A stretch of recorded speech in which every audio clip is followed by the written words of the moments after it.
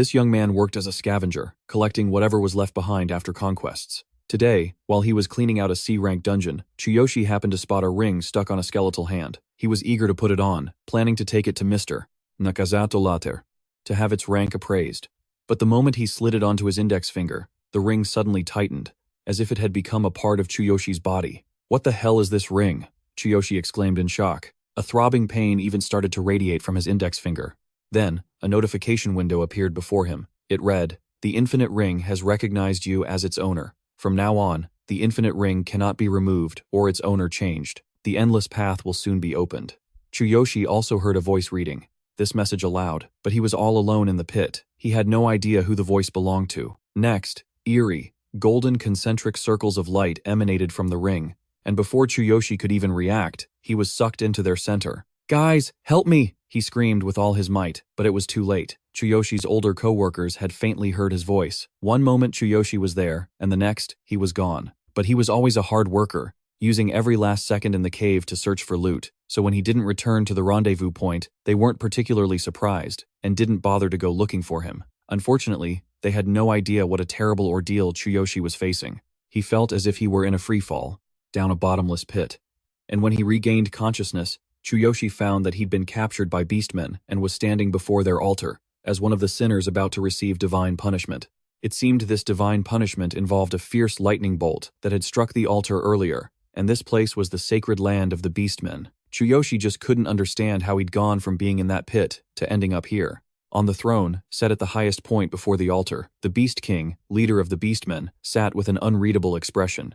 The moment he gave the signal to begin, another Beastman immediately stood up and declared, "My fellow tribesmen, today we shall execute these 3 sinners. The first comes from our own tribe, because he sold our territory's secrets to the elves and those wretched humans out there." As soon as he finished speaking, a chorus of curses erupted, calling the Beastman a despicable traitor who deserved the divine punishment. By order of the Beast King, all 3 sinners were to face this punishment, which was execution by the hammer of the God King, wreathed in countless deadly lightning bolts that would pulverize all sin, and even the body itself. The divine punishment quickly descended upon the traitorous Beastman, and just one look at his face was enough to understand how agonizing the penalty was. After punishing him, the announcer continued, "The next to receive the divine punishment is the one who fell from the wretched human world, daring to trespass on our sacred lands for the first time in history, a human trespassing on the sacred land of the Beastmen, a place that had been completely isolated from the outside world for thousands of years. This is a declaration of war. Rain down divine punishment upon this human who dared to break the pact." Chuyoshi knew they were talking about him, and his body was instantly hoisted into the air, ready to be the next to face the hammer of the God King. Chuyoshi cried out, sobbing, as he tried to explain it was all a misunderstanding, and that he'd only gotten here by accident. He begged them for mercy, pleading that his sister was in the hospital waiting for him to come home, but the Beastmen didn't seem to hear a word of it.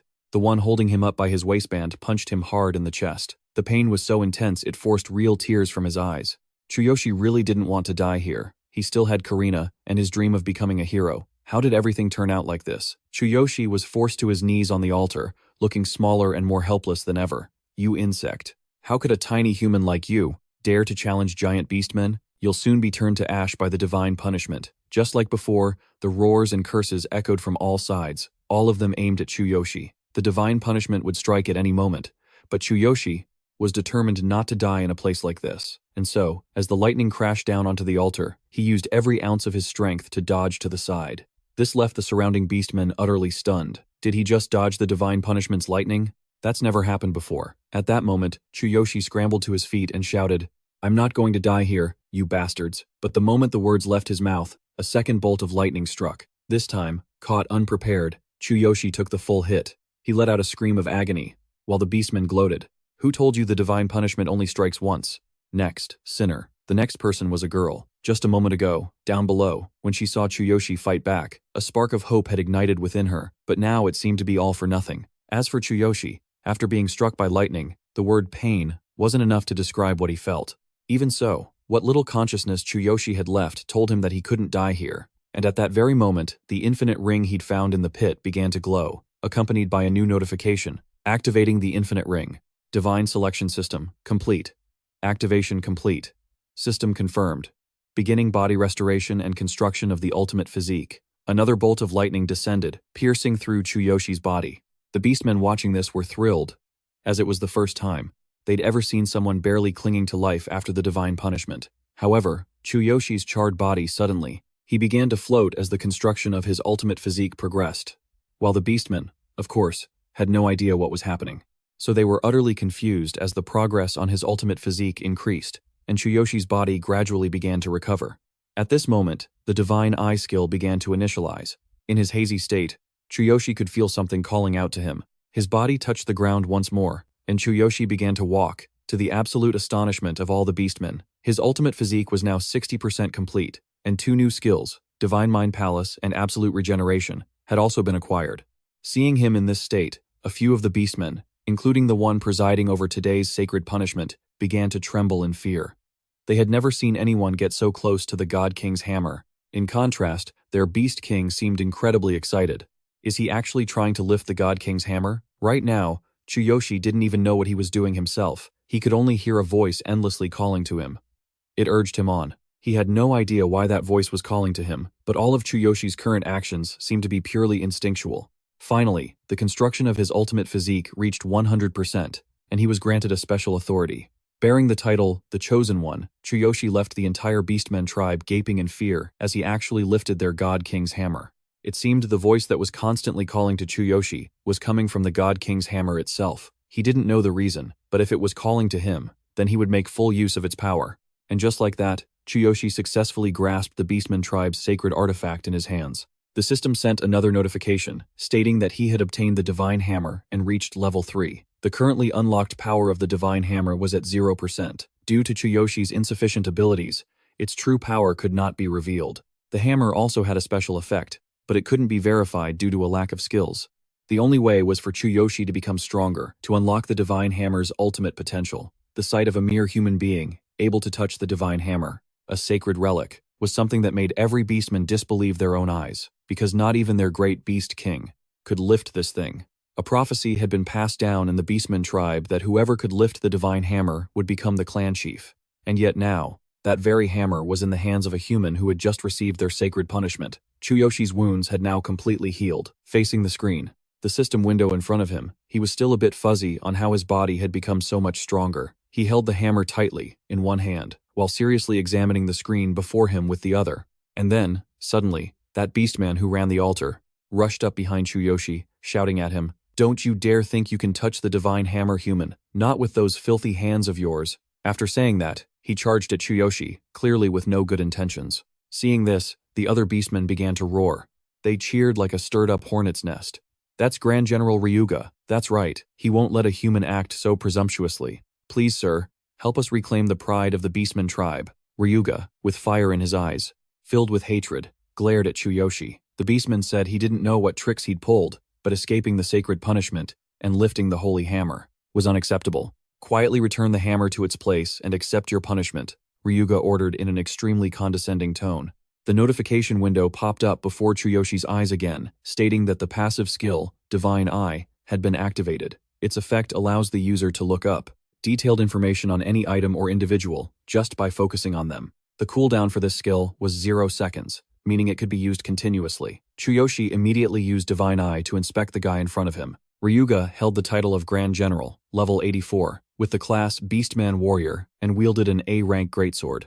Chuyoshi felt it was pretty amazing that he could actually see his opponent's information. Based on that info, he concluded that Ryuga was no pushover. Seeing Chuyoshi staring wide-eyed at him without a hint of fear, the beastman growled, "You lowly human, do you dare challenge me with that look? You've got some nerve. Fine then. If that's what you want, I'll grant you a quick death." As he spoke, he raised his sword. Chuyoshi knew there was no way he could fight a level 84 warrior, so he quickly spoke up. "Wait, this is just a misunderstanding." Unfortunately, these beastmen had always been crude and weren't fond of long conversations. Before Chuyoshi could finish his sentence, Ryuga had already raised the greatsword high in his hands. Then, he swung it down with all his might. Everyone who witnessed this scene thought Chuyoshi was a dead man for sure, because Ryuga was one of the 5 Grand Generals under the Beast King. He was already an extremely powerful opponent even for other beastmen, let alone a small human. The beastmen below were even convinced that Chuyoshi would be sliced in half with just this one blow. The moment Ryuga's sword came crashing down, The altar shook violently. It seemed all of the Beastmen's strength was focused into this single strike. But what was even more terrifying was that Chuyoshi managed to block it with the very divine hammer he had just acquired. This block was a pure act of survival instinct.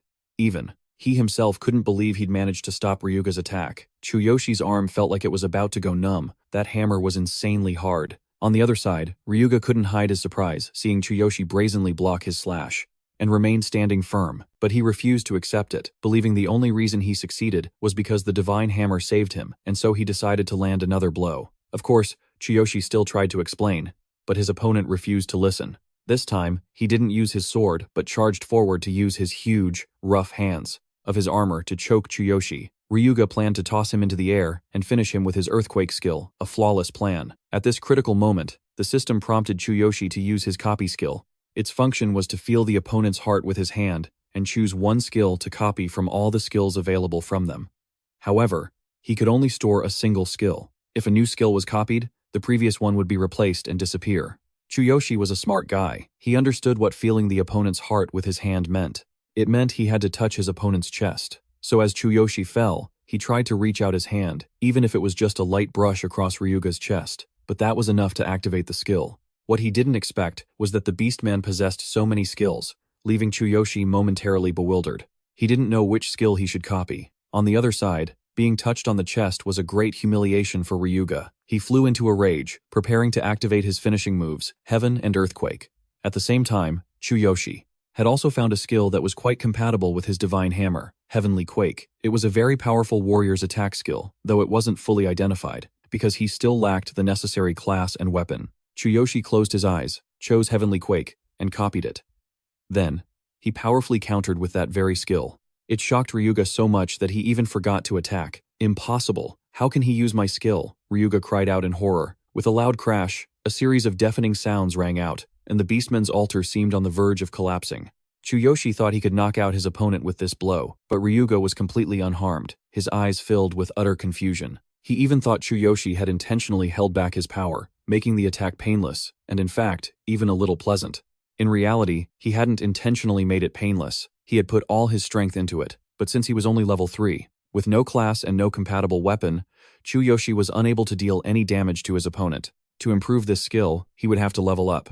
After reading the notification, Chuyoshi froze, only able to mutter 2 words, "Damn it." The fact that Chuyoshi used Ryuga's own skill, yet didn't hurt him, made the Beastman feel that he was being brazenly mocked. And so, he picked up his blade and charged towards him once more. But this time, Ryuga's advance was halted by a loud shout. "Enough!" The Beastmen erupted into another uproar, because they realized the Beast King had left his throne and was personally intervening. Ryuga was just one of the 5 great generals, and already possessed such terrifying strength, so just how monstrous could this Beast King be? The moment he landed on the altar, a massive tremor shook the ground. Dust flew everywhere, obscuring Chuyoshi's vision. His sight was almost completely blocked. But the scene that unfolded next was something no one could have imagined, because the high and mighty Beast King of the Beastman tribe was kneeling before him. The entire Beastman tribe was in complete shock, and Chuyoshi was just as confused. After kneeling for a while, their Beast King slowly stood up and approached him. He said, "It seems you have truly been chosen by the Divine Hammer King. This is surely a sign from the gods. For hundreds of thousands of years, you are the first to be chosen by the Divine Hammer King." The Beast King came forward and placed both hands on Chuyoshi's shoulders. His gaze could only be described as absolutely sincere. It seemed that compared to the insane Ryuga, this Beast King was much easier to reason with. Then, in front of his entire tribe, the Beast King solemnly declared, "My fellow Beastmen, the Divine Hammer King is something no one can lift, yet this human did it. He is the true future leader of our tribe. Therefore, we should give him time to hone himself and become stronger." The Beast King's announcement sent the entire Beastman tribe into shock once again. Indeed, the prophecy had once said that the one who could lift the Divine Hammer King would be the master of the entire tribe. But the problem was, Chuyoshi wasn't a Beastman. How could a human possibly be the chief of the Beastman tribe? Ryuga truly didn't understand what his Beast King was thinking, so he spoke up to remind him. "But, Your Majesty, this person is a human. And what of it?" The Beast King turned his head, his gaze so sharp it was terrifying, a complete contrast to the puppy dog eyes he had when looking at Chuyoshi just moments ago. "Does the prophecy specify that the leader must be a Beastman? Are you suggesting we should ignore the one who is the embodiment of our tribe's hope?" Seeing that ice-cold stare, Ryuga hurriedly knelt.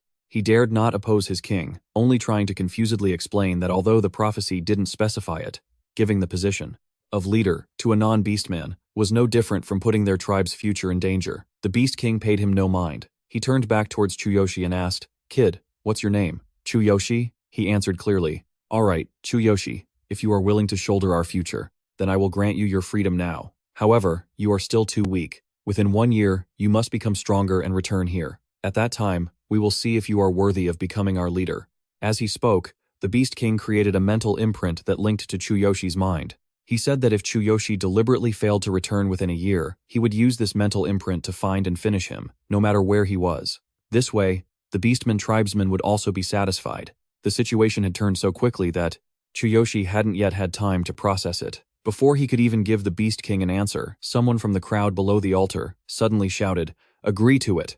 Take your freedom and get stronger." Chuyoshi realized it was the girl who was supposed to receive the divine punishment right after him, but because of the commotion he had caused, she had remained safe and sound this whole time. Curious, Chuyoshi tried using his divine eye to check her out. However, under the title and name of this woman were just 2 question marks. All Chuyoshi could tell was that she was also a level 72 Beastman warrior, specifically a short sword user. Just survive. It's better to be alive. Don't waste the miracle from the gods. The Beastman woman spoke up again. Even without knowing her name, the mere fact that the powerful female warrior was level 72 was enough to surprise Chuyoshi, and he became even more curious about why she had become a criminal of her tribe. But the girl was right. Chuyoshi's escape from death and landing in this predicament was truly a miracle. He had no time to hesitate. Survival had to come first if he was ever going to find a way back to his own world. "Thanks." Chuyoshi waved to the female warrior and shouted, then turned back to the Beast King and said that he agreed to the offer. However, when making the pact, Chuyoshi also added a condition. He wanted to take the female warrior with him because he felt she would be useful in his training. The other party seemed very surprised when he specifically requested that she accompany him. This was no different from Chuyoshi saving her life, and in the end, the Beast King agreed. The girl was officially freed from her punishment. Chuyoshi had managed to save his own skin. Despite the exhausting day, that night, he didn't feel sleepy at all, with too much on his mind. Chuyoshi stared intently at the infinity ring on his index finger. He vaguely remembered the voice he had heard at that time. It seemed like everything originated from this ring. Chuyoshi tried to take it off, but he couldn't. It was thanks to the ring that he had these strange abilities. But how could he return to his original world now? "Everything is ready, master." A soft voice rang out, pulling him from his chaotic thoughts. Chuyoshi turned his head and saw the female Beastman warrior, standing before him with a face full of happiness. "Master?" he asked. "Yes, I have decided to serve you from now on, my savior." Being called master by a beautiful girl with animal ears. The feeling was so exciting, it was almost irresistible. But he couldn't let her see that he was just a pervert. So he tried to put on a more serious expression and replied, "It's nothing. You spoke up for me, too. From now on, let's help each other out. As for calling me master or serving me, about that." This time she cut him off. "You have no idea how much this means to me, master. You've given me a second chance at life. No one has ever stood up for me, or thanked me directly, except for you, master. So please, let me call you master." As she spoke, the girl took Chuyoshi's hand, her tone incredibly sincere. She kept repeating that his appearance was a miracle in her life. Because of that, she wanted to devote everything to him. But, at such a close distance, Chuyoshi really couldn't look into her earnest, teary eyes. I mean, who told her to wear an outfit with such a plunging neckline? He tried to look away, trying to stop his nose from bleeding. "All right, if you insist, you can call me master." "Thank you, master. Shall we get going now? It's getting a little late." The girl led the way, not forgetting to remind Chuyoshi to watch his step like he was a child. These were his first slow steps in this strange new world, and the feeling was actually pretty nice. But this pleasant thought was quickly dismissed by Chuyoshi, as he remembered Karina was still waiting for him. He was still preoccupied with how to get back to his world, when suddenly a system notification appeared. Notification: the infinite path is now available. Please note the cooldown is 24 hours. The words infinite path made Chuyoshi's heart leap, because he remembered that it was by being pulled into the infinite path at the bottom of the well that he was transported to this world. In other words, if he took that path again, he could go home, right? Without much thought, Chuyoshi requested the infinite path to open. The feeling was incredibly familiar. He was pulled into those concentric circles again, then vanished right behind the female Beastman warrior. After struggling for a moment in the warped space tunnel, Chuyoshi had indeed returned to the bottom of the well. He checked the system. It was still there. The abilities he gained in the other world were still with him. He was still at level 3, and the Divine King's hammer was still in his inventory. The system further explained that personal stats were shared between the two worlds, but items were not. To use items from the other world, they had to be placed in the Sacred Will inventory first. Chuyoshi couldn't hide his amazement. He was about to investigate further when he heard someone calling him from the top of the well. "What's all that noise down there? Get out of the cave before it closes." Chuyoshi was stunned to see his coworkers still there. He immediately asked, "Why are you guys still here? I've been gone for a few hours. What are you talking about? You've been here this whole time. Good thing I came to get you. Now hurry up and get out of there before this cave closes." Hearing their words, Chuyoshi felt that something was wrong. He was certain he had been in the Beastman world for at least 5 hours. Faced with his colleagues' urging, Chuyoshi had no choice but to climb up first, though his mind was filled with confusion. It seemed that while he was in the other world, time in this world had been frozen. This is just like something out of a fantasy comic. That must mean while he was back in this world, time in the Beastman world over there had probably stopped. Chuyoshi grew more and more confused. Who on earth was the original owner of the Infinity Ring? Who had granted him these formidable powers? After getting out of the well, Chuyoshi suddenly remembered something and hurriedly asked his colleague, "Oh, right. Hey man, the next awakening test is tomorrow, isn't it?" The motivation to become a true hero always drove Chuyoshi forward. It was all because of the pain and loss he had experienced that day. In the pouring rain, monsters had devoured the entire city. A young Chuyoshi, carrying Karina on his back, fled for his life. At that time, the little girl's legs had already gone numb, but what was more painful was that their parents didn't make it out in time.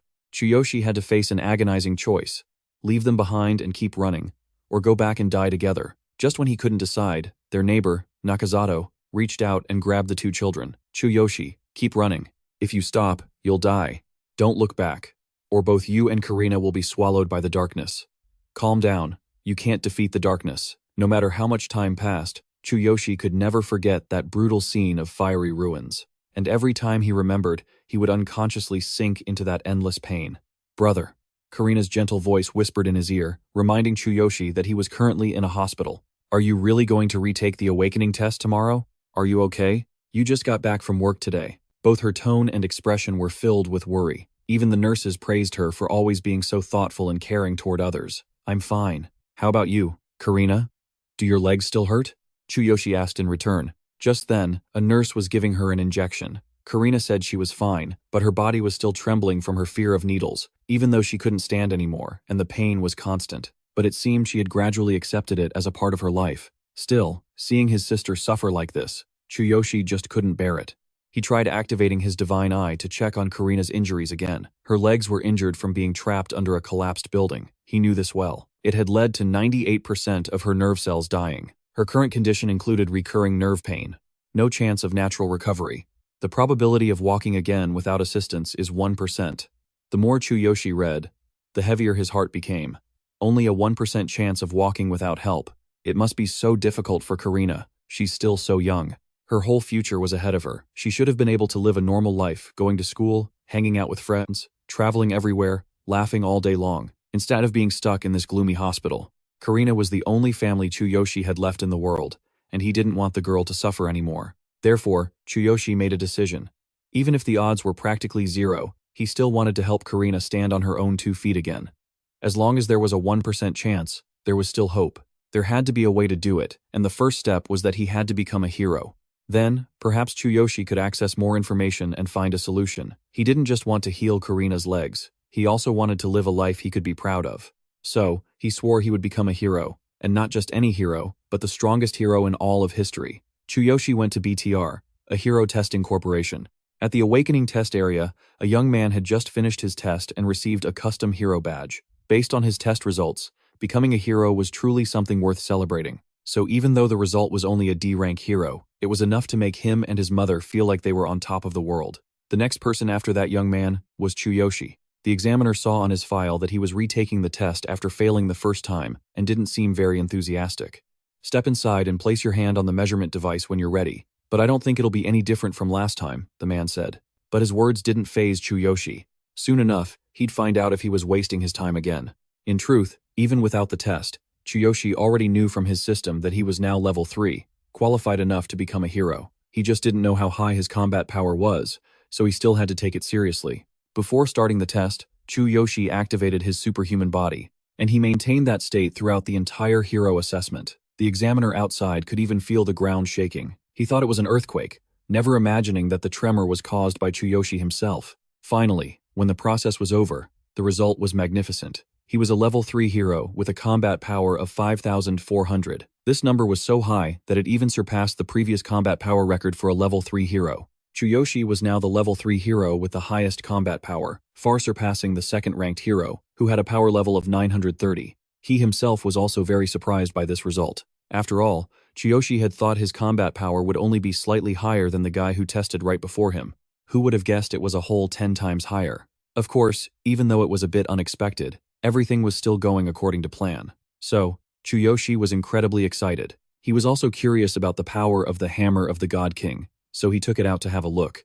Unfortunately, the system once again reminded him that his current level and other conditions were insufficient to unleash the true potential of the Hammer of the God King. Forcibly unleashing it would require a massive amount of energy and could only be maintained for 1 second. But 1 second was enough for this machine to get a rough measurement of his combat power. Chuyoshi really wanted to know how much his power level would increase with the Hammer of the God King in his hand. So, he tried one more time, this time pouring all his effort into unleashing the hammer's power. The release was successful. Chuyoshi felt as if all his energy was drained in an instant. The sensation was incredibly unpleasant.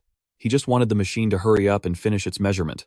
However, measuring his combat power while holding the hammer caused a shockwave far beyond Chuyoshi's expectations. In the night sky above the city, a purple dragon seemed to appear, writhing endlessly, swirled like that, and besides this strange phenomenon, the entire city shook, not just the corporation's building. That machine signaled a power overload, so it couldn't measure Chuyoshi's combat power.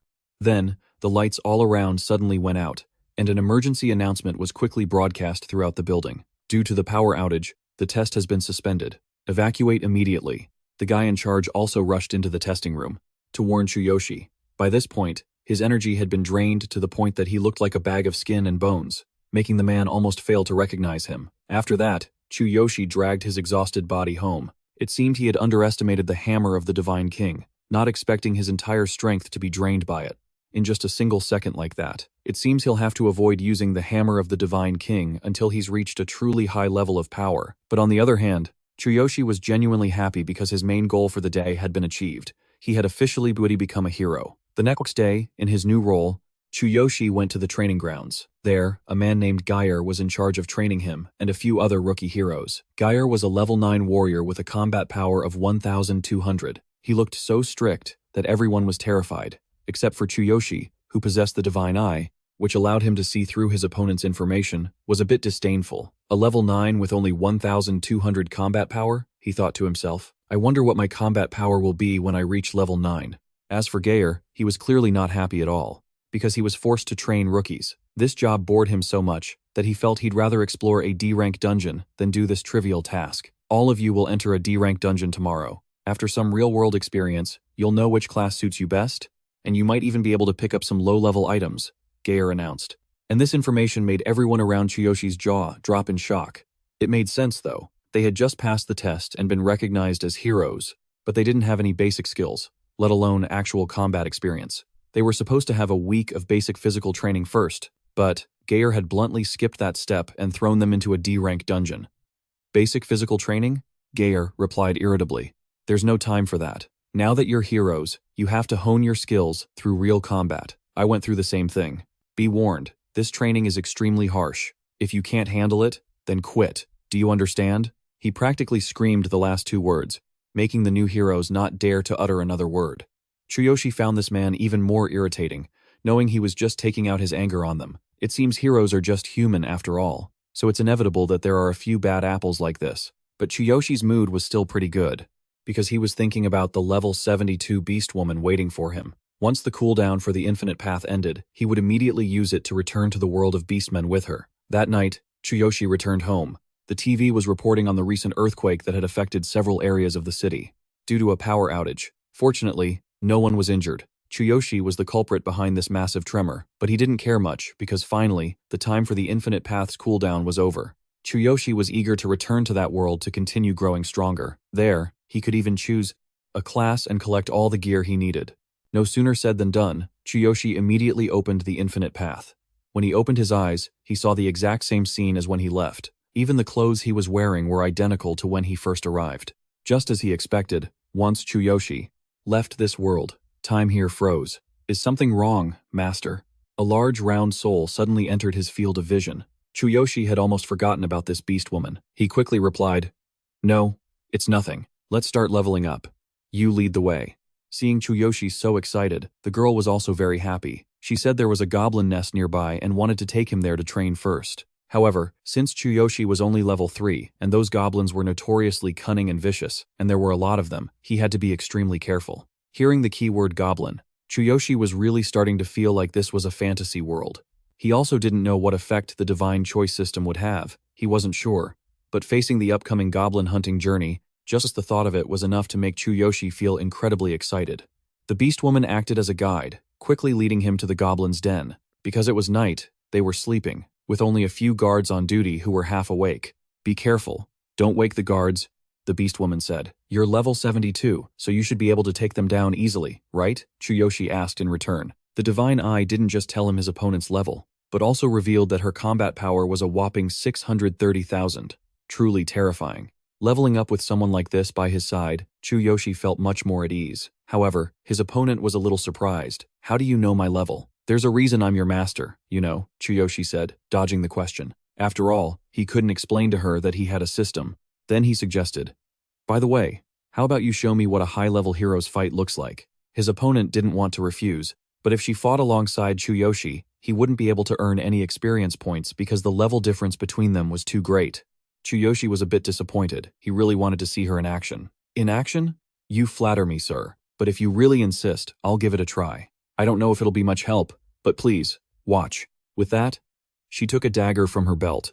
Her eyes were incredibly fierce. She lunged forward with astonishing speed and unleashed an instantaneous slash, successfully finishing off the monster. Before it even realized she was there, Chuyoshi couldn't help but clap enthusiastically. "That's the movement of a level 72 warrior for you. Badass as hell." Model. Praised by Chuyoshi, the girl seemed quite happy. "Even when fighting low-level opponents, I always do my best. I hope my master finds this useful." "Of course, it's useful. Can you teach me that move you just used?" Chuyoshi asked. However, the instant slash the beastkin girl had just used was a high-level warrior skill, a bit unsuitable for his current strength. Besides, Chuyoshi hadn't even decided on his class yet. Hearing her mention choosing a class, Chuyoshi made up his mind. In that case, he would choose to be a warrior. With a level 72 warrior by his side, it would be easier for him to use his copy skill without worrying about revealing class incompatibility. But there was another problem. Chuyoshi couldn't use the Divine King's hammer yet, so he needed to find a replacement weapon. "Are you choosing to be a warrior because of me? Then I promise I will be useful to you." The girl seemed incredibly moved. She suddenly stepped forward, took Chuyoshi's hand, and said in a very serious tone, "I will do my absolute best to help you level up. But first, let's go gather some warrior equipment." To be honest, Chuyoshi was an honest guy, so it was only natural that he looked at her chest first. But the way she was dressed made it really hard for him to focus on what she was saying. Chuyoshi hadn't even had a chance to look away when the goblin guard's shift change happened, and they quickly spotted the two intruders. Two level 3 goblins with a combat power of 420 charged toward them. This time, Chuyoshi didn't plan to hide behind the girl anymore. He wanted to handle them himself. Since he didn't have a weapon, he borrowed her silver dagger. "Master, fighting enemies of the same level is a bit dangerous." The girl was still worried, but Chuyoshi was determined. He still hadn't fully tested the power of the Heaven's Quake he had copied earlier. In that case, he would use the two goblins in front of him as test subjects. And so, he took a deep breath, waited for them to charge into range, and then leaped high into the air. The moment Chuyoshi landed, the Heaven's Quake skill was unleashed, and both goblins had their health completely depleted by his single move. The Beastkin girl was utterly astonished. For Chuyoshi to defeat two goblins of the same level in a single blow was truly extraordinary, because even a party of 6 level 3 adventurers would have trouble with them. As for Chuyoshi, he was extremely satisfied with the result. It seems the divine choice system is pretty amazing. If nothing changes, he could probably reach level 4 tonight. Since the silver dagger was only borrowed, Chuyoshi couldn't use it as his weapon forever. So afterward, he could only temporarily use a goblin's wooden club as his weapon. The girl seemed quite anxious, constantly reminding Chuyoshi that he needed to quickly gather some basic equipment because his current gear offered almost no defensive capabilities. Hearing her reminder, Chuyoshi finally thought to check his current equipment, and sure enough, its defense value was currently 0. Indeed, without proper gear, he wouldn't be able to block any attacks at all. He didn't just need a weapon, he needed a full set of armor. By the way, Chuyoshi had also done a bit of research on the Sacred Will Repository. It's a space that exists within his consciousness, unaffected by the real world. Currently, the Sacred Will Repository had 2 slots, meaning it could store 2 items. The interesting thing about it is that items stored there can be used in both worlds. Right now, the Divine King's hammer was already taking up 1 storage slot, so Chuyoshi only had 1 left. But the system also mentioned that it could be upgraded, so presumably, as he leveled up, the number of slots in the Sacred Will Repository would also expand. Even so, having only 1 empty slot was really inconvenient, especially since Chuyoshi couldn't get rid of the Divine King's hammer. Moreover, in both worlds, a full set of equipment is divided into 5 parts, as you could tell just by looking at the girl. Those 5 parts are the head, hands, body, thighs, and feet. Chuyoshi only meant to use her body as an example of a full equipment set consisting of 5 parts, but he couldn't deny that the allure of this beast-eared girl was truly hard to resist. Chuyoshi couldn't help but drool, wondering if there were any other races in this world besides beastkin like her. "What is it, master? Is there something on my face?" she asked naively. "It's nothing. I was just checking to see if you were keeping up with me," Chuyoshi replied, scratching his head in embarrassment. While he was lost in a dopey smile, danger struck from behind. The girl quickly shouted for Chuyoshi to be careful, but at this speed, there was no way he could dodge, so she had no choice but to draw her dagger and charge forward. The ones attacking him were 3 level 4 goblins. It seemed the deeper they went, the stronger and more cunning the goblins became, but that also meant the experience points gained would increase significantly, so Chuyoshi eagerly rushed forward, afraid that if he let the beastkin girl handle it, he wouldn't get a single drop of experience. The goblins saw that Chuyoshi, a mere level 3, was planning to solo 3 enemies at once and couldn't help but laugh contemptuously, calling him a reckless fool. However, they were the ones who would pay the price for underestimating a low-level hero like him. And so, with just a wooden club in hand, Chuyoshi successfully defeated the 3 level 4 goblins. The wooden club broke, so he just picked up another random one and continued deeper. Witnessing what just happened, the beastkin girl was ecstatic, because more than anyone, she could sense Chuyoshi's terrifying potential. A goblin's wooden club was just a trash-tier weapon, yet in his hands, it still produced such an explosive effect. Moreover, defeating 3 enemies at once in a single blow, despite the level difference, was something very few people could do. She felt that she had chosen the right master. The 2 of them continued deeper inside. The further they went, the more goblins there were, and their levels increased as well. However, Chuyoshi's explosive power made their numbers irrelevant. Throughout this whole process, the beast girl didn't have to lift a finger. She just stood on the sidelines cheering him on. It's just that while Chuyoshi's skills were good, these weapons were absolute junk. He'd already had to switch to his 6th one. Currently, his experience points were at 1,230 out of 3,000. Chuyoshi never thought the experience rewards in this world would be so high. He was even getting stronger than he'd expected. Back when he was working as a cleaner, he often heard heroes complaining that experience from level 3 and 4 monsters barely reached 10 points. So, without constantly entering dungeons, leveling up was just a distant dream. Furthermore, in his original world, the Hero Association required you to have a party to enter a dungeon, and the experience points were split evenly, making leveling up even less efficient. But in this world, Chuyoshi could freely collect all the experience points for himself. Plus, the monsters here dropped significantly more experience, which made Chuyoshi incredibly excited. At this point, he was already 2/3 of the way to level 4. At this rate, he'd be charging straight for the boss soon enough, and indeed, that moment came very quickly, as Chuyoshi and his charming beast-eared companion now stood before the boss's lair. Just seeing the goblin boss's back was enough to send a chill down Chuyoshi's spine. It seemed this one wasn't going to be a pushover like the minions he'd just defeated. "What bad luck, this time the boss has been corrupted by darkness," the girl mumbled. The word darkness made Chuyoshi's blood run even colder. There's darkness in this world too? Just like how darkness lurked in the caves of his home world. A question immediately popped into his head. Were they the same entity? And that goblin, it looked exactly like the one that took his parents' lives. Could it be the very same one? Just the thought of it made Chuyoshi so furious, his hands began to shake uncontrollably, but the girl didn't notice. She just kept chattering away beside him. An enemy corrupted by darkness becomes incredibly strong. This boss is only level 6, but when possessed by darkness, its power increases exponentially. Not only is the darkness terrifyingly strong, but its very existence is a mystery. That's why I'll handle this boss myself. No, Chuyoshi cut her off firmly. He knew it was dangerous, but the mere thought that the entity before him could be the one that murdered his parents and ruined Karina's life made his blood boil. He didn't know how they were all connected across worlds, but he wanted to end them himself, with his own 2 hands, whether it was now or in the future. Without waiting for the girl to respond, Chuyoshi shot out from their hiding spot. He immediately used Sky Tremor as a preemptive strike, hoping to finish it in a single blow. All of Chuyoshi's hatred was poured into that attack, but unfortunately, it only took off about 25% of the boss's health bar. Then, Chuyoshi was sent flying by the dark goblin boss. Its strength was far greater than he had imagined. Chuyoshi landed hard, face first, his whole body racked with pain as blood trickled from the corner of his mouth. Then, the monster opened its mouth, and a long crimson tongue shot out.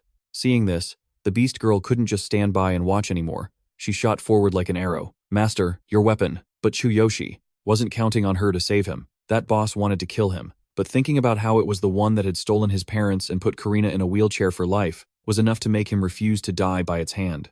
His weapon had been knocked away, but that didn't mean Chuyoshi was giving up. He immediately had the system activate superhuman body. In an instant, the muscles all over his body were enhanced, and the power Chuyoshi possessed skyrocketed, concentrating mainly in his right hand. The system warned him that he was about to endure extreme pain and stress, but he didn't care. Right now, all he could think about was finishing that monster. At that moment, his own body became the sharpest weapon, and with that one punch, Chuyoshi truly took down the boss. After defeating it, an overwhelming wave of exhaustion washed over him. Chuyoshi felt as if his right arm didn't even belong to him anymore, but it was all right. He had received 1,000 experience points and leveled up, while also taking the first step toward the achievement he'd always craved: to eradicate all darkness from this world. Seeing Chuyoshi's mangled arm, his beast-eared companion couldn't hide her worry. The system also had to issue a warning to Chuyoshi, stating that his right arm was severely injured and would become necrotic if not treated quickly. His whole body was now trembling violently from the pain. Attention! You can freely adjust parts and strengthen your body to its maximum. Because you focused all power into your right arm, it can no longer withstand the equivalent energy load. The system sent another notification, but by this point, the pain was so intense that Chuyoshi had already passed out. The beast girl quickly caught him, then laid his head on her lap and took out some medicine from her pouch to treat him. About an hour later, he finally started to feel a bit better.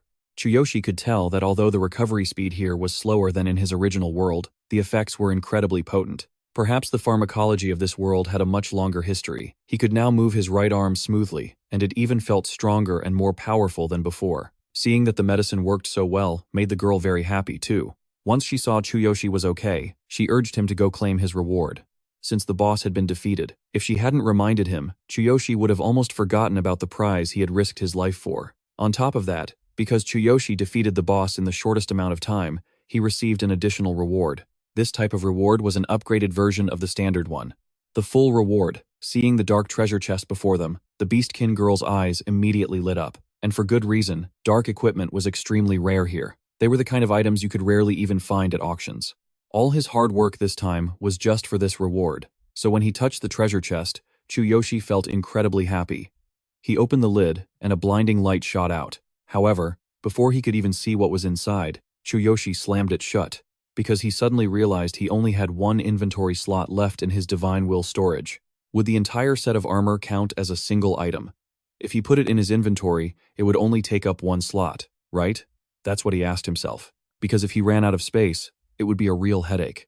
Luckily, the entire armor set did count as just one slot, and so the Dark Goblin armor was added to his Divine Will storage.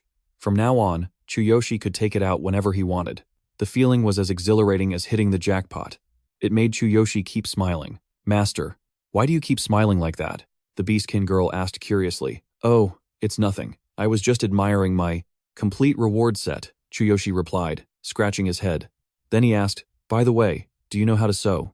The girl immediately beamed and nodded, saying that she had sewn all of her own clothes since she was little, and she even had her sewing kit with her now. And so, not long after, Chuyoshi had a new, perfectly fitting tank top, which was much better than the work clothes he had been wearing ever since he was transported to this world. Everything was going well now that Chuyoshi had leveled up and gotten enough equipment.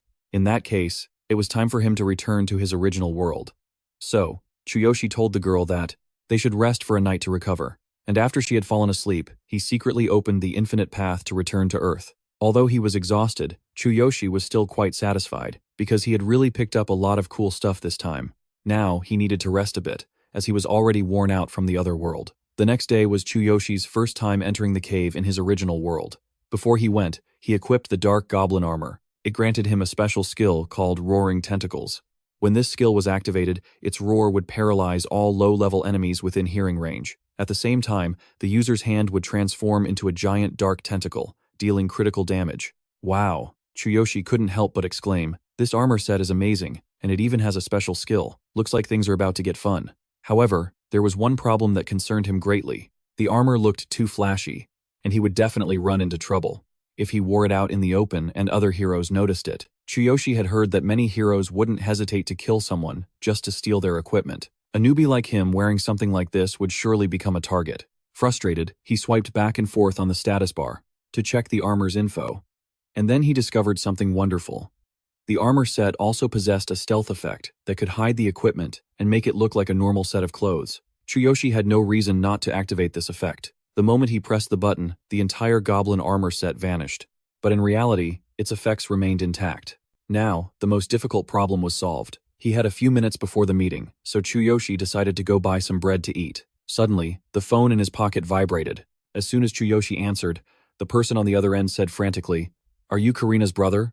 I'm the head nurse at the hospital. A group of very scary people just came to the hospital and are demanding to take Karina away. They said she owes them money. Please, get here right away." As soon as he heard this, the color drained from Chuyoshi's face. The matter of borrowing money was true, as he'd had no other choice, to ensure his little sister could stay in the hospital. But Chuyoshi didn't understand why those guys would suddenly show up to take her away, when he was still making his weekly payments exactly as agreed. Without a second thought, Chuyoshi told the head nurse not to let anyone touch Karina, but it sounded like chaos on the other end, and then the call was cut off. Chuyoshi was so furious that he crushed the phone in his hand. He no longer had any mind for his first training session in the cave today. With his current equipment and skills, Chuyoshi dashed straight to the hospital. There, Karina was in a desperate struggle. She was crying and begging the men not to touch her, but of course, it was no use. "What do you want from me?" Karina asked helplessly through her tears.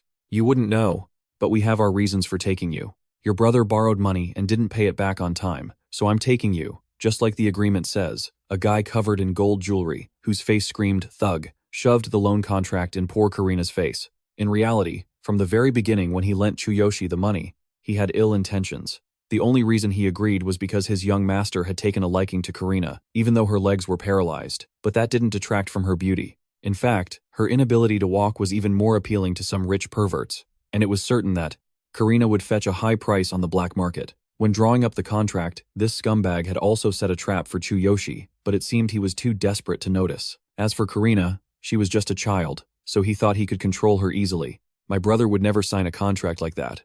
"You tricked him," Karina struggled. But so what if she figured it out? These scumbags were more than willing to twist the truth to achieve their wicked goals. The guy said that the weekly payments Chuyoshi was making didn't even cover the interest, so he would never be able to pay off the principal. To put it bluntly, this was a debt he could never repay. So, they were taking Karina, just as the agreement stated. As he spoke, he grabbed Karina's chin tightly and threatened, "Let me be clear.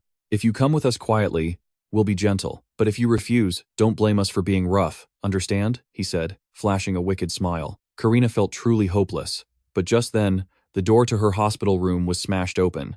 Chuyoshi appeared outside the doorway, his face clearly showing his fury. He growled out each word, "You better prepare yourself." Chuyoshi threw the door open in a rage, warping it beyond recognition. Standing before Takashi's loan sharks, his current stats were now level 4, warrior class.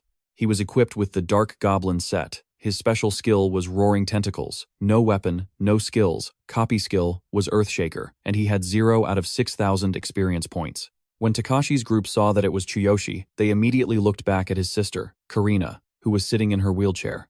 Seeing her brother arrive, she couldn't help but whisper, "Brother." Takashi, with his hands in his pockets, glanced over at him and said, "So you finally showed up, huh?" He turned to face Chuyoshi and said loudly, "Why do you look so angry? Wasn't this our agreement?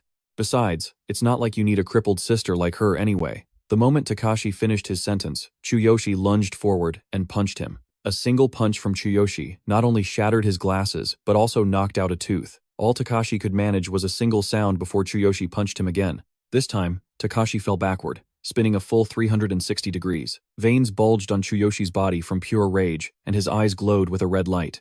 The system then displayed a notification. Strongest body part, legs. Enhancement and movement speed increased. After spinning around, Takashi crashed into a pile of furniture in the hospital room and collapsed. Of the 2 bodyguards with him, one ran over to see if Takashi was okay, shaking him and calling out, "Boss." The other one, a bald man named Taiga, charged toward Chuyoshi, cursing at him, "You little brat." Taiga rushed forward, yelling as he threw a punch at Chuyoshi. Taiga's fist flew forward, but Chuyoshi quickly ducked to avoid it. The next second, he put all his strength into his arm and countered Taiga's punch. His arm was instantly injured, and Taiga screamed in pain, clutching his wounded arm. As he collapsed to the ground, wailing, Izuki had now helped Takashi get back on his feet. Takashi looked disheveled, his face filled with rage. He reached into his coat to pull something out, grinding his teeth as he spat out each word. "You piece of trash. No one has ever dared to challenge me." He pulled out a gun, aimed it straight at Chuyoshi, and said, "You dare challenge the Blue Snake Guild? You're the first." After speaking, Takashi fired the gun, shouting, "Go to hell." Karina saw the bullet flying toward her brother and panicked, her eyes welling up with tears as she cried out in a trembling voice, "No."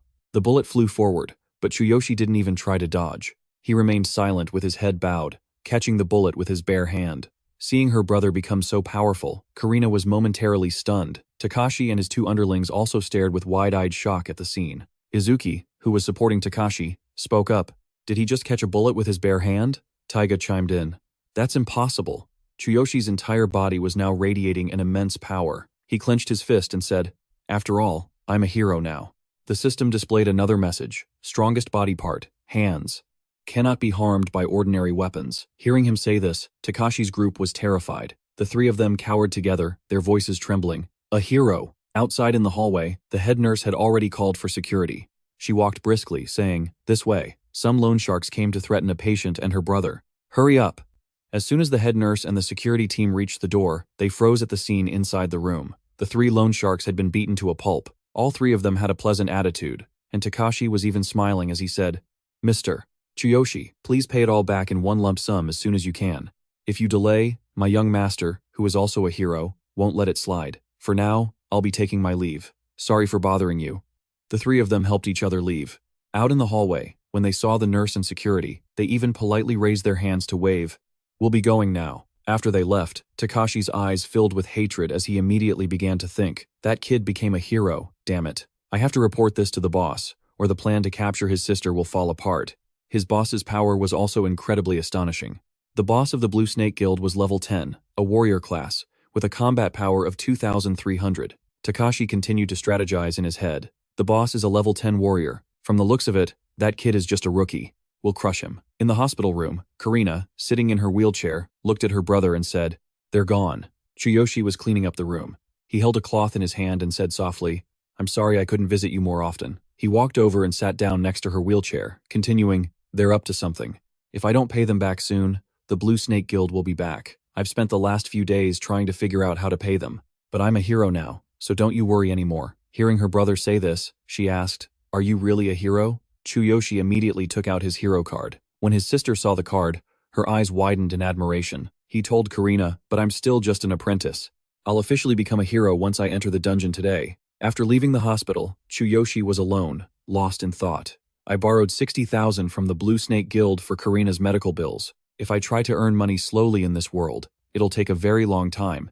Even if I become an official hero, the only solution is to sell all my hero equipment. The cold, long road I've been on ends tonight. I'm finally an official hero." The scene changes to a forest, where a group of heroes has gathered, ready to enter the dungeon. Geyer was also there. Geyer was level 9, a warrior class, with a combat power of 1,200. He stood before the gate and said, "Is everyone here?" Geyer crossed his arms and announced, "Today, your skills will be tested to see if you're worthy of becoming official heroes. There are a few important rules, especially that you must hand over all hero equipment you find in the cave to me." The crowd standing around him heard this and replied in unison, "Yes." Chuyoshi stood off to the side, thinking quietly to himself, "I've heard about this. It seems the Hero Association turns a blind eye to it.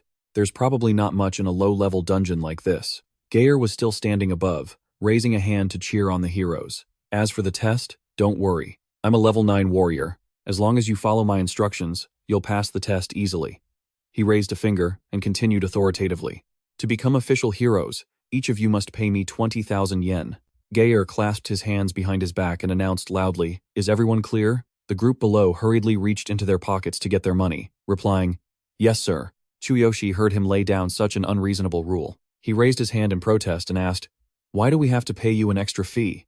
Didn't you already take all the equipment from the dungeon? If that's the case, we don't have any money left." A kind young man, with glasses from behind, spoke up to warn Chuyoshi. "Hey, don't go against him. He's a member of the Wolf Guild." Hearing this warning, Chuyoshi instantly understood and thought, he has a guild backing him. No wonder he's so shameless about demanding money. But even if I have to die, I'm not giving a single coin to a bully who preys on the weak like him. Everyone else quickly stepped aside. Geyer stood directly in front of Chuyoshi and boomed, "Because that's my rule." He looked down at him with an arrogant sneer. "If you don't have 20,000 yen, then sign up for the solo test." He said this out loud, but thought to himself, can't he even understand this simple logic? What an idiot. I'm done with you. Hearing Geyer's words, the crowd below started murmuring, "A solo test? I heard no trainee has ever passed one. Even the strongest heroes wouldn't enter a dungeon alone. What an idiot." Incurring the examiner's wrath over just 20,000 yen, Chuyoshi ignored the surrounding chatter, shrugged his shoulders, and replied, "So, I can just sign up for the solo test? How convenient." Hearing Chuyoshi's response, Geyer and the others couldn't quite believe he would actually do it. At that moment, in the forest, someone asked, "Are you serious?" Chuyoshi was warming up for the test. The person next to him was still rambling. "You must be mistaken about something. I'll check one more time. It's Ryota."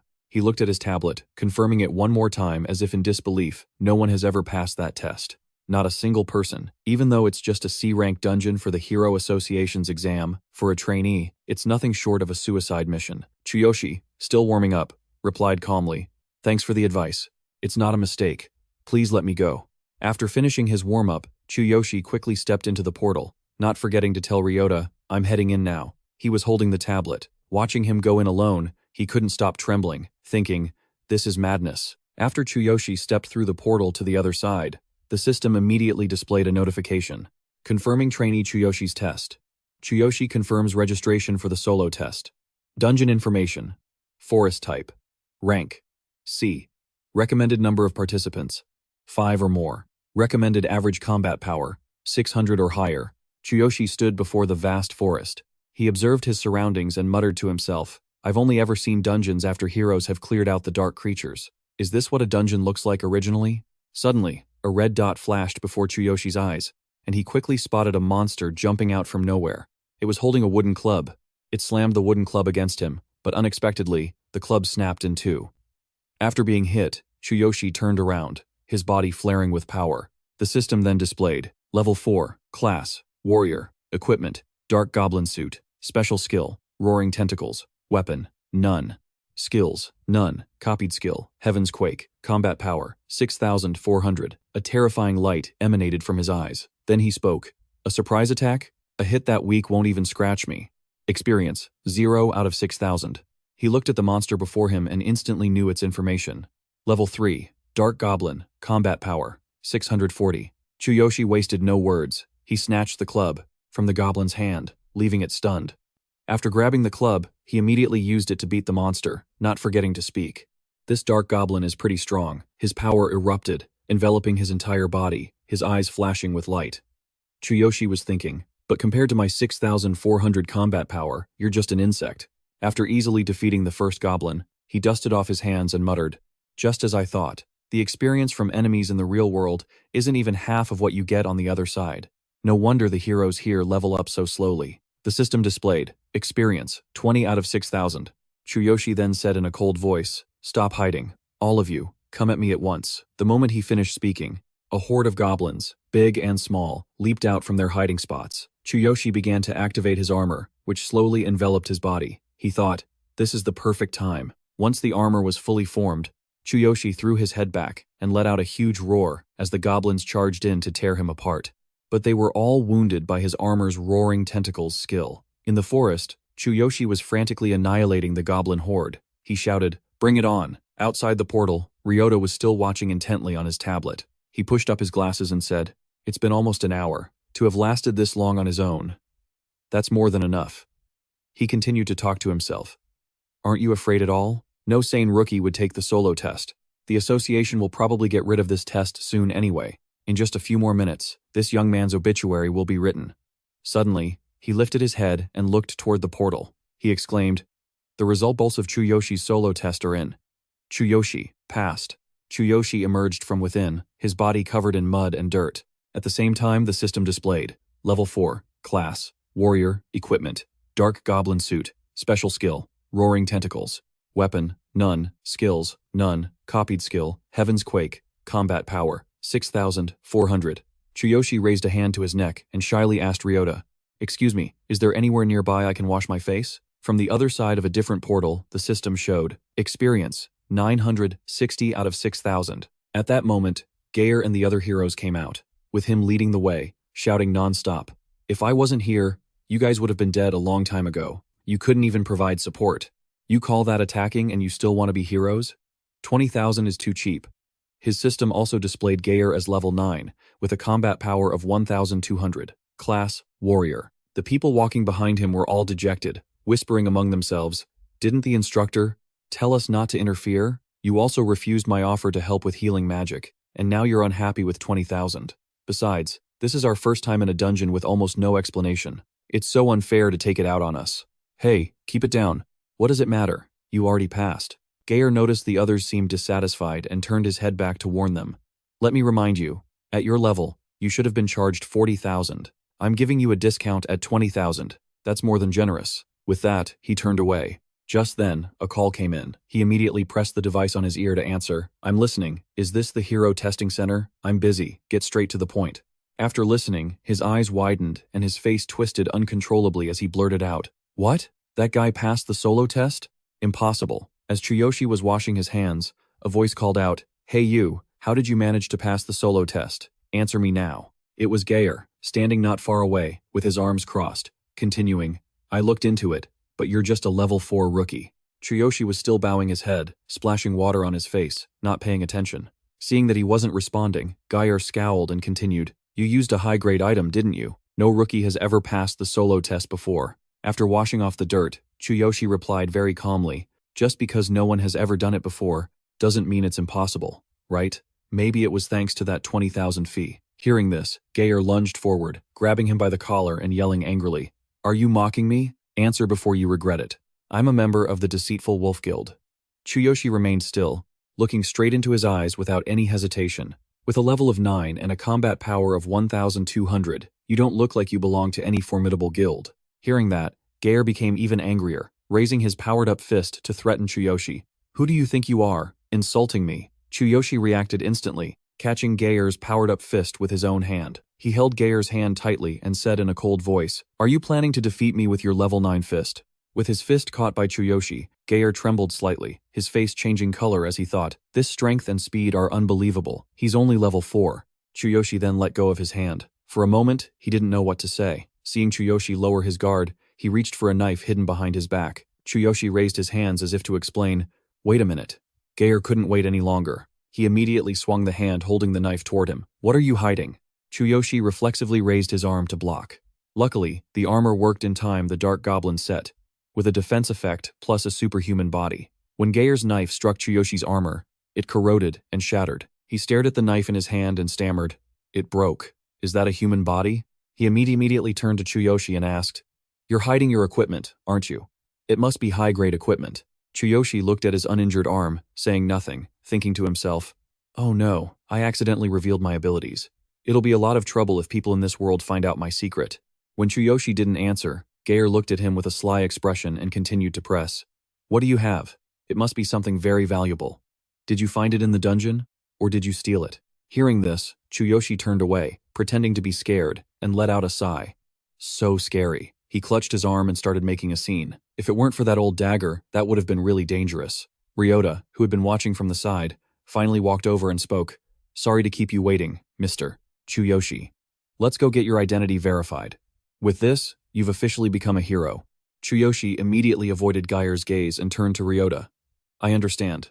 I'll go right now." He turned and walked away, leaving Geyer standing there alone. As he walked, putting on a pitiful act, Chuyoshi thought, "Thank goodness. He wouldn't try something like that again in front of a staff member, would he?" As Geyer watched the backs of Chuyoshi and Ryota leaving, a horrifying smile spread across his face, his expression clearly showing his desire for the item Chuyoshi was wearing. As Chuyoshi left with Ryota, he still felt that something wasn't quite right, but he couldn't put his finger on it. He glanced back at Geyer. He thought to himself, "Thanks to the system, My combat power is higher than a normal level 4, but it's still a bit difficult to face high-level enemies. Night fell, and Chuyoshi was lying in his bed. He thought of Sakura in the other world, and his heart grew restless. It seems Geyer is targeting me. There are no beast-eared girls in this world, and my level is still low, so I have to avoid attracting attention. Outside Chuyoshi's house, two shadowy figures appeared, lurking. One, completely covered in a cloak, whispered, "Is this the place?" He was holding a staff with a red stone. He was a member of the Deceitful Wolf Guild, level 10, class, mage, with a combat power of 3,500. He then said, after breaking the door, use magic to immobilize him. Take him down and then capture him. The other man was Geyer. He held a sharp knife with a long blade, his face full of greed. We'll split his stuff later. Kazero, holding the staff, cast a spell, while reminding him, don't make any noise. We'll get noticed.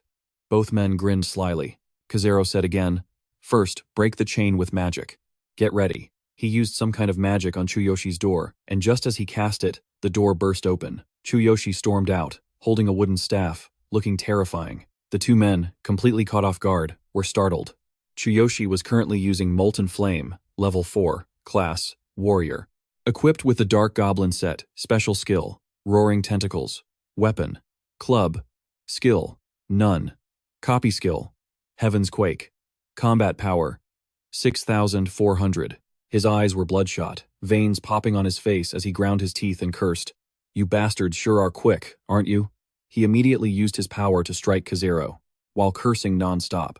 I'll take down every last Chuyoshi. Despite his anger, he was still thinking clearly. He has a level 10 mage with him. A combat power of 3,500, but with a 6-level difference, a head-on fight would be too disadvantageous. After taking a painful hit, Chuyoshi unconsciously ran towards Geyer.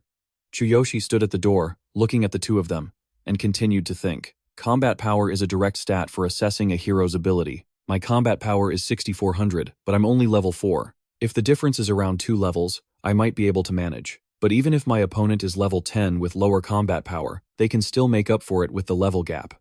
In RPG terms, it's like a low-level warrior fighting a weak, high-level boss. Should I try to escape using my equipment and skills? But if I fail, it's an instant loss. Just then, Kazero regained some of his senses, staggered back, and shouted, trying to ambush me. Huh. Good thing I reinforced the defense on my cloak. I'll kill you and take your stuff. As soon as he finished speaking, he cast a spell. My fire magic threw the staff towards Chuyoshi. The large flame burned him, forcing Chuyoshi back a few steps as he gritted his teeth and thought, so hot. This gear set is strong against physical attacks, but it can't block magic. Swinging a club in a cave is completely different from fighting a goblin. He immediately turned and ran for his life. I have to run now. If I fight them head-on, I'll lose. Seeing him flee, Kazero shouted, after him! Chuyoshi sprinted down the hallway. Finally, without any hesitation, he leaped out into the open air. As he fell from the great height, Chuyoshi was still thinking about how to handle the situation. I'll focus body enhancement on both of my legs. With the defensive power of the Dark Goblin suit, I should be able to withstand the impact of landing. With that thought, Chuyoshi acted immediately. He activated the superhuman physique system, concentrating the enhancement on both his legs. Please note that other parts of the body will be unprotected. As Chuyoshi was falling to the ground, a burly guy flew in out of nowhere, aiming for him. The man flew in and kicked Chuyoshi, who immediately realized it was an ambush. He was Tasaru, a member of the Lazy Wolf Guild, level 12, warrior class, with a combat power of 3,900. His eyes glowed red as he looked at Chuyoshi with a gleeful smile. Gotcha. You didn't think there'd be a third person, did you? As he spoke, Tasaru used both hands to slam down hard on Chuyoshi. He laughed arrogantly. Anyway, this is too much of a waste on someone like you. After the blow, Chuyoshi plummeted to the ground, creating a massive explosion. The spot where Chuyoshi landed was now a large crater. As he struggled to get up, he thought, good thing I enhanced my entire body before landing.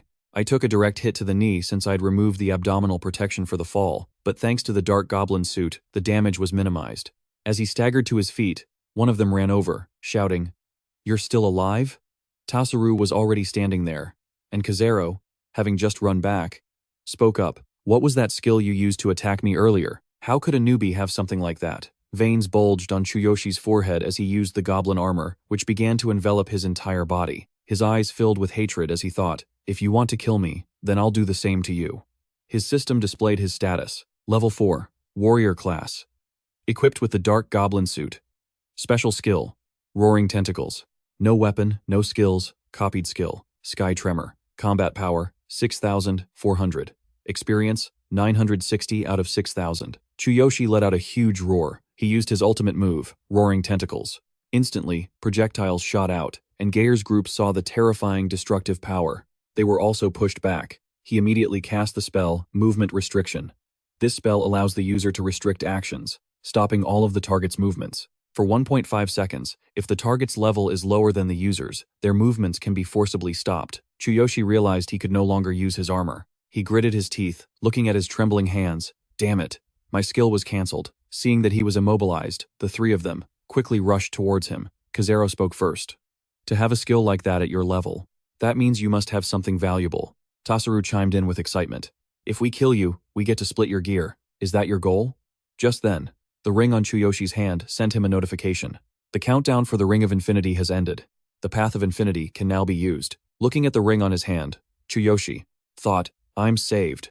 The moment the three of them lunged at him, he immediately opened the Path of Infinity and entered the portal. He didn't forget to leave a message for the three of them. I'll remember this. I'll come back stronger, and then we'll have a real fight. As soon as he arrived in the other world, Chuyoshi sat on the ground and thought joyfully, I made it out. This time, I need to level up and learn new skills.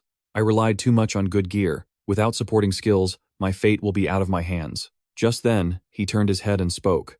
Hey, time for skill training. Seeing the beast girl still asleep, he couldn't help but blush and get a nosebleed. Only now realizing, oh, right, it's bedtime here. Chuyoshi quietly watched the girl with ears sleeping, a pleasant scent emanating from her. Chuyoshi's mind immediately associated it with the fragrance of cherry blossoms. She always smells like cherry blossoms. For a brief moment, he lost a bit of self-control and had an indecent thought. If I don't do anything, I'm not a man. At that moment, his system screen displayed again. Superhuman physique. A surge of adrenaline relaxes muscles, enhancing strength, speed, and other important parts of the body. But in his mind, an image of the three members of the Lazy Wolf Guild who were still chasing him suddenly appeared, pulling him back to reality. Chuyoshi immediately collapsed onto his knees on the bed. He reminded himself, no, this is not the time for that. First, I have to overcome the crisis in my original world. Calm down, Chuyoshi. I have to plan how to level up and acquire skills. Early the next morning, when the beast girl woke up, she stretched her arms. She murmured sleepily, it's been a while since I slept so well. She looked over at Chuyoshi, whose dark circles were clearly visible, his eyes filled with fatigue. Unable to sleep because he was restless, he smiled at her and said, I slept well too. Can you make me another set of clothes? Then we can get on our way. After finishing their morning routine, Chuyoshi went into the forest again with the beast-eared girl. As they walked, she told him, to learn a skill, you need a skill scroll. In short, he had to study at a combat academy. After walking for a while, the two finally arrived at the small combat academy of the Beastmen tribe. From a distance, a beast man with a huge nose ring saw them and waved. Are you the human the Beast King is interested in? However, there are conditions for joining this academy. First, you must reach level 6 to take the exam. You're still only level 4. It's too early for you to participate. Hearing this, Chuyoshi grew a little impatient. What a pain. The beast-eared girl came to his side and said, I'm sorry, it's been a long time since I trained in the caves, so I didn't expect there to be a condition like this. Hearing her, Chuyoshi calmed down a bit and replied, it's all right. I need to level up anyway. I'll come back later. The two turned to leave, and the beast-eared girl whispered to him, in that case, you can level up in the low-level caves. They're nearby. Watching them leave, the Beastmen couldn't help but mock, lowly human, the Beastmen tribe doesn't acknowledge you. If it weren't for the Beast King's orders, you would have been torn to shreds. Even if you reach level 6, you still won't be able to pass the exam. Dragging along a despicable mutt like that, you two make a perfect pair. Hearing his words, the girl felt a sense of self-blame. It's my fault. Master is too kind, and it made me forget my place. I'll just be a nuisance if I stay by his side. Her face filled with sadness, she continued to think, I don't want to cause trouble for my master. I have to explain everything clearly and say goodbye. Suddenly, Chuyoshi seemed to understand this from her expression. He immediately clenched his fists and turned back toward the Beastman. Caught by surprise, the girl could only call out, Master. Chuyoshi walked up, grabbed the guy by the collar, and lifted him up, his voice filled with power. What the hell did you just say, you bastard? Do you want me to rip your mouth open?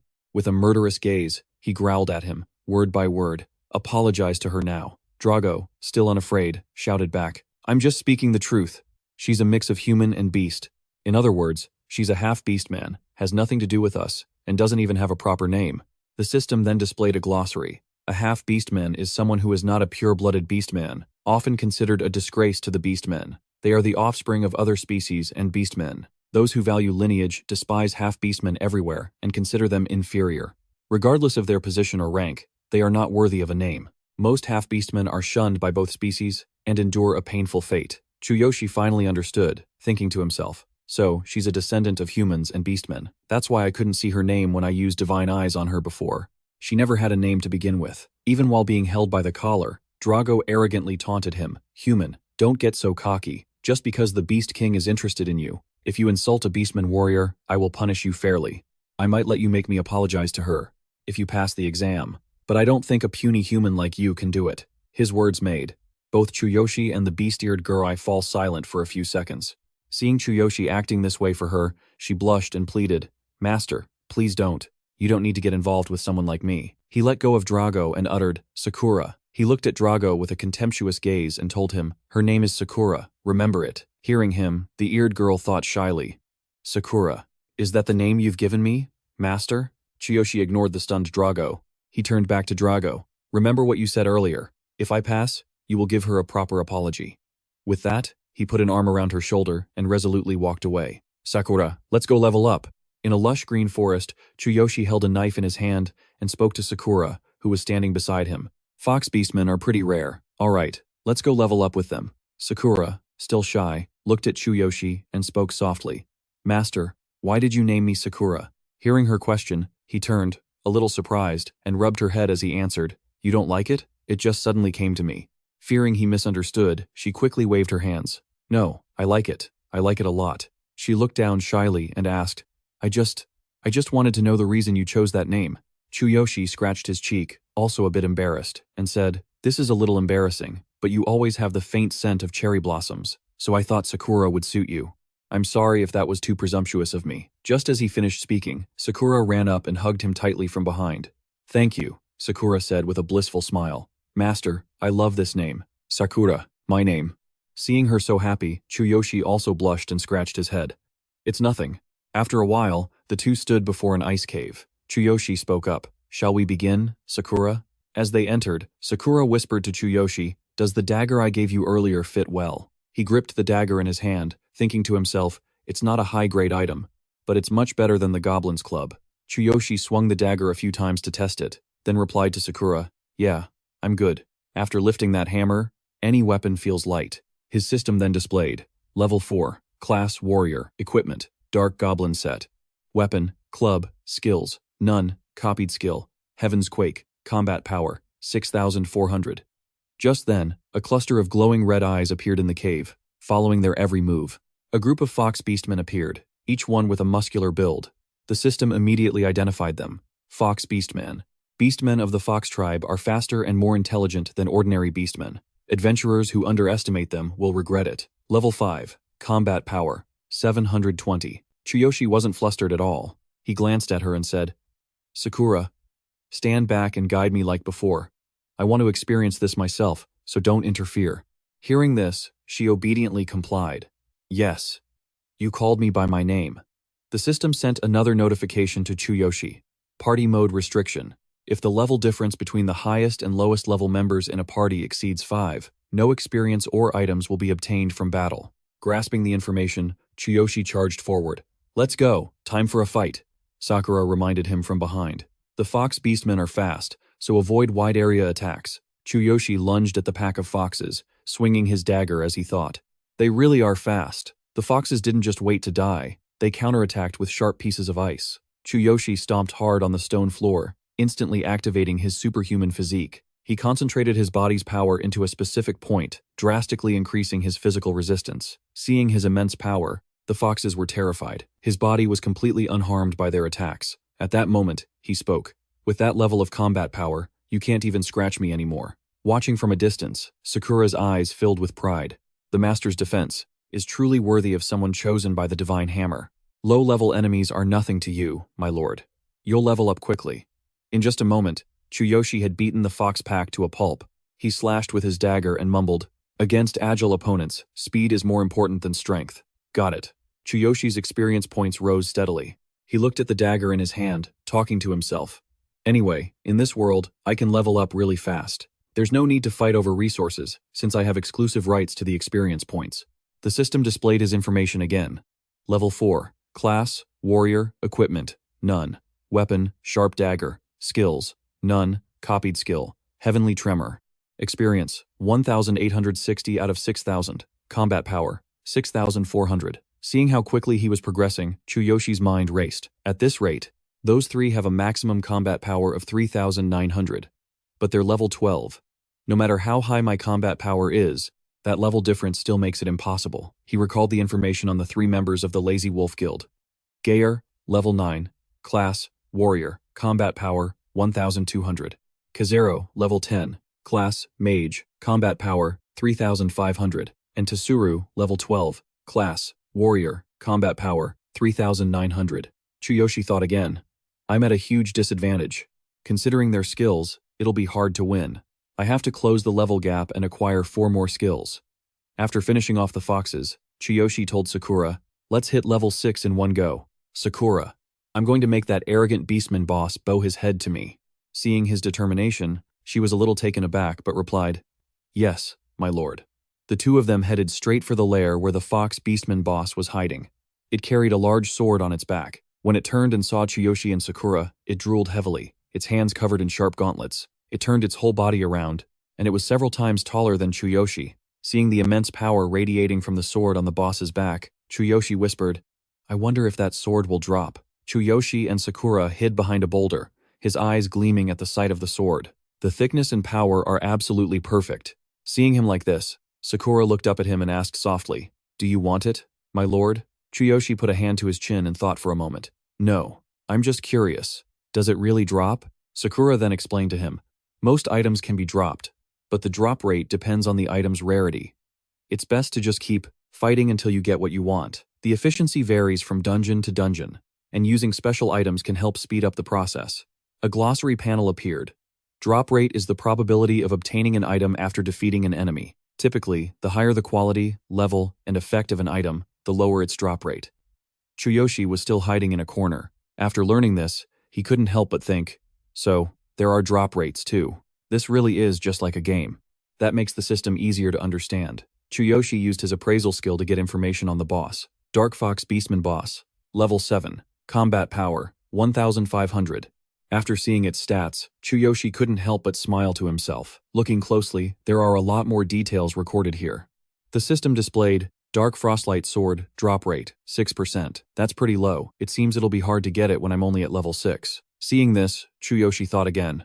What a shame. It's so perfect for me. Just then, the system sent a notification. Chuyoshi opened it. The exchange system has been activated. You can exchange for various items by meeting certain conditions. The items available for exchange will be upgraded based on your level and abilities. Items that are not exchanged for a long time will be updated, so please take note. After reading the message, he stood and thought for a moment. The exchange system. There's still so much I don't know. Right now, all I have are these drop rate increase vouchers. The exchange screen displayed, drop rate, increase voucher, increases the drop rate of all items by 30%. Inventory, 3 vouchers. Exchange condition, defeat a total of 30 normal monsters between level 1 and 5. Total defeated, 114. Condition met. Chuyoshi was overjoyed as the message appeared. 114. I can make the exchange. He continued to think, so, defeating 30 enemies gets me 1 voucher. The number of defeated enemies seems to be cumulative between both worlds. After a moment of calculation, Chuyoshi realized that if he exchanged all 3 vouchers at once, the drop rate would increase to 96%. With that thought, Chuyoshi began manipulating the screen. This means the item will drop almost instantly. As he held the 3 drop rate vouchers, the system immediately sent him a notification. Notification. You have exchanged for 3 drop rate increase vouchers. The conditions have been met. You do not currently have a shared item inventory, so items cannot be stored. After stashing the 3 vouchers, Chuyoshi didn't hesitate and said, Sakura, let's go get that sword. This will make me stronger. Seeing how cool he was, Sakura couldn't contain herself. Master, do your best. He held his dagger at the ready, instantly entering a combat stance. He didn't forget to remind her, focus.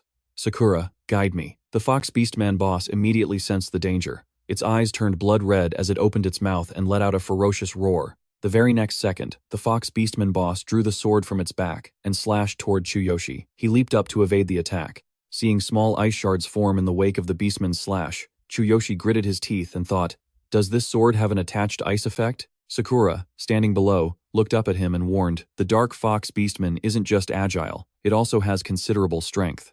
Its weapon is imbued with ice, which will slow your movements and drain your health if you get hit. So, aim for its weaknesses and end this fight quickly. Thanks to Sakura's reminder, Chuyoshi immediately thought of a way to deal with it. Dark Fox Beastmen are afraid of fire. Coating my weapon with kerosene should be effective. Got it. After he finished applying it, the dagger instantly erupted in a fierce flame. Chuyoshi looked at the Fox Beastman and said, let's see who will come out on top. Your ice, or my fire. Give me the sword. The description panel appeared again. Kerosene, a flammable mixture of resin and ash. When applied to a weapon, it provides the fire attribute. It ignites upon contact with air without needing a spark. A familiar item for adventurers. Chuyoshi immediately charged the Fox Beastman with the flaming dagger. Seeing this, the Beastman didn't have time to react as Chuyoshi slashed downward. The Fox Beastman quickly used its ice to block the attack. From below, Sakura spoke up again to remind Chuyoshi. The Fox Beastman's weak spots are its armpits and neck. Aim for those spots. After fighting the Beastman for a while, Chuyoshi finally found an opening. He lunged at the beast, yelling, all right, now's my chance. With one clean, decisive slash, Chuyoshi sent blood flying. The Fox Beastman's arm was instantly severed, and it screamed in agony. The health bar showed a 1/6 decrease. The Fox Beastman's whole body trembled uncontrollably, and Chuyoshi's system displayed a notification. When an enemy is struck in a weak point, their state will change to cowardly, doubling all damage dealt during this time. The enemy's resolve and morale will drop sharply, making them more vulnerable to attack. Duration: 15 seconds. Chuyoshi was surprised that just losing an arm would trigger this. He thought, so there's an effect like this? How interesting. Chuyoshi seized the opportunity, mustering his strength to charge the Fox Beastman. I'll take advantage of this opening. Sakura, on the side, continued to cheer him on, and she coached him, Master, an enemy in this state has more easily recognizable weak points. Parry its attacks and look for an opening to strike. Hearing her advice, Chuyoshi glanced back and shouted, got it, thanks. He then relentlessly attacked the Fox Beastman. He kept the pressure on, giving it no time to counter. It could only swing its sword wildly. Chuyoshi quickly dodged one of its slashes, thinking to himself, if it weren't for Sakura's guidance, I'd be dead by now. The Beastman was momentarily stunned. Seizing the chance, Chuyoshi poured all his strength into his dagger and thrust it toward the creature. Is that all you've got? Now it's my turn, Sakura quickly reminded him. Now, aim for the neck. Chuyoshi immediately activated his superhuman body system at 60% power. Focusing the power into his arms allowed him to unleash 200% of his strength. He aimed straight for the Fox Beastman and roared, here I come. A single thrust went straight into the Fox Beastman's neck while its guard was down. The health bar now showed only a sliver of left and a notification immediately sounded. Notification. Attack struck a weak point, dealing triple damage. Enemy status has changed from severely injured to weakened. Duration: 15 seconds. Seeing this, Sakura raised her hands and cheered. That's amazing, but don't let your guard down until it's over, Master. Inwardly, she thought. Even though this is a low-level battle, I love being with Master. Chuyoshi took this chance again, lunging down from above. With the dagger in his hand, he said, it's over. Chuyoshi used the skill, Heavenly Quake, pouring all his power into a strike aimed straight at the Fox Beastman's head. A critical hit, Heavenly Quake. Seeing this, Sakura jumped up and down, cheering joyfully. Master, you're incredible. Chuyoshi raised a hand to wipe a smudge from his face, his eyes still holding a deadly look. Thinking the battle was over, he immediately took out his exchange tickets. Almost forgot. I need to use the tickets before the items drop. The system sent a notification. You have used 3 drop rate increase tickets. The drop rate for all items has increased to 96%. Duration: 1 minute. Just as Chuyoshi finished using the tickets, the loot dropped. He said with satisfaction, just in time.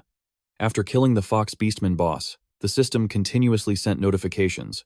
You have gained 3,000 experience points. Experience: 5,430 out of 6,000. You have defeated the level 7 Fox Beastman boss. You have obtained the weapon, Black Cold Light Sword. Seeing his experience points increase so much, Chuyoshi cheered like a child. 3,000 EXP. And it dropped. Sakura, standing beside him, was happy for him too. You're so lucky, Master. Almost no one gets this weapon on their first try. Chuyoshi took the Cold Light Sword in his hand to examine it. Then he thought, even with a superhuman body, I can still get hurt if I'm careless.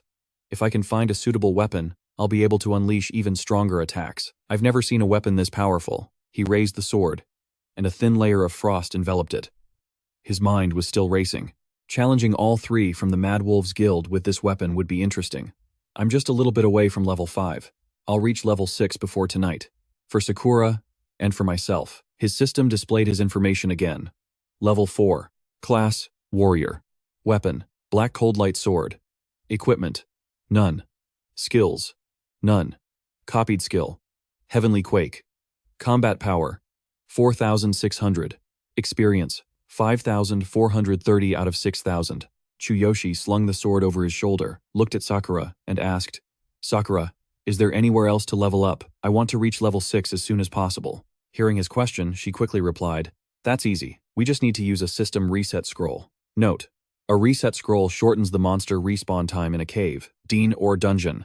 The scroll's effectiveness diminishes in higher level or special areas. She held up one finger, implying something.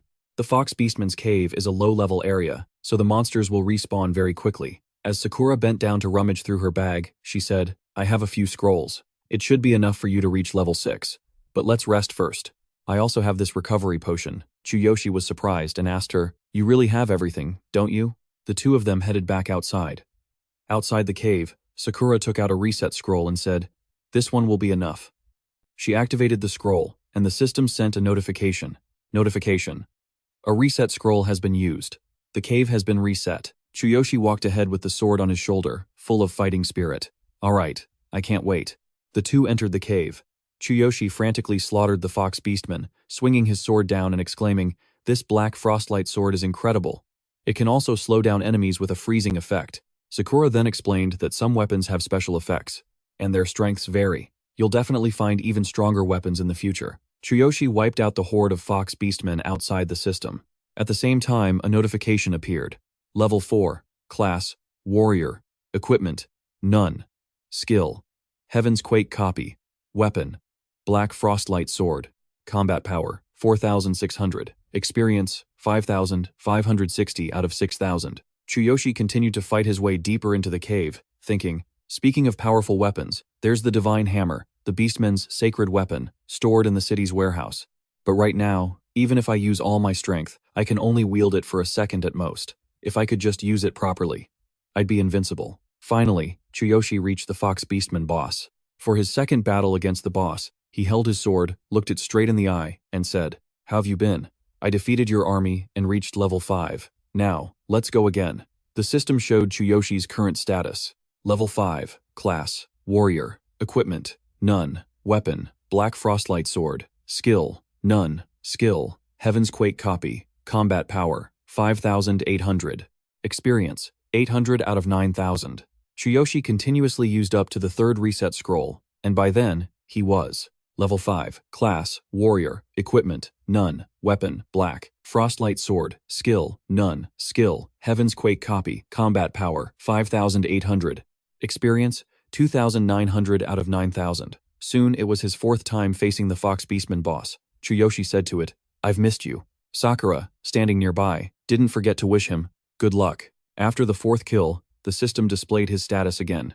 Level 5. Class, Warrior. Equipment, none. Weapon, Black Frostlight Sword. Skill, none. Skill, Heaven's Quake Copy. Combat power, 5,800. Experience, 5,200 out of 9,000. For the fifth time, Chuyoshi charged in quickly, rushing to slash the Fox Beastman while shouting non-stop. I'm back, you fox bastards. Seeing this, Sakura commented, that seems a little cruel, doesn't it? After the fifth time, Chuyoshi was now level 5. Class, Warrior. Equipment, none. Weapon, Black Frostlight Sword. Skill, none. Skill, Heaven's Quake Copy. Combat power, 5,800. Experience, 8,100. 20 out of 9,000. After Chuyoshi's sixth run, the Fox Beastman boss willingly and obediently knelt down, offering its sword to him. Chuyoshi immediately rushed forward, drenched in sweat. Now that's more like it. Chuyoshi delivered a long, decisive slash, and the system announced a level up. Level 6. Class, Warrior. Equipment, none. Weapon, Black Frostlight Sword. Skill, none. Skill, Heaven's Quake Copy. Combat power after leveling up, 7,600. rising to 8,800. Chuyoshi stood panting heavily. He wiped the sweat from his face and mumbled, "I've replenished my stamina 6 times today. I've definitely collected the full set of Fox Beastmen equipment." An annotation window appeared, replenish stamina. When stamina is depleted in battle, you cannot perform actions. Attack power is greatly reduced, and you become more vulnerable, Chuyoshi said to himself. Finally, level 6. His eyes filled with determination as he vowed, "Now I can take the trial. Just you wait." Meanwhile, some people had been waiting from morning till night, and one of them was mocking Chuyoshi, that human said he'd take the trial after reaching level 6. How stupid. At the entrance to the combat academy, 2 beastmen were warming themselves by a fire. Gogart, one of them, spoke up. "A weak human leveling up in our lands. He doesn't know his own limits." Drago, sitting opposite him, chimed in, "Even if he does reach level 6, who knows when that'll happen. Besides, only the strong can enter the combat academy." Suddenly, a voice from behind made Drago turn around. In the distance, 2 dark figures were approaching. Chuyoshi's voice reached him. "Who knows when? Unlucky for you, I've already reached level 6. Hearing this, both beastmen were utterly shocked. Drago stammered, "No way, you leveled up twice in one day?" Chuyoshi stood before him, now clad in the Fox Beastman armor. He clenched his fist and told him, "Go wake up the examiner. I'm not waiting until tomorrow. And get ready to apologize to Sakura." Chuyoshi's system displayed, level 6, class, warrior, equipment, Fox Beastman set, weapon, black frostlight sword. Skill, none. Skill, Heaven's Quake copy, combat power, 8,800. After Drago went inside to wake the examiner, the man came out with sleepy eyes and said, "What is it?" "I was just about to sleep. A human's trial? If you waste my time, be prepared to face the consequences." His name was Zagos, a Beastman warrior and academy supervisor, level 20. Chuyoshi wasn't afraid at all. He calmly replied, "I've met the requirements. Let's start the trial. Also, I want to choose a skill from the skill vault." System annotation, skill vault. Every combat student has a place to store skill scrolls, but anyone who passes the trial can choose one skill from it. The size and level of the scrolls in the vault vary depending on the student, but this is the same for all races. Zagos put on a scornful expression. "You talk big. Just because you're level 6 doesn't mean you can pass the trial." Seeing this, Drago turned and whispered something to Zagos. After hearing it, Zagos couldn't believe his ears. His eyes widened, and he shouted, "What? From level 4 to 6 in less than a day? How is that possible?" Seeing them stalling, Chuyoshi grew impatient with them. "Hey, stop avoiding the issue. If I pass, you will have to apologize to Sakura. As a Beastman warrior, you wouldn't go back on your word, would you?" Hearing this, although reluctant, Drago had to say it. "Fine. But where does all your confidence come from?" Zagos stepped in front of Drago, looked at Chuyoshi, and said, "Interesting. I don't know what happened, but very well. We'll do as you say. The idea that a mere human could pass a test meant for us Beastmen is laughable." After a while, they finally entered the area to prepare for the challenge. The Combat Academy supervisor, whose name was Obsidian, sat cross-legged and said, "If you've already reached level 6, then let's begin. We Beastmen are a powerful race, which means strength is the main criterion for passing. If you succeed, you will have the right to use the skill repository of our Beastmen's Combat Academy." The group stood on a platform, surrounding a large stone. Obsidian continued, "The test is simple. Look at the stone tablet on the platform. If you can break it with a single punch, you pass." The 2 of them, Chuyoshi and Sakura, didn't think it would be that simple. He whispered under his breath, "Break it, is that all?" Drago stood on the other side, thinking to himself, the supervisor intends to test the human with an extraterrestrial jadeite tablet. Even a level 10 warrior would struggle to break that stone. Normally, we use regular stone. Just enjoy your confidence while you still can. The system notified Chuyoshi that this was extraterrestrial jadeite, a stone that fell from the sky, used by beastmen to measure strength. Although it's no longer feared, it was initially considered a bad omen as its numbers increased. Its hard, metal-infused material became precious, and it is said that spirits from afar use it to forge weapons. Zagos rolled up his sleeves, looked at the stone tablet, and said, "For a beastman, this is easy. You just have to shatter it in one blow. Here, let me show you how it's done." Inside, Zagos was gloating. "Easy, you say? Anyone below level 10 can't even scratch this extraterrestrial jadeite. It wouldn't be hard with a normal stone, but for a hated human, it's a different story." He used all his strength to throw a punch, then said confidently, "Watch closely, this is how you do it." But in his mind, he was thinking, even at level 20, I have to go all out. After Zagos's punch, a small crack appeared on the extraterrestrial jadeite tablet. He wiped the sweat from his forehead, glanced at Chuyoshi, and said, "See? Simple. Let's see what you've got." Hearing this, Chuyoshi clenched his fist and walked forward, saying seriously as he went, "All right, let's give it a try." Sakura cheered from behind. "Do your best, master." Chuyoshi let out a sharp breath. He thought to himself, "Leave a mark? Thanks to my superhuman body, I can exceed the expected power for my level. But just in case, I'll adjust my strength-enhancing technique and add some impact force to the punch." Chuyoshi activated his power, forming a fist as sparks of electricity began to appear around his hand. The system announced, "Chuyoshi is using superhuman body. 50% of his power has been concentrated into his right arm, granting him immense strength." Zagos, meanwhile, continued his warning, saying beforehand, "Even though this is easy for us beastmen, a weak human couldn't even." Chuyoshi threw a powerful punch at the extraterrestrial jadeite tablet. Zagos barely had time to finish his sentence. "Leave a scratch, let alone." When Chuyoshi's punch utterly shattered the tablet, shards flew everywhere. Both Zagos and Drago were left with their mouths agape, completely speechless. The force from shattering the tablet created a gust of wind that made Zagos' hair fly back. Chuyoshi, also looking a bit dazed, rubbed his own head and thought, "Did I use too much force? It was way too simple. I was expecting something a bit more difficult." Sakura, watching from the side, looked at Chuyoshi with admiration and said, "As expected. You can now access the skill repository." Over on the side, Drago and Zagos were frozen stiff. The two of them spoke one after another. "Supervisor, did you see that? What the hell was that? He broke the alien stone with a single punch? Impossible." Chuyoshi walked up to Zagos, dusting off his hands as he spoke. "So, that counts as a pass, right?" Zagos, trembling all over, pointed a shaky finger at him and stammered, "No, you failed. I wasn't looking when you did it. That's the truth, I swear. The crack must have been from my demonstration earlier. So breaking the extraterrestrial jadeite, the jadeite doesn't count. That means you failed, because you borrowed my strength." Hearing him create such a difficult excuse, Chuyoshi asked, "What? What's the plan for the challenge now?" Hearing his calm question, Zagos broke out in a cold sweat. He asked loudly, "What do you mean? What's next?" He thought for a moment, then continued, "We'll do it again. The next challenge is to bend this iron bar."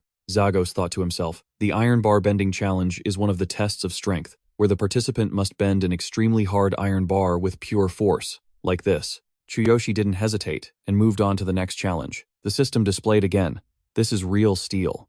Even a Beastman warrior would need an explosive burst of power to bend it. Superhuman body. 50% of power has been concentrated into both arms, granting immense strength." Chuyoshi bent the iron bar in the blink of an eye. He looked at Zagos and said in a low voice, "Now what?" Seeing Chuyoshi pass so easily, he once again denied it. "No, you failed. That iron bar wasn't for the test.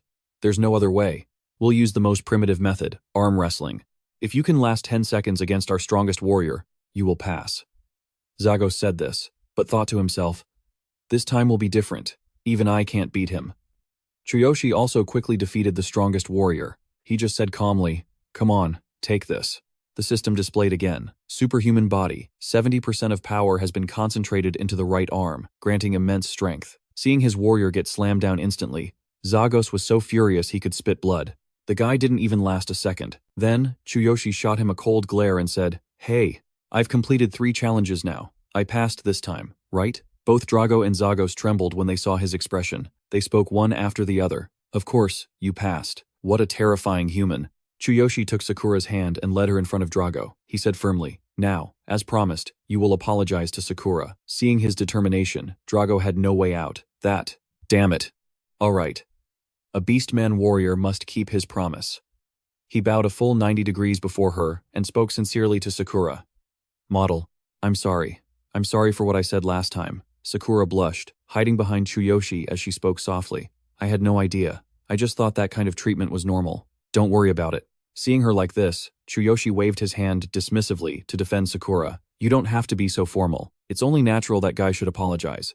You just need to accept it with your head held high." Hearing Chuyoshi's words, she could only blush and reply shyly, "Yes, master." She raised her head and confidently faced Drago. "I accept your apology."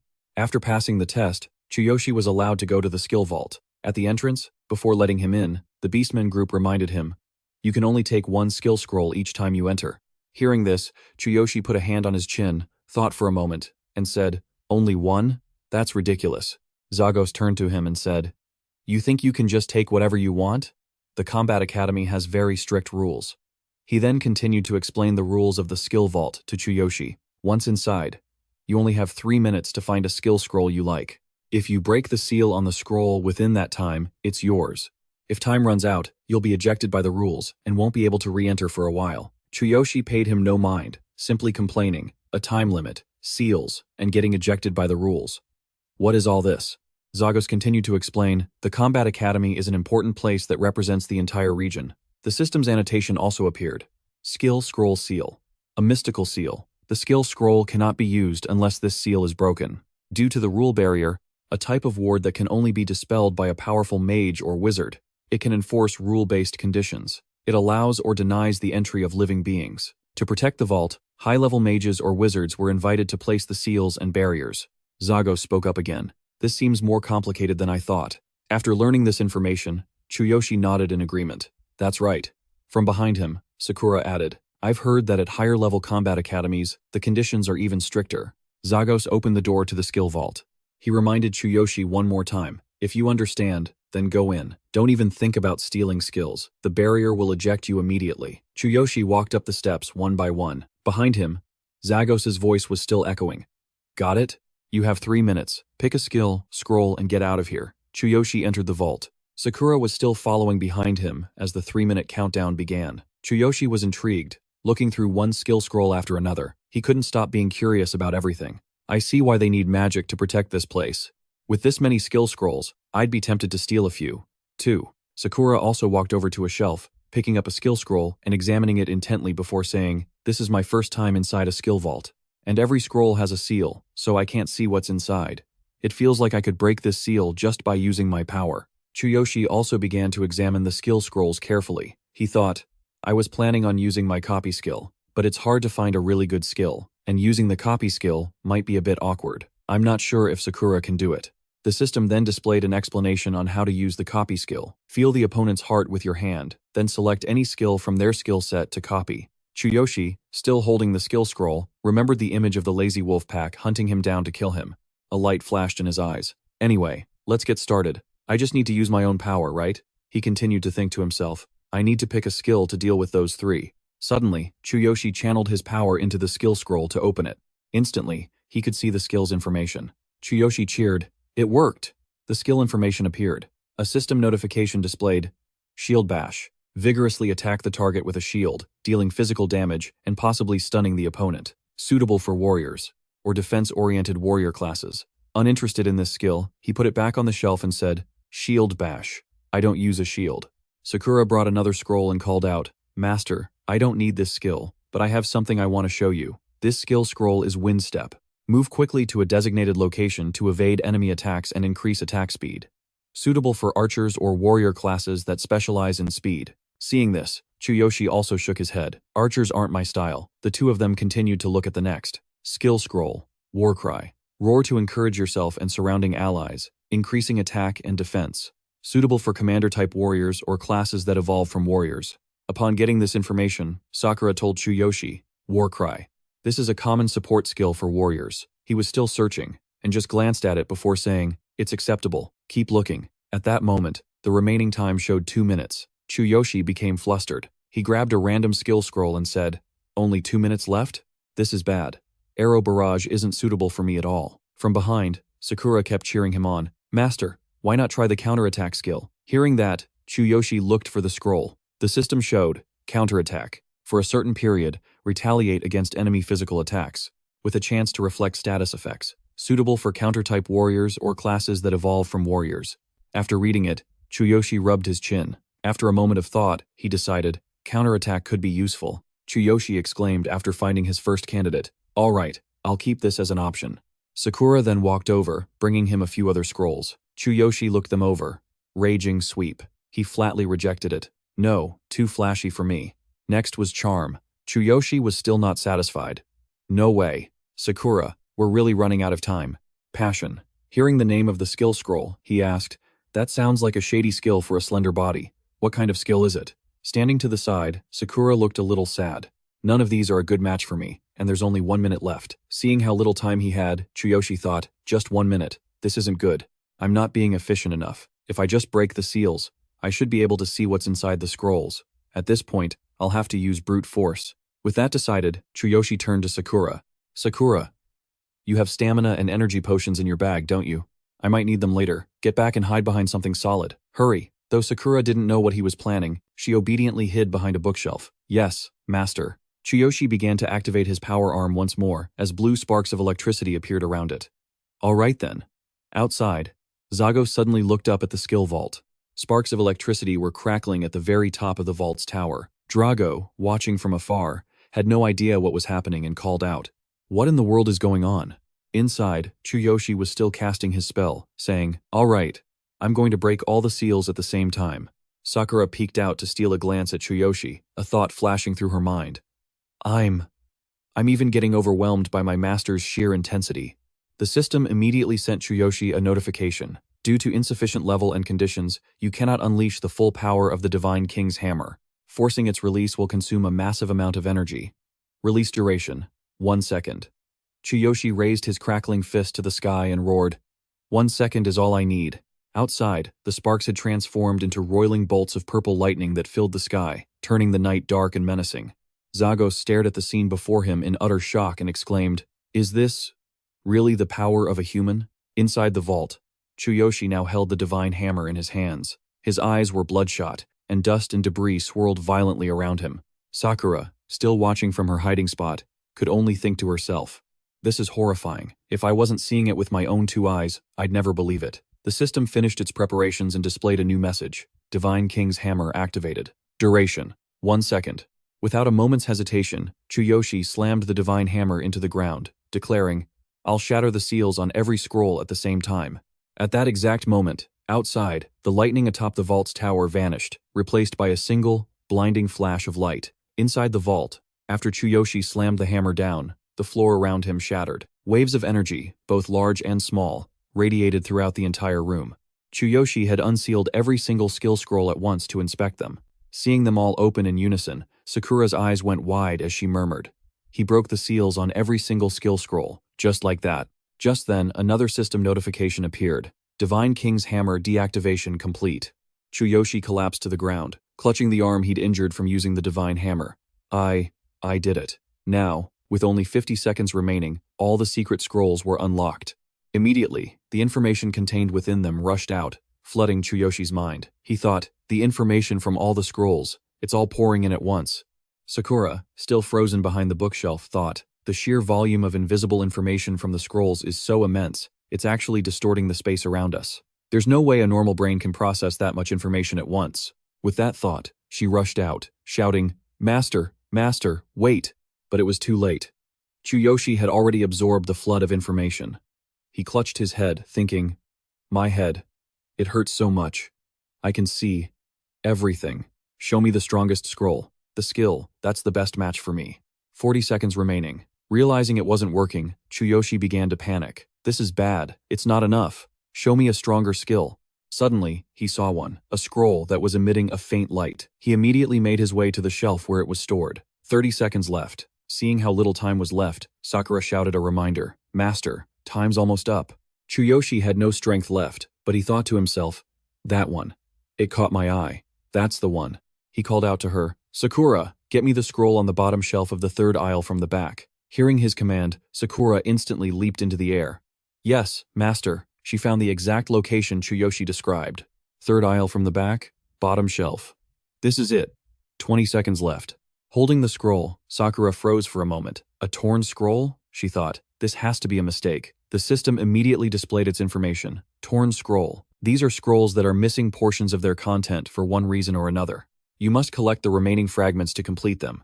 Torn scrolls typically contain incomplete information, and their skills are significantly weaker, so almost no one bothers to learn them. She didn't have time to think any more about it. She could only return to Chuyoshi's side. The moment she landed, she asked, Master, are you sure? This is a torn scroll.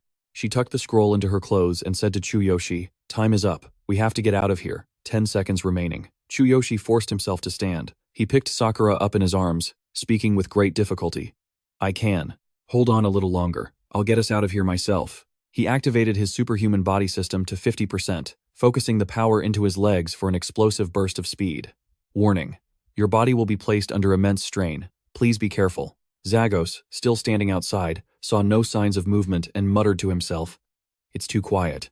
Only 5 seconds left. Even if he didn't find a scroll, he'll be ejected when the time runs out." Zagos continued to count down under his breath. Suddenly, the vault door began to creak open. In the final second, as the door swung open, a cloud of dust and a pale blue light billowed out. Chuyoshi emerged, carrying Sakura, and said, "Just in time, we're done." He set Sakura down, and she immediately began to bandage the wound on his arm. Zagos looked at the scroll in his hand, his astonishment growing. "You brought back a torn scroll?" Standing right outside the skill vault, they opened it to examine it. The system immediately displayed the scroll's information: Heaven's Thunder, a powerful combat magic. The user summons an extremely powerful electrical current, dealing lightning damage. It chains between up to 3 targets and is suitable for both warriors and mages. Skill details. Using a staff or weapon, the user attacks the primary target with a powerful bolt of lightning, then calls down a thunderbolt from the sky. It automatically chains to the next target, and targets will be paralyzed after taking damage. As this skill controls lightning, nature's most powerful force, it demands exceptional aptitude from its user. Those lacking sufficient aptitude are forbidden from using this spell. This skill can be upgraded by collecting the remaining fragments. After reading the description, Zagos held the scroll and said, "I heard from my predecessor that for the last 1,000 years, almost no one tries to learn this fragmented skill.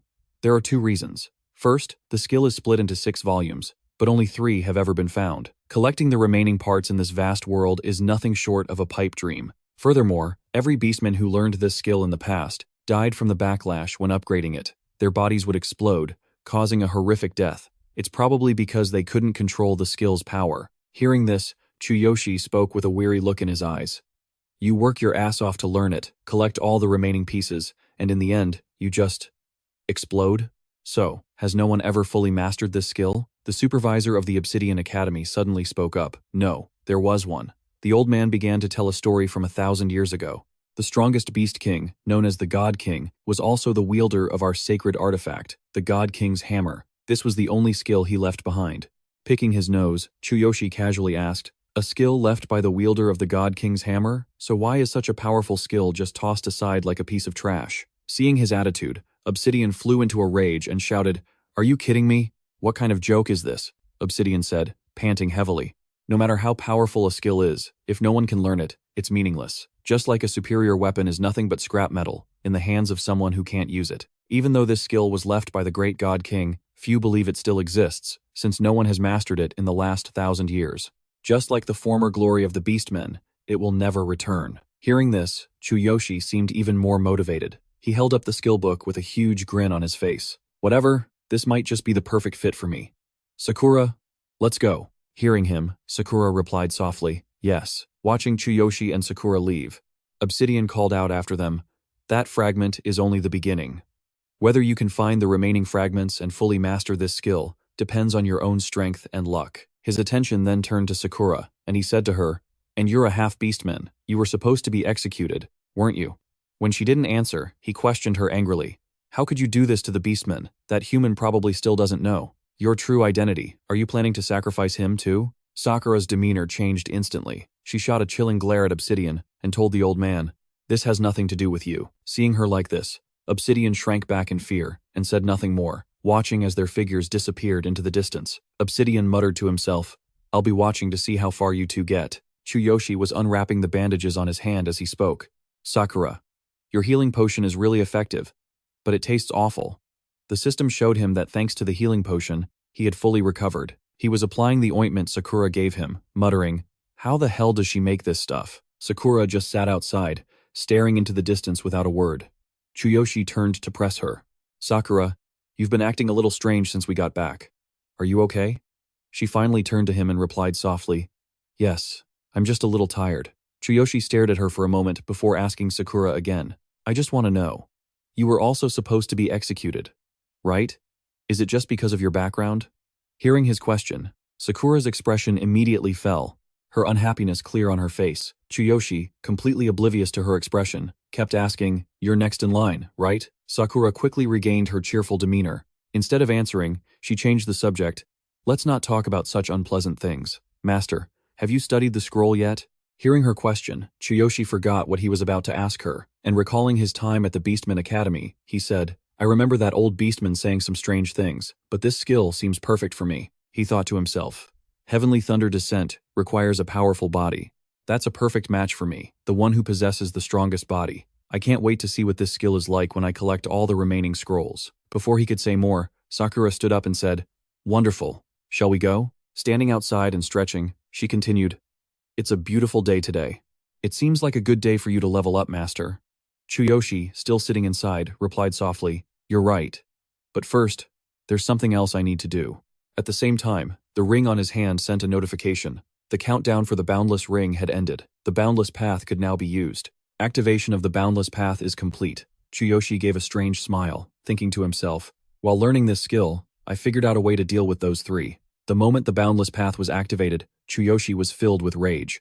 He growled out each word. "I told them to remember my name, didn't I? I'm going to kill them." The system also displayed Chuyoshi's information. Level 6, Warrior Class. Equipped with the Fox Beastman set. Weapon, Black Frost Phantom Blade. Skill, Heavenly Thunder Descent. Subskill, Heaven and Earthquake. Combat Power, 8,800. Returning to the real world. Just then, a vortex of electricity appeared in the sky, and Chuyoshi fell from it. As he landed, he thought, "I'm back. Before I attack, I have to break through his defenses." Watching the three members of the Lazy Wolf Guild charging at him frantically, Chuyoshi thought, "To activate my new skill, I'll need a weapon. Luckily, I have the Sacred Will Depository." He opened the Sacred Will Depository, reached in, and pulled out a weapon. The system immediately displayed a notification. The Sacred Will Depository has been activated. An item has been retrieved. Holding the sword, which radiated a frosty aura, a glint appeared in Chuyoshi's eyes. He thought, "I'm counting on you, my skill." The system popped up again. The Black Frost Phantom Blade has been retrieved. Number of slots, 2. Remaining slots, 1. Kazero saw the sword in his hand, and gripping his staff tightly, he said, he pulled that sword out of thin air. Gayer, standing beside him, added with a greedy look in his eyes, "He must have a spatial ring. That sword looks extremely high grade. I'm taking it." Tsuru immediately reminded them, "Kill him first. We can split the loot later." Chuyoshi gripped his sword tightly, his cold gaze fixed on the three of them as his voice deepened. "You guys started this." As he finished speaking, he raised the sword high. An immense power began to radiate from it, and the ground beneath his feet started to crumble. Seeing the scene before him, Kazero panicked. "Hey, he's actually a warrior. What is this powerful aura?" Chuyoshi pointed his sword at them. The wind immediately began to howl, and an overwhelming pressure emanated from him as a brilliant bolt of lightning appeared, striking straight into the sky. The three members of the Lazy Wolf Guild saw this terrifying power and turned pale with fear, standing completely frozen. Chuyoshi immediately unleashed his Heavenly Thunder Strike. All three of them were instantly zapped by bolts of lightning, able to do nothing but scream. The system displayed the description for Heavenly Thunder Strike. When holding a scepter or weapon, you can summon a powerful gale from the sky. After the skill hits one target, it will chain to another, dealing damage. A paralysis effect will be applied to any target hit. All three of them were paralyzed as lightning bolts continuously struck them. Tsuru spoke first. "How can that kid use such high-level magic?" Gayer collapsed to his knees, trembling as he said, "I can't move." Chuyoshi looked down on them from above, his body and his sword both covered in crackling electricity. Paralyzed, Kazero tremblingly reached into his shirt, fumbling for something. He thought to himself, "Damn it, we underestimated him. He's completely different from before. What the hell is going on? This is bad. We'd better run." Tsuru tried to reach out, forcing out each word. "Wait. We surrender." Before he could finish, Chuyoshi swung his sword. He slashed across the man's body, looking at him with hostile eyes and said, "You think I'd forgive someone who tried to kill me? Don't be ridiculous." Seeing Tasuru's lifeless body on the ground, Gayer roared frantically, "Don't you know we're from the Mad Wolf Guild? Please, let us go." Before he could finish, he too was sent on his way by a single slash from Chuyoshi. "Shut up and die." Only Kazero was still kneeling there. He began to think frantically. He's not showing any mercy. He knows he'll be killed if he lets us go. After dealing with the other two, Chuyoshi turned back to Kazero. Seeing Chuyoshi, he trembled uncontrollably. Chuyoshi slowly approached and said, "Next." Kazero suddenly jumped up and screamed, "You think I'll just let you kill me?" Suddenly, he threw a sticky bomb he had prepared at him. The system immediately displayed, "Sticky Bomb." These bombs stick to a target and explode. Despite their small size, they pack a huge punch and can cause massive damage. For these reasons, they are very rare and expensive. How to use. Throw them at the target, and they will stick. Use magic to activate. The sticky bomb flew towards him, and Chuyoshi raised his sword to block it, but it instantly stuck to the blade. Kazero immediately activated the magic. He yelled, veins popping on his forehead. Die. Explode. Instantly, a massive explosion erupted, blowing everything to smithereens. Leaning on his staff, Kazero slowly stood up. He laughed maniacally. I paid a lifetime's worth of money for those. Even a level 12 hero would be injured. But if you're only level 10, those bombs are more than enough to tear your body to shreds. He stood before the blaze, still ranting. You're a long way from being able to fight us. The explosion subsided, leaving behind thick black smoke. Kazero waved his hand, searching through the embers, and when he saw Chuyoshi still standing there, he stammered, Impossible. Chuyoshi's voice called out from within the flames. What the hell was that force? The system displayed again. If not for your superhuman body, you would certainly be dead. Chuyoshi finally revealed his face. He activated goblin armor, and the ground immediately shattered, sending rocks and dirt flying through the air. Chuyoshi charged forward. His eyes now glowed a brilliant red as he thought, Dark Goblin set and superhuman body activated. Chuyoshi was as fast as a flash of lightning. He flew forward and finished Kazero off in an instant. After dealing with him, Chuyoshi's armor was still splattered with blood. He thought to himself, I'll finish all three of them. Chuyoshi walked over to where his sword had been knocked away, picked it up, and said, You think I'd feel safe letting you guys go? You're members of the Mad Wolf Guild. Looking at the three bodies on the ground, he continued, This only happened because my level is still low. Suddenly, he noticed a pouch on Kazero's body. He walked over and knelt to check it. As he rummaged through it, he muttered to himself, A disgusting world that devours the weak. From inside the cloth pouch, he poured a ring into his hand. Chuyoshi exclaimed, It's a space ring.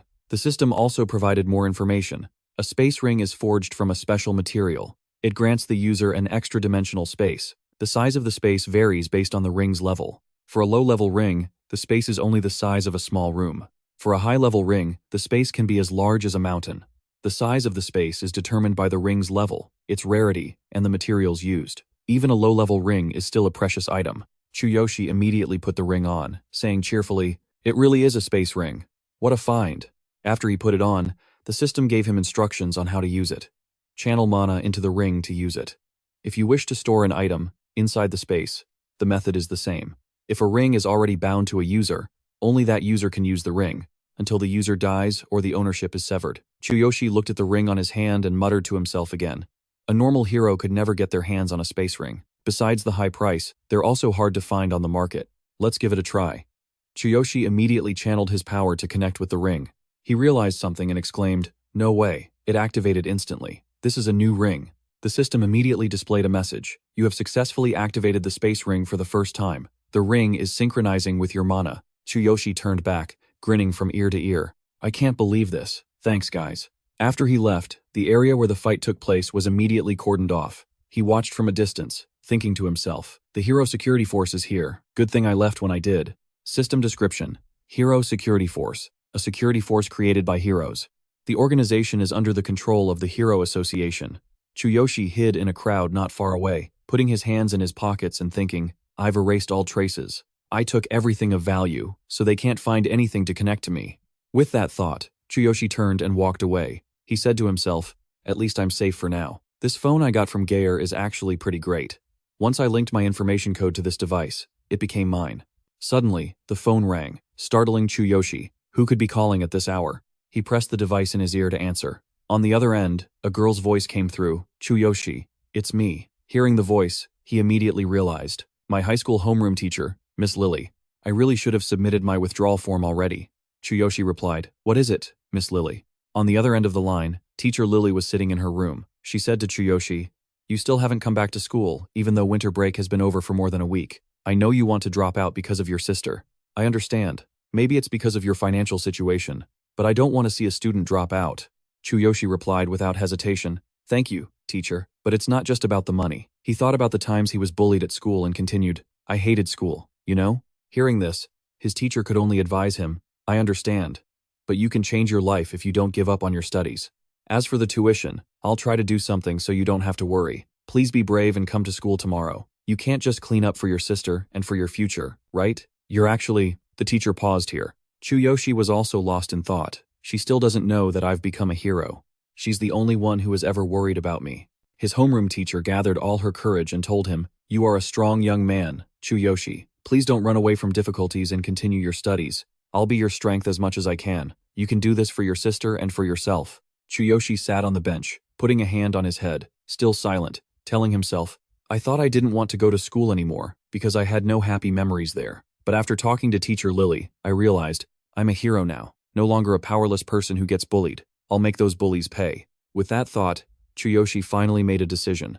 He replied to the other end of the line, Thank you so much. I'll be at school tomorrow. The system displayed, Level 6, Class, Warrior, Equipment, Dark Goblin Set, Weapon, Dark Cold Light Sword. Skill, Heavenly Thunder, Subskill, Sky Tremor, Combat Power, 8,800. Scene change. In a dark room, a person sitting in front of a computer screen spoke. 3 people were killed by an unidentified hero, and their items were stolen. He tapped his fingers on the table and continued.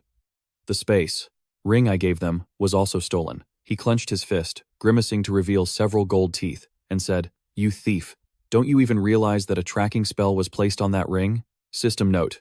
Tracking spell. This is a magic used to determine the approximate location of an enchanted item with a conventional tracking device. The trace of this magic is hidden when used, but a high-level mage can erase the trace of that magic. Looking at the tracker on the table, he muttered to himself, I know where you are. He shot up, slamming his hand on the table, the other hand clenched into a fist. He was the leader of the Mad Wolves, Level 21, Class, Warrior, Combat Power, 11,200. His face full of rage, he muttered again, I won't let you live after stealing from the Mad Wolves. Looking at the men dressed in black before him, Mad Wolf gave the order, Bring that thief to me. The men below replied in unison, Yes, boss. The next morning, Chuyoshi and his sister were at the school gate. Little Karina now had 2 leg braces and 2 crutches to help her walk. With his backpack on, Chuyoshi turned to his sister and asked, How are the braces? Karina still wasn't used to them and told Chuyoshi, As long as I walk slowly, it's fine, don't worry. Hearing her say that, Chuyoshi didn't know what to say, and could only tell her, You're so stubborn, don't rush, just take it slow. He thought to himself. When she heard I wanted to go back to school, she insisted on coming with me. She kept saying, I don't want to be a burden to you. It's harder for her to go to school in a wheelchair. Luckily, I was able to buy these newly developed crutches.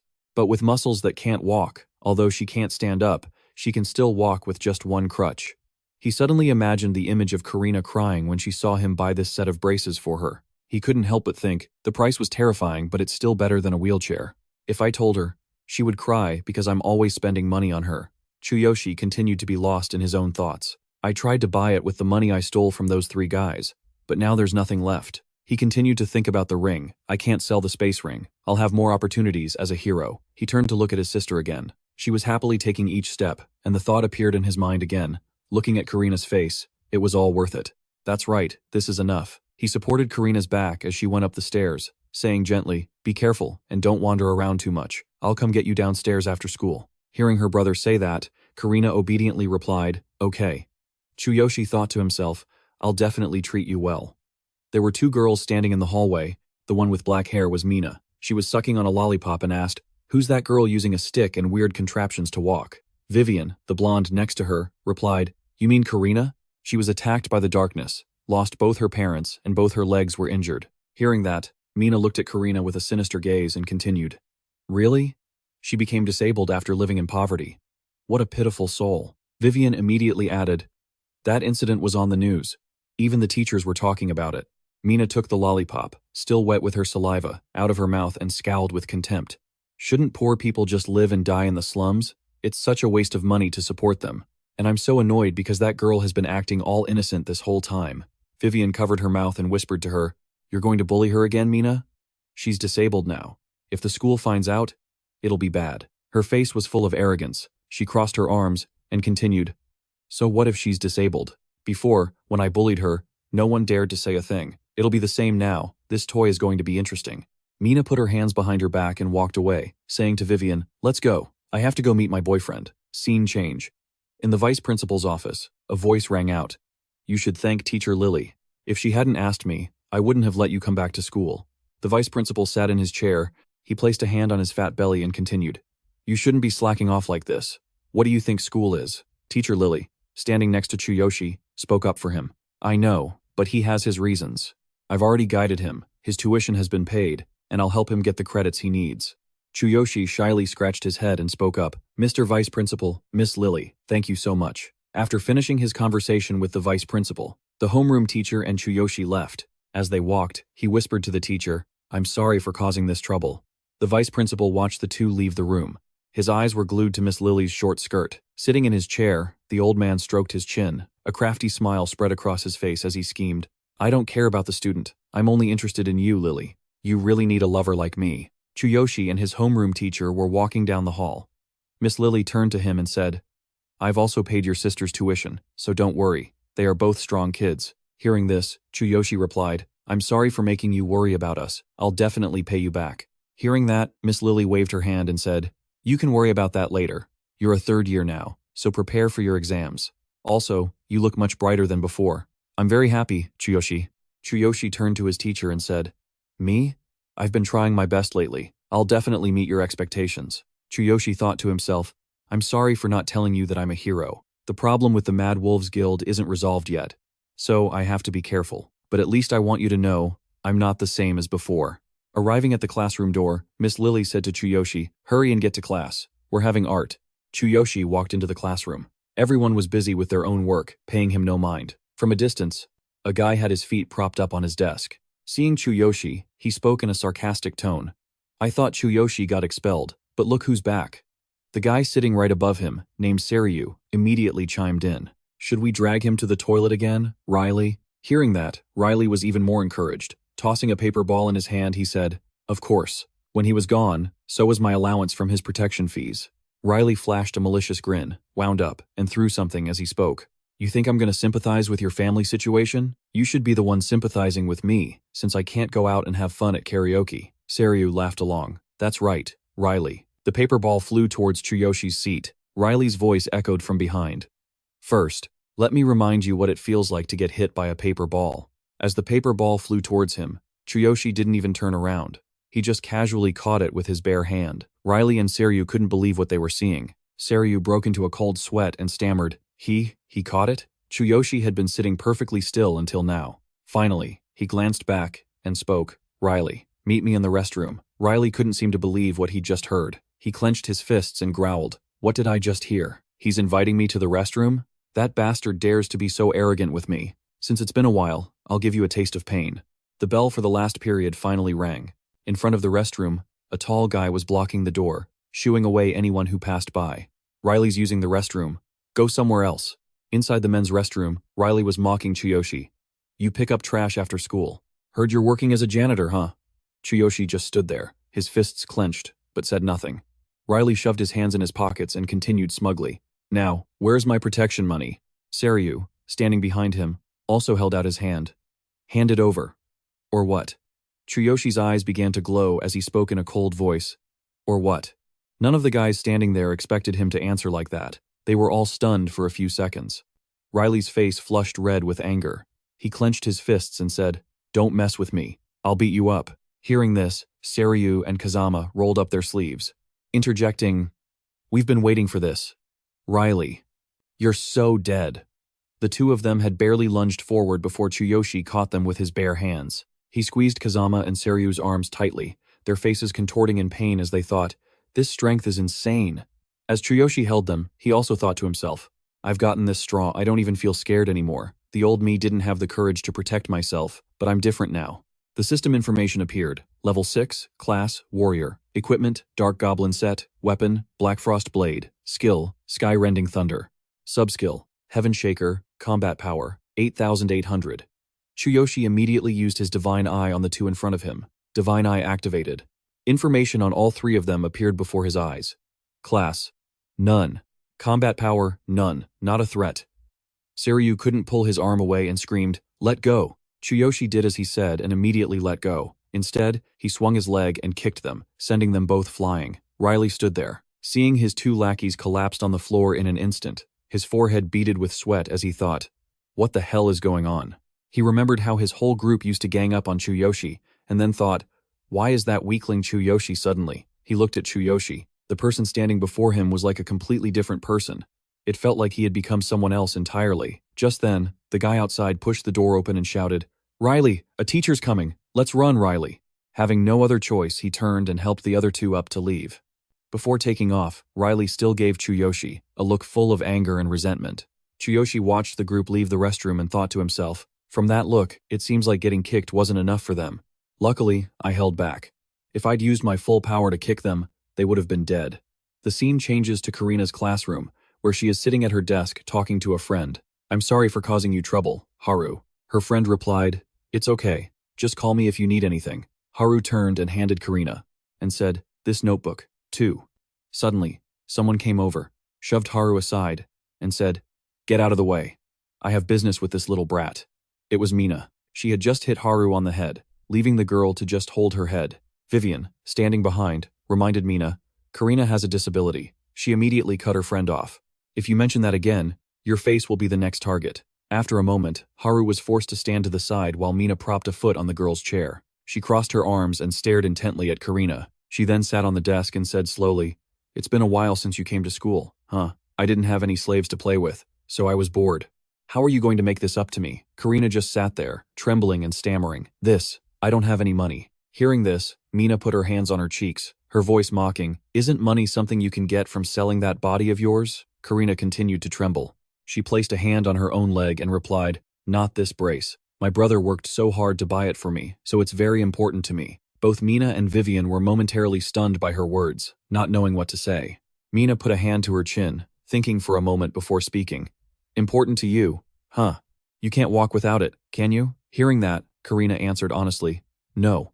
But before she could finish, Mina flew into a rage, slapping the girl across the face and saying, "So what?" The surrounding students fell silent, none of them daring to say a word about Mina's actions. Just then, the teacher walked in carrying her materials, interrupting the scene. "Class is starting. Everyone, take your seats." Mina turned and walked away, leaving Karina with a message. "Oh, the teacher's here? Well, it's 6th period now. Don't even think about trying to sneak home after school. Karina, we're not done talking yet." The teacher on the podium began her lecture. "Open your textbooks." Today, Karina sat at her desk, just bowing her head in fear, thinking, "I have to run as soon as class is over. I can't wait for my brother. I have to use the back door to keep him from running into Mina and the others."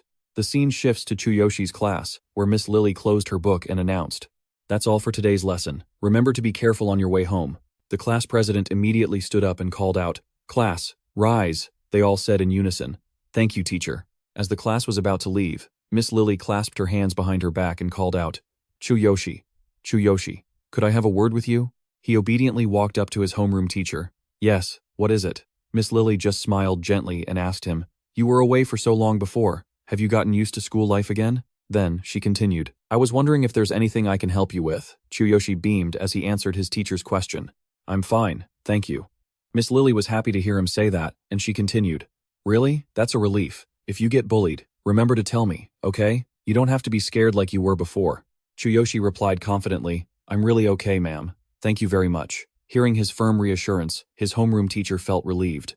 She left, waving her hand and saying to Chuyoshi, "I've bothered you enough. I'm so glad you've returned to school. If anything comes up, remember to tell me. You should head home now." Chuyoshi watched her leave, waving goodbye and replying, "Goodbye, ma'am." Just as his teacher left, someone called out to him, "Hey, Chuyoshi." He turned to see it was Seryu, who stood with his arms crossed and beads of sweat on his forehead. "I want to apologize for the incident in the bathroom. Could you come with me? Let's talk somewhere else." Chuyoshi slung his bag over his shoulder and followed him out into the hallway. As they walked, he asked, "Where?" Seryu answered meekly, "Just over there. I want to apologize somewhere else." He led the way from the front. A sinister smile spread across his face. As they reached a dark corner at the end of the hallway, a group of people jumped out with bats, swinging wildly at Chuyoshi. Seryu ducked down to avoid the swing, a malicious grin on his face as he said, "Riley, don't overdo it." Chuyoshi immediately raised his arms to block the attack from the group in front of him. He instantly used the system, activating his superhuman body. "Concentrate 30% of my power into both arms." Seryu, who was on the floor, saw the wooden bats shatter upon impact with Chuyoshi's body, and he stammered, "No way." He blocked it. Chuyoshi bent down and wiped a smudge from his cheek, looking at Seryu with an ice-cold voice. "I knew you were up to something, but I didn't think you'd stoop this low." At that moment, the system displayed Chuyoshi's status. Level 6, Class, Warrior, Equipment, Dark Goblin Set. Weapon, Dark Cold Light Sword. Skill 1, Thunder's Descent. Skill 2, Earthshaker. Combat Power, 8,800. Furious, Chuyoshi sent Seryu flying with a single kick. He cried out in pain and terror. Seeing this, the surrounding group rushed in to attack Chuyoshi, one of them yelling, "Take this!" Chuyoshi dodged easily, and immediately returned the favor with a devastating kick of his own. After the blow, Kazama lay motionless on the floor, foaming at the mouth. Chuyoshi spoke to them coldly. You still haven't learned your lesson. What a bunch of failures. Riley charged at Chuyoshi again, bat in hand. He screamed, "Die!" Chuyoshi just stood there, watching him and said, "If we weren't at school, you'd be dead." As Riley rushed forward, his whole body froze. His face turned pale as he stared at Chuyoshi, thinking to himself, "I can't move." His hand trembled as he looked at Chuyoshi, continuing his thought. I'm scared of Chuyoshi." Chuyoshi raised his hand and said, "Time for a nap." Instantly, a slap landed across Riley's face, making him drop the baseball bat in his hand. After the slap, Riley immediately fell to the ground, unconscious. Chuyoshi looked down at him with disgust and said, "You're making me late to pick up my sister. You're lucky the hero law exists. A hero doesn't kill civilians." The scene changes to a hallway by the back gate, where Karina was. She was panting, dragging her heavy feet, thinking fearfully, "I have to use the back gate to escape Mina. I just need to circle around to the front." After passing through the back gate, she found herself at the top of a flight of stairs. Karina let out a terrified sigh and told herself, "I'm still scared of going downstairs. I need to calm down." Slowly, suddenly, a hand appeared from behind and shoved her down. Karina lost her balance. She tumbled down the stairs, her school bag and brace flying everywhere. She lay sprawled on the ground, her nose starting to bleed. Mina and her friend stood at the top of the stairs looking down. She laughed triumphantly. "She fell. Did you really think you could escape me through the back gate? I knew you'd come this way." Mina smirked at Karina and continued, "Take that thing off your leg." Karina turned back, crying and begging incessantly. "No, please don't. Don't take my brace."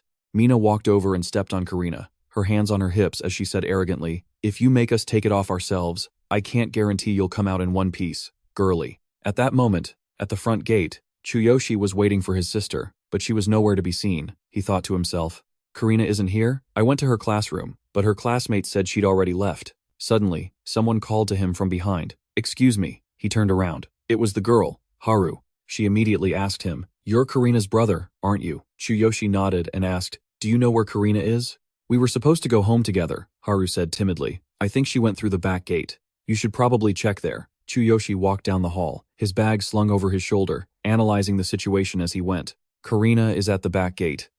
Why? Something must have happened. Haru looked really strange, almost like she was afraid of something. Either way, I have to find Karina, he thought. He walked along the long corridor to the front staircase, thinking, to get to the back gate, you have to go down these stairs. Did Karina really come this way? Suddenly, something caught Chuyoshi's eye that made him freeze. The sight before him. Karina, kneeling on the ground. Her body was covered in wounds, and her clothes were stained with blood. Without a word, Chuyoshi immediately walked over to his sister. When Karina saw it was her brother, she pushed her hair to one side. She forced a smile and asked, "Brother, what are you doing here?" Chuyoshi remained silent. He immediately activated his system's divine eye, target, Karina, analyzed target's injuries. Karina kept trying to smile foolishly and lie. "Brother, it's my fault. I fell down the stairs." But her words couldn't fool Chuyoshi's divine eye. He could instantly see the bruise on her forehead from a punch, the marks from multiple slaps on her cheek, the pinch marks on her arm, and the internal injuries from being kicked in the stomach and waist. The system's conclusion, multiple contusions found on the target's body. Chuyoshi clenched his fists and said softly to Karina, "You fell? That must have hurt a lot." Thinking about his sister being bullied, Chuyoshi's heart sank. Karina forced a smile, brushed her hair back, and continued, "I was so clumsy I couldn't even walk down the stairs. The crutch is broken. I'm sorry." Chuyoshi still didn't say anything to her. He just knelt down and quietly gathered her scattered school supplies. Karina kept talking. "I didn't want to cause you any trouble, brother, but the crutch is broken. I can't get up." After packing his sister's bag, Chuyoshi set it aside. He looked at Karina, smiled, and said, "We're family. There's no such thing as being a burden. It must have really hurt, falling down here." She immediately grabbed her brother's hand and denied it. "No, I'm fine, don't worry." Karina then reached down to her leg, looked at the frame, and asked, "Brother, what about this frame? Is it broken?" Chuyoshi simply answered his sister gently, "It's fine." Hearing that, Karina let out a sigh of relief. Thank goodness. Chuyoshi lifted her onto his back and left. "All right, let's go home." The sky was ablaze with the light of the late afternoon sun. The two siblings walked down the road just like that. With his sister on his back, Chuyoshi said to her, "Do you remember, Karina? That day, I carried you just like this. I can feel how much you've grown. It's been such a long time since then." Karina hugged her brother's neck and said softly, "Yes, but it feels like it was just yesterday. Ever since that day, we've always been together." Hearing his sister's words, Chuyoshi gave a slight nod and continued, You're the only family I've had since that day. I want to become stronger to protect you. Back then, I didn't have any power. But now, I'm a hero. I won't ever let something like this happen to you again." Karina was quiet for a moment before saying to Chuyoshi, "I know you're always trying your best for me. That's why I don't want to be a burden to you." Chuyoshi suddenly stopped and let her down. He said to his sister, "There you go again. We're family. Wait here for a bit. I'll be right back." Karina didn't know where her brother was going, but she still listened and asked, "Where are you going?" Chuyoshi slung the bag over his shoulder, glanced at Karina sitting there, and said, "I forgot something, so I have to go get it." Karina asked again, "But brother?" He didn't answer. "Forgot something." Chuyoshi adjusted his tie and walked away. Outside a classroom, laughter could be heard from within. That was so fun. It was so easy to kick her because she was trying to protect her leg. It was Mina's group. She was sitting on a desk, lounging as she spoke. "But not being able to see that thing on her leg really pisses me off. We could sell them for money. Next time, we'll just steal it." The blonde guy sitting in front of her was Mina's boyfriend, Billy, from class 3.6. Hearing this, he asked, "Can we really sell them?" "Don't worry, I'll get them tomorrow." Vivian stood with one hand on her hip, looking at the lollipop in her other hand, and chimed in, "I heard her brother, that Chuyoshi guy, just came back to school. Is that going to be a problem? I heard he used to be a dropout who worked as a janitor." Hearing that, Mina flicked her hair and sneered, "A janitor? So he's just a piece of trash, a cripple and some social outcast for a brother. Just being in the same school as them is humiliating. They should both just get expelled." Vivian put the lollipop in her mouth and added, "Karina used to be really popular before her leg got messed up. A lot of guys in my class liked her. That girl is cute, smart, and has a great sense of style." When Billy heard that, he propped his chin on his hand, his eyes filled with anticipation as he said, "Cute and stylish?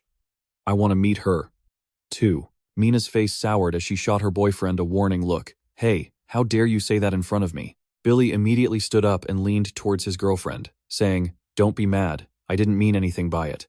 Mina looked him in the eye and continued, "Then tomorrow, after we steal her leg braces, let's sell them for cash and go have some fun." Billy immediately replied, "Sure, she's just a cripple. It'll be easy." They had no idea that Chuyoshi was already standing outside the classroom. With his hands in his pockets, he had been listening to their conversation for a while now. The moment Billy finished speaking, Chuyoshi turned. He walked into the classroom, carrying his bag in one hand. Seeing someone enter, the three of them looked over, stunned. Billy immediately raised an eyebrow and said, "Who the hell are you?" Chuyoshi stood before them, enunciating every word clearly. "So, you're the ones who hurt Karina, and she told me she fell down the stairs." Vivian heard this and guessed, "He's Karina's brother? So what?" At this point, Mina still had no idea who she had messed with. She smirked. "What, you want to get revenge for your little sister? He came at the wrong time, didn't he, Billy?" Billy cracked his knuckles and said, "Chuyoshi, the trash collector, right?" He clasped his hands together, his voice dripping with authority. "You're a third year, and you haven't heard of me." "The great Billy?" "Mina was just playing a few games with your sister." Chuyoshi didn't move an inch. He said calmly, "So you pushed a girl with an injured leg down the stairs?" Billy walked up to Chuyoshi, pretending to clean his ear as if he couldn't hear, pointed at him, and spoke. "Hey, trash collector, you got a problem? You here to apologize?" Mina was still leaning back on the desk, chiming in. "We should probably teach this guy a lesson." Billy shot Chuyoshi a fierce look and added, "How dare a trash collector like you waste—" Before he could do anything, Chuyoshi grabbed his finger and bent it backward. Billy looked at his twisted finger and let out a blood-curdling scream. "My finger! How dare you, you bastard!" Both Mina and Vivian stared, their eyes wide with shock, and said in unison, "What just happened?" Chuyoshi stepped back, slowly closing the classroom door before warning them. "It's not just you. None of you are getting away." Chuyoshi's eyes instantly turned red. He then activated Hero Mode, Level 6, Class, Warrior. Equipment, Dark Armor. Weapon, Dark Ice-Piercing Sword. Skill, Heaven's Thunder. Second skill, Sky Shaker. Combat Power, 8800. Chuyoshi immediately used Divine Eye on the three people in front of him. The results all came back. No class, no resistance, no threat. Mina finally felt a pang of fear, stammering as she yelled, "What are you doing?" Chuyoshi casually placed his backpack on a desk and said, "I thought you were a hero, with how arrogant you act, but it looks like you're just some jerk who picks fights for no reason." Billy was still clutching the hand Chuyoshi had just broken, sweating profusely. He growled in fury, "You bastard, my finger." Mina knelt beside him, asking, "Billy, are you okay?" Billy growled again, "Do you have any idea who my father is?" Vivian was scared, but she still put her hands on her hips and asked again, "You're Chuyoshi, right? Karina's brother?" I'll give you credit for having the guts to come here alone. She frowned in annoyance and continued, we're not heroes, but we're not people you can just mess with. As soon as she finished her sentence, Chuyoshi slapped her so hard she went flying. The candy in her hand shattered from the force of the slap. As Vivian fell, Chuyoshi spoke again. You think I wouldn't hit a woman?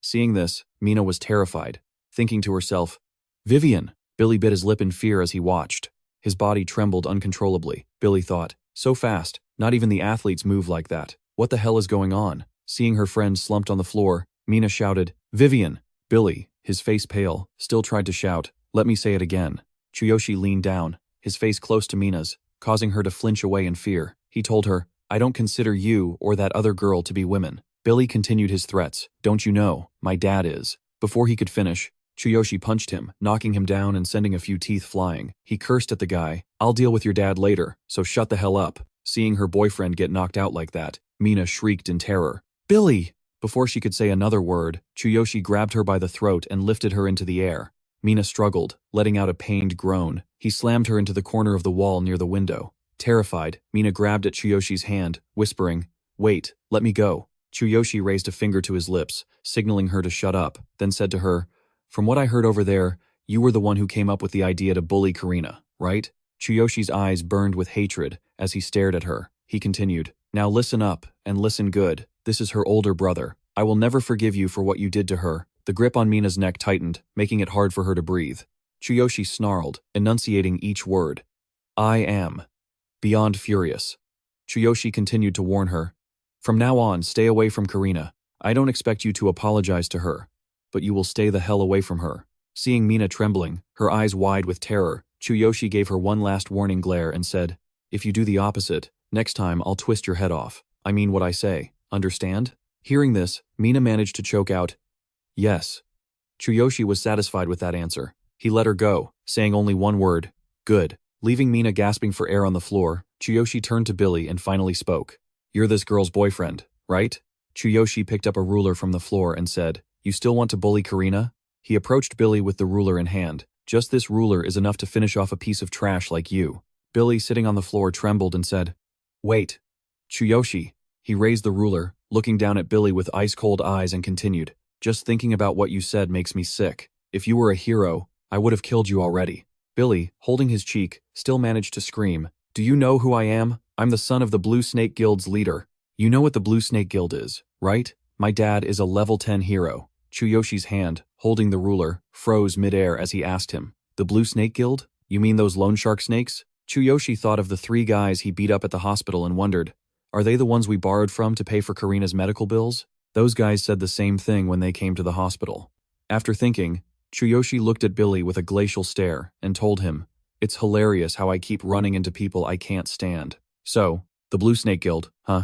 As he spoke, Chuyoshi summoned sparks of electricity. Seeing him use electricity, Billy, still on the floor, asked, is that a skill? Are you a hero? Chuyoshi didn't answer him. He swung the ruler down, slashing past Billy.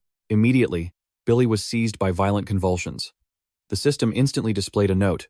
If an unsuitable weapon is used, damage will be reduced by 90% and will not inflict full damage. Chuyoshi turned to leave, tossing the ruler aside and said, this much pain should be enough for you. Chuyoshi walked to the desk, grabbed his backpack, and slung it over his shoulder, leaving a final message before he left. Don't forget, this is your first and last chance to keep your promise. Leaving the 3 of them on the floor, Chuyoshi didn't forget to add, oh, and my apologies. You'll have to clean up the classroom yourselves. After the electrocution stopped, Billy, still smoking, gasped and asked, is he gone? Mina went to help her boyfriend up, saying, Billy, are you okay? We should go to the hospital. Billy was finally able to open his eyes, looked at the door, and spoke. No, I just need to rest a bit. I didn't know he was a hero. Mina placed a hand on her neck, showing Billy the handprint there. Still in a panic, she said, what are you going to do? This can't be over, right? Look at this mark. You have to make him pay for what he's done. Tell your dad. Billy's eyes were bloodshot as he lunged forward and screamed at her.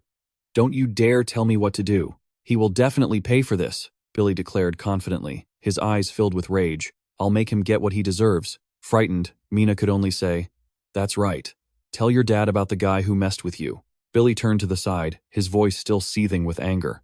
I'll go ask my dad, and then I'll wipe him and his little sister off the face of this earth. The scene changes to the outside. Karina was still sitting obediently on the bench, waiting. She looked up at the sky and mumbled to herself, "I hope Big Brother is okay." She placed her hands on her legs, looked at them, and spoke again. "Alone, if I could take care of myself, I wouldn't have to bother him. I don't want to worry him any more than he already is, especially after he just found out about my hero status." Suddenly, a voice called out, startling her. "Karina." It was Chuyoshi. He had returned. He crouched down, smiled at the little girl, and said, "Sorry for making you wait. Let's go home. I'll carry you." Karina eagerly agreed, replying, "Then I'll hold your bag for you." Chuyoshi carried his sister on his back again, and the two continued on their way. On the road, Chuyoshi began to think to himself, "So, the young leader of the Green Snake Guild is a level 10 hero, and Billy's father, huh? Billy will probably go crying to his dad and ask him to get revenge on us. In any case, there are too many of them for me to handle alone. Karina will be in danger too. I can't let my guard down." He carried his sister through the neighborhood toward home, his mind racing the whole time. "It's time to go back to the other world. Karina, I won't let them hurt you again." Chuyoshi had returned. He and Sakura began their training journey once again. As they walked, Sakura said to him, "Master, we've arrived in Northam. Here's what you need to know." Sakura kindly explained the rules of this land to Chuyoshi. Once you set foot in the town of Northam, you can participate in an official quest. In Northam, you have to register at the Adventurers Guild in town, and within Northam, you'll find taverns, blacksmiths, and component shops. Hearing her words, Chuyoshi clasped his hands together, his face full of excitement, and said, "This is it. I've always wanted some real combat experience. This game sounds fun. Let's go. I'm really looking forward to this." Before them stood the Beastman city of Northam. The system displayed Chuyoshi's information again. Level 6, Warrior class, equipped with the Dark Goblin armor set. Weapon, Dark Ice Tusk Sword. Skills, Sky Thunder Descent. Second tier skill, Heavenly Quake. Combat power, 8,800. The Beastman city of Northam. Chuyoshi and Sakura quickly entered the town. Looking at the bustling scene before him, Chuyoshi couldn't help but exclaim, "This is amazing! So there are this many different Beastmen tribes." Sakura walked right behind him, covering her mouth with her hand as she laughed and said, "From what I can see, there are quite a few rare tribes here, each with their own unique characteristics." Chuyoshi observed his surroundings for a moment, when something ahead caught his eye. Chuyoshi put his hands on his hips and spoke. "What's that?" He saw two humans standing not far away. Chuyoshi continued, "Humans as adventurers?" "Humans." Sakura quickly spotted them as well and asked, "Are they like the people from your world, Master?" In a large city with an adventurers guild like this, there are many different races. There's also a rule. We should avoid getting into fights that could be life-threatening outside of the arena. But still, Northam is a city of beastmen, so of course, you'll meet a lot of beastmen here. Sakura, still walking behind, brought a hand to her cheek shyly and continued, "Although the proud elves and noble beastmen are quite rare to see here." Hearing her say this, Chuyoshi replied, "I see. That's interesting. This is the first time I've met fellow humans since coming here. I can feel a connection between us." As soon as he finished speaking, Sakura couldn't see Chuyoshi anymore. She looked up and saw he had already run over to the two people ahead. Chuyoshi quickly went to greet them. "Hello." Sakura reached out, trying to stop him, but it was too late. "Master, you can't just suddenly." The two people in front saw Chuyoshi casually run up to greet them, and they immediately became wary. The person in a dark green cloak drew a knife and asked, "Who are you?" The red-cloaked girl behind him added, "Don't come near us." Seeing their reaction, Chuyoshi asked in confusion, "Is there a rule about greetings here?" Sakura immediately stepped in front of Chuyoshi. She held up her hands to de-escalate and told them, "This is a misunderstanding." The other two were also startled, whispering to each other, "This feeling is." The two of them left, not looking very pleased. As the red-cloaked girl walked away, she grumbled, "What the hell was that?" After those two left, Chuyoshi and Sakura also quickly moved on. As they walked, Sakura explained, "It seems you can't just strike up a conversation with the adventurers around you in this city. You'll only make them wary. Most adventurers, especially humans, are very cautious of everything around them." Chuyoshi rubbed his head and replied, "Got it. This world has quite a few rules, doesn't it?" Noticing that the beastmen on the street were all staring at them, Chuyoshi found it a bit strange and commented, "It seems like people around here are talking about something." Sakura just bowed her head in silence, not saying a word. The gazes of the passing beastmen were still fixed on the two of them. Sakura could only move closer to Chuyoshi and whisper to him, "I'm sorry, this is because I'm a half beastman. Beastmen really hate mixed bloods. Let's just go to the Adventurers Guild to register." Hearing her, Chuyoshi scratched the back of his neck and said in a low voice, "They'd be better off leaving us alone." Chuyoshi didn't care how many pairs of eyes were watching them. He smiled and extended a hand towards Sakura, telling her, "Discrimination exists everywhere, so don't worry about it too much. Let's go." Hearing his encouragement, Sakura gathered her courage, took Chuyoshi's hand, and replied, "Yes." The two of them explored the area for a while. "This place looks like it's straight out of a story." The two finally stopped in front of a building with a guild sign hanging above it. Chuyoshi looked at the sign in front of him and spoke. "Just like in games and anime, it's a quest board." Standing behind him, Sakura reminded him, "Master, we won't be able to accept any quests until we've registered." The two immediately went inside and stood before the receptionist. Sakura said cheerfully, "We're here to register as adventurers." The person on the other side, holding a still-lit pipe, replied, "A party with a half-breed and a human, huh? Interesting." This cat beast woman, Miko, continued her line of questioning. "Which one of you wants to register?" Hearing this, Chuyoshi raised a hand to scratch his head and said, "That would be me. You're different from the others outside who were just staring at us." Miko took out a registration form, placed it on the counter, and slid it toward Chuyoshi, saying, "I've seen countless adventurers. So, in the end, this is nothing new to me. Write your information here, name and class. Your information will then be distributed and shared with all the adventurer guilds. Next time, you can accept quests even at other branches." Chuyoshi held the registration form in his hands. He asked with a bit of nervousness, "We're filling out an official document, aren't we?" Sakura placed a hand on his shoulder and reminded him, "What's important right now isn't the document. It's your application. If you don't finish it, you won't be able to get an adventurer's badge." Hearing that, Chuyoshi asked cheerfully, "An adventurer's badge?" Miko, from behind the counter, presented a badge and explained, "Yes, this serves as an adventurer's proof of identity. This is one of the lowest ranks. Iron rank. The higher the badge rank, the greater the benefits and rewards, so try to gain as much experience as you can from the lowest rank. Badges start from iron, bronze, silver, and then gold. But there are only a few gold rank adventurers who hang around the guild. Those powerful adventurers usually only take requests from the wealthy." Chuyoshi held the badge, and, noticing it said level 6, remarked, "The lowest rank badge doesn't look like much." Hearing his comment, Miko explained again, "When you receive the badge, your level will be automatically determined. You can also hide your level using the badge." Chuyoshi looked up and saw his level displayed above his head, then asked, "Amazing. How do I do that?" Standing beside him with her hands clasped behind her back, Sakura told him, "You are connecting with your badge.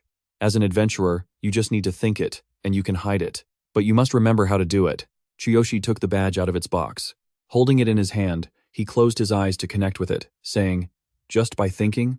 Like this?" Chuyoshi thought to himself, "Thanks to the divine choice system, this is a piece of cake." Seeing that he had hidden his level, Miko was incredibly surprised and exclaimed, "It's rare for someone to succeed on their first try. That method is usually considered quite difficult for rookies." Suddenly, two large beastmen entered the guild, aggressively shoving Chuyoshi aside as they came in. The one in front said rudely, "Get out of the way, trash." The one behind was carrying something on his back, which he immediately threw onto the counter and said, "We're here to report our quest completion." The tall one with a tuft of black hair was named Glum Joe. He leaned against the counter and said, "Are there any other quests?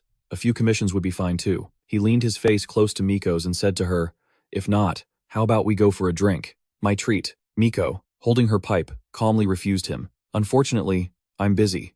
She presented a quest scroll and continued, "There's an urgent request here. Although the pay is quite high, the difficulty is just as high.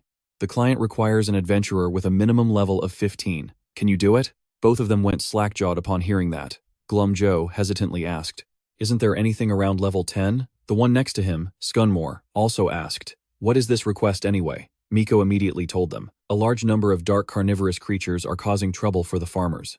A party of 3 also accepted this request, but they were seriously injured. One of them is still missing," Miko added, "and yes, their levels were also higher than yours." Glum Joe heard this. Sweat beaded on his forehead as he continued, "Level 10 dark carnivorous creatures? And a whole pack of them." Scunmore slammed his hand on the counter and said, "Forget it. This request probably requires level 20 or higher." Unexpectedly, Chuyoshi reached out, took the quest scroll, and said, "We'll take it." The two large beastmen immediately turned to look at Chuyoshi. Scunmore cursed at him. "You're in the way, trash." Glum Joe also asked angrily, "What did you say?" Glum Joe immediately tried to draw his weapon, but his beastman teammate quickly stopped him and warned him. "Wait, you know the consequences of drawing a weapon in the guild." Scunmore crossed his arms in front of his chest and looked at Chuyoshi. Turning to leave, he warned, "Don't underestimate it, human. If you value your life, don't take that quest." Glum Joe, beside him, also spoke up. You just registered, didn't you? Aren't you afraid of monsters? Chuyoshi didn't respond to them. He simply said, if you can't do it, then shut up. Or do you want to test my combat abilities in the arena? As soon as he finished speaking, Chuyoshi clenched his fist, and veins instantly bulged. The system announced, activating superhuman body. Chuyoshi thought to himself, with the help of the divine choice system, I can fight a level 9 beastman in a one-on-one duel. Scunmore, seeing his arrogance, looked down on him and said, you should know your place, whether you're iron rank or whatever. We already have plenty of experience from quests. Your badge is still new, isn't it? You'll just become a laughingstock if you get rejected by the client. Miko, who had been standing behind the counter, spoke up to calm the atmosphere. Your courage is commendable, kid, but they have a point. At your current level, you might be rejected by the client. Hearing this, Scunmore became even more smug. He laughed loudly and said, hear that, trash? Just start from the bottom. A quest to find a lost dog would be more suitable for you. At that moment, Sakura turned and declared to them, no, we will take this quest. Everyone in the room was stunned into silence after hearing her speak. On the spot, Glum Joe noticed Sakura was a half-beast-man and immediately spoke up, your teammate is a half-blood. Do you really think you have what it takes? Sakura immediately held up her badge for everyone to see, her voice cold as she said, is this gold rank badge proof enough? When the two beastmen saw the highest ranking badge in her hand, they were completely stunned, both exclaiming in unison, a gold rank badge. Chuyoshi couldn't help but be taken aback when he saw the badge in her hand. He looked at her with admiration, thinking, the cat-eared girl has a gold rank badge? Miko called out from behind the counter. You should have just said so from the start. The woman took a puff from her pipe, a satisfied smile on her face as she spoke. I'll entrust this quest to you. I bet the client will be thrilled. After seeing that, the two beastmen could only quietly leave, as Chuyoshi jeered from behind them. Running away now, are you? Sakura walked over, smiling at Chuyoshi and said, this quest will help you level up faster, master. Chuyoshi rubbed the back of his neck in embarrassment and replied, right, let's do it. Listening to them talk, Miko couldn't help but speculate. A gold rank adventurer is calling a little kid, master? Who is this boy? What an interesting party. With the quest scroll in hand, Chuyoshi and Sakura immediately set off. While looking at the scroll, Sakura spoke. The farm where the dark flesh-eating creatures are running rampant should be around here. As they walked, Chuyoshi turned to Sakura and said, I didn't know you had a gold rank badge, Sakura. Hearing him say that, she seemed a little embarrassed, blushing as she began to explain, ah, yes. I joined the Adventurers Guild when I was young. I took on a lot of missions and quests with different parties, and then I realized I met the conditions for gold rank. So I went and had my badge upgraded. Is that weird? Chuyoshi looked at her, a gentle smile on his face as he thought, she's been active in the guild since she was a kid? She must have gone through a lot of hardships. Chuyoshi then said to the girl, no, that's amazing, Sakura. Hearing this, Sakura blushed and replied softly, thank you, master. The two of them were walking when they suddenly stopped, looking at the village ahead, which was shrouded in gloomy black smoke. They both said in unison, looks like we're here. Sakura observed the scene before her and made a judgment. Our opponents seemed to be strong. The sky was grim, with dark clouds gathering overhead. The area around the village was scattered with level 10 monsters. Chuyoshi and Sakura stood behind an iron gate, looking at the scene inside. Sakura spoke up, a horde of dark flesh-eaters. I wonder how many people are in there. Hearing her, Chuyoshi nodded and added, it looks disgusting. Sakura sat near the gate, looking up at Chuyoshi before speaking again. After all, they are dark monsters. They corrupt all living things. It turns them insane and makes them stronger. Low-level creatures even lose their intelligence. It's just like the dark goblins who turned slimes into dark monsters. Chuyoshi looked at the monsters moving inside and said, so they used to be slimes? No wonder they look so slimy. Got it. So these dark flesh-eaters are just dark slimes. They're dangerous because only lightning elemental attacks are effective against them.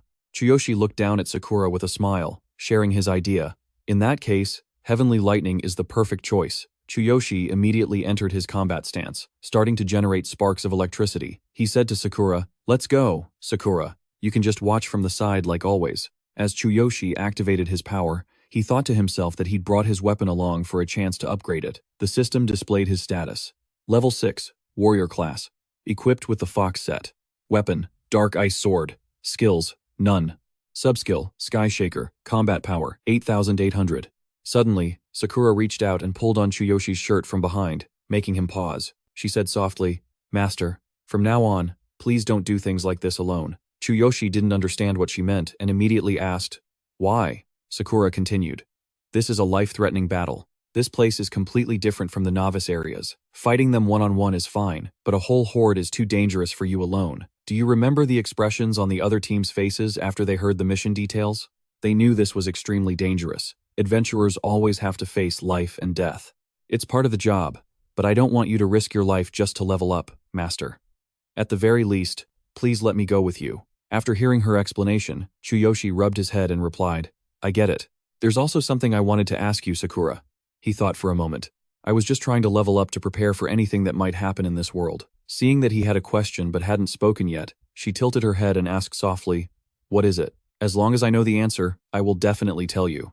Chuyoshi was still thinking. She must still remember the Beast King's promise. After a year, I have to go through a trial. He looked down and finally spoke. I don't know how strong the Beast King is, so I don't know how strong I need to be to prove my power and abilities after 1 year. Hearing his question, Sakura didn't know how to answer him for a moment. She looked down at the ground, which made Chuyoshi freeze, and her voice was heavy. To be honest, Master, she frowned sadly and continued. That's impossible. At your current level, passing his trial after a year is impossible. Chuyoshi was shocked and asked, Why is that? Sakura crossed her arms and slowly explained. First of all, after that 1 year, just being alive will be an achievement. At least, you won't have been killed by the Beastmen's holy judgment. Do you know the rules of the level system? Chuyoshi put a hand on his chin, asking with a naive expression, Go on. He began to think. I know both worlds have the same level system. In this world, the higher my combat level as an adventurer, the higher my combat ability as a hero will be in my own world. Other than that, I don't know anything else. Sakura continued to explain. The level limit for adventurers is level 100. The Beast King is at level 92. The reason the Beast King reached that position is thanks to his unrivaled combat ability and high level. Sakura continued to give Chuyoshi more information. The Beast King, the Human King, and the Demon King.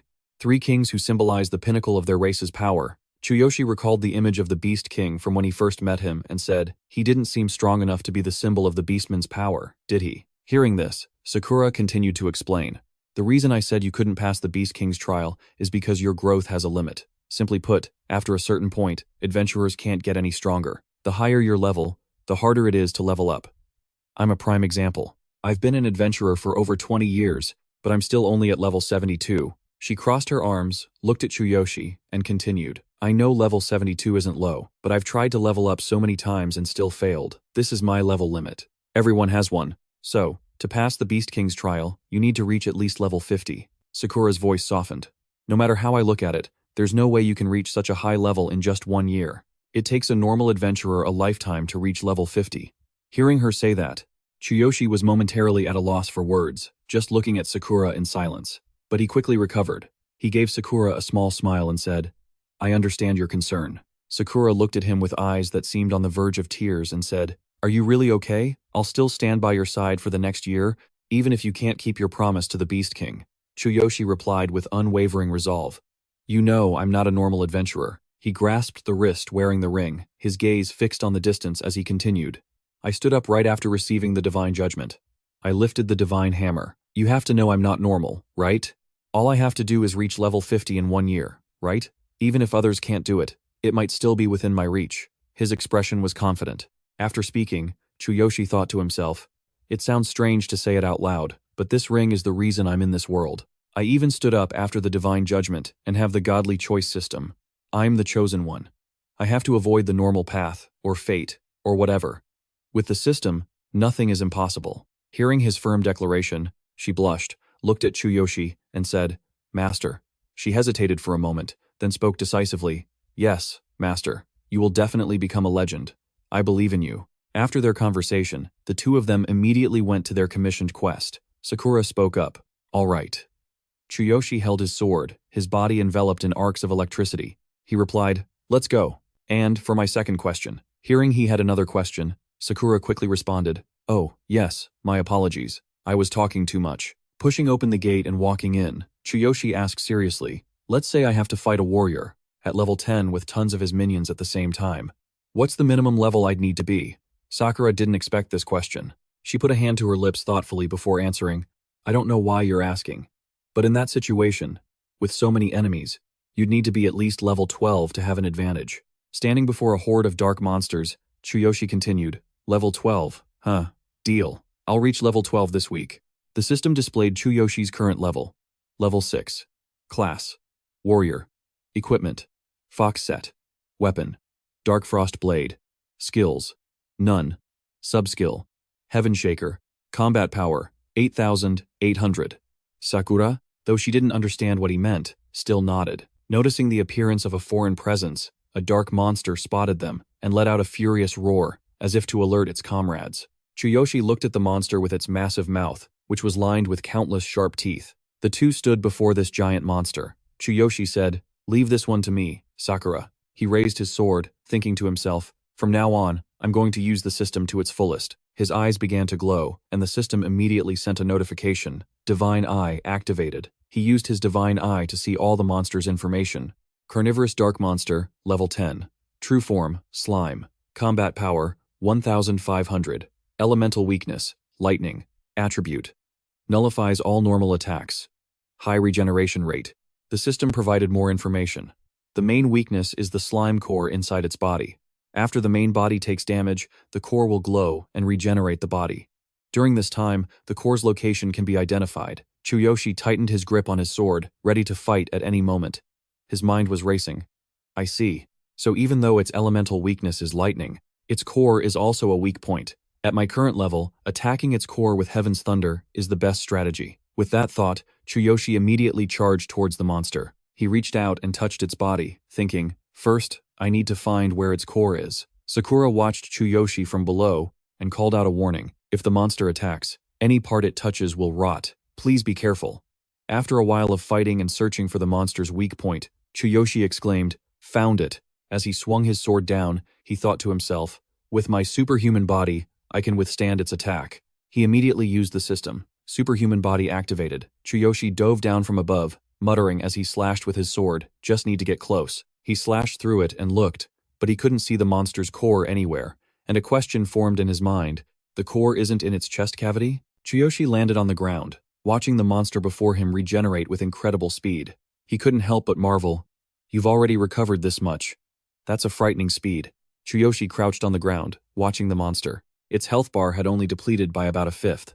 Suddenly, the monster charged at Chuyoshi, opening its tooth-filled maw wide as it lunged forward, intending to swallow him whole. The monster's charge created an explosion, shattering the ground and sending debris flying everywhere. Luckily, Chuyoshi reacted quickly, bringing his sword up to block.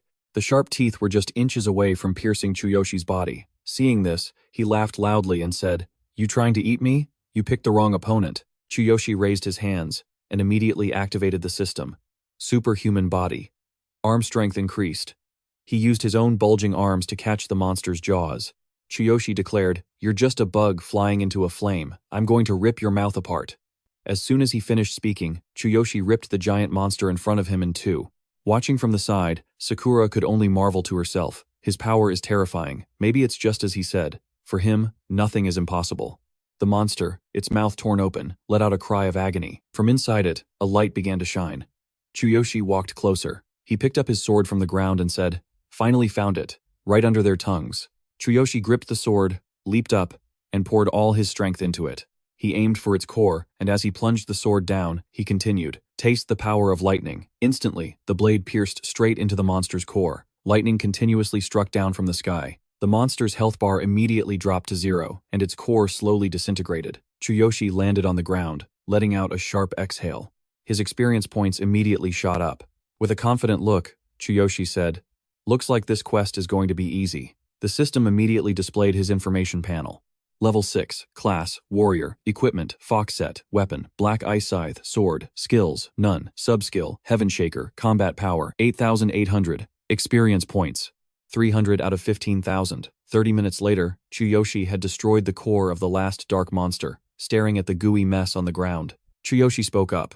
"All the man-eating dark creatures out here have been eliminated." The system still displayed Chuyoshi's information. Level 6, Class, Warrior, Equipment, Fox, Beastmen Set, Weapon, Black Ice Scythe Sword, Skill, Heavenly Thunder, Second Skill, Heaven Shaker, Combat Power, 8,800, Experience Points, 300 out of 15,000.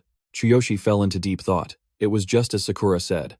The experience required to level up increases the higher my level gets. The experience from weaklings like these is barely a drop in the bucket. The points I'm getting from these monsters are lower than what I'd get from intermediate level ones. After a while of struggling with the monsters, his experience points hadn't budged. Experience points, 300 out of 15,000. Chuyoshi's mind was still racing. It seems I can't level up with just this quest. I need to rethink my leveling plan, my progress. This is faster than the pace of my old world, but it's still a long way from the goal I've set.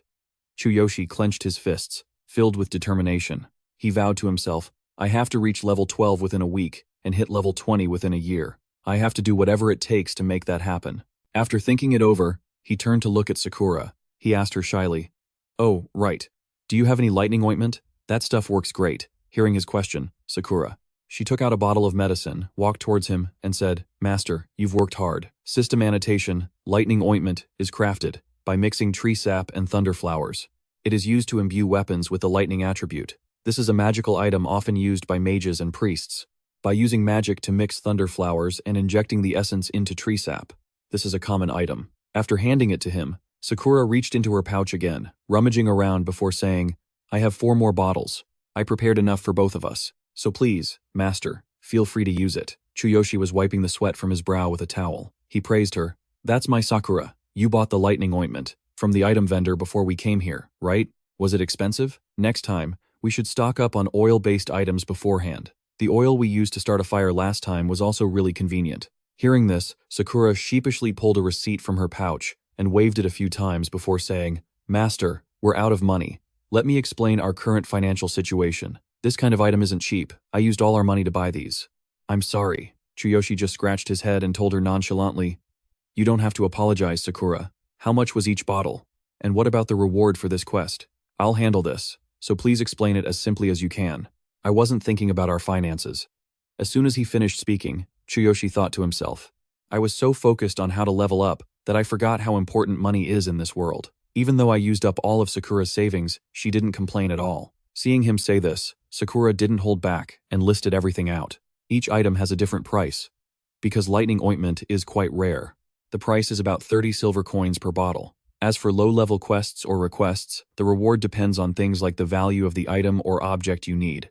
But based on my experience, the reward for a low-grade quest from the guild isn't even worth 1 gold coin. That's why people usually create private quests for adventurers when they lose valuable items. Chuyoshi nodded along as she gave her long explanation. You know a lot. Sakura summarized. Basically, this is just a simple monster cleanup quest. So the reward will be around 50 silver coins to 3 gold coins, depending on the difficulty. Well, since the current mission is to eliminate the man-eating dark creatures, I think we'll get 3 gold coins, but it still depends on the quest giver. She casually added a final sentence. To put it simply, we're broke. Once we complete the quest, the Adventurers Guild will calculate and give us our reward, Sakura continued. So, with the 3 gold coins we'll get, and our living expenses, and the oil you want to buy, hearing her say this, Chuyoshi was silent for a moment. When he looked up, his eyes were glistening as he said, You're just like a capable wife. After their conversation, they continued walking around the village, searching for monsters. The two of them stopped in front of a horse stable. Chuyoshi looked inside and exclaimed, Nice. The boss is in this food storage, isn't it? There's only one left. Let's finish this quick. Sakura raised a hand to cheer him on. Good luck, master. Suddenly, a voice called out from a distance. Who are you to trespass? Onto our farm? The beastman who owned the farm approached them. Several other beastmen followed behind him. He continued, I am the owner of this place. You're adventurers. What are a human and a half-breed doing on my farm? Creep, a goat beastman in a cloak standing behind him, also spoke up. And there are traces of lightning magic. You're the ones who wiped out the man-eating dark creatures outside. Hearing this, Brad Craig, who was standing beside them with her arms crossed, immediately denied it. No way. A human and a half-breed did all that? That human over there looks like a total weakling. A single party would have a hard time wiping out all those dark creatures. Or, could these two also be looking for that thing? Roskin, the large beastman in the back, heard this. He immediately spoke up, sizing them up.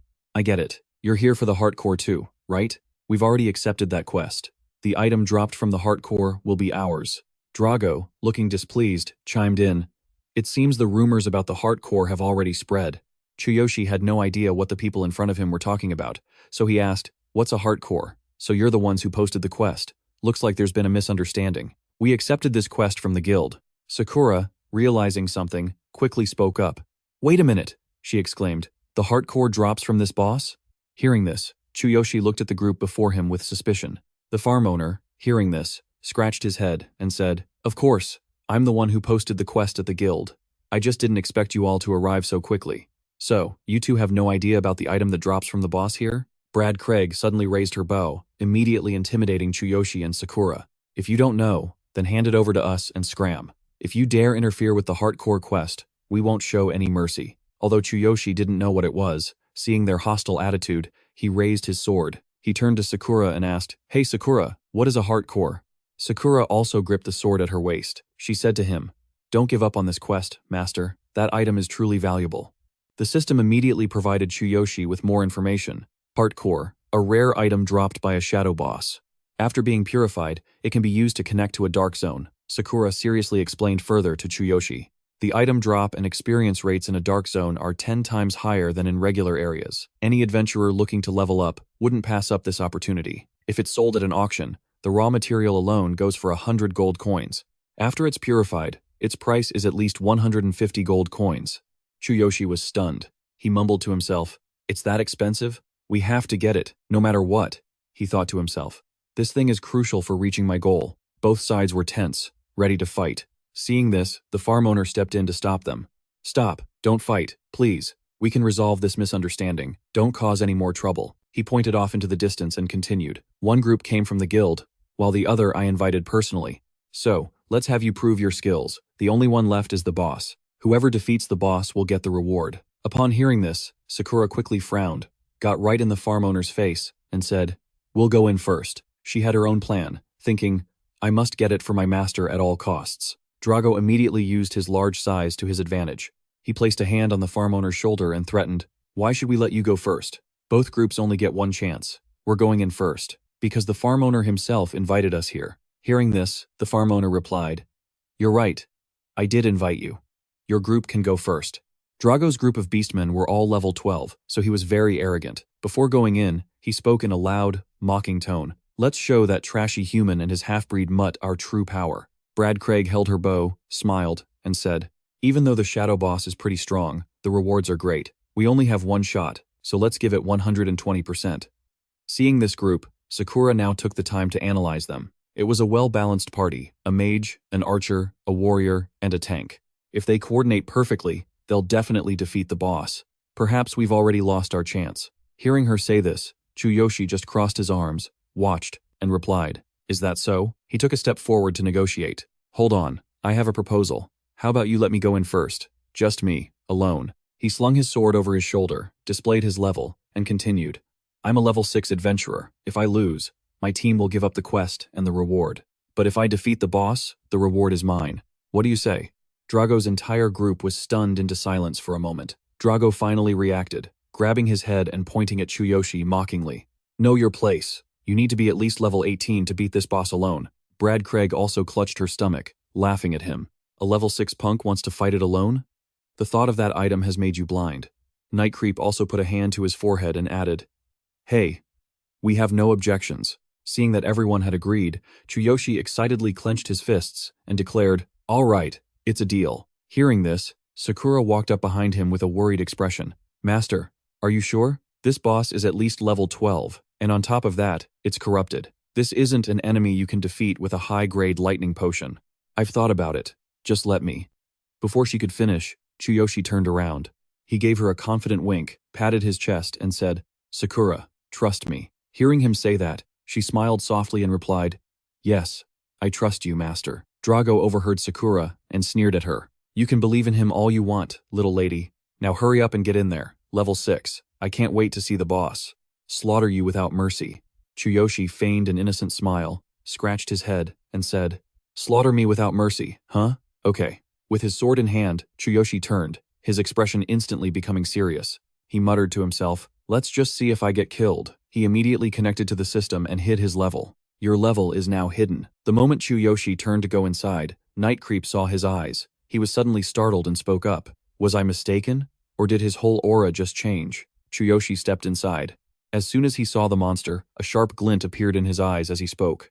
"So you're the strong opponent," Sakura mentioned. "But right now, I'm more interested in the heart core." Before him stood a giant, slimy monster. It had a single red eye in the center, surrounded by a dozen arms. Drago's group immediately followed right behind him. As soon as they reached the entrance, all 4 of them stood there with their jaws dropped at the sight of the monster. Roskin's eyes went wide as he yelled, "The boss is a level 14 monster. Isn't it way too big?" Drago, standing at the front with his mouth still hanging open, exclaimed, "It's been corrupted. Based on its rank, it has to be at least level 23. Sakura was also watching from outside the entrance. She instinctively called out, "Master!"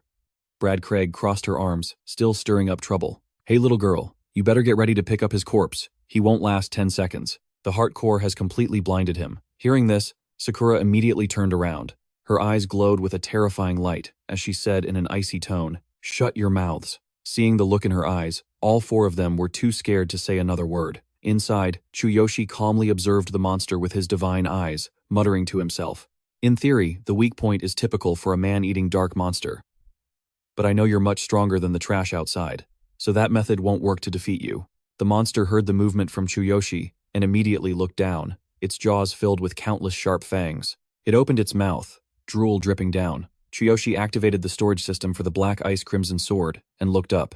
Meeting the monster's gaze, he said, "I really didn't want to do this, but the longer this fight drags on, the more of an advantage you'll have.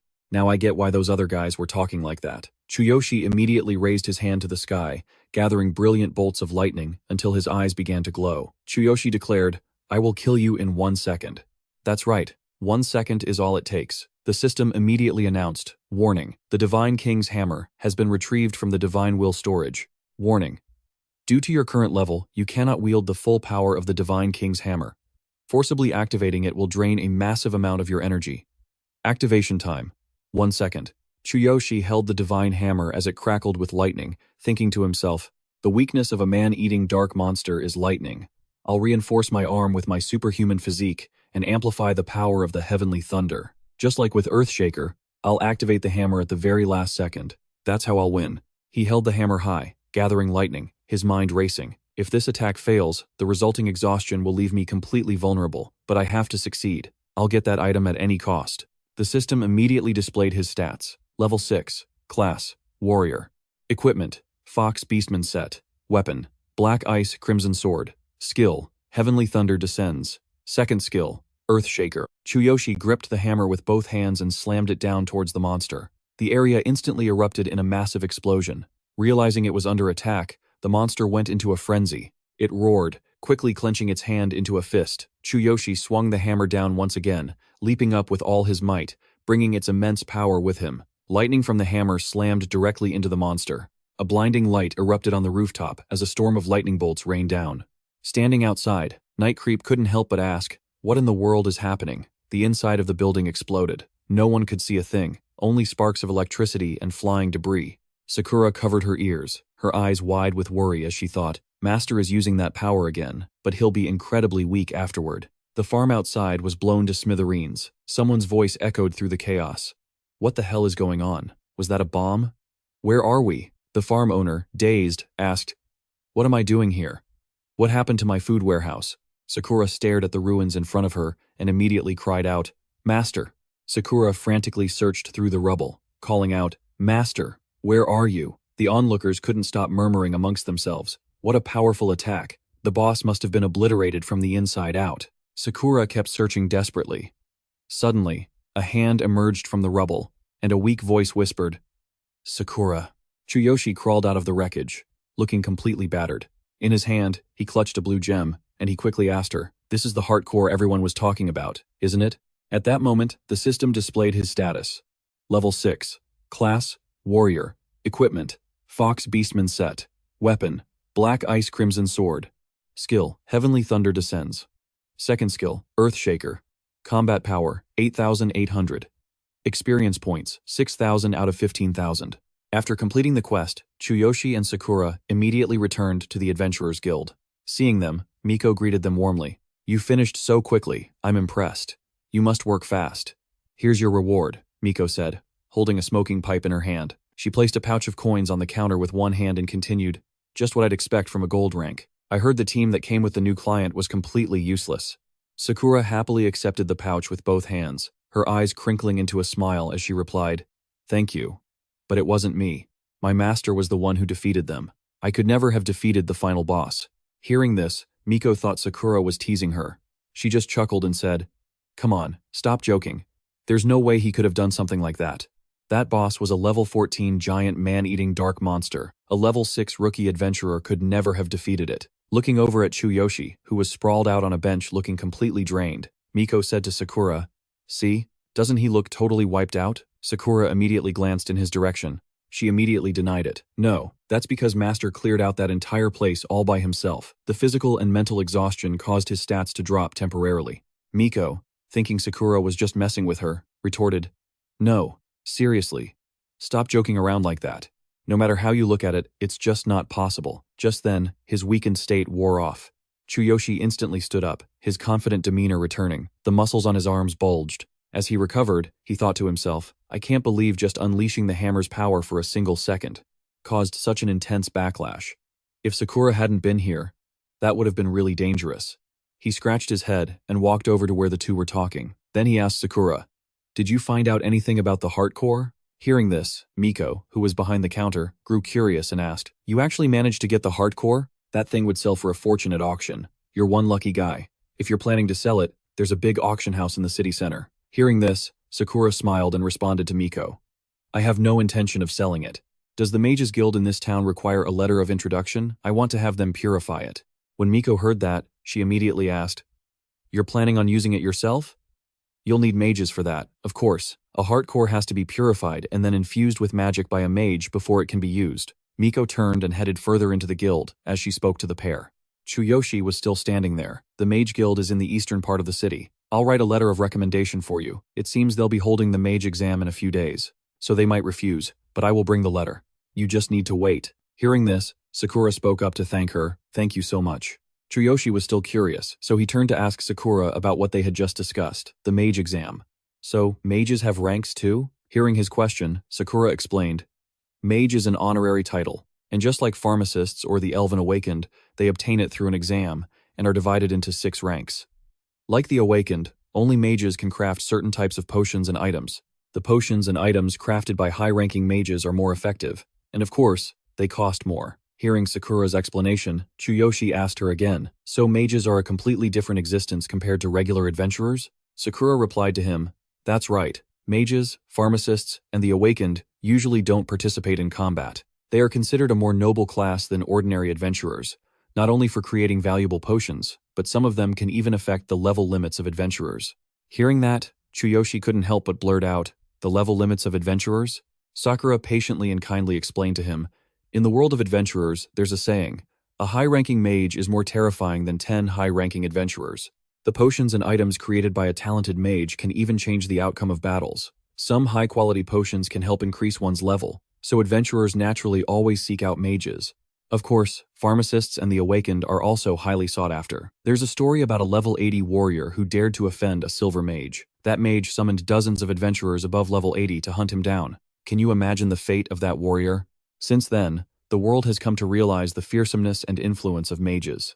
After hearing her story, Chuyoshi rubbed his chin and remarked, "Interesting." While they were talking, Miko returned with the letter. She handed it to Sakura and said, "Here is the letter of recommendation. With it, you can enter the Mage Guild and purify the corrupted core." Sakura took the letter and thanked Miko. "Thank you very much." Holding the letter stamped by the Adventurers Guild, Chuyoshi and Sakura continued on their way to the Mage Guild. In front of the Mage Guild, a large crowd of people were standing in line. Seeing how crowded the place was, Chuyoshi couldn't help but exclaim, "There are so many mages here for the exam." Sakura, walking beside him, also gave a slight nod. On the day of the exam, many people from prestigious families, schools, and organizations come here. I hear it's very difficult to get in. Seeing Chuyoshi and Sakura approaching, the crowd immediately turned to look at them. Sakura pulled Chuyoshi's hand and said as she walked, "Let's get in line. With the letter of recommendation from the Adventurers Guild, we should be able to get in." Sakura pulled Chuyoshi in front of a mage and asked, "Excuse me, we need someone to help purify a corrupted core." The mage standing before Chuyoshi and Sakura was a white mage, a member of the Mage Guild. He saw them and asked, "Are you two a human and a demi-human?" "Not today. On the day of the exam, only mages are allowed inside." Hearing that, Sakura immediately took out the letter of recommendation and said to him, "Excuse me, we have a letter of recommendation from the Adventurers Guild." That white mage didn't even bother to care, rudely shoving Sakura aside and shouting, "Demi-human. I already told you, Today is the exam day, so you can't get in. It doesn't matter whose letter of recommendation it is. The exam is the most important thing. So both of you, get out of here. Seeing his actions, Chuyoshi immediately stepped in front of Sakura. He stared at the man fiercely and said, "We're not doing that. We have a letter of recommendation, so you have a responsibility to let us in." Seeing Chuyoshi being so persistent, he started to get angry. He looked at him with a contemptuous gaze, laughed loudly, and declared, "Feeling brave, are you? Let me make it clear. In this mage guild, we are the ones with the power. Even if days pass, you won't get in until the exam is over." Hearing what he said, Chuyoshi clenched his fists, about to step forward. Sakura quickly grabbed his shirt, her voice low. "Master, if you make him angry here." Suddenly, a man holding a wooden staff stepped out from inside the guild and called out, "What's going on?" This man's name was Dak. Position: Representative of the Northern Mage Association, Chairman of the Northern Mage Association. Rank: Blue Mage. He stood above, looking down at the white mage. Seeing him, the man immediately stepped forward to explain, "Chairman Dak, I sincerely apologize for this commotion." He immediately pointed at Chuyoshi and deliberately snitched. "Those rude people came on the exam day to demand the purification of a corrupted core. We've already refused them. Chairman Dak, I'll handle this." Before he could finish his sentence, Chuyoshi cut in. "Are you the one in charge here? I have a letter of recommendation from the guild. Why won't you let me in?" The white mage walked closer to Dak, his face furious, and said again, "How dare you speak to the chairman like that?" Dak simply said to him gently, "A mage shouldn't cause such a scene." He looked down at Chuyoshi and continued, "Human warrior, I will perform the purification, but today is the exam day, so I don't have the time. You should come after the exam is over." How embarrassing. Stroking his long beard, Dak told him the conditions for participating in the test for young human magicians. To become a magician, you must at least have the abilities of a sorcerer, as a magician is essentially a sorcerer. The basic requirement is to pass both exams, craft a few items, and then you'll become a white mage. Understand? Hearing this, Chuyoshi extended his hand and spoke confidently. "As long as I'm a magician, that's all that matters, right? Can I borrow that staff?" The chairman of the Magicians Association heard him say this. He was stunned and exclaimed, "My staff?" The white mage, standing beside him, immediately put out a hand to stop him and scolded, "Are you an idiot? You think you can just borrow the chairman's staff? Even if you did, what could you do with it if you're not a magician? If you keep this up, I'll call the guards." Chuyoshi kept his arm extended and made his request again. "Let me borrow it. I'll prove that I'm qualified." Dak looked at him, pondering for a moment, then handed his staff to Chuyoshi. He said, "Interesting. I want to see how a warrior can prove himself. Use it. This staff has no level restrictions." Seeing this, Sakura went over and whispered in his ear, "What are you planning to do, master?" Chuyoshi turned to her with a slight smile and said, "Trust me." Sakura nodded, trusting him unconditionally. "All right." She looked at him, blushing. A thought rushed through her mind. Whenever master says those words, he always finds a way to achieve his goal. The white mage saw Chuyoshi holding the staff and shot him a resentful look. "Chairman Dak has lent you the staff, so go on and prove yourself." Chuyoshi immediately raised his hand, his eyes glowing as he cast some kind of spell. The white mage turned to look at him in surprise as something hit him. Chuyoshi cast it instantly, and countless roses appeared around the white mage, making him blush. He put a hand to his forehead and let out a cry.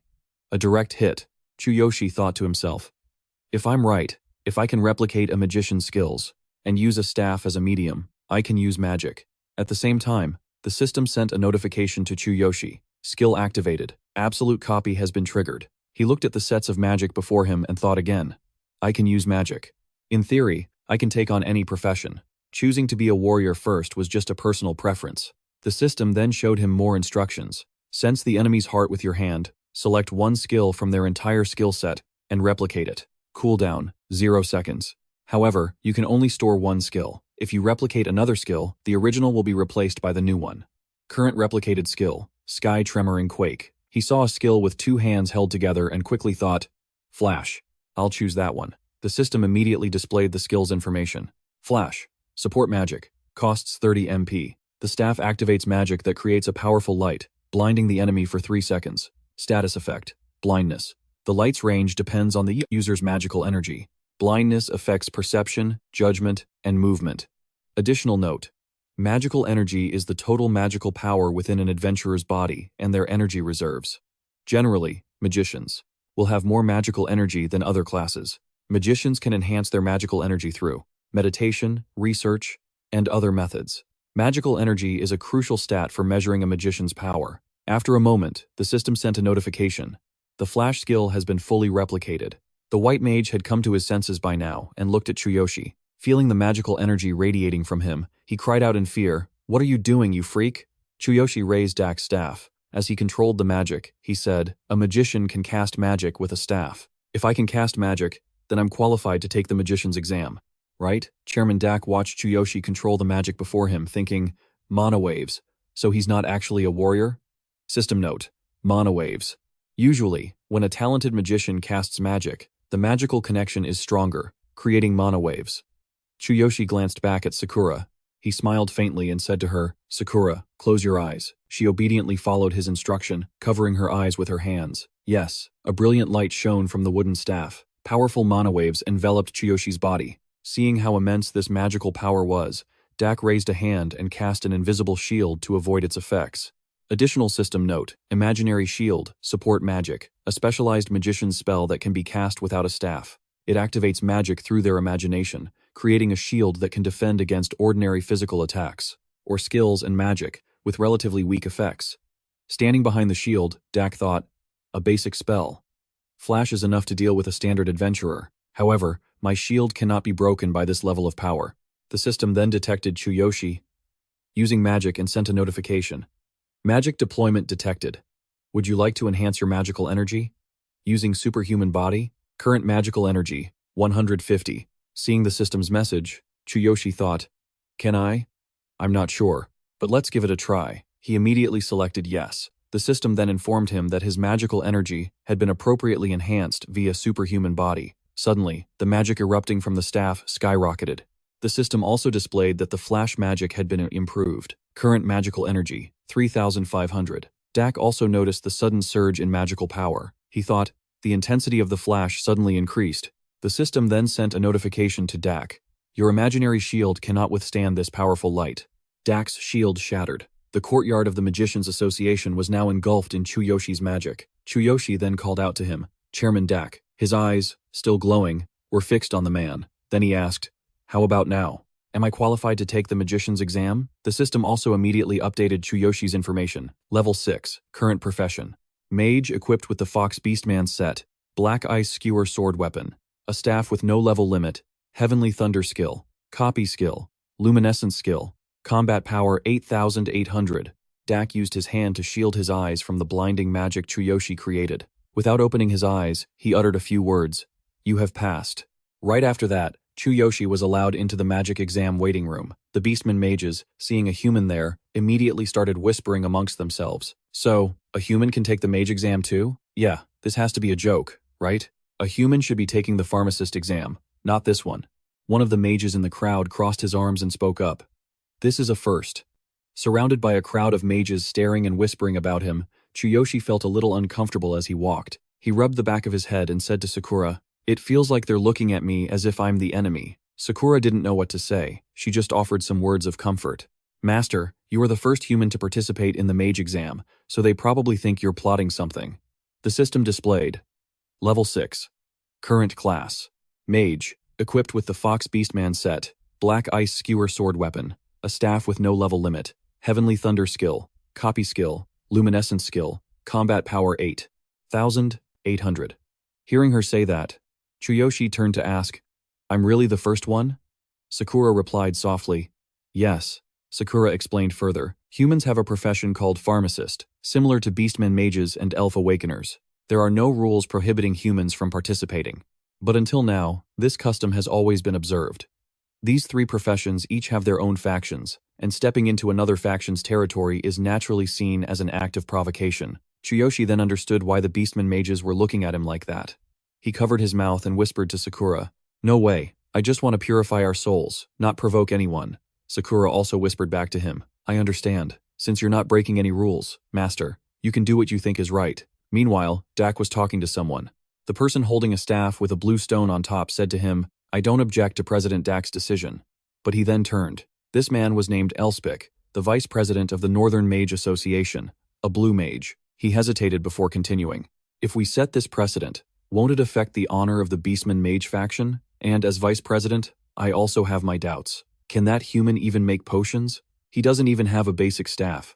Dak heard this, but simply replied, "But I've already lent him one, haven't I? The purpose of today's test is to see if he can create one. I'm just curious about his potential." He then recalled the scene when Chuyoshi created a magical wave. A caption appeared again, "Magical wave." Usually, when a talented mage casts magic, the magic links together more strongly, creating a magical wave. Dak thought to himself, "It only happened for a moment, perhaps no one else noticed, but I could feel the magical wave emanating from him." Thinking this, he continued, "I have only ever seen such potential in the mage prodigy, Kevin." Hearing him say that, Elspeth burst out laughing. "Are you joking? That kid could never be compared to that young genius. He's not even worthy enough to be the servant who carries the shoes for Kevin's new disciple." When Elspeth mentioned this person, Dak suddenly remembered and asked, "Kevin's new disciple is here too? Is it Fu Lin?" Elspeth answered without hesitation, "That's right. She's aiming for first place.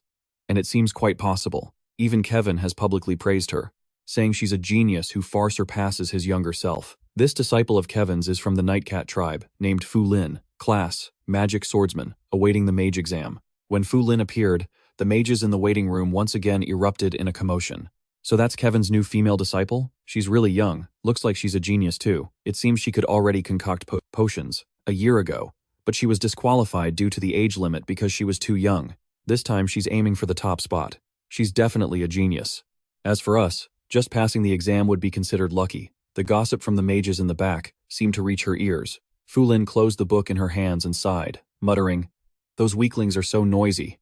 Just then, Dak and Elspeth entered. As soon as he was in the room, he announced, "The mage exam is about to begin. Those who are not participating, please leave. Everyone, please take your positions according to the number you were previously given." Chuyoshi turned to Sakura and said, "I'm number 15. I'm heading in." Sakura waved, smiling as she told him, "Good luck. I'll be waiting out here." Chuyoshi looked at the number in his hand, mumbling to himself as he walked and compared it to the numbers on the floor. "The number is written on the floor." It only took a moment for Chuyoshi to find his spot. He stood in place properly, and there, Fu Lin was standing right next to him. Seeing Chuyoshi, she glanced over, wondering, "A human?" Chuyoshi turned to her and offered a friendly smile. "I'm Chuyoshi." He instinctively compared Fu Lin to Sakura. He thought to himself, "A cute Beastman girl, completely different from Sakura." Fu Lin paid him no mind, speaking sarcastically. "A human participating in the mage exam. Looks like someone is really desperate for attention." Hearing that, Chuyoshi felt a little stung. The only drawback is that sharp tongue of hers, he thought. At that moment, Dak stood at the front and began to speak. "Is everyone in position? In the mage exam, we will test basic mage skills. You will have to craft a potion yourselves. Since you've chosen the path of a mage, you must have prepared thoroughly." Suddenly, a table dropped down right in front of Chuyoshi. He asked in confusion, "What's this?" On Fu Lin's table, countless herbs and tools were already laid out. She spoke nonchalantly to Chuyoshi. "You don't even know what a mage's refinement station is? Maybe you should just go home." Hearing her belittle him like that, Chuyoshi didn't know what to say. He just scowled and thought to himself, "Just leave me alone." He looked at the refinement kit on the table and adjusted the tablecloth. He thought to himself, "A refinement station. The way they craft potions in this world is still quite outdated. Do they have those in my world, the capsules? The videos I've seen show everything being completely automated, way easier than it is here." Dak remained standing above. He spoke up.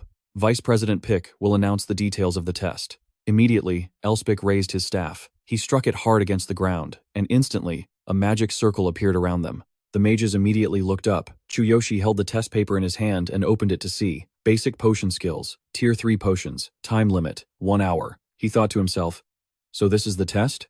Chuyoshi looked around, scratching his head as he continued to think. "Make 3 basic potions within 1 hour. I should see how the other contestants do it first." Dak, standing above, spoke. "The first hurdle is selecting the ingredients. There are many different ingredients on the crafting table, requiring a certain level of knowledge. Most beginners don't know that there are 9 types of ingredients for a basic potion. Just one wrong ingredient will result in failure. This is where many people will be eliminated." As Chuyoshi listened, he observed his surroundings and saw that many beastmen had already been disqualified. He mumbled to himself, "Are there really that many people who don't know what to choose?" Then he glanced over at Fu Lin. Normally, when a mage creates a potion, the ingredients are prepared beforehand. Fu Lin's hands moved swiftly. In just a moment, she had already finished selecting hers. Fu Lin then spoke up. "It's such a pity that you can't even remember the basic ingredients for such simple potions." Seeing she was almost done, Chuyoshi's eyes widened in amazement. "Damn, she's amazing. So fast." Fu Lin held the ingredients she had chosen. She took out her staff, closed her eyes, and began to cast a spell. She thought to herself, "Passing the first round is the minimum requirement my master, Kevin, has set for me. I will accomplish that." Elspeth, standing above, saw Fu Lin had already begun casting. He exclaimed, "As expected of Kevin's disciple, she's already started." Dak, standing beside him, had to chime in. "Her precision and speed are truly flawless. This test must be a breeze for her." Fu Lin quickly pointed her staff at the basket of ingredients she had chosen. Then she shouted, "Crush." Instantly, the crushed ingredients mixed with the liquid base. She was passionately creating her product. Chuyoshi watched from the side, thinking to himself, "She has a sharp tongue, but she's genuinely talented. I should try copying her." With that thought, Chuyoshi immediately activated the system. Divine Eye activated. Analyzing target's actions. The president and vice president continued to observe silently from above. Dak assessed. Kevin's judgment was correct. Fu Lin uses magic very meticulously. Elspeth quickly added, "Indeed, she will surely become an outstanding mage in the future." In just a short time, Fu Lin had completed 3 basic potions. She quickly poured them into preservation vials. Dak then spoke up again. "The next step is the most important and final procedure." Fu Lin cast a spell with her staff. Her entire body was enveloped in a green aura of power. She immediately used magic on the 3 potions to refine them. Stroking his beard, Dak continued, "The refining process is the most crucial step in potion crafting. Combining materials with magic is a challenge that tests the caster's magical power. It's the ultimate test. For Fu Lin, this is no problem," he thought to himself. "If everything goes as expected, Fu Lin will take first place this time." Suddenly, he noticed Chuyoshi standing nearby and saw that the boy still hadn't started. He thought, "Hasn't he started yet? What is he doing?" Fu Lin had now reached the condensing stage. As soon as the 3 potions were finished, she placed them on the table, dusted off her hands, and said, "Done." She was laughing inwardly. "Piece of cake. I'm the best. Fu Lin is number 1. Very good. After finishing, please wait until the end for your work to be inspected." Hearing this, Fu Lin looked bored. She clicked her tongue and muttered, "I have to wait for them, too." She turned to see Chuyoshi still staring at her and snapped, "What are you looking at, you creep?"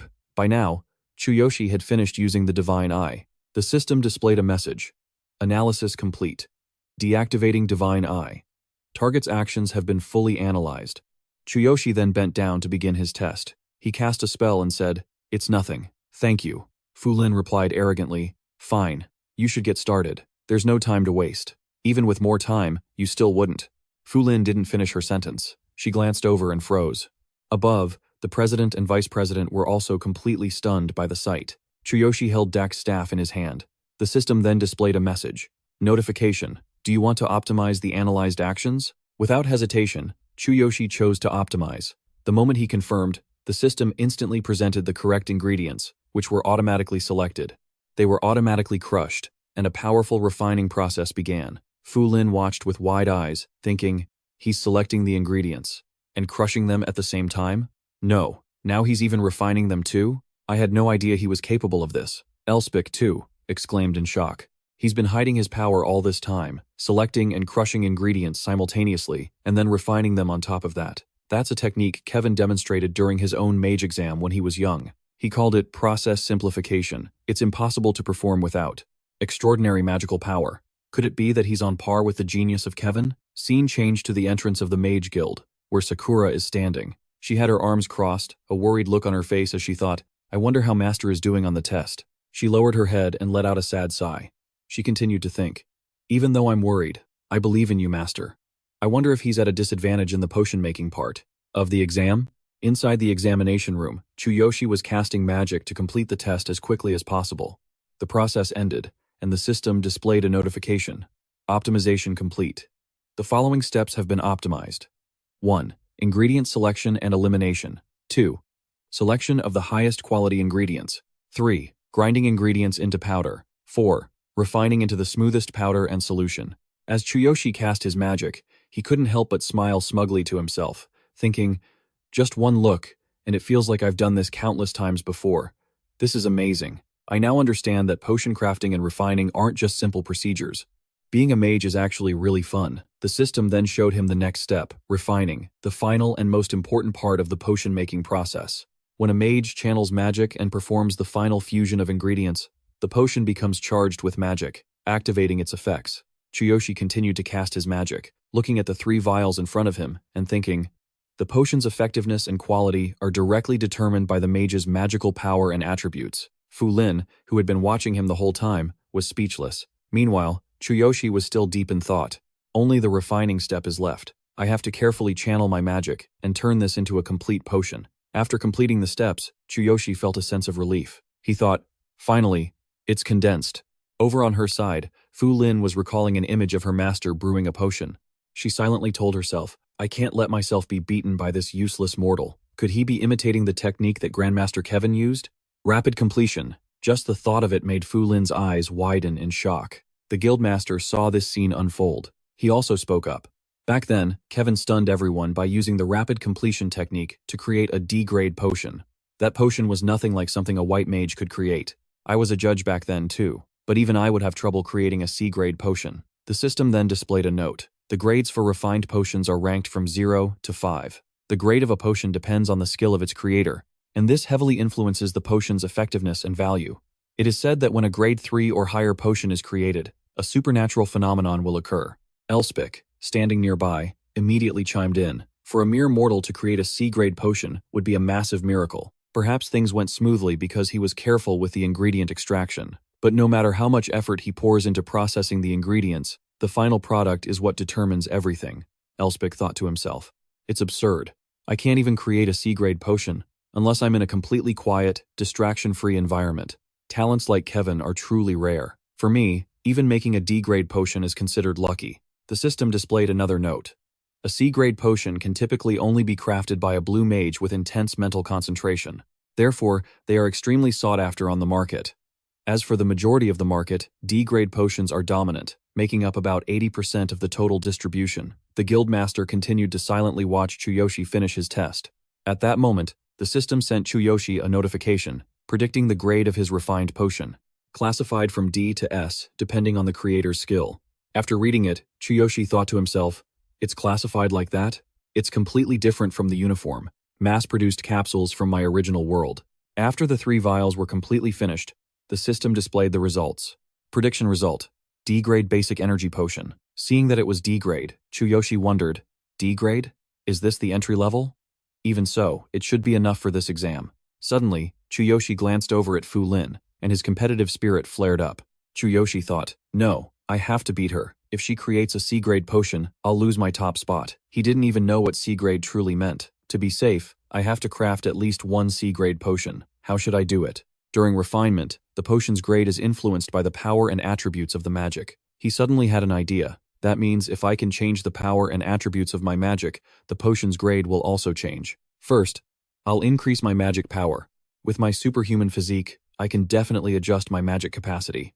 Chuyoshi closed his eyes once more and used his staff to cast a spell. The system immediately displayed his current magic capacity, 150. The guildmaster and vice master were still watching, noticing he wasn't finished yet.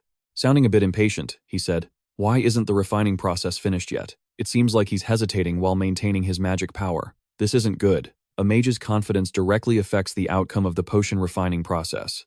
If he can't maintain his magic, he might fail the refinement. Hearing this, Elspeth laughed loudly and said, I told you so.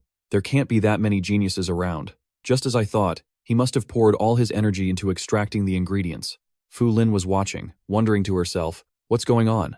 If you complete the refining, the solidification process will succeed. Why are you hesitating? The mages surrounding Chuyoshi also urged him on. Mortal, isn't the refining process done yet? One of them reached out to touch him, continuing, if you drag this out any longer, you'll run out of magic power. Suddenly, Fu Lin stepped in, slapping his hand away. Don't touch him, she said. You're distracting him. You don't even know the basics of being a mage. Chuyoshi was still hesitating in his mind. Right now, my magic is just normal magic, with no attributes. How can I change the attribute? The system also informed him. Current magic attribute: none. At that moment, Chuyoshi suddenly remembered something. Wait, the thunder attribute. When I used the king's divine hammer, it must have been imbued with that attribute. If I borrow power from the king's divine hammer, I should be able to change my magic's attribute. There's no other choice. Let's try it. The guildmaster, observing from above, made his judgment again. The magic waves are unstable. It won't last long. Elspeth also spoke up. I can feel the instability too. If the magic is unstable, the refinement will fail. What a shame. Chuyoshi then summoned the divine hammer and sparks of electricity began to appear. You control it through your manifested consciousness. God King's hammer. His eyes began to glow, and his entire body was covered in arcs of electricity. Chuyoshi's consciousness was giving a command, grant me your power. The mages standing behind, including Fu Lin, were stunned, speechless, by the sight before them. Fu Lin thought to herself, his mana is suddenly surging. Chuyoshi was still thinking, just as I thought, the lightning attribute has been granted to it, but it only lasts for a few seconds. But that's more than enough. Let's finish this. The system immediately sent notifications. Superhuman Physique has increased magic capacity. Current mana capacity, 3,500.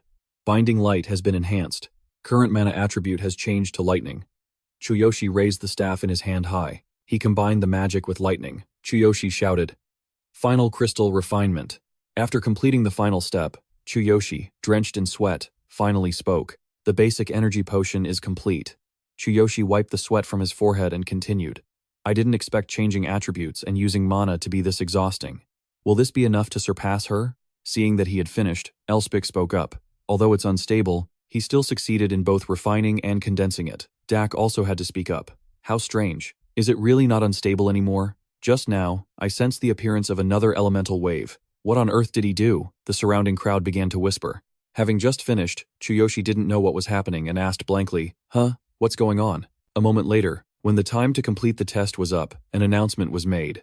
Stop. Stop right now. Everyone, cease your work. Violators will be disqualified. Dak then spoke up.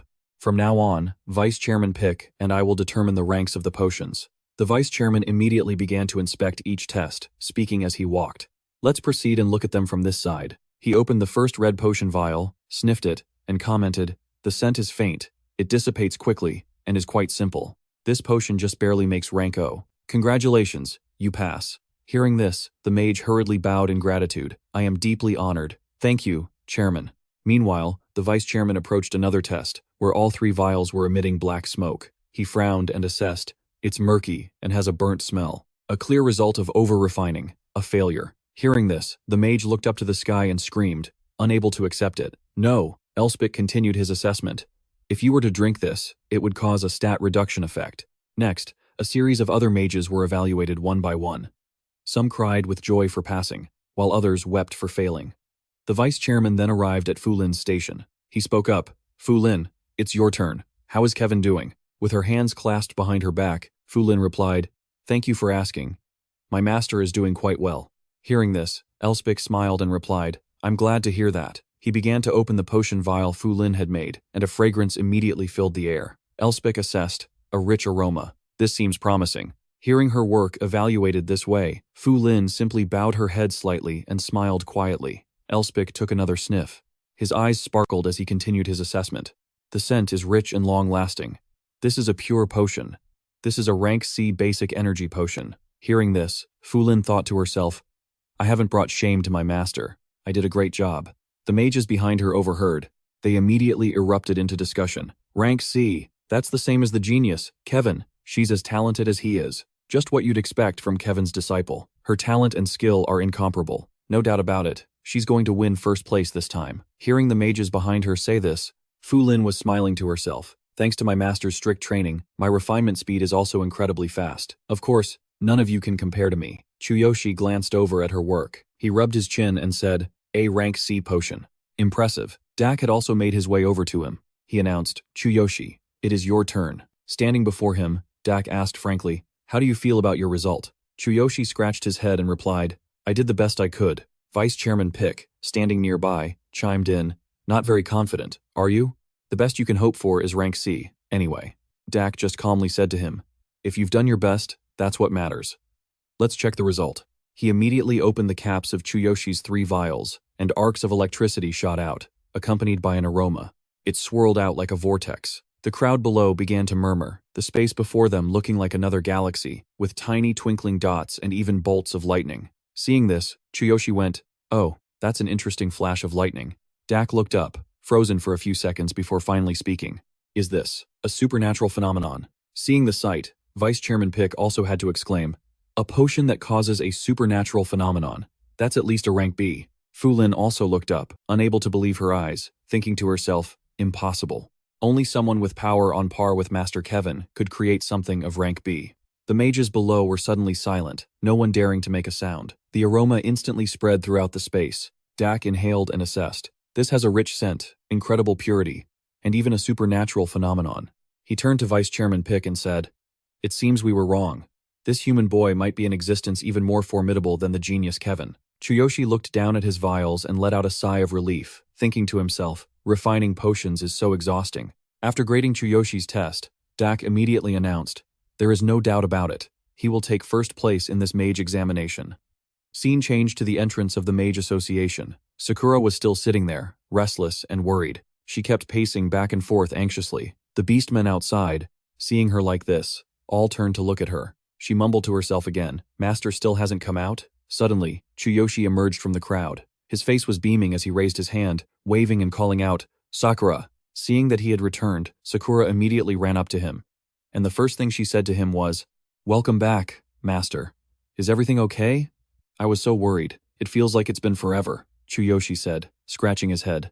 "Sorry for making you worry. The exam is over now." Hearing this, Sakura immediately asked, "So, how did it go?" Chuyoshi happily told her, "Yeah, I did great. I got first place. That's why I came to get you." Hearing that, Sakura cheered. "First place? That's amazing. You did so well." "Yes, that's incredible." The beastmen behind them were stunned as they overheard the conversation between the two. Dak was also there. He held the unpurified stone in his hand and said, "Despite possessing such immense power, you only want to purify a cardiolus?" The system then displayed an explanation for cardiolus, a rare item that only drops from shadow insects. After being refined, it can be activated with magic to connect to a separate shadow zone. It provides nearly 10 times the experience of normal areas. All adventurers seeking to level up look for it, because the experience and equipment drop rates are highly sought after. Hearing this, Chuyoshi frankly stated his purpose. "I need it to level up." Hearing his words, the man said nothing more and told him, "Since you achieved first place in the exam, I will grant your wish." Vice President Pitch, who was standing beside them, took the opportunity to ask Chuyoshi, "Who was your alchemy instructor? There's no way you didn't have a teacher." Chuyoshi looked a bit smug, running a hand through his hair as he said, "Nobody taught me. I'm self-taught." Hearing this, the president and vice president said in unison, "I see. So you learned all of this on your own? I feel so inadequate now." Dak turned and led Chuyoshi and Sakura away. He led the way and said, "Follow me. After we refine the cardiolus, I will bestow upon you the white mage's robe." Fulin stood there, watching them walk past her. Her whole body trembled as an indescribable feeling welled up inside her. Fu Lin muttered to herself, "Master Kevin, I'm sorry, I lost to that weakling." When Sakura heard her mention the name Kevin, she immediately turned back, her gaze sharp and cold. "Kevin?" Her eyes were filled with hatred as she began to speculate. "So, she's Kevin's disciple."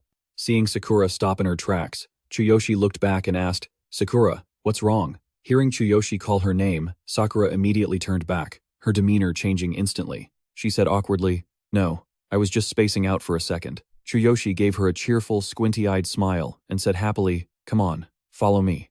Once the purification is done, there's another goal ahead of us." Sakura obediently replied, "Yes."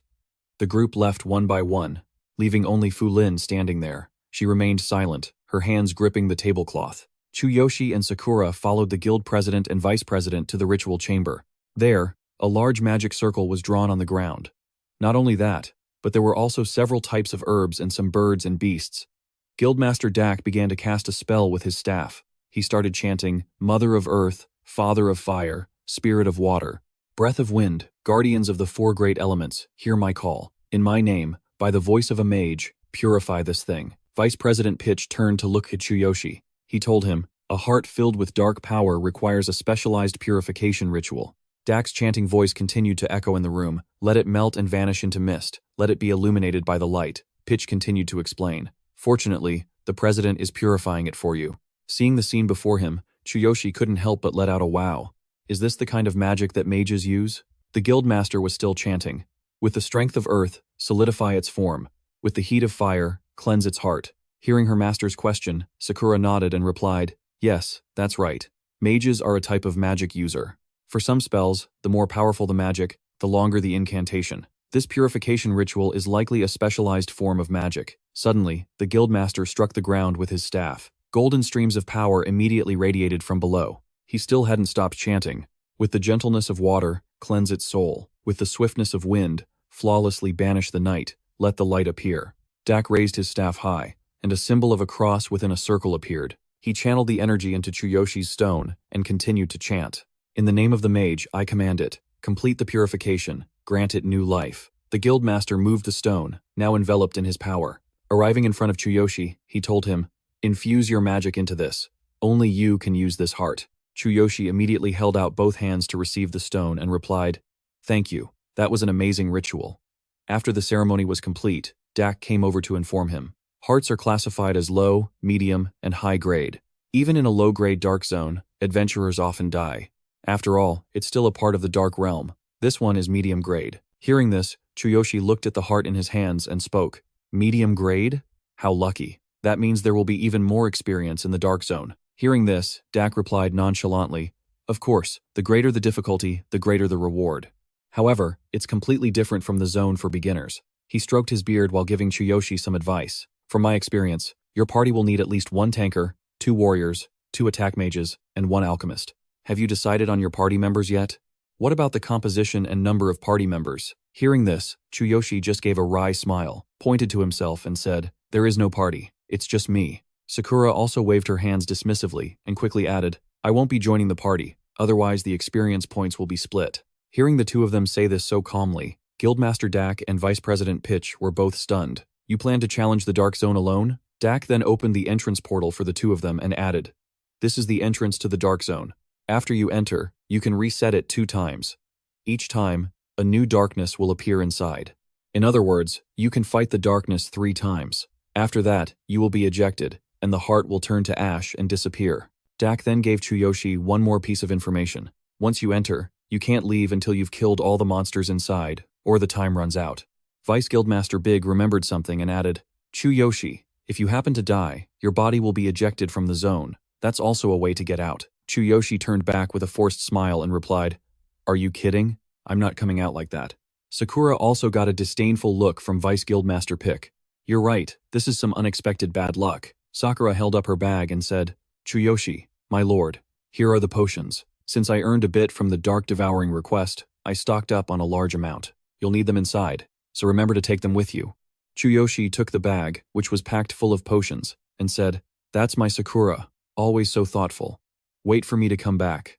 Well then, I'm off. Suddenly, the guildmaster called out to him, wait a moment. You returned my staff, so how will you use magic? He offered Chuyoshi his own staff, speaking slowly. If you want, I can lend you this.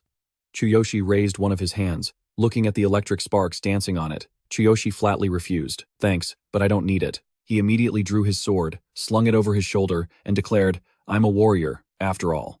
The system then updated Chuyoshi's information. Level 6. Current class, Warrior. Equipped with the Fox Beastman set. Weapon, Dark Ice Fang Sword. Skill, Heavenly Thunder. Skill, Luminescent Copy cannot be used as there is no medium. Combat power, 8,800. Chuyoshi stepped inside, and the system immediately displayed. Mind's Eye uses, 1 out of 3. Sakura bowed her head slightly and said to him, safe travels. Upon seeing this, both Dak and Elspeth were thunderstruck. Elspeth blurted out, wait, you're a warrior? Dak could only sigh in regret. To have that much magical talent and yet be a warrior, I can't imagine how much further he'll go. I'm really looking forward to it. After stepping through the gate, Chuyoshi found himself in the dark forest area. The system also showed him the remaining time, 12 hours. Resetting would take 12 hours until the entrance reopened. Chuyoshi, with his sword on his shoulder, saw the system notification and muttered to himself. In other words, I get 12 hours per reset, and then the entrance will open again. Alright, let's just beat these monsters as fast as possible. He couldn't wait any longer. Before he had gone far, Chuyoshi encountered a pack of wolves. They were huddled together, savagely tearing apart their prey. Chuyoshi used God's Eye, and the system immediately gave him the information. Dark Wolf, Level 10, Basic Type, Forest Wolf, Weakness, Fire Attribute. Characteristics. Attacks swiftly with sharp claws. A cunning and troublesome type of monster that usually attacks in packs. Chuyoshi hid in the bushes. He observed the wolf pack's every move, thinking to himself, dark wolves move in packs. I'll have to be careful not to get surrounded. Their attack speed is nothing to scoff at either. I can't underestimate them, but the best way is to finish this quickly and cleanly. Suddenly, Chuyoshi lunged from above, attacking so fast the wolf pack had no time to react. They tilted their heads up to see him descending at the speed of light, moving too fast for the wolves to get a clear look. In his mind, Chuyoshi was thinking he needed to boost his attack power with superhuman body. Chuyoshi immediately activated the superhuman body system, enhancing his attack power by reinforcing his arm. Veins bulged all over his body, which seemed to grow larger. He then spoke, "Stop baring your teeth and making all that noise." Chuyoshi used his purple lightning technique, then unleashed heavenly thunder. An instant later, a huge explosion occurred, and the Dark Wolves' health bars plummeted. Only about a third of their health remained. Chuyoshi landed and continued to finish off each Dark Wolf, rapidly gaining experience points. Seeing how much EXP each one gave, Chuyoshi couldn't help but say excitedly, 500 experience per wolf? That's about the same as a mini-boss in my original world. This is awesome. The system immediately displayed experience points, 6,500 out of 15,000. Chuyoshi laughed as he continued. The experience points here are much higher than in the outside world. He frantically slaughtered the monsters, seeming incredibly excited. He cheered himself on while killing monsters. Alright, after 3 runs, I'll head out. I might even double my level. He looked at the 2 dark wolves in front of him. The system displayed a notification. Paralysis effect has ended. Debuff effects weaken depending on the opponent's level and combat power. As soon as the paralysis effect wore off, the 2 wolves charged wildly, trying to tear Chuyoshi apart. He saw the 2 wolves attacking him so ferociously. While fending them off, Chuyoshi thought to himself, the paralysis effect wore off that quickly? These really are dark monsters. Their resistance is much higher. Compared to normal monsters, one wolf suddenly lunged, opening its massive maw to bite Chuyoshi. He quickly used his sword to block it. Otherwise, he would have been swallowed whole. Chuyoshi had to admit, they're so fast. If I had been even a little slower, my throat would have been torn out for sure. Suddenly, Chuyoshi froze. He realized another dark wolf was attacking from behind the first one. Seeing this, he thought to himself, you used your comrade's body to block my line of sight? Clever.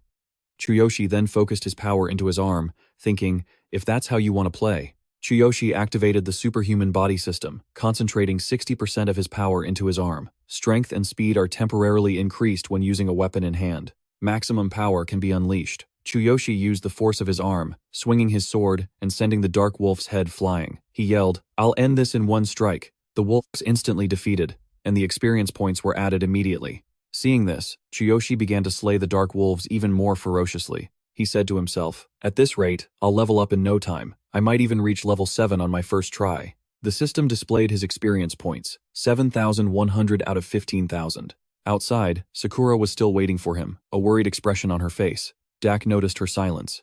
He walked over and asked, are you worried? Dak looked at the portal and continued speaking to Sakura, going into a dark zone alone. I've never heard of anyone doing that unless they had extraordinary power, right? Sakura bit her lip, her gaze firm. She said to the guildmaster, I believe in my master. The vice chairman clasped his hands behind his back, let out a sigh, and said, I have met many talented young people, but many of them were killed by their own overconfidence. This is the first time I've seen someone challenge the boss of the Shadow Zone alone. I'll head back first. I hope that boy comes to his senses. Hearing the vice chairman speak about Chuyoshi like that, Sakura puffed out her cheeks, showing her displeasure. Deep inside the forest of the heart, Chuyoshi was collapsed on the ground, drenched in sweat, panting heavily as he muttered to himself, it's been nothing but fighting so far. Chuyoshi pushed himself up. The ground beneath him was littered with the corpses of dark wolves. His body trembling, he said, my vitality and willpower are completely drained. Just then, the system displayed a notification. Vitality and willpower have dropped to 50%. Chuyoshi was still mumbling, using the superhuman body so much is exhausting me. Sakura really helped me out by giving me these potions. He took 2 vials from his pouch to restore his condition. Chuyoshi downed both potions in one go, but immediately spat them out. Chuyoshi's face turned green as he said to himself, I forgot. This stuff tastes awful. After Chuyoshi managed to force down both potions, his condition gradually recovered.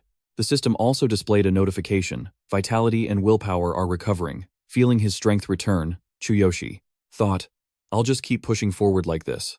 Outside, Sakura and Chairman Dak were still waiting at the entrance. Sakura turned to look at the chairman and asked, didn't you go back, Chairman Dak? Hearing her question, he calmly replied, I'm worried about whether that young man will return safely. He thought of the image of Chuyoshi with the sword slung over his shoulder and continued, a warrior who entered the mage exam just to purify the heart. And even though he doesn't carry a staff, he can craft B-grade potions. Suddenly, the chairman heard a sound echoing from behind the gate. He let out a surprised, oh, I just heard something from inside. Sakura heard it too and exclaimed joyfully, that's Master's thunder. As long as we can hear that sound, we know he's still safe. Chuyoshi was still on a rampage, slaughtering monsters. He leaped down from above, swinging his sword down on a large wolf. Take this, thunder. With just one strike, Chuyoshi wiped out the entire pack of monsters. The system immediately announced his experience points. 12,400 out of 15,000. Looking at the corpses on the ground, he said, "All right, only your boss is left." He raised a hand to wipe the grime from his face. But he was still cheerful, a little tired. "I've reached the deepest part. Is the final boss next? I might be able to reach level 7. Chuyoshi stood before the entrance to a cave. On the large door were 2 eyes, one blue and one red. He observed it and said, "Maybe I should rest a bit before fighting the boss."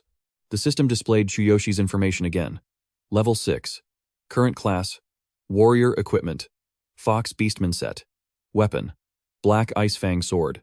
Skills, Heavenly Thunder Descent, Luminous Copy. Unusable as there is no medium. Combat power, 8,800. Experience points, 12,400 out of 15,000. Chuyoshi sat on the ground, placing his sword beside him, then took out another potion and poured it straight into his mouth. After drinking it, he let out a belch. Empty vials scattered on the ground. He sighed, "This is horrible. It'll all be over once I get used to this taste." The pills from my original world were tastier and more convenient, but the effect of the potions in this world is much stronger. After his condition was restored, Chuyoshi immediately shot to his feet. The system also sent a notification that he had fully recovered. Slinging the sword over his shoulder, Chuyoshi, full of energy, said, "All right, fully recovered, let's go." The cave door slowly opened, and Chuyoshi stepped inside. He dragged his sword with each step, unaware that someone was following him from behind. A tall, burly figure appeared.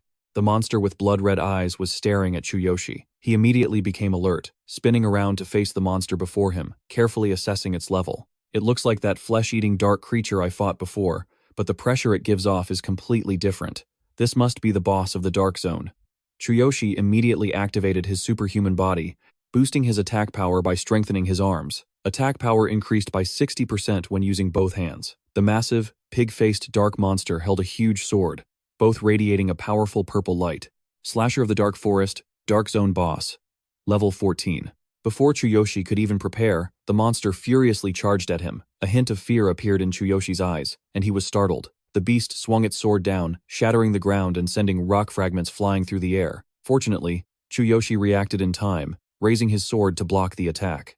Chuyoshi strained with all his might, veins popping on his forehead. He thought to himself, "So fast, and its strength is incredible." Suddenly, the beast roared again, starting to emit intense purple sound waves. Chuyoshi used his ice magic to resist, but it had little effect. He was still affected by the monster's frequency. Chuyoshi thought, "My body is trembling. Is this a skill that induces fear in the opponent?" The system immediately provided an explanation. The shock skill is typically a high-level ability used by those with great power. Once affected, it is very difficult to escape. The user's spirit frightens the opponent and slows their movements. "Move, please, just move." The monster was in a frenzy. It swung its sword down. Chuyoshi's body wouldn't budge. He bit his lip, trying desperately to will his body to move. "Move, my body, move."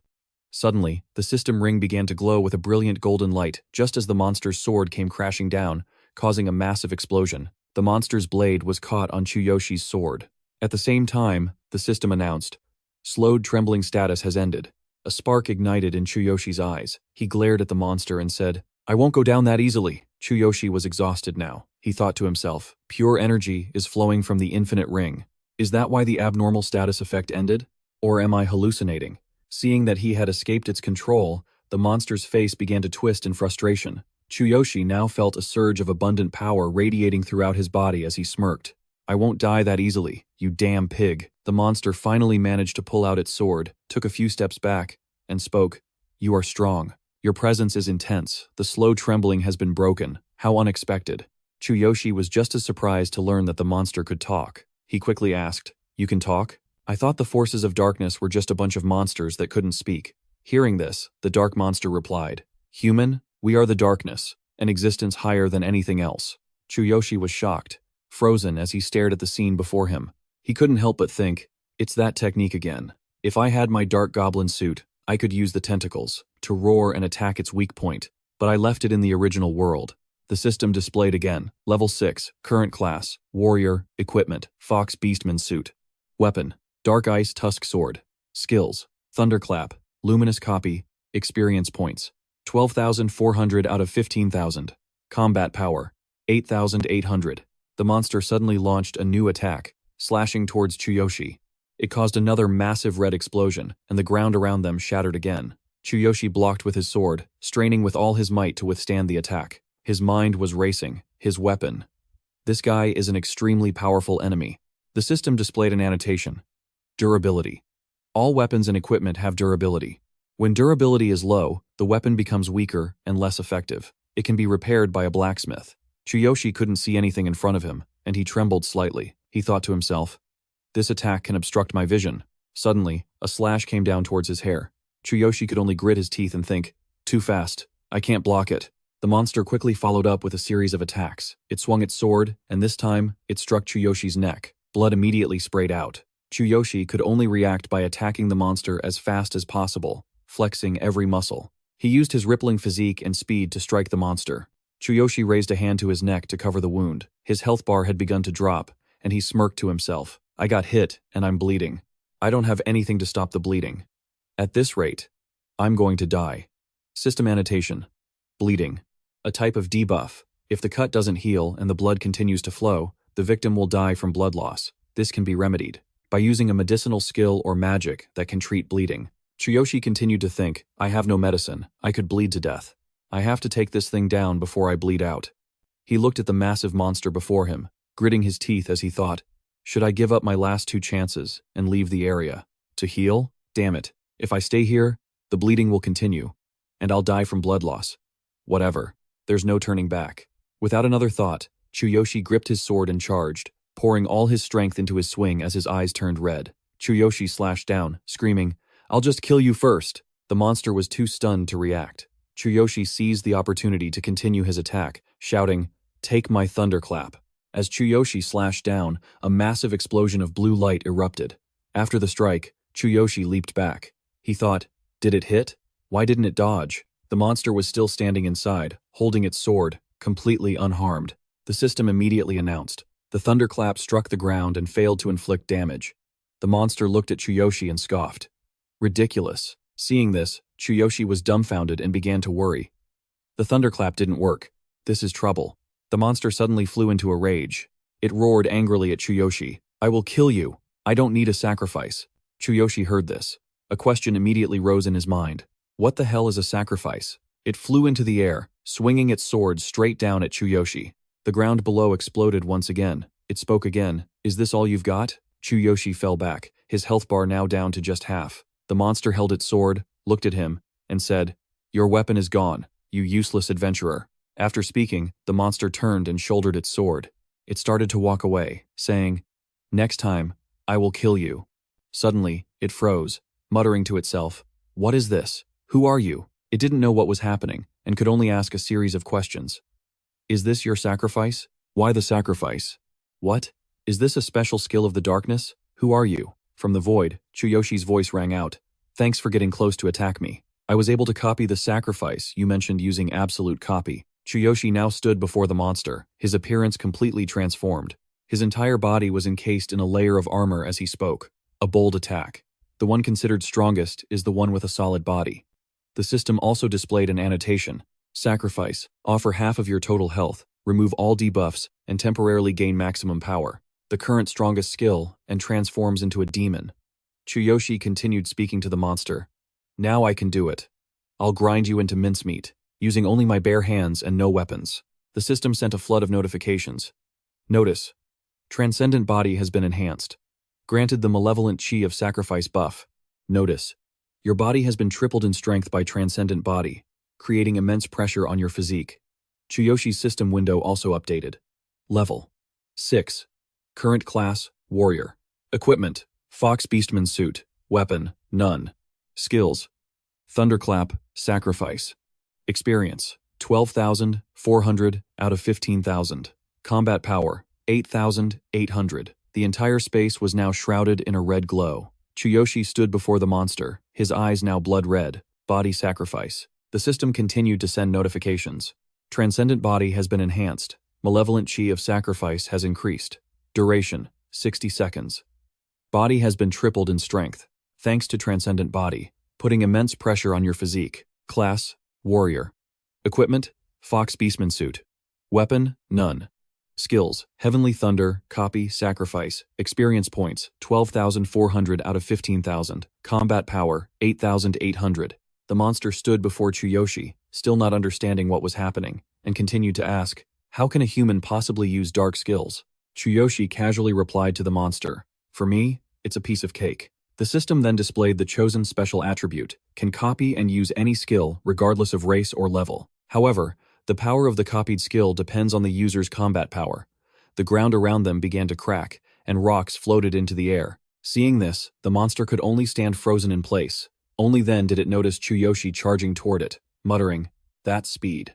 Chuyoshi appeared right before its eyes. By the time it saw him, it was already too late. Chuyoshi used his bare hands to slash relentlessly at the monster. For his next attack, he focused his power into his fist and punched it straight in the chest. Chuyoshi continued to ferociously attack the monster with his bare hands. Even after it collapsed to the ground, the monster quickly got back up. It couldn't help but exclaim, "So strong." At the same time, the system sent a notification to the monster. "Your weapon has been severely damaged." The monster continued to mutter to itself. But even if he copied Dark Sacrifice, he should only be able to control it with pure strength. The system displayed another message. Weapon and equipment damage can be destroyed and stripped. Special weapons and equipment are excluded when certain conditions are met. Chuyoshi stood before the monster, now with only a quarter of his health bar remaining. He spoke up, "I don't care how I do it, as long as I can beat you in the time I have left. Besides, you can't heal when affected by sacrifice.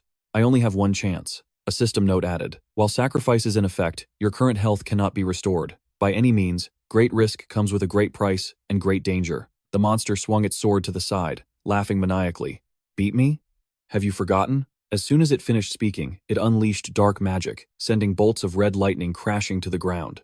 The monster immediately declared, "I can use sacrifice too, you foolish human." After completing the sacrifice, it entered a berserk state, its body growing larger, and its eyes turning blood red as it roared, "Your sacrifice is just a cheap copy." The system immediately displayed, "Temporarily gain ultimate power by sacrificing half of your current health. Duration, 60 seconds. After sacrificing, the monster began to roar again. Chuyoshi raised his hand high above his head, summoning the power of lightning. Chuyoshi spoke to it. "How could I forget? I also haven't forgotten that you can make my attacks miss their target with just your weapon." The monster finally realized Chuyoshi's intention. It looked at the sword it had just tossed aside, thinking to itself, "Impossible. He intentionally made me drop my weapon. It wasn't just a pure attack." Chuyoshi revealed his sharp, spiky hand, his eyes glowing red, as he slowly spoke to the monster. "What I was aiming for was to make you use half your health." The monster now understood, and a jumble of thoughts raced through its mind. How can this be? It's just a copy. He's just a human. Why is he so strong? Chuyoshi lunged forward in an instant and said, "You're out of weapons now. Let's see you survive this." Chuyoshi charged forward at high speed, thrusting his hand straight into the monster's body. Chuyoshi told it, "You sacrificed half your health, but this superhuman body is my weapon." Following Chuyoshi's attack, the monster's health bar instantly dropped to 0. Before it fell, it still stammered, "How? How can a human?" Before it closed its eyes, the last thing in the monster's vision was Chuyoshi. He told it, "I'll show you who the real fool is." After defeating the monster, Chuyoshi dismissed his armor. The system also announced, "You have defeated the Darkwood Slasher. You have successfully cleared the Dark Zone. Number of resets, 2. The effect of sacrifice has ended." Chuyoshi wrapped his arms around his trembling body. He said to himself, "My whole body aches. It feels like I'm being torn apart from the inside. Sacrifice is powerful, but combining it with the superhuman body puts too much strain on me." Chuyoshi's body felt like it was falling apart. Suddenly, another notification appeared. "You have obtained the weapon of the Darkwood Slasher." Seeing this, Chuyoshi muttered to himself again. A boss equipment drop. He dragged his exhausted body over. He walked to the monster's corpse, picked up the weapon, and stored it away. Chuyoshi still managed to speak. "I just lost my weapon. Perfect timing." The system continued to display the obtained weapon, Blood Mist, a weapon used by the wandering boss of the Dark Forest. Any wound inflicted by this weapon cannot be healed. Passive effect, Bleed. Subskill, Blood Awakening. Chuyoshi read the information. He exclaimed, "Awesome! If I make good use of Blood Awakening, this will be incredibly helpful."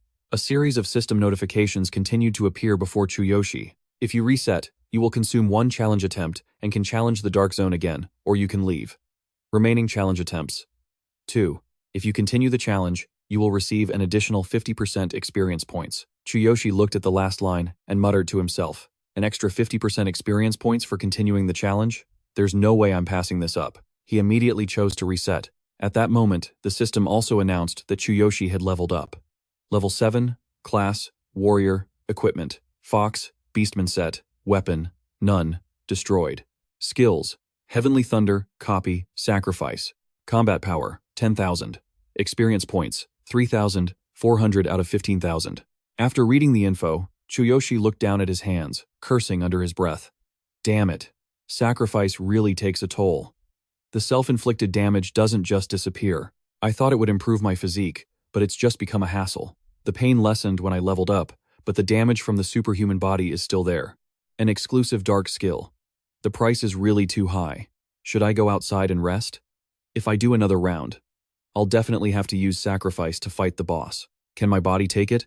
Besides, Sakura said, it would be dangerous if I don't go out and restock on items after the first round. But still, as he thought this, Chuyoshi began to hesitate.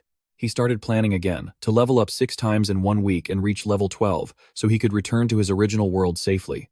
I need to level up. That's why I can't pass up this experience reward, Chuyoshi smirked, mocking himself. To get stronger, you have to pay a price. There's no room for hesitation. Can I really keep going without that kind of determination? If I hesitate, I lose. The system displayed another notification. You have chosen the challenge. Please enter the space and return to the entrance. As Chuyoshi stepped inside, he muttered, Sorry for making you wait, Sakura.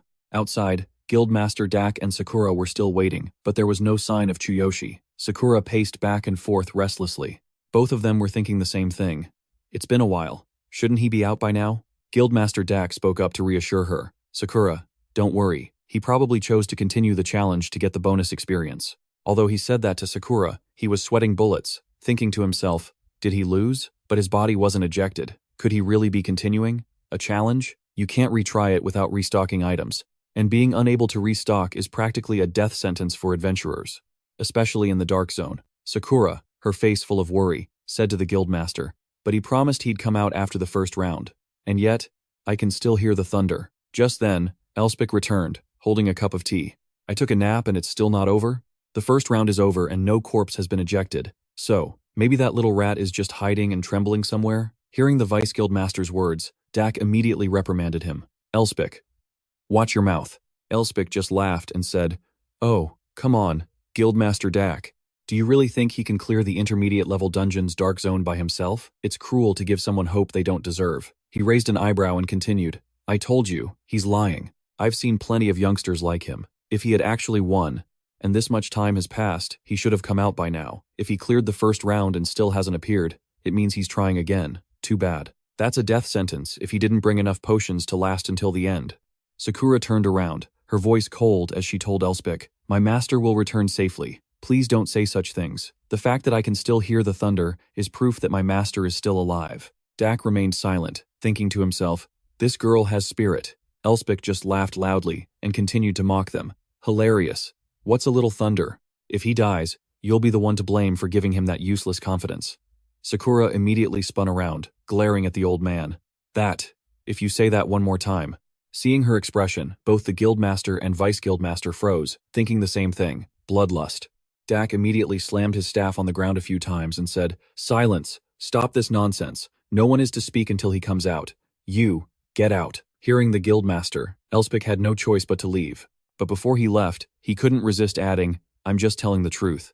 It's time to face reality. I can't wait to see the looks on your faces when his body gets ejected. Guildmaster Dak repeated in a low growl. Elspeth, get out.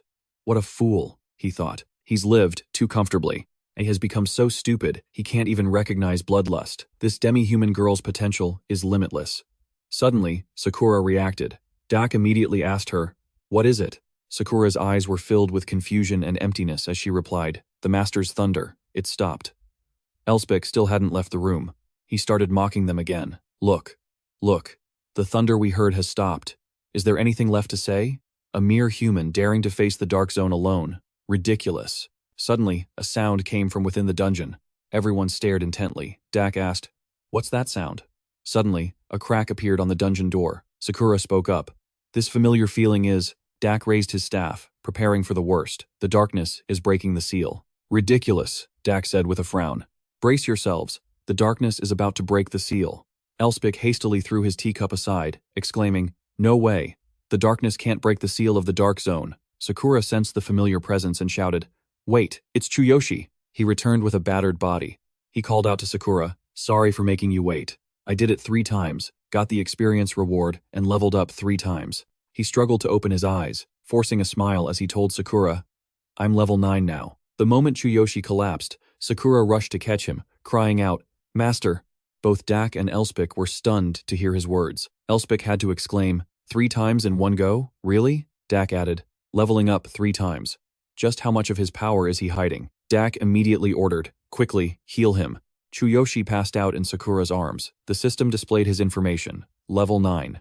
Class, Warrior. Equipment, Fox Demi-Human Set, Blood-Soaked Mist Weapon. Skills, Heavenly Thunder, Copy Skill, Sacrifice, Combat Power, 14,500. Immediately, Chuyoshi was taken away to be healed. Both Guildmaster Dak and Vice Guildmaster Elspeth healed him simultaneously. As they treated him, they remarked, "His muscles and nerves are severely damaged. It's a miracle he's even alive." Chuyoshi woke up, his face cheerful and rosy. He tested his arm and said, "Thank you for healing me. I feel much better now." Sakura, sitting behind him, puffed out her cheeks angrily and said, "Master, you're always like this. You always break your promises and do such reckless things." Chuyoshi turned, patting her head. "I'm sorry. I'll be more careful from now on. I really couldn't resist the temptation. From that experience reward, I managed to reach level 9 this time, and got a huge bonus. You know I want experience more than anything."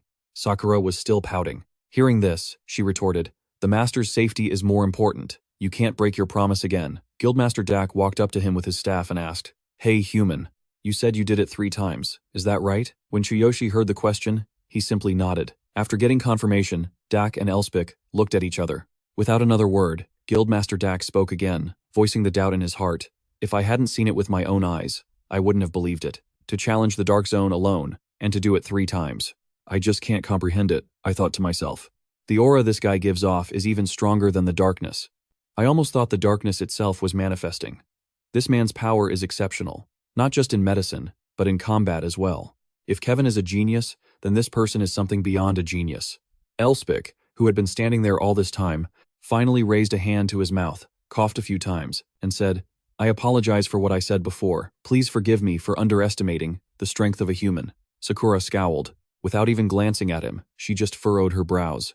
"So you finally get it, huh? You've already healed me, so there's no need to worry." Hearing this, Chuyoshi simply sat on the bed, waving his hand dismissively with a casual laugh. "The reflection skill we just used is a common grade healing skill," Elspeth continued. "We've healed your wounds, to the best of our ability, but it couldn't fix the deep internal injuries. Your body is still in critical condition." The system then displayed a description for. Guildmaster Dak also stepped forward to elaborate for Chuyoshi. "When you came out, your body was covered in wounds, right? You had internal bleeding and nerve damage throughout your body. If we had delayed your treatment even for a moment, you would have died. It seems you used some kind of secret, technique, or magic, but don't use it again. The residual damage in your body could hinder your advancement in the future." Hearing the Guildmaster's words, Chuyoshi panicked and blurted out, "Hinder me? But I just want to level up." He then began to reflect. "It seems sacrifice is gradually warping my mind. Killing became the only thing I could think about, and I started to lose sight of myself. This is a huge risk. What should I do?" Suddenly, the image of 2 eyes, like the ones from his vision, appeared before him. Chuyoshi flinched. Were those eyes just now? Chuyoshi's eyes widened, and he began to breathe heavily. Seeing him like this, Sakura quickly asked, "Master, is something wrong?" Chuyoshi raised a hand to wipe the sweat from his forehead. Calming himself, he replied, "It's nothing. I'm just a little tired." Though he said that, in his mind, he was thinking, "Dark sacrifice. A special skill that harms not only my body, but my mind as well. It's best if I don't use it anymore." Guildmaster Dak held out a bag full of medicine and said, "I'll give you this medicine. Take it once a day. Meditating after taking it will help you absorb it better." Seeing the bag of medicine, Elspeth exclaimed, "That medicine? Guildmaster Dak, are you serious?" Seeing the Guildmaster give him the medicine, Chuyoshi happily accepted it and thanked him. Sakura, sitting beside him, also asked, "What is that medicine?" Guildmaster Dak then explained to them, "This is Kevin's favorite type of medicine. It will be very helpful in your recovery, but I think it's best if you visit him directly. If you have the talent, you'll surely be accepted as his disciple and be taught even more incredible medical knowledge. He is one of the few people on this continent who possesses the legendary Law of Ruin. Hearing this, Sakura immediately shot up, clenching her fists. Kevin discovered the legendary Law of Ruin? What number is it? Chuyoshi didn't understand what she was talking about, and asked, wait, what number legendary law mean? Hearing his question, Elspeth frowned, his voice full of doubt. Hey, you're an adventurer, shouldn't you know this? He then proceeded to explain. In this world, there are laws that govern the magic of heaven and earth. Magic used according to these laws possesses immeasurable power, and is called the Forbidden Curse of Ruin. For a mage, enhancing the effectiveness and quality of their refined potions is crucial. However, the laws of heaven and earth are extremely volatile, and some even have a will of their own. There are 12 laws, but they are all hidden in undiscovered places. And even if one is found, you must be trained properly and have the aptitude to acquire the memorial stone of the Law of Ruin. Through these memorial stones, the 12 laws are updated and passed down to the most outstanding mages of every era. The first laws were written in ancient times, and they all possess the power to destroy the entire world. The reason Kevin is called a genius is because he mastered the 12th law, the Law of Great Defense. 15 years ago, his magic was greatly enhanced. For a mage, this is extremely useful for refining potions. It not only enhances the effectiveness and quality of the medicine, but can also combine them using the law's power. If it's him, he could probably heal the deep wounds inside you. Hearing that, Chuyoshi exclaimed excitedly, really? Sakura, sitting next to him, also asked with wide eyes, my master's body can be healed? The guildmaster replied, handing them an envelope, but this isn't the best time to see him. I trained him in the past. If you bring a letter of introduction, he will see you. Chuyoshi took the letter and bowed his head in thanks. Hearing this, Dak said to him, no, you should also bring some rare items and precious medicinal ingredients to trade with him. After recovering, Chuyoshi and Sakura quickly left the guild. The guildmaster and vice-master also came out to see them off, watching as Chuyoshi disappeared into the distance. Elspeth spoke up. Guildmaster Dak, does that human interest you? I'm fairly certain what you gave him was a vial of type B blood potion. We generously gave him something we obtained from Kevin in exchange for a large amount of precious medicinal ingredients. Hearing this, Guildmaster Dak laughed and replied, I'm just curious to see how far that human kid can go. Giving him a hand is an investment in the future. Hearing this, Elspeth frowned. That's a very high-risk investment. There aren't many geniuses who can conquer the Dark Zone alone, let alone a human. Dak replied firmly, indeed. I've never heard of anyone conquering the Dark Zone alone, but this also isn't the first time in. Hearing this, a curious Elspeth asked, are there really daredevils like him? The guildmaster then told Elspeth about something that happened 1,000 years ago. A great being gave birth to our beast race, Gasus, the ancient god king. The scene changes. Right now, Chuyoshi and Sakura are walking through the forest. While pushing aside some branches to clear a path, he asked Sakura, do you know where Kevin is? Walking behind him, Sakura heard his question and replied, yes, I asked the chairman, and he told me. But it's a bit far, so we can take this opportunity to level up. This path is closer and more suitable for our search. But Chuyoshi turned his head and asked Sakura, what's the condition? As they continued walking forward, Sakura told him, to complete this mission, you need to form a party in the forest. In front of them now was a group of people, and Chuyoshi asked, why are there so many people? From behind, Sakura explained, this is a so-called quest point. Many adventurers gather here, but after a certain amount of time, they disappear or move to another place. I heard about it on the way, so I brought you here. The system displays a note about the quest point, a place where quests appear, randomly, for a certain period. The quests usually have a limited number of participants and offer a special reward. Hearing her explanation, Chuyoshi got excited. He clasped his hands together and said, a place like this exists? It sounds like a quest market. Let's check it out. The system displays Level 9, Class, Warrior, Equipment, Fox Beastman Set, Weapon, Blood-Soaked Fog, Skills, Heaven's Thunder, Sacrificial Copy, Combat Power, 14,500. Chuyoshi was thrilled, thinking to himself, the dungeons here are much more diverse than in my previous world. Maybe I should try out my level 9 skill while I'm there. Chuyoshi moved forward, saying as he went, I'm heading over. From a distance, Sakura called out to Chuyoshi, please be careful, I'll be waiting for you just up ahead. A young man was shouting, trying to recruit members for his team. I need a warrior or a tank, level 15, with a combat power over 6,000. His name was Victor, and most of his party members were already level 15. He continued to shout, we're generous with the rewards. If you meet the requirements, please come over here. We can leave as soon as we have enough people. Other adventurers standing nearby heard him and started talking amongst themselves. Jefferak spoke up first. That group, they've been waiting for a second day now. The reward is good, but it seems like a really dangerous quest. No one has joined. They'll probably go home empty-handed today, too, Van Cruz added. Besides, there's hardly anyone here who's level 15 and has a combat power over 6,000. That party leader is pretty stubborn. One of the adventurers in Victor's group, Ryuji, also spoke up. Hey Captain, how about we pick a different quest? We've already wasted 2 days. If someone was going to join, they would have by now. It's not worth losing all our points on a quest like this. Hearing him, Victor turned around and snapped irritably. You idiot, don't you remember the information? The expensive info you bought at the tavern? This is a level 12 quest. Besides, it's the only quest where you can get a blood rose. A single blood rose is worth 500 silver coins. There's no way I'm settling for a low-level quest. The system displays a note on the blood rose, a rare medicinal ingredient that, when added to potions, greatly increases their healing effectiveness. It's highly sought after by mages and other alchemists. For this reason, it always trades at a high price on the market. Hearing this, Ryuji could only continue, but maybe someone will join next time. In any case, we can't go if we don't have enough people. Just then, Chuyoshi walked up, raising his hand with a smile toward them. Mind if I join? I'm a warrior. My level might be a little low, but I'm very confident. Seeing someone willing to join, Victor's group's eyes lit up. Victor immediately walked over joyfully and said to Chuyoshi, You're our savior. Are you level 14? Well, level 13 is fine too. If you're level 12, we could provide you with some. Chuyoshi raised a hand to scratch his head and said, I'm level 9, but I can take the lead. Hearing he was only level 9, Victor's face went pale. He lunged forward, shouting, but luckily, his teammates held him back. What the hell can a level 9 do? I'm shocked you'd step up and introduce yourself with stats like that.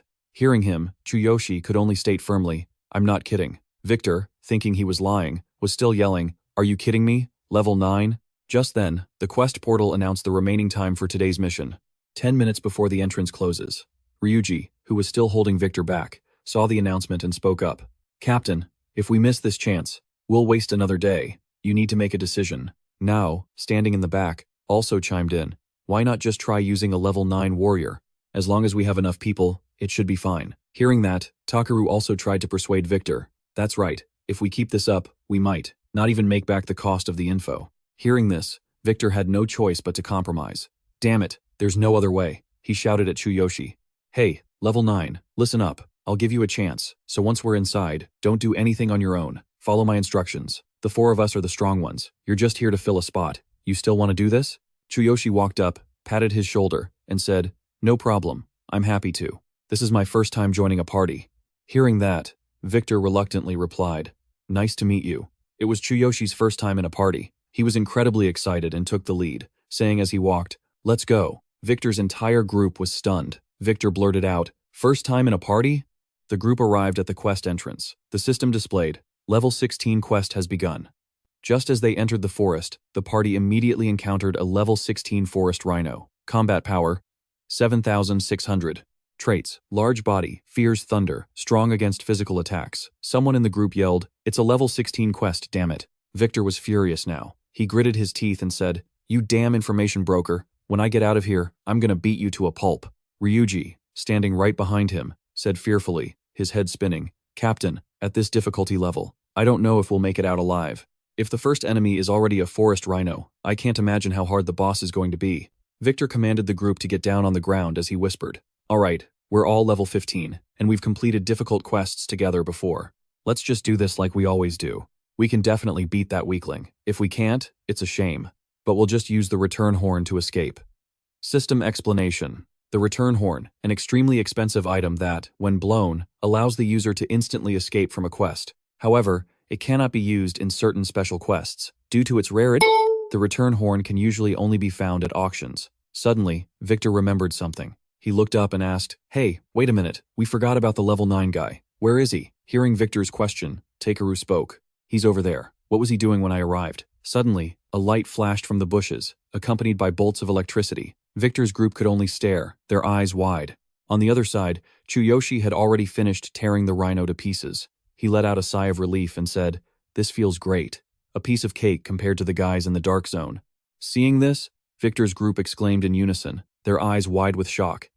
He took it down by himself? Chuyoshi slung his sword over his shoulder, gave them a thumbs up, and said, "Follow me. I've gotten used to speedruns lately, and I can't wait to get the reward." System display. Level 9. Class. Warrior equipment. Fox Beastmen set. Weapon. Bloody Mist. Skill. Heavenly Thunder. Skill. Sacrificial Copy. Combat Power. 14,500. At this moment in the forest, the level 16 quest was underway.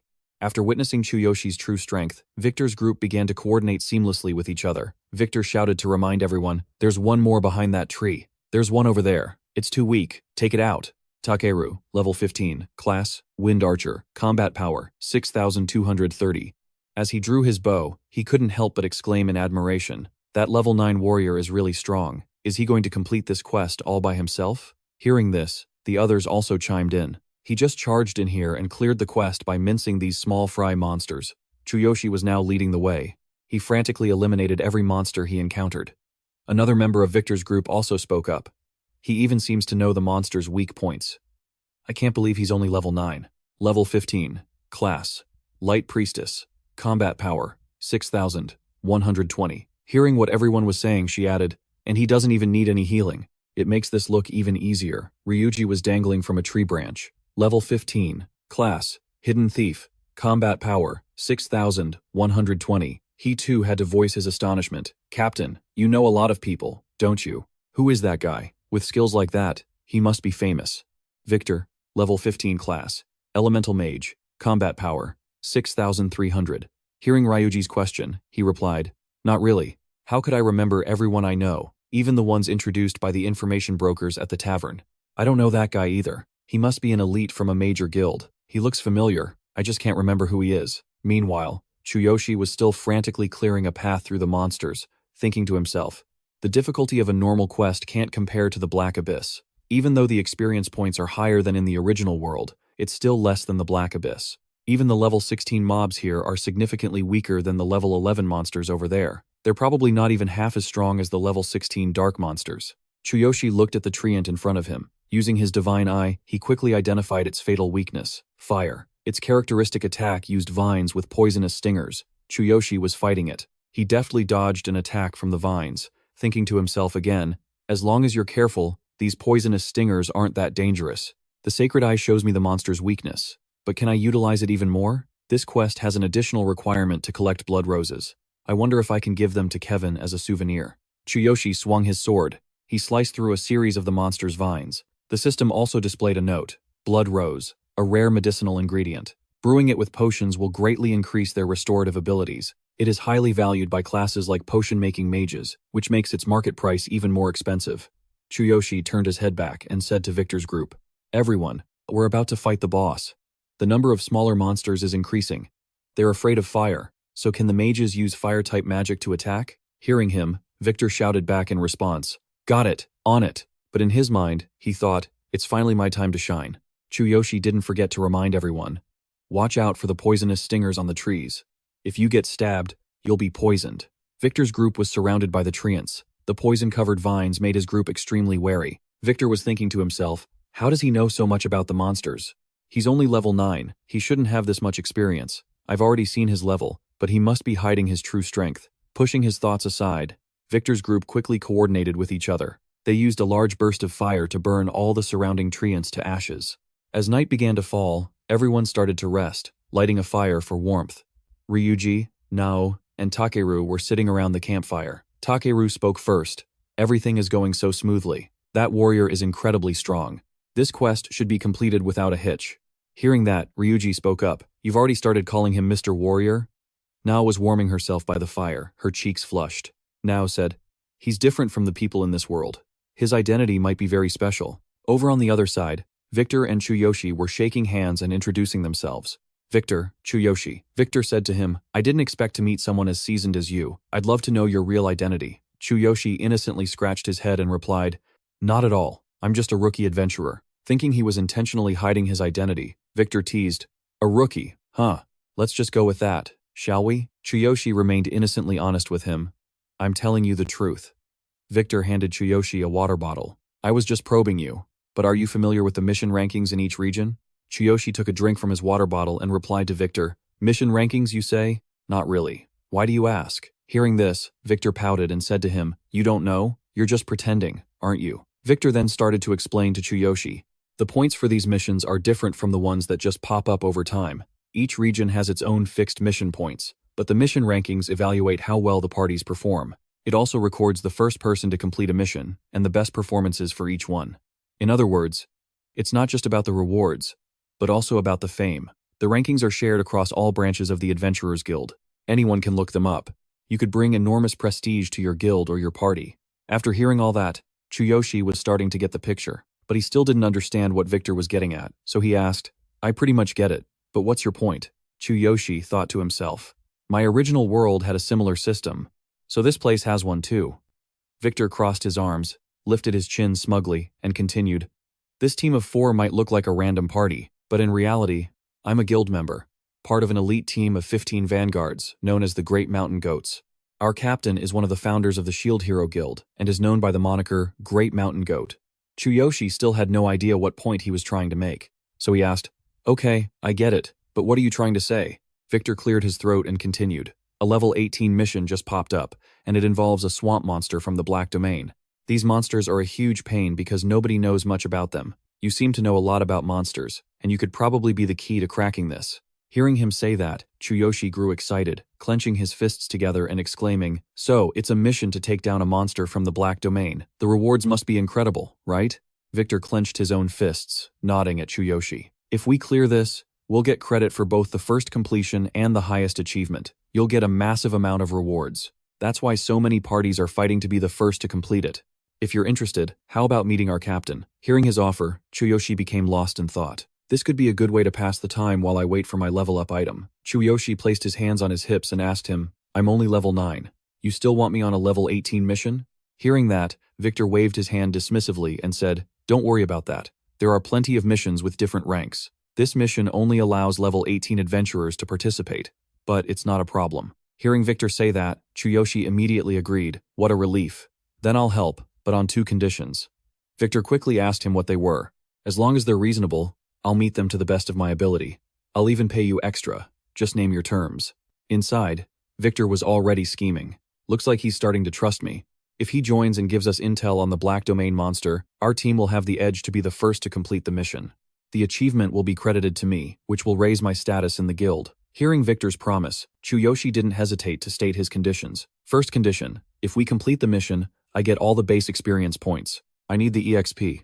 Second, I get first pick of the rewards. Obviously, once I've made my choice, the rest is all yours. What do you say?" Hearing this, the look on Victor's face soured. He stammered, "That's completely unreasonable. Even if I were to agree, there's no way the captain and the others would accept those terms. I'll have to ask them first." Victor then went back to where his team was resting. He said to the others, "Let's discuss this after this mission is over. We've rested enough, let's move out." And with that, the party set off.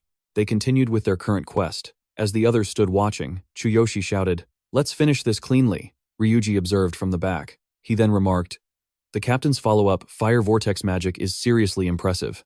Now, hugging her staff, quickly chimed in. The boss's critical weakness was fire, so everything went smoothly. Victor was unleashing his fire skill, incinerating the vines. After destroying the plant monster, Victor scratched his head shyly and said, "That was all thanks to Chuyoshi, who helped me perfectly time my skill. It would have taken me a whole 10 seconds just to figure out its weak spot. On top of that, Chuyoshi told us everything, its critical weakness, the strategy to beat it, and he even protected us. You were the MVP, Chuyoshi." After the monster was defeated, the rewards were distributed. Chuyoshi accepted the blood rose and said, "I've got my reward, the blood rose. You guys can split the rest." Victor immediately gathered the team. Then he announced, "All right, we'll part ways here. I'll split the rewards later." The other 3 members replied in unison, "Thanks." After everyone else had left, Victor walked over to Chuyoshi and said, "Do you have a moment? I'm heading over to thank Captain Harvey, and I'd like to introduce you to him." Hearing this, Chuyoshi quickly replied, "Hold on, let me tell my teammate." He then went back to find Sakura. She was wiping his face with a towel as she spoke softly. "Getting scouted by a party this fast. You're really something. I wasn't invited to join one until I hit level 30. After she finished cleaning his face, Sakura spoke again. "There, you look presentable now. Take care of yourself. This will be a very meaningful journey for you. I'm going to gather some intel in the next town, and will report back when I return." Her words made Chuyoshi happy, and he smiled at Sakura. Alright, that sounds great. If you can't find me when you get back, just wait for me at the local adventurers guild. Sakura took out a pouch and handed it to Chuyoshi. She continued, just in case, here are a few potions and some money. It should be enough for about 3 days. After taking the pouch, Chuyoshi had to hurry on his way, so he turned to leave. Before he left, he glanced back and waved goodbye to Sakura. Thanks, I'm off. Sakura replied. Have a safe journey. After Chuyoshi was gone, Sakura's expression immediately grew serious. She thought to herself, perfect. I need to investigate more about that genius, Kevin. If he has truly mastered the law of geomantic unification, then my plan to kill him might need to be adjusted. The scene changes. A man holding a stein of beer raised his voice, his words echoing, a level 9 warrior, and he comes with 2 conditions? Victor, are you being serious? The one who just picked up the mug was Captain Harvey of the Great Mountain Ram team, a level 18 shield hero with a power level of 7600. He glanced over again and continued, a level 9 wants to lead our elite team, where the average level is 16? You've got to be kidding me. Victor, who was standing in their guild hall, heard Harvey and immediately tried to explain, but he's really skilled, sir. Thanks to him, we were able to retrieve the blood rose without any issues. A man in red armor standing nearby, holding a mug of beer, sneered, a level 9 isn't even worthy of carrying our shoes. This man's name was Luke, and he had a sharp tongue. He was the vice captain, a level 17, flamboyant dual swordsman with a power level of 6930. He continued to mock, Victor, you've gone soft in the head, running around with those fools out there. Can't keep up with Great Mountain Ram anymore. Huh? Don't waste our time. Despite being ridiculed by everyone around him, Victor still tried to argue, I'm telling the truth. If you don't believe me, then meet him for yourselves. Hearing this, Harvey asked, is he here? Seizing the opportunity, Victor quickly replied, yes, I brought him with me. He's waiting right outside the door. Harvey just crossed his arms and smirked. Bringing a guy like that here, you've got some nerve. After being mocked for so long, Victor's face flushed with anger as he shouted, that's enough. He thought to himself, you're always looking down on me. This time, I'll show you. Seeing Victor's unwavering conviction, Harvey decided to give him a chance. All right, fine, we'll meet him. Hearing this, Victor hurriedly said, thank you, sir. He immediately went outside to bring Chuyoshi in. As they walked, Victor placed a hand on Chuyoshi's shoulder to guide him. This way. Chuyoshi entered the room. Seeing so many people, he felt a bit shy, scratching his head as he greeted them. I'm Chuyoshi, a level 9 warrior. It's a pleasure to meet you. Everyone stared at him, especially Luke. The moment he saw Chuyoshi, he gave him a thumbs down. Then he burst out laughing and taunted, look how weak he is. Victor walked over to try and ease the tension, patting Chuyoshi's shoulder and saying, Chuyoshi, just ignore him. Captain Harvey held his mug of beer. He raised it to his nose for a sniff and then spoke up. So, according to Victor, you're the one who helped us complete the mission. Is that right? If that's true, how confident are you? Hearing the question, Chuyoshi answered decisively, 100% confident. But I have a condition. Harvey turned to look at him and continued to press. 100%? You say? What's the condition? Chuyoshi pointed to himself and answered without the slightest hesitation. Let me be your team's captain. The entire room instantly fell silent. Harvey was a bit stunned, his eyes wide as he asked, you want to become the commander of Elite Team 15? Luke, who was standing beside him, immediately clenched his fist upon hearing the condition. He said angrily, are you insane? This man is the captain of Daimoku's Harvey squad. Our group is famous around here. Don't make me laugh. Victor was also shocked and rushed over to whisper to him, hey, Chuyoshi, become the commander? Are you delusional? Chuyoshi glanced at him and quietly replied, it's a quest. Don't worry. Harvey turned his back, put down his beer mug, and said, other teams are also participating in this mission. They've tried many times, but almost all of them failed in the same place. We've also failed 6 times. Each attempt costs us potions and items, and the more people that participate, the more we spend. We've already lost 2 gold on it. Hearing him say this, Chuyoshi spoke up. So it's a money problem. Let me make it clear. If you let me take command, I guarantee we will complete the mission. After hearing this, Luke looked as if he was struggling to breathe. His face turned beet red as he yelled, how dare you say that? Another team member cracked his knuckles and added, Captain, just beat the hell out of him. And yet, when Harvey turned around, he agreed with Chuyoshi without any hesitation. All right, I agree. He picked up his beer mug and continued. But if you fail, and this all turns out to be a bluff, I, Harvey of Daimoku, will not forgive you. Luke couldn't believe his ears, asking in a stunned voice, are you serious, sir? Hearing Harvey agree to his condition, Chuyoshi replied frankly, fine by me. If we work together, we'll clear it easily. Luke immediately pointed straight at Chuyoshi and shouted, Captain, you're really going to trust this guy? What can a weak level 9 possibly do? Seeing his vice captain fly into a rage, Harvey simply said calmly, "Do we have any other choice? We'd be trying again even without him." Luke stubbornly held his ground. But to let him a level 9 be the commander? It's obviously a scam. Right now, we, Daimoku, are struggling. And Victor, that kid was probably scammed too. He doesn't fit in with our team. We should just kick him out. Harvey shot Luke a serious look and spoke in a cold voice. Do you have any idea how much we're being ridiculed in the guild? It's because we haven't achieved anything and are being surpassed by other teams. If we're the first to complete this and perform well on the new mission, our reputation will be restored. There's no other way. Even if it's just a sliver of hope, we have to cling to it. Harvey looked at Chuyoshi, clenched his fist, and added, "And if this is a scam, I, Harvey, will not let it slide." The scene changes to the mission entrance. The other teams were all there. Seeing the Daimoku team arrive, they began to jeer. "Hey, is that Daimoku? Are they attempting the new mission today too? They'll just end up failing like always." "Wait a second, isn't the person in the lead, Harvey?" Seeing Chuyoshi at the head of the group, they started whispering, "Who's that? He's got a strange outfit." Anubis, with his arms crossed, said loudly, "Well, if it isn't Daimoku, did they change captains? All style and no substance. If they keep this up, they'll be eating dirt. They should spend their money more wisely." Seeing him insult his team, Victor moved closer to Chuyoshi and whispered in his ear, "That team captain has always seen us as rivals, but honestly, what he's saying isn't wrong. The repeated failures have left us with nothing. That's why the captain and everyone else are under so much pressure." The atmosphere in the group is extremely tense right now. After taking in the information from Victor, Chuyoshi's expression didn't change as he said just 3 words, "I know." Chuyoshi walked forward. He bumped Anubis's shoulder hard, startling him, and said, "Sorry, you were in the way." Anubis was taken aback by Chuyoshi's attitude. He shouted, "Hey Harvey, your new captain's got some serious attitude." "Huh?" He jeered loudly in front of the whole crowd. "I wonder if he'll still be running his mouth when you guys come back as failures." Chuyoshi just glanced back, smirked at him, and said, "Guess you'll have to wait and see." The mission gate finally appeared, and Chuyoshi spoke up. "All right everyone, let's get started." Chuyoshi was thinking to himself. According to Victor, this mission meant facing an incredibly tricky group of monsters in the darkness of the swamp. But with the divine eye, this is a piece of cake. I'll show them a clear that's stronger than they could ever expect. The team stepped through the teleportation gate. The system immediately announced, "Welcome to the Swamp Area Darkness mission." Swamp Area Darkness is level 18, requiring a party of 12 to 17 people, with no one exceeding level 18. As they began to move, Harvey walked up behind Chuyoshi and asked, "So, what's the plan?" Chuyoshi put his hands on his hips and said, "I've got one."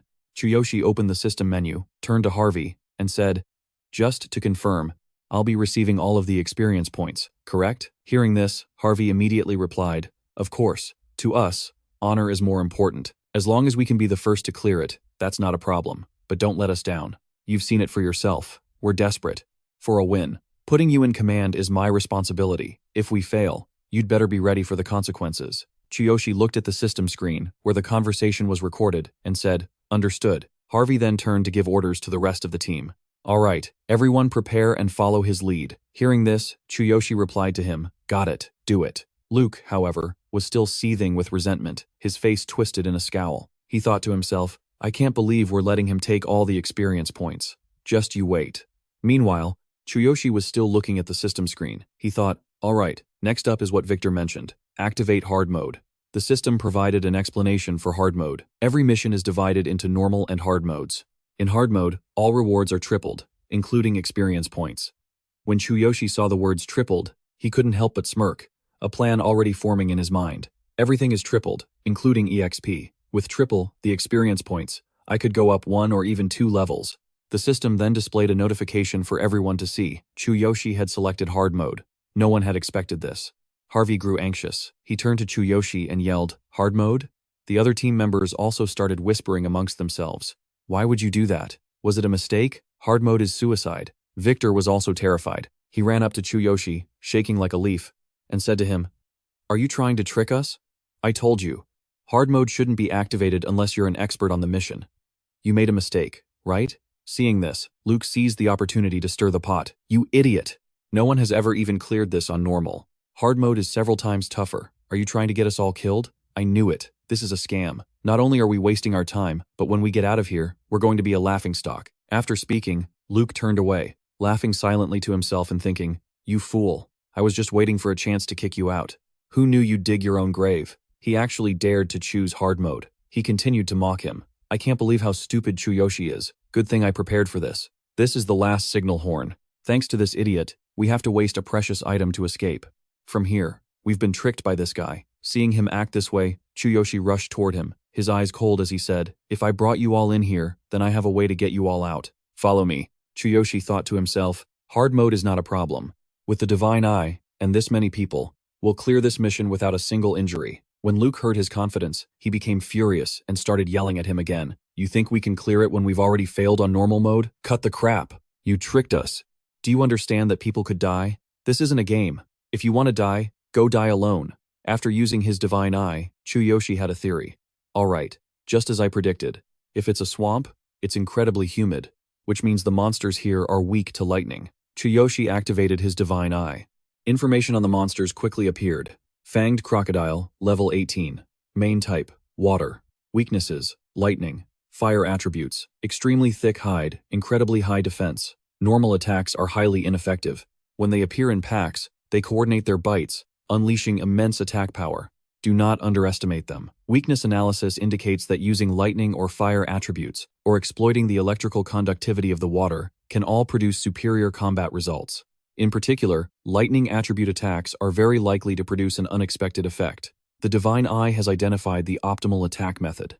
Please make good use of it. Seeing the analysis from his Divine Eye, Chuyoshi thought, if I concentrate, I can enhance the power of the Divine Eye. When Luke saw him charge toward the monsters without a second thought, he pointed at Chuyoshi and yelled, Hey, you idiot. Those are hard mode crocodiles, and there are too many of them. We're dead. Harvey, who was using his shield, also began to be swayed by Luke's words. He muttered to himself, did he really trick us? Seeing Harvey's group trembling, Chuyoshi glanced at them and said firmly, Follow me. I will lead you all through this hard mode clear. Chuyoshi immediately entered his combat stance, drawing his sword and shouting, What are you all staring at? Fire mages, get ready. Seeing the situation, Victor knew he had no other choice and readied his staff for battle. Damn it. All right, let's do it. I'll trust you. Victor immediately gave the order. Fire mages, with me. If we run now, we'll be a laughingstock. The fire mages in the group heard him and charged forward together. One of them shouted, Damn it, let's do this. Hearing that, Victor immediately added, That's right. There's no way I'm going through that humiliation again. By now, Chuyoshi was already engaging the crocodiles in the swamp. Seeing this, Harvey panicked and yelled, Kid, get back. 6 of them are biting at once. You'll be torn to shreds. But unexpectedly, Chuyoshi immediately swung his sword, unleashing a bolt of lightning at the crocodile, then ordered the fire mage to cast a spell exactly 1 meter in front of me. The fire mage in the team heard this and did as Chuyoshi said. Chuyoshi combined lightning and fire to fight the swamp crocodiles. He used a disruption skill. Instantly, the entire pack of crocodiles was engulfed in flames. They roared in agony. Victor, stunned by the scene, asked in disbelief, You took down 6 at once? What just happened? In a matter of moments, all the crocodiles were wiped out. Chuyoshi turned to the others and explained, My skill, Heaven's Descent, can weaken enemies. When they're weakened, their skills get interrupted. Plus, against a weakened target, all attacks deal double damage. When all magic is focused on a single point, the damage is multiplied several times over, making it easy to take them down. He thought to himself, This is all thanks to God's Eye. Just then, a system notification arrived. God's Eye analysis complete. Hearing his explanation, the group behind him exclaimed in awe, What the hell? How did he come up with that strategy so fast? We can actually clear this mission, using a debuff to interrupt skills and fire magic to deal damage. That's insane. Victor, overjoyed, chimed in. He did it again, just like in the last mission. I knew you could do it. Harvey observed the entire exchange. He thought to himself, He's only level 9? What kind of skill is that? Who is this kid? Luke still couldn't believe it, and he plopped onto the ground, throwing a fit. No one bothered to say anything. Luke yelled, It was luck. Just pure luck. There's no way anyone could analyze the situation like that. Under these circumstances, a team member spoke up. Vice Captain, that's what makes him so amazing. We all saw it with our own eyes. Why are you being so stubborn? Victor, standing beside him, seized the chance to scold Luke. Will you just shut up? This is so embarrassing. Being told off by Victor, Luke glared at him furiously and stammered, What did you just say? Seeing them arguing back and forth, Chuyoshi cut in. Isn't that enough? We don't have time to argue. Everyone, follow me. We're going to conquer hard mode. Harvey immediately raised his shield and followed, shouting, You heard him. The entire group moved forward, leaving Luke sitting on the ground. He reached out and yelled, "Wait!" Harvey and all the teammates followed behind. He declared to the group, "Follow Captain Chuyoshi. We're conquering hard mode." 30 minutes later, in the Shadow Swamp mission, Chuyoshi's group stood before a swamp, its murky green water bubbling incessantly. The whole team was hidden. Chuyoshi used his God's Eye to survey the situation ahead. God's Eye is analyzing. Victor, sitting next to him, was sweating nervously. He turned to Chuyoshi and said, "It looks like an entire team was wiped out in the swamp up ahead. What should we do now?" Luke, sitting right behind them, said with a resentful expression, "The monsters here are the shadow type, and this is hard mode. It's nothing like what we've faced before. I don't know where you get your information, but if we fail here because of you, the Capricorn squad won't let you off easy." Hearing his harsh words, Victor immediately shot back. "It's thanks to his resources and analysis that our team hasn't taken a single injury yet. That was impossible before. Aren't you happy about that? How can you say something like that?" Called out so directly, Luke angrily retorted to Victor, "Don't forget, I'm the vice captain. Know your place. He's just a temporary leader.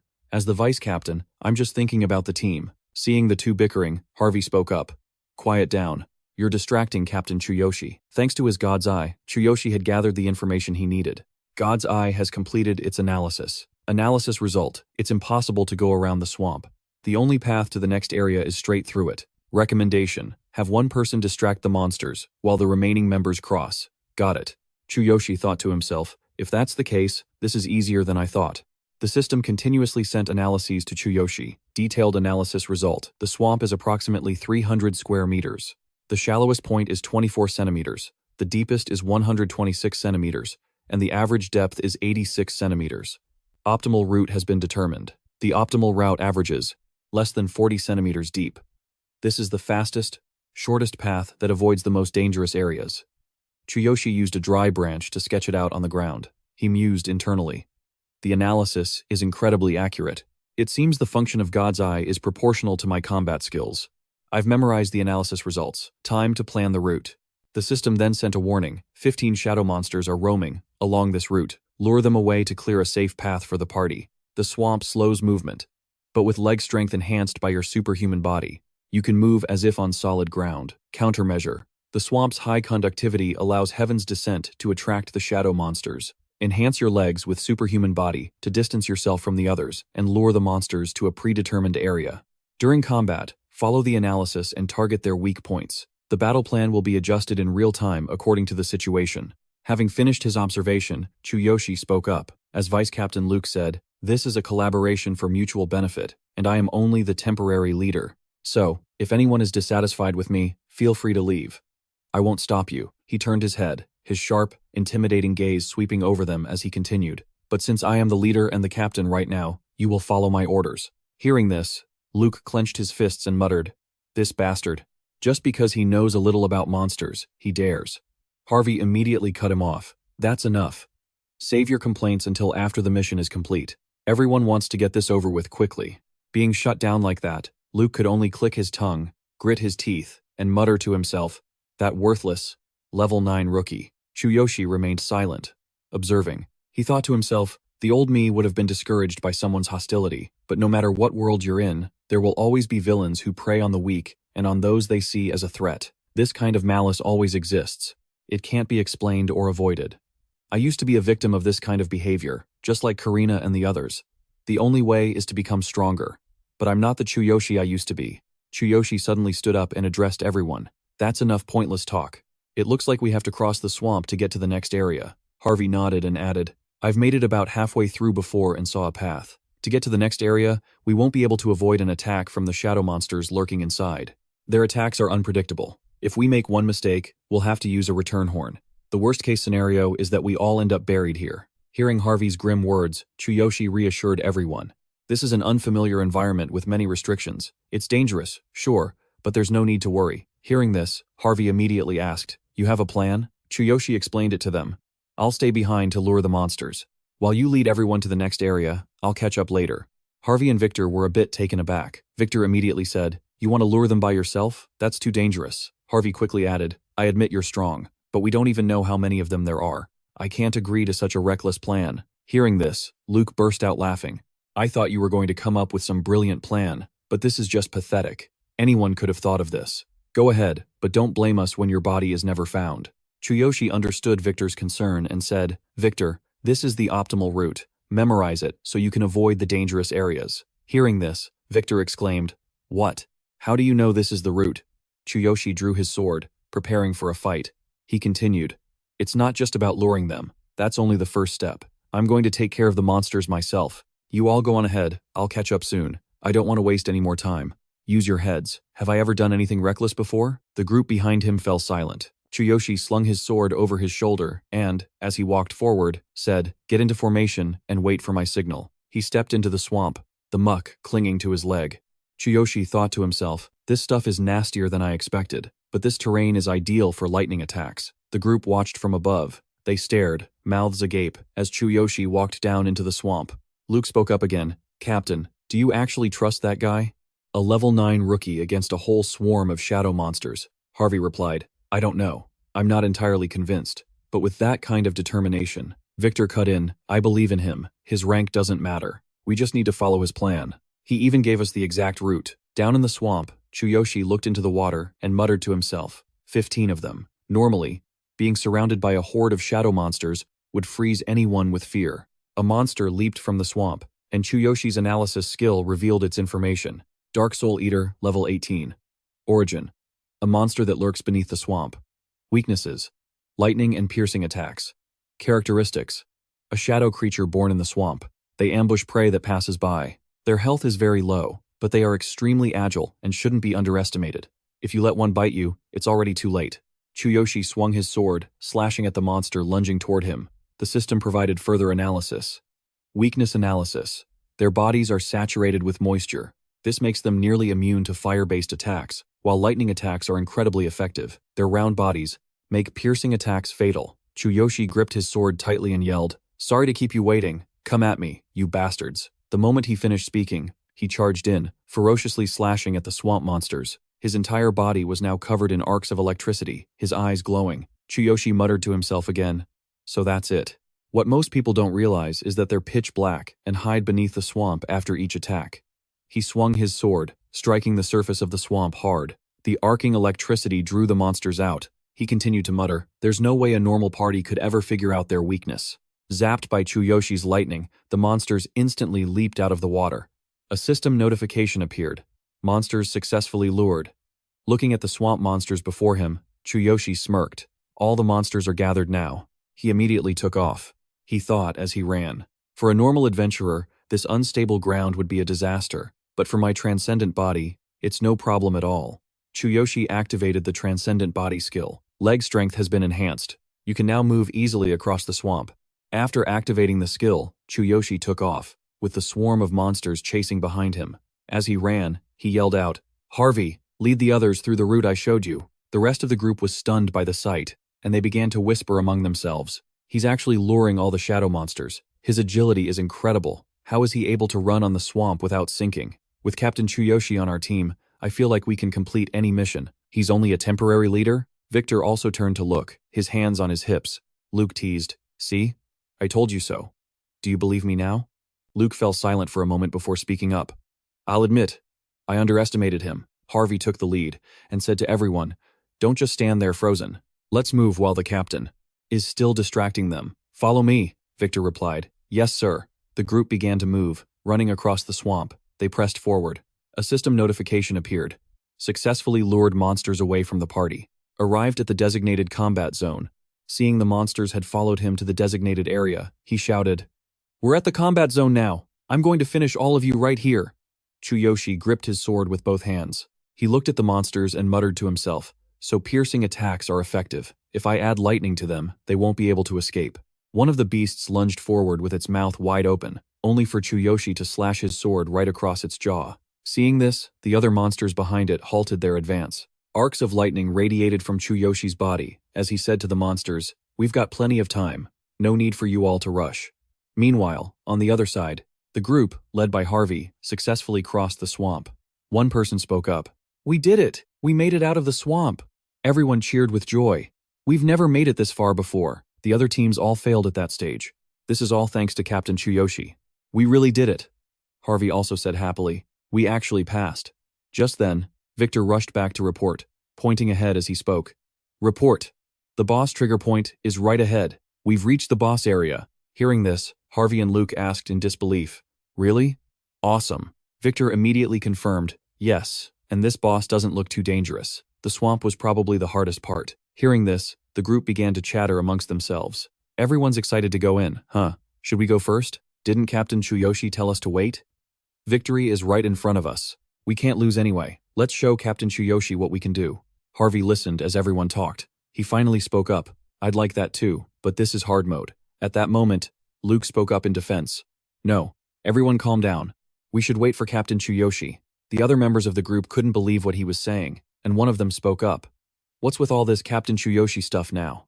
Luke raised a hand to cover his mouth, looking regretful as he said, I once doubted his strength, but it's because of him that we've come this far. You can't deny his incredible ability. Since we've reached the boss area, waiting for Captain Chuyoshi, and entering together would be the wisest choice. Hearing this, Harvey and Victor glanced at each other. Harvey then laughed heartily and said to Luke, So you're a believer now, too.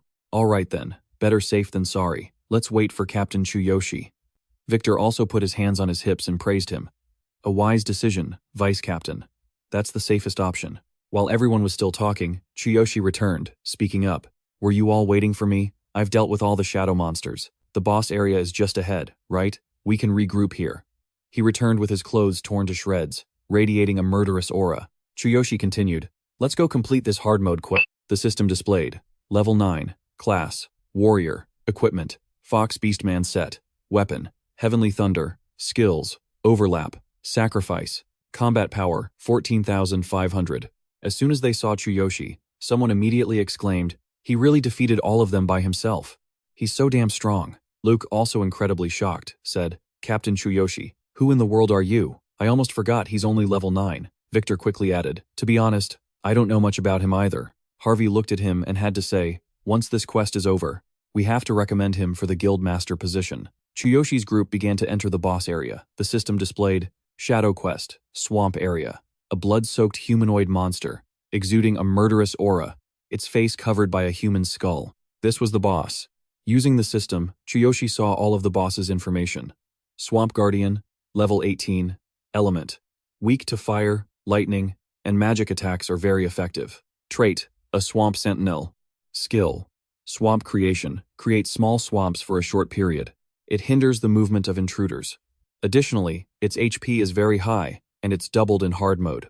Weakness analysis. The swamp creation skill requires time to activate and can be interrupted by high damage magic. Chuyoshi observed the boss while hiding in the bushes. He then spoke, Isn't there a gate leading to the boss? This is hard mode. After all, Luke, sitting beside him, heard his question and answered. Hard mode doesn't necessarily have a gate. He explained further to Chuyoshi, the appearance of a trigger point or a gate doesn't just depend on the quest difficulty, but also on the boss's strength. It's not strange at all. Even on an easy quest, if the boss is strong enough, a gate will appear. Hearing him say that, Chuyoshi immediately thought to himself, So, that's it. The boss's strength is the key.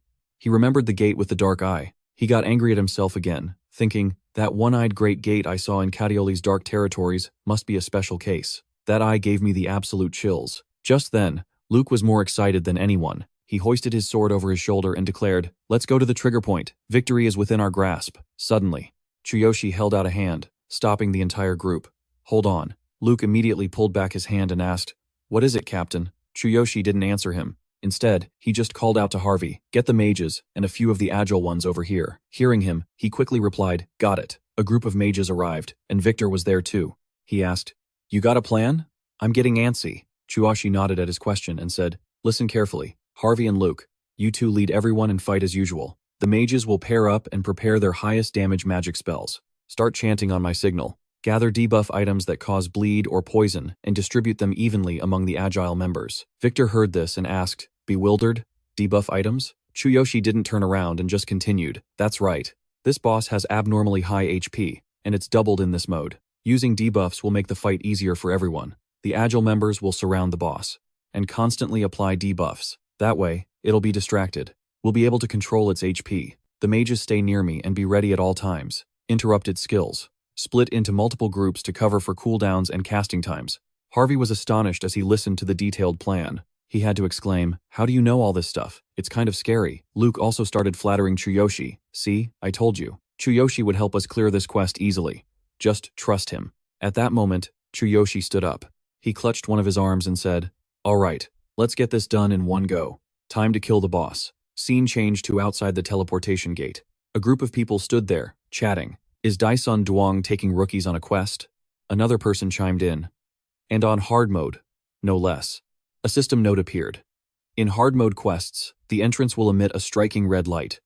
Hard mode activated. It's a chance to show off a player's strength, but one careless mistake could cost you not just your life, but your honor as well.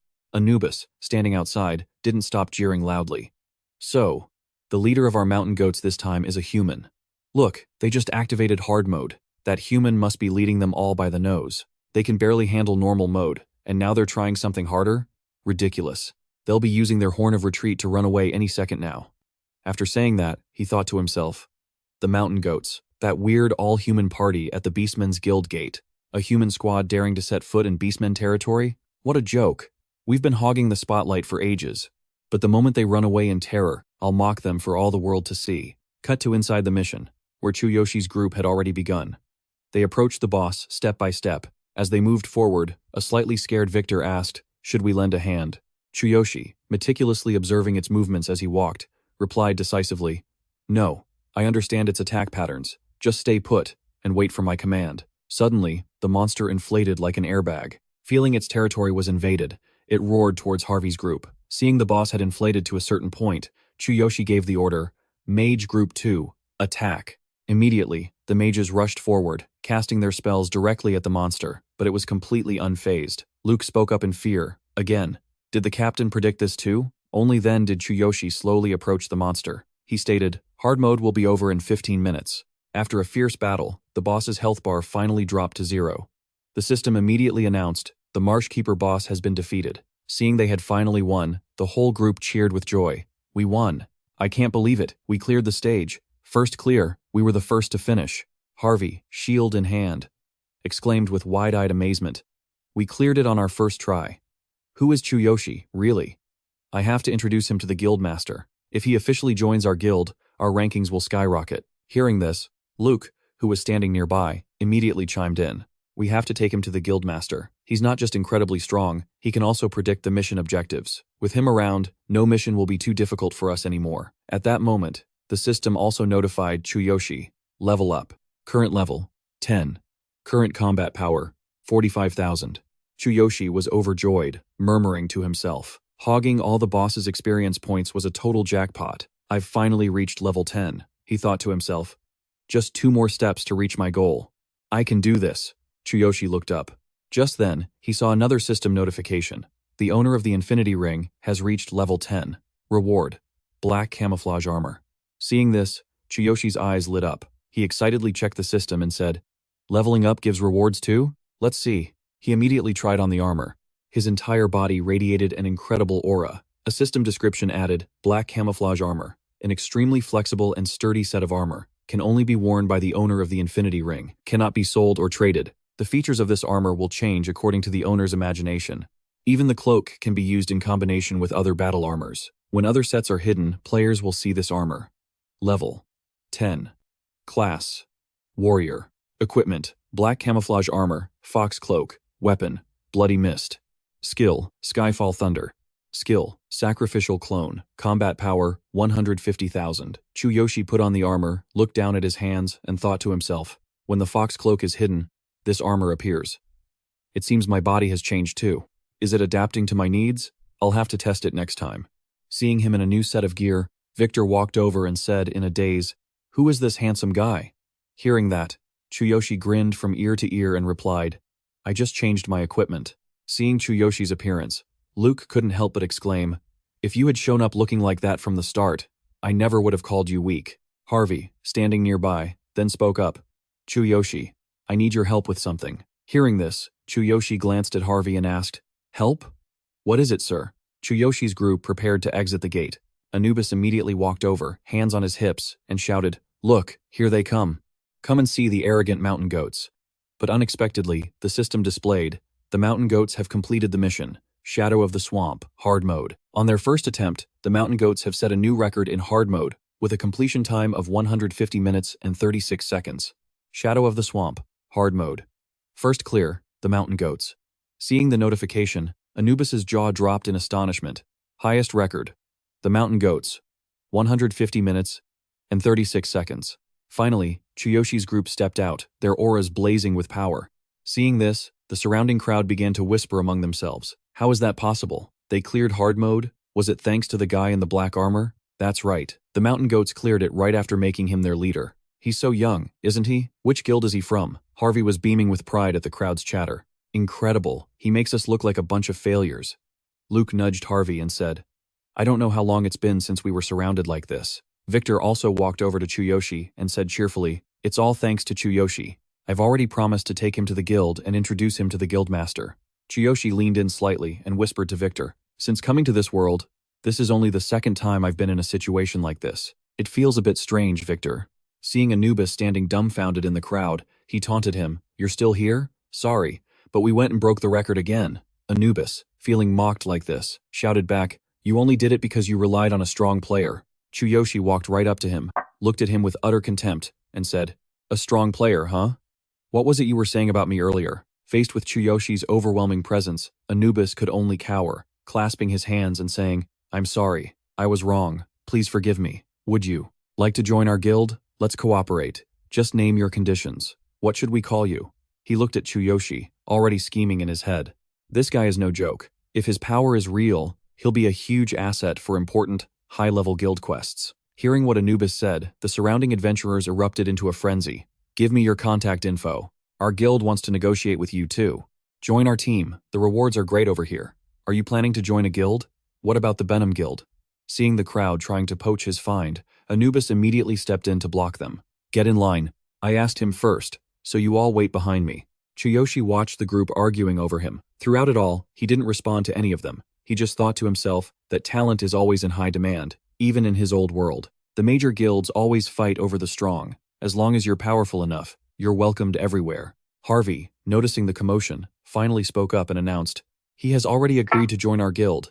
Make way for him. In the Beastmen city of Norton, towering buildings were packed tightly together, creating a claustrophobic scene. A group of Beastmen stopped what they were doing, stunned as they saw Chuyoshi and the others walking with a commanding presence down the wide city street. Excited chatter broke out. Isn't that the great mountain ram from the Kwai Guild? Isn't Captain Harvey supposed to be the leader? And there's a human. Who is that? I've never seen him before. I don't know, but he must be incredibly strong. Even though their levels aren't public, they have to be at least level 19. Are you kidding me? Even Harvey is level 18, so that guy must be level 20 or higher. He stood up on the sidewalk, then turned back and said, Everyone, wait a moment. He remembered an image of Sakura. I promised I'd meet Sakura at the Adventurers Guild. I don't know if she's here yet, but I'll head to the Kwai Guild in a bit. I hope we can go together. I want to see her. Meanwhile, Miko was being difficult. I'm on a diet, so I'm not eating. Glum Joe fawned over her. Then how about a drink? You've come all this way. At least have a few drinks with us. Scunmore chimed in. That's right. We've invited you so many times. Why do you keep refusing? Suddenly, a stern voice rang out from behind them as a tall figure appeared. Out of the way! Scunmore angrily turned and shouted, Hey, kid, we're talking here. You want to get punched? Bloom Asia cursed and then suddenly froze. Don't you know how to wait your turn? I feel like I've seen you somewhere before. Miko narrowed her eyes, observing him, then remembered. It's that kid. You've changed quite a bit. Bloom Asia interrogated him. Aren't you the one who stole our quest? Where did you steal that material fragment from? Scunmore sneered. He probably spent a fortune to buy it. He sat down and spoke up. Isn't Sakura with you? We were supposed to meet here. Miko crossed her arms and replied, I haven't seen her today. Besides the two noisy ones, no one stays here for long. Scunmore quickly interjected. Did you hear that? Besides two certain noisy guys, no one is here. Bloom Asia continued. That's right. The two of them suddenly realized something wasn't right, and said in unison, Are we the two noisy guys you're talking about? Miko let out a sigh and said matter-of-factly, Who else could it be? Bloom Asia angrily lunged forward and slammed the table. You bitch! How dare you mock us? He activated his ultimate form and grabbed his hand. Can't you see she's uncomfortable? Bloom Asia rubbed his wrist, thinking to himself, This strength. Who the hell is this guy? He still muttered a curse. Insolent bastard. Scunmore gently patted his back, trying to calm him down. There are guards here. Don't fight inside. Let's wait until we're outside to settle this. He issued a challenge. Hey, human, get out here and fight. As he walked, he cursed. Don't think you can show off just because you had money to buy a fragment. I'll take you down in one punch. He calmly followed behind them. Sakura must still be busy. Sorry for the trouble. Miko hurriedly tried to stop him. Wait, if you go out there, you'll really get beaten up. Just stay in here where the guards can protect you. He slightly turned his head back and replied nonchalantly. It's fine. Bloom Asia continued his challenge. If you don't want me to mess you up in here, then get out here and face me. Scunmore chimed in. A human daring to cause trouble in Beastmen territory. You've got some nerve. Harvey saw the unusual commotion and asked, Captain Chuyoshi, what's going on? Hearing him being called captain, the two men immediately froze. Captain? Miko peeked from behind the door, observing him. Just who is he? Chuyoshi calmly replied, It's nothing. These guys were just looking for trouble. The generals rushed forward to provoke them. What did you say? You want to fight our captain? The two men tucked their tails and quickly scurried away from the scene. It was just a misunderstanding. Victor stepped forward and asked, What's going on? He replied, It's not important. My companion isn't here. Let's go to the guild, Chuyoshi said humbly. Also, the mission is over. You don't need to call me captain anymore. Harvey replied, It's all the same. At the Kwai Guild. In the conference room, Q spoke up. Congratulations, everyone, on clearing the mission on your first try and setting a new record. He continued, But you want a human warrior to participate in other missions? The speaker was the guild master of Qs, a level 24 elemental mage. Harvey spoke up. Chuyoshi is an outstanding talent. It's thanks to him that we were able to complete this new mission. That's why we want to invite him to our guild and ask for his help on many other difficult missions. It's worth it, even if we have to offer a high reward. Rhythm voiced his disapproval. Isn't there some mistake? Your entire team is human, but the guild master is a beastman. It's ridiculous for a beastman guild to be controlled by a human. This was one of the guild's founders, Critium, a level 23 swordsman. Besides, you just met that human, didn't you? What if he's a spy from another guild? Chuyoshi, walking in from the door, heard this and frowned. A spy from another guild? The ones speaking were Rhythm, Captain Harvey, and Guildmaster Q's.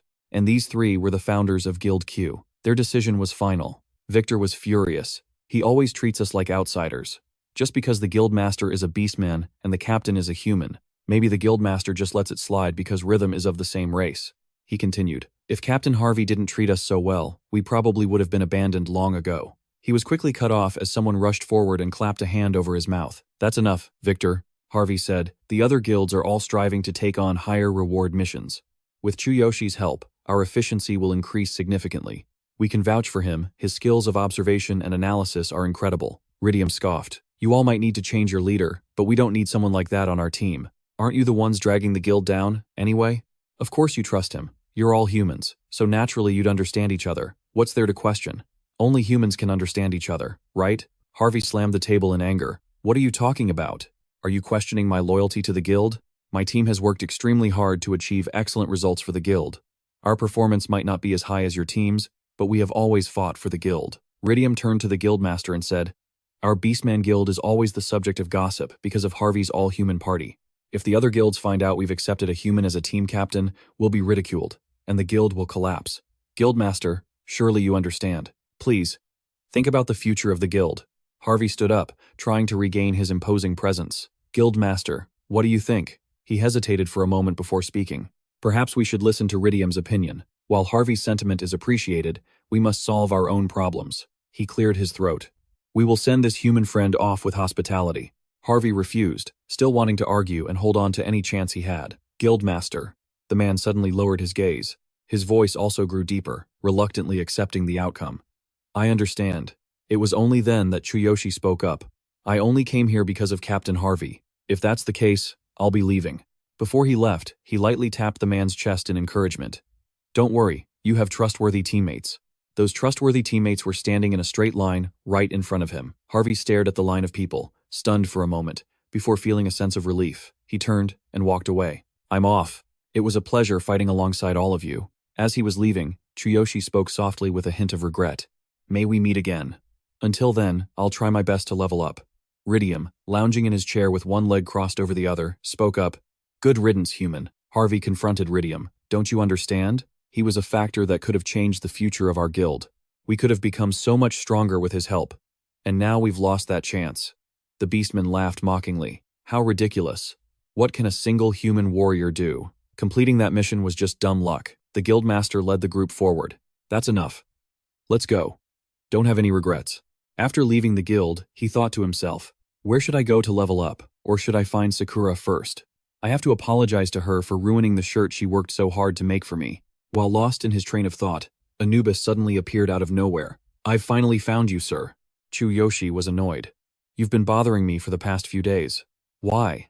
The Beastman lowered his voice, pleading, please, help me, sir. Our guild is trying to complete a very tough quest. The guildmaster sent me to find a strong warrior, and you are the most suitable person. The dog-like Beastman said, our guild will always welcome you with open arms. I can't forget the moment I witnessed your power. The reward and conditions are all yours to choose. Please, we're counting on you, the boy pretended to think. I can choose the reward and conditions? What's the mission? He thought to himself. If that's the case, this could be interesting. If I can take the quest for myself and earn some extra money, this is a great deal. The Beastman was ecstatic. Excellent. This is an urgent matter. It's a quest to rescue the kidnapped daughter of a wealthy merchant. Please, follow me. The guildmaster is waiting for you. On the street, the eyes of many beastmen followed the two of them. Chuyoshi spoke up. A kidnapping rescue? Your guild even takes on these kinds of commissions? Anubis explained. That's right. After all, a guild needs income, not just honor. Any guild will take on certain commissions. It's part of the guild's income. Sometimes we even compete with the Adventurers Guild for high-paying commissions. Our best guild is actually quite famous in the city of Nostan. We just recently managed to win this kidnapping rescue commission. The boy was curious. You even have to compete for commissions? It seems the reward isn't low. 5 gold coins, Dark Demon Corpse Eater Boss. He thought back to his previous mission, the Dark Demon Farm that my brother and I took on. I remember the reward was 3 gold coins, which was considered pretty good.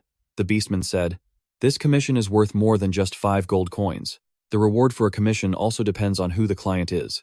The person who was kidnapped this time is the daughter of a famous, wealthy merchant in Nostan. The reward is almost 100 times that of a normal emergency commission, 500 gold coins. It could cover all of our guild's expenses for an entire year.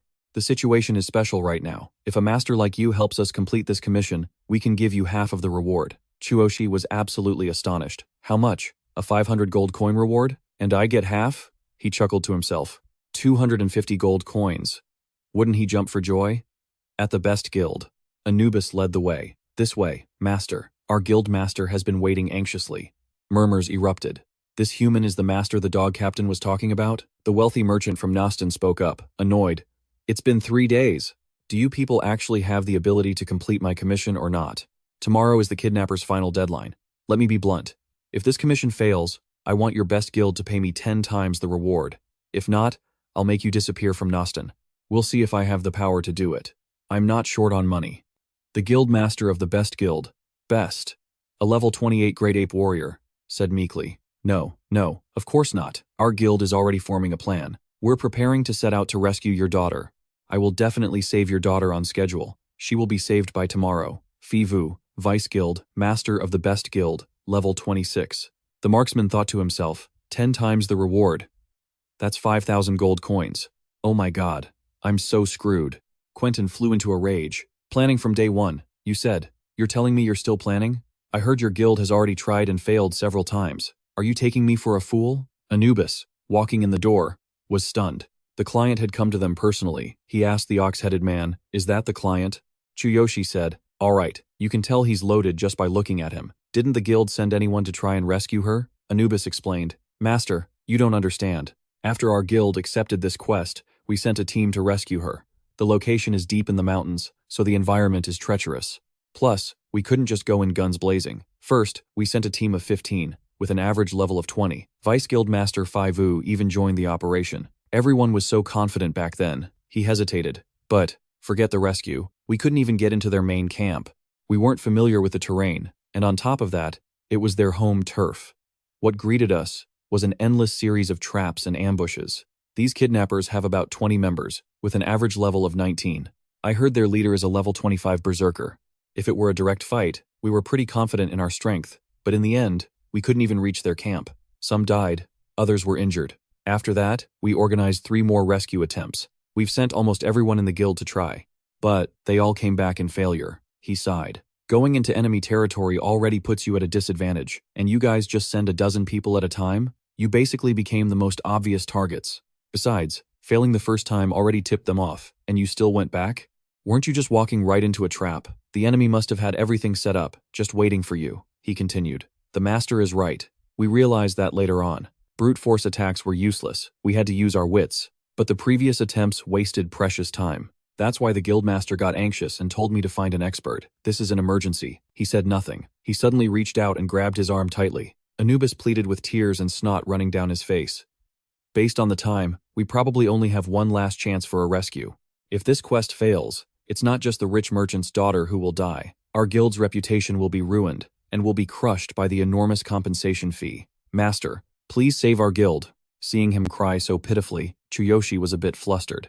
Calm down, he thought to himself. The target is in the mountains, with a series of traps along the way, and an average level of 19.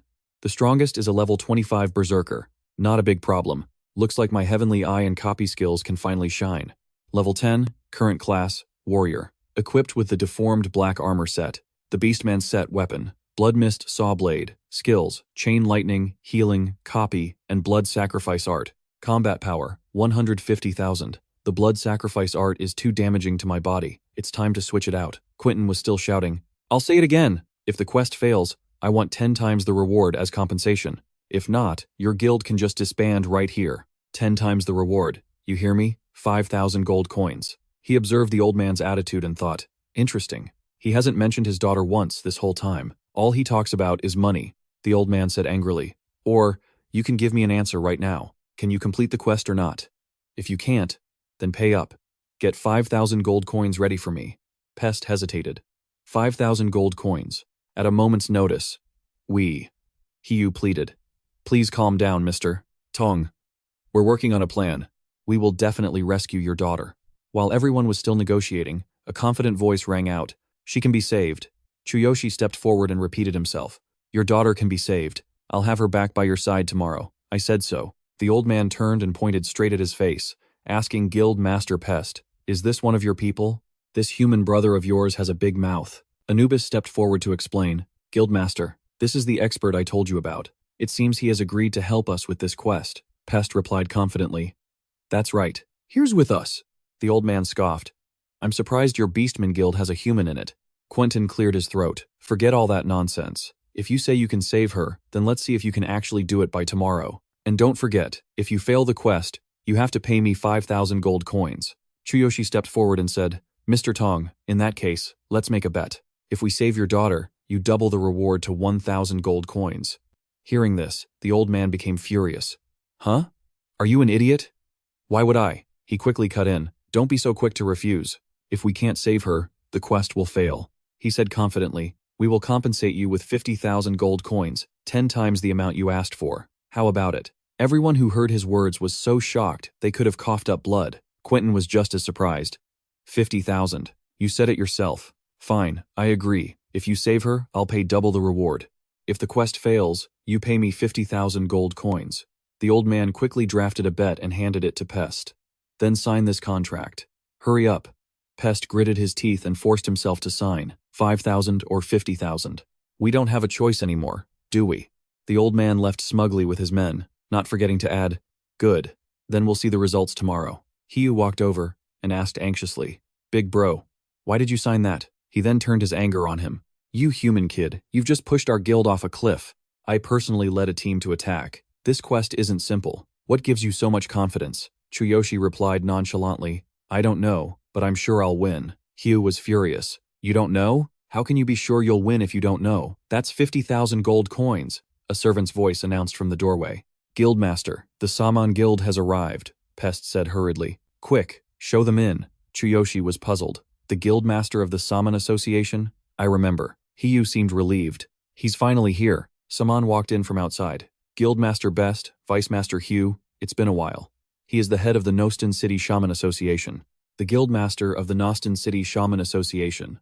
A blue-rimmed shaman. Best put on a cheerful face to welcome the Shaman Guildmaster. You have no idea how much trouble we've been in lately. Enough talk, please have a seat. Hugh spoke up. The reason we invited you here was to trouble you to heal my injuries. The priests couldn't handle my wounds, so I have to bother you. The old man said, I've come. So of course, I will heal you. Vice Master Hugh is a good Vice Master. I heard you were seriously injured while personally leading a team to handle a commission. He gave a strained smile. Not at all. You flatter me, Guildmaster Saman. The old man asked, Is it that commission from the wealthy merchant, Ong Thong? His daughter was kidnapped, right? Is the quest that difficult? Hugh replied, Yes, it's extremely difficult. Our guild has been pushed to its limit. I can feel the wounds on my body healing rapidly. Thank you, Guildmaster. Just then, Chuyoshi suddenly spoke up. The difficulty isn't low, but I'm confident I can complete the commission. Guildmaster Saman, we meet again. Saman was surprised to see him. Chuyoshi, what are you doing here? Hugh asked in surprise. You two know each other? After a bit of explaining, Saman spoke. So that's how it is. Chuyoshi, you were invited here to help solve a tough commission. The old man praised him. I believe you will definitely complete the commission successfully, he replied. Then I thank you for your well wishes. Best pressed. They seem to be quite close. Dark Saman is the guildmaster of the Nostan Shaman Association. Ordinary people aren't qualified to befriend him, not even this time. It took a lot of connections just to invite Saman here. Just what is this Chuyoshi's background? Anubis replied, I'm not sure, boss. But doesn't this just prove that he's capable? Hugh spoke up. If that's the case, Chuyoshi, you and I will act together. At the very least, I have some experience and might be able to help you. Besides, as the vice master of the guild, I also have a responsibility to watch over you. Chuyoshi calmly placed his teacup back on the table and replied, No problem. He stood up to leave. Your wounds are almost fully healed now. Let's head out now. Saman's voice called after them. I wish you a safe return. Hugh was stunned. So suddenly, we're leaving right now? Best then tentatively approached Guildmaster Saman. Do you know Chuyoshi? To be honest with you, we don't know him. We just heard that he's very strong. We were at our wits' end, so we invited him to help with the commission. We're worried about whether he really has the ability. Saman watched his departing figure and said gently, Yes. We met not long ago. He passed the White-Rimmed Shaman test at my association. He's the youngest White-Rimmed Shaman in Nostan City, and also the most gifted genius on the path of the shaman that I've ever met.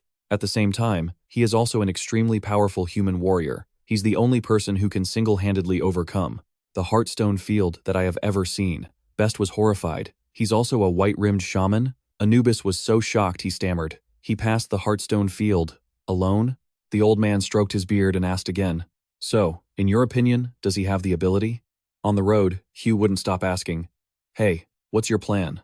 The sun is about to set, so tell me what you intend to do. Don't blame me for doubting you. Our guild has bet everything, not to mention you arbitrarily raised the compensation fee to 50,000 gold coins. I still get mad just thinking about it. That's 50,000 gold coins. Where do you get this confidence? Chuyoshi spoke reassuringly. It's all right. I understand how you feel. I do need to make some preparations. Are you familiar with Nostan City? Then take me somewhere. He was surprised. Take you somewhere? Do you need to stock up on supplies? I already brought enough potions and common tools. It's enough for the both of us. No need to buy more. It's a waste of money. And I'm telling you, our guild won't be footing the bill. A determined look appeared in his eyes as he spoke firmly. No, take me to the arena. Hugh exclaimed in shock. The arena? Now? What time is it for you to be thinking about watching a match? Are you serious? He thought to himself. The warrior class isn't suitable for this commission at all. He grumbled. What is he thinking at a time like this? Good grief. The two arrived at the arena. Hugh warned him. We're here. Let me remind you. Tomorrow is the deadline. If the commission fails, I'll have your hide. He walked up and gave the manager some money, asking, for two. What matches are on today? Chuyoshi's voice came from behind him.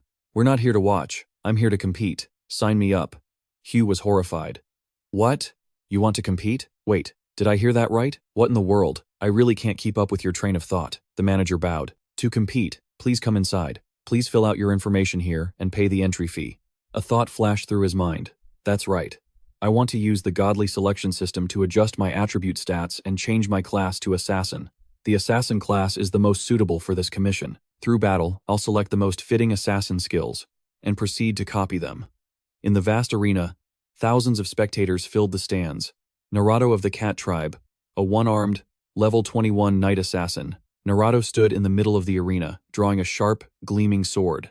Jefferak cursed. Damn it, he's just putting on a show. He cursed inwardly. He's still so agile even after losing an arm. Fighting him is such a pain. Beast Tribe, level 21, roaring warrior. Naruto turned and spoke with arrogance. Come at me, you mighty Jefferak. He charged forward with a fearsome roar. His heavy body seemed to make the very air tremble. He shouted, Here I come. We warriors hate nothing more than a slow, drawn-out fight. A roar emitted during combat. It can boost the morale and combat power of oneself and surrounding allies. Your attack carries an incredibly powerful momentum. Attacking the enemy makes them timid. From beneath his dark fur, a murderous gaze emerged. Naruto nimbly dodged the attack, then quickly darted away. Jafirak was stunned when his attack missed, unable to land a hit. Shadow Blitz. Streaks of light flashed endlessly. Shadow Blitz, the unique assassination skill of the Assassin's Guild. It's said to be a skill left behind by the legendary assassin, Nightgale. A close combat skill where one becomes a shadow, swiftly approaching the enemy and circling behind them to deliver a critical blow. Different weapons produce different effects, but daggers have a stronger assassination effect. Naruto retracted his blade and remarked with surprise, "You can attack the shadows?" An announcement rang out. "The match is over. Naruto wins again. All priests present, please tend to the injured." The entire audience was in shock as fireworks filled the arena. The cheers were deafening, and the crowd buzzed with excitement. There it is, Naruto's Shadow Blitz. I heard that Naruto guy is from the east, right? Yeah, that's what I heard too. No wonder he's so powerful. Chuyoshi watched the match and quietly remarked, "That assassin's skill is so strong." Hiyu spoke up. "You said you wanted to fight a thief or an assassin. They wouldn't actually set you up against this guy, would they? This is Naruto, the shadow assassin from the east, who's been making a name for himself recently. His overall record in the arena is 21 wins and 6 losses, and he's currently the reigning champion of the lightweight division for 3 consecutive months. He's incredibly strong, and many local guilds want to recruit him." Chuyoshi asked, "Is a shadow assassin from the east that special?" Hiyu grumbled helplessly. "An assassin from the east. How do you not get it? How have you even survived on this continent? At this point, even I'm starting to suspect you're a fraud," he still explained. "How many mysterious and powerful guilds like that do you think exist on this entire continent? The Assassin's Guild is one of them. This Naruto guy came from the Assassin's Guild. I heard he was exiled and had one of his hands cut off. The specific reason isn't clear, but that guy is absolutely ruthless," Chuyoshi said. "The Assassin's Guild? Sounds like a secret underground guild. Interesting." Hiyu replied, "Exactly. Information about them is extremely secretive unless you're one of their members. Otherwise, you'd only know that they exist." The announcement from the arena boomed. "The next match features a new challenger. Let me see. It's a human with absolutely no combat experience. Chuyoshi. He specifically requested a match against an assassin, and just his luck, he gets Naruto. What a poor rookie. How many rounds can he last against Naruto? Or will he be taken out in a single blow? Let's find out." The stands erupted in jeers and laughter. A human with no combat experience wants a challenge? Tell him to go home and train for a few more years. He's got to be a clown, right? Even our Beastmen warriors can't beat Naruto. Is this idiot looking for a death wish? To collect the registration fee, they'll let any piece of trash compete these days. Seriously, just get him on stage already so we can have a good laugh, Naruto asked in surprise. He's never fought a single match? Is that for real? Chuyoshi was ready. "I'm going." Hiyu looked at him sympathetically. "You're really unlucky. Actually running into Naruto. Maybe you should just forfeit. You've never fought before. Didn't you see what happened to that Beastman warrior earlier? Even though they have priests here for emergency healing so it's not life-threatening, why would you put yourself through that kind of pain?" Chuyoshi answered confidently. "So what if I've never fought? It's not decided who'll win or lose yet." He was speechless. Being handsome isn't going to help you here. Where does this kid get his confidence? The two stood facing each other in the arena. Naruto spoke first. "You've really never fought a single match?" The man said, "I feel sorry for you. So I'll give you a piece of advice. Surrender now and save yourself from a brutal beating. If you still want to fight, I won't hold back." A glint appeared in Chuyoshi's eyes. He clasped his hands earnestly. "Thank you. Please, make your move." The signal to start the match rang out for the new player in the solo arena. Naruto began with one hand. He rushed forward. "I don't like to bully rookies. Let's make this quick and decide the match right now." Roars erupted from the stands. "Go, Naruto. Show him how cruel the arena is. Kill him, Naruto. We want to see your next match. Don't waste time on him. Just finish this newbie off." Streaks of light flashed, surrounding Chuyoshi. "This speed is insane. Just in case, I should proceed as usual." The system's voice continuously echoed in his ear, activating Supreme Physique. "Your entire body has been enhanced. Your defensive power has increased. Activating Heaven's Eye. Scanning opponent. Analyzing opponent's information." Naruto, full of fighting spirit, charged forward to finish him in one blow, but suddenly stopped. A powerful and dignified aura emanated from Chuyoshi, causing the man to cautiously step back. Chuyoshi was a bit bewildered by his action and asked, "What's wrong?" The audience murmured, "Huh? What's going on? Why did he stop? Is he really toying with the rookie?" Naruto was suspicious. "What's with this kid? Just a moment ago, he looked like a complete amateur, But in the blink of an eye, his imposing figure appeared, making me a little flustered. Why do I suddenly feel such a powerful aura from him? Now. And those intimidating eyes. Chuyoshi spoke up. What are you doing? Aren't you going to attack? If you're not, then I'll make the first move. Naruto thought to himself. I can't see through this guy. I'm absolutely sure of it. With my years of experience as an assassin, this human kid is definitely not simple. The system's voice rang out. System notification. Host's combat habit skill detected. Absolute copy. You can now directly copy any of your opponent's skills through combat. Please engage in more battles. Chuyoshi smirked to himself. So, absolute copy has been upgraded, so I can copy skills through combat now? Awesome. Before, I had to activate absolute copy. And while it did touch the heart, its actual location left people speechless. Chuyoshi lunged forward. I'm really looking forward to this. Let's see what you've got. The Night Shadow Assassin. Naruto. He's on guard, but why does he look so excited? I have to be careful. A new skill has been activated. Z-step, a footwork technique often used by thieves and assassins. It can improve the body's agility in a short amount of time.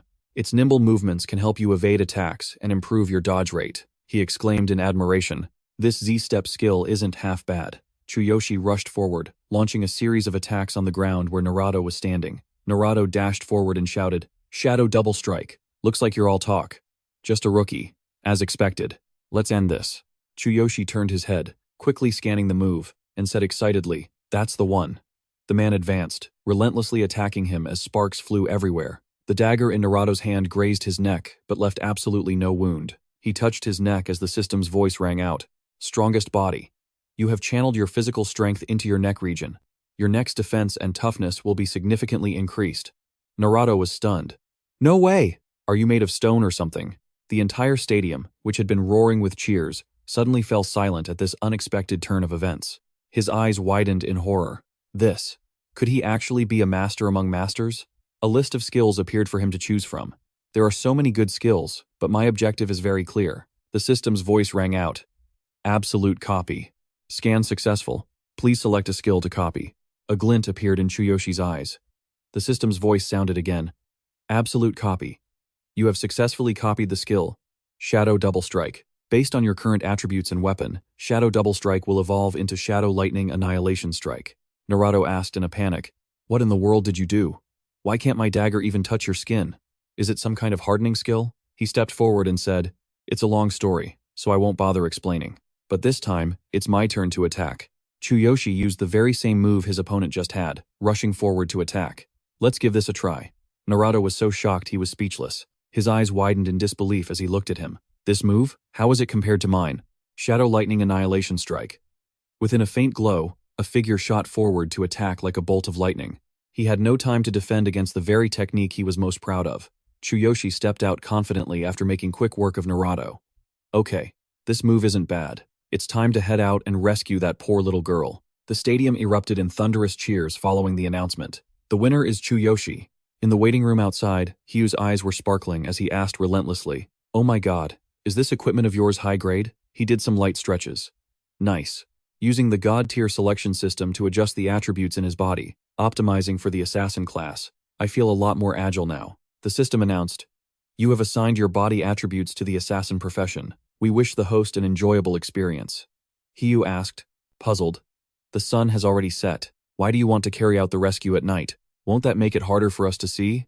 It's too dark, he said confidently. It's not a problem for me. I can see very clearly. Lead the way. Level 10. Current profession is assassin. Equipment, shape-shifting dark armor set, fox-kin outfit. Weapon, blood mist, saw blade. Skills, lightning combo, and the copied skill, Shadow Lightning Annihilation Strike. Combat power, 150,000. The two finally reached the kidnapper's territory. The bright moon shone down on the ground, filtering through the leaves. Hyu spoke up. That's the camp up ahead. Mr. Thong's daughter was taken here. The two of them hid behind a tree. The vice president of the best guild, Fivu, level 26, an archer. He spoke up. I wonder how that little girl is doing after all these days. Chuyoshi assessed the situation. Looking at the terrain of this camp, it's no wonder you guys failed when you tried to attack before. Hyu said, Yes. Our guild tried to rescue them several times, but we failed every single time. Their camp is easy to defend and hard to attack because of the terrain here. Plus, they're familiar with this environment and have set up traps. Not to mention the inside of the camp. Even the path to the gate is a nightmare. I dare say there's really no way for the guild here to get close to them. Although I saw your skills in the arena were extraordinary, by accepting this commission, you've really tied yourself to our guild. But with just the two of us, how do you plan on attacking in there? As soon as he finished speaking, he turned to find that he had vanished. Hiyu frantically looked around, searching. Where did he go? A few gatekeepers were chatting with disdain. Beastman Guard, level 21, warrior. Knoll Priest, level 22, support healer. Beastman Guard, level 21, warrior. The so-called best guild. They come. We beat them. Every single time. Just wait until tomorrow, and everything will be over. Even for people like us who are familiar with the terrain, it's very difficult to find the locations of the traps, let alone outsiders. As many as come, that's how many will die. Infiltration is impossible. I'm not afraid of anyone. As long as I have traps in the camp, even if the Heavenly Emperor himself showed up today, he'd have to turn back. Chuyoshi stood on a treetop, scanning the camp's terrain. Heavenly Eye is scanning. He observed the formation they had set up. Heavenly Eye, scan results. There are 9 large area activated traps and 6 manually activated traps operating on the path to the main gate. The hidden trigger points for the activated traps have been marked for you. Chuyoshi marveled. I feel like Heavenly Eye is constantly improving. It's like a high-level butler. The trigger points are marked so clearly. The switches for the manually activated traps are inside the entrance, behind the 3 guards. It will provide you with the best plan of action as you get closer, he muttered to himself, then leaped from the branch to the ground, taking action. A glint flashed in Chuyoshi's eyes as his entire figure was enveloped by shadows. A notification sound from the system rang out. Shape-shifting black armor. When it detects you performing a stealth action, the cloak retracts and transforms into a mask for easier movement. Please remove it when not in use. He landed gently, but his powerful aura still made the leaves rustle and tremble. Chuyoshi sighed in admiration. This is much better, my ever-so-thoughtful God-chosen system. He rose into the air, flying through the canopy and nimbly dodging traps. A figure zipped lightly through the encirclement. You've safely passed the underground traps and the large area traps hidden in the hollows of the trees. Chuyoshi hid behind a tree, devising a plan. Next, I'll attack them one by one. He covered his mouth with his hand, then let out a soft whistle, creating a sound to lure them over. As expected, they noticed the sound. What was that noise? You go check. It's not an intruder, is it? One of the soldiers stepped forward. Don't worry, that little noise was probably just a small animal. Sometimes a few of them get close, so it's better to kill them to avoid setting off the traps. I'll go check it out. Get some rest. We'll talk when I get back, the remaining soldier instructed. There's no need to stir them up. You may not have as much guard experience as us, but no one attacks our camp at night. What's this? Isn't that just asking for a quick death? The priest chimed in. That's right, he spoke up. It's probably another one of those damn deer. Last time, they destroyed 3 of our traps. This time, I'll be damned if I don't kill them. Chuyoshi calculated. Even at this distance, using the single-use assassination dagger from Faivu, from the spiritual backpack, you have taken out a single-use assassination dagger, quantity remaining, 29. He crept around the base of the tree, not realizing Chuyoshi was hiding on the other side. Chuyoshi timed it perfectly, reaching out and grabbing his head. The surprise attack left him no time to react. The soldier was quickly dragged behind the tree, struggling frantically. Chuyoshi clamped down on his neck, activating strongest body. Arm strength increased by 120%. Additional damage while stealthed. Damage increased by 30%. Critical strike seeking a one-hit kill. After dealing with one of them, he silently observed and chose his next target. Chuyoshi grabbed onto a vine. He skillfully moved to another safe position. The system announced, you have safely bypassed the hidden trap, a large activated boulder. He landed softly, silently hiding behind a bush to observe his target. The priest squinted. Where is he? The guard spoke up. Don't use this as an opportunity to slack off. Looking for a chance to nap again, are you? He stomped forward resentfully. I'll go drag him back. That kid loves being lazy. The priest rummaged for something as he spoke. Seriously, if the boss finds out he's slacking off on guard duty, he'll definitely be punished. It was a misty night. The night was quiet. A night for pining after beauties. After waiting a while and seeing neither of them return, he started to get anxious, and the priest shouted, Hey, where are you? Playing a disappearing act? Turns out the guard had also been taken down by Chuyoshi. With only one man left, he shouted in anger. Hey, you two, stop messing around and get out here. Are you ganging up on me? The priest grew impatient. Answer me. If you don't, I'm activating the mechanism.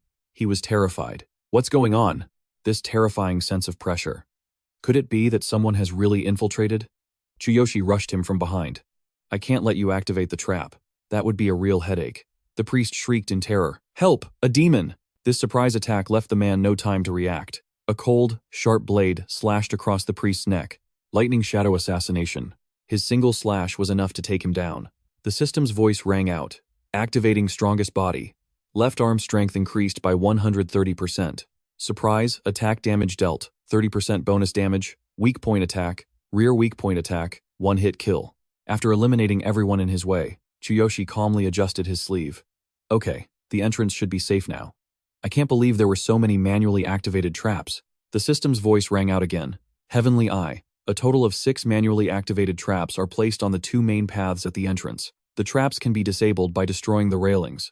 He who witnessed this scene, his jaw dropped in astonishment. He's too strong. Only then did Chuyoshi remember him. Fai Vu. Wait a minute, I'll come get you. There are many other hidden traps along the way, so be careful not to trigger them, he instructed, while leading the way.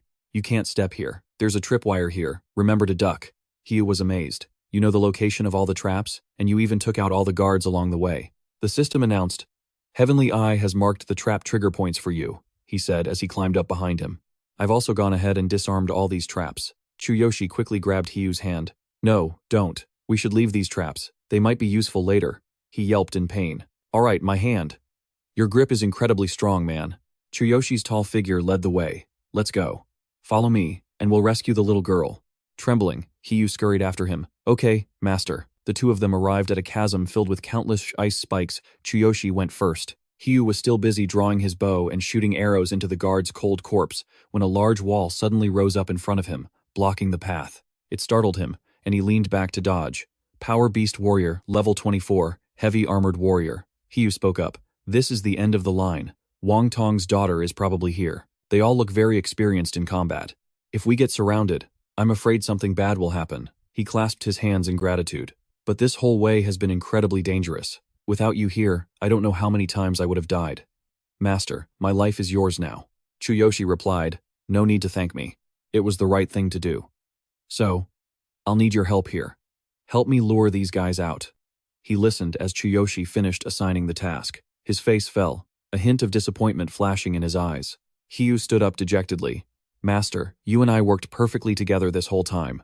I'm leaving first. Seeing his attitude, he found it strange. I'm not telling you to go get yourself killed. Do you remember the locations of the traps along the way? Hiyu finally got it. That's right. The traps you told me not to destroy are for those heavily armored beastmen. Right? You're pretty amazing. I remember you put special marks on all those traps, didn't you? He replied, yes. This kind of camp usually has a large fighting force. Otherwise they couldn't defend this place so securely. A system notification announced.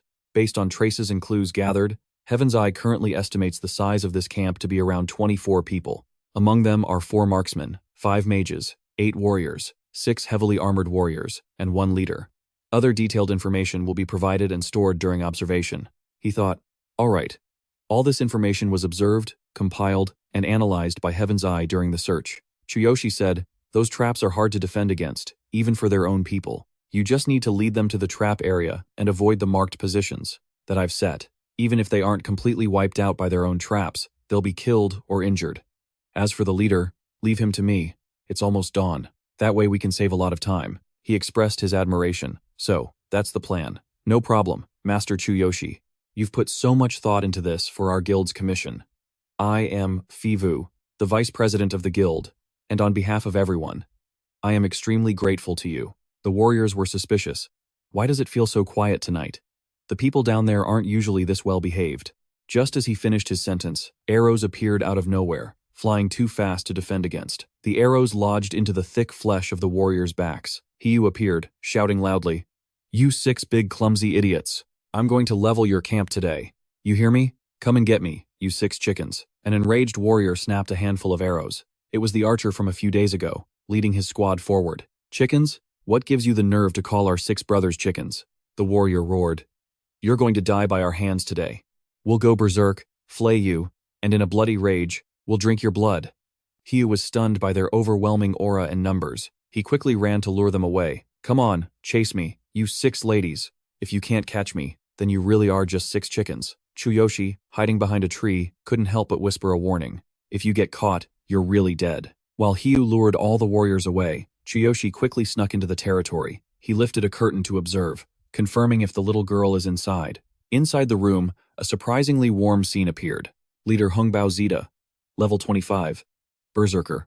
Nunu asked innocently, "Uncle, did the princess eat the apple that the evil old lady gave her?" Hungbao replied gently, "Well, little one, do you think you should eat things that strangers give you?" He looked at this scene, stunned into silence. "This isn't the kind of situation I expected to find here, is it?" The little girl said excitedly. But Hungbao had already sensed something was wrong. "You can't eat things from strangers, you'll get sick." He pulled the blanket over Nunu. "Good girl, don't look." The little girl was excited. "Uncle, do you want to play a game with me?" "Okay." He quickly moved towards the door and attacked. He thought, his reaction time is so fast. No wonder they call him a leopard. Hungbao didn't stop his attack, kicking out and forcing him back. "Ice-shattering kick," he shouted. "You don't look like you're from the best guild. Who are you? At least let me know your identity before you die," he demanded. The protagonist asked, "What was that story you were telling the little girl just now? Aren't you a kidnapper?" Chuyoshi stood up straight to face the level 25 Hungbao. Current profession: assassin. Equipment: shape-shifting black armor, foxkin tribe attire. Weapon: bloodbone saw blade. Skill: chain lightning flash. Skill: dark copy, backstab flash. Combat power: 15,000. He thought to himself, if he was just trying to comfort the child, that gentle expression he had earlier was a bit over the top. "What's going on?" Hungbao yelled. "An assassin? Looks like you're a real expert.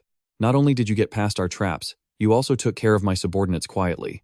Leader Hungbao Zeta, level 25 warrior. He spoke up.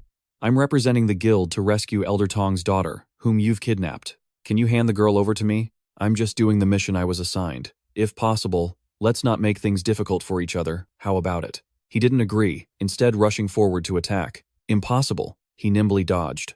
Just as expected of a berserker, he doesn't waste time with words when it's time to fight. The berserker class goes crazy in battle. The more they fight, the more frenzied they get. Chuyoshi calculated. "Looks like I can't drag this out. It'll be trouble if his allies return," he was thinking, while quickly observing Hungbao's movements to dodge in time.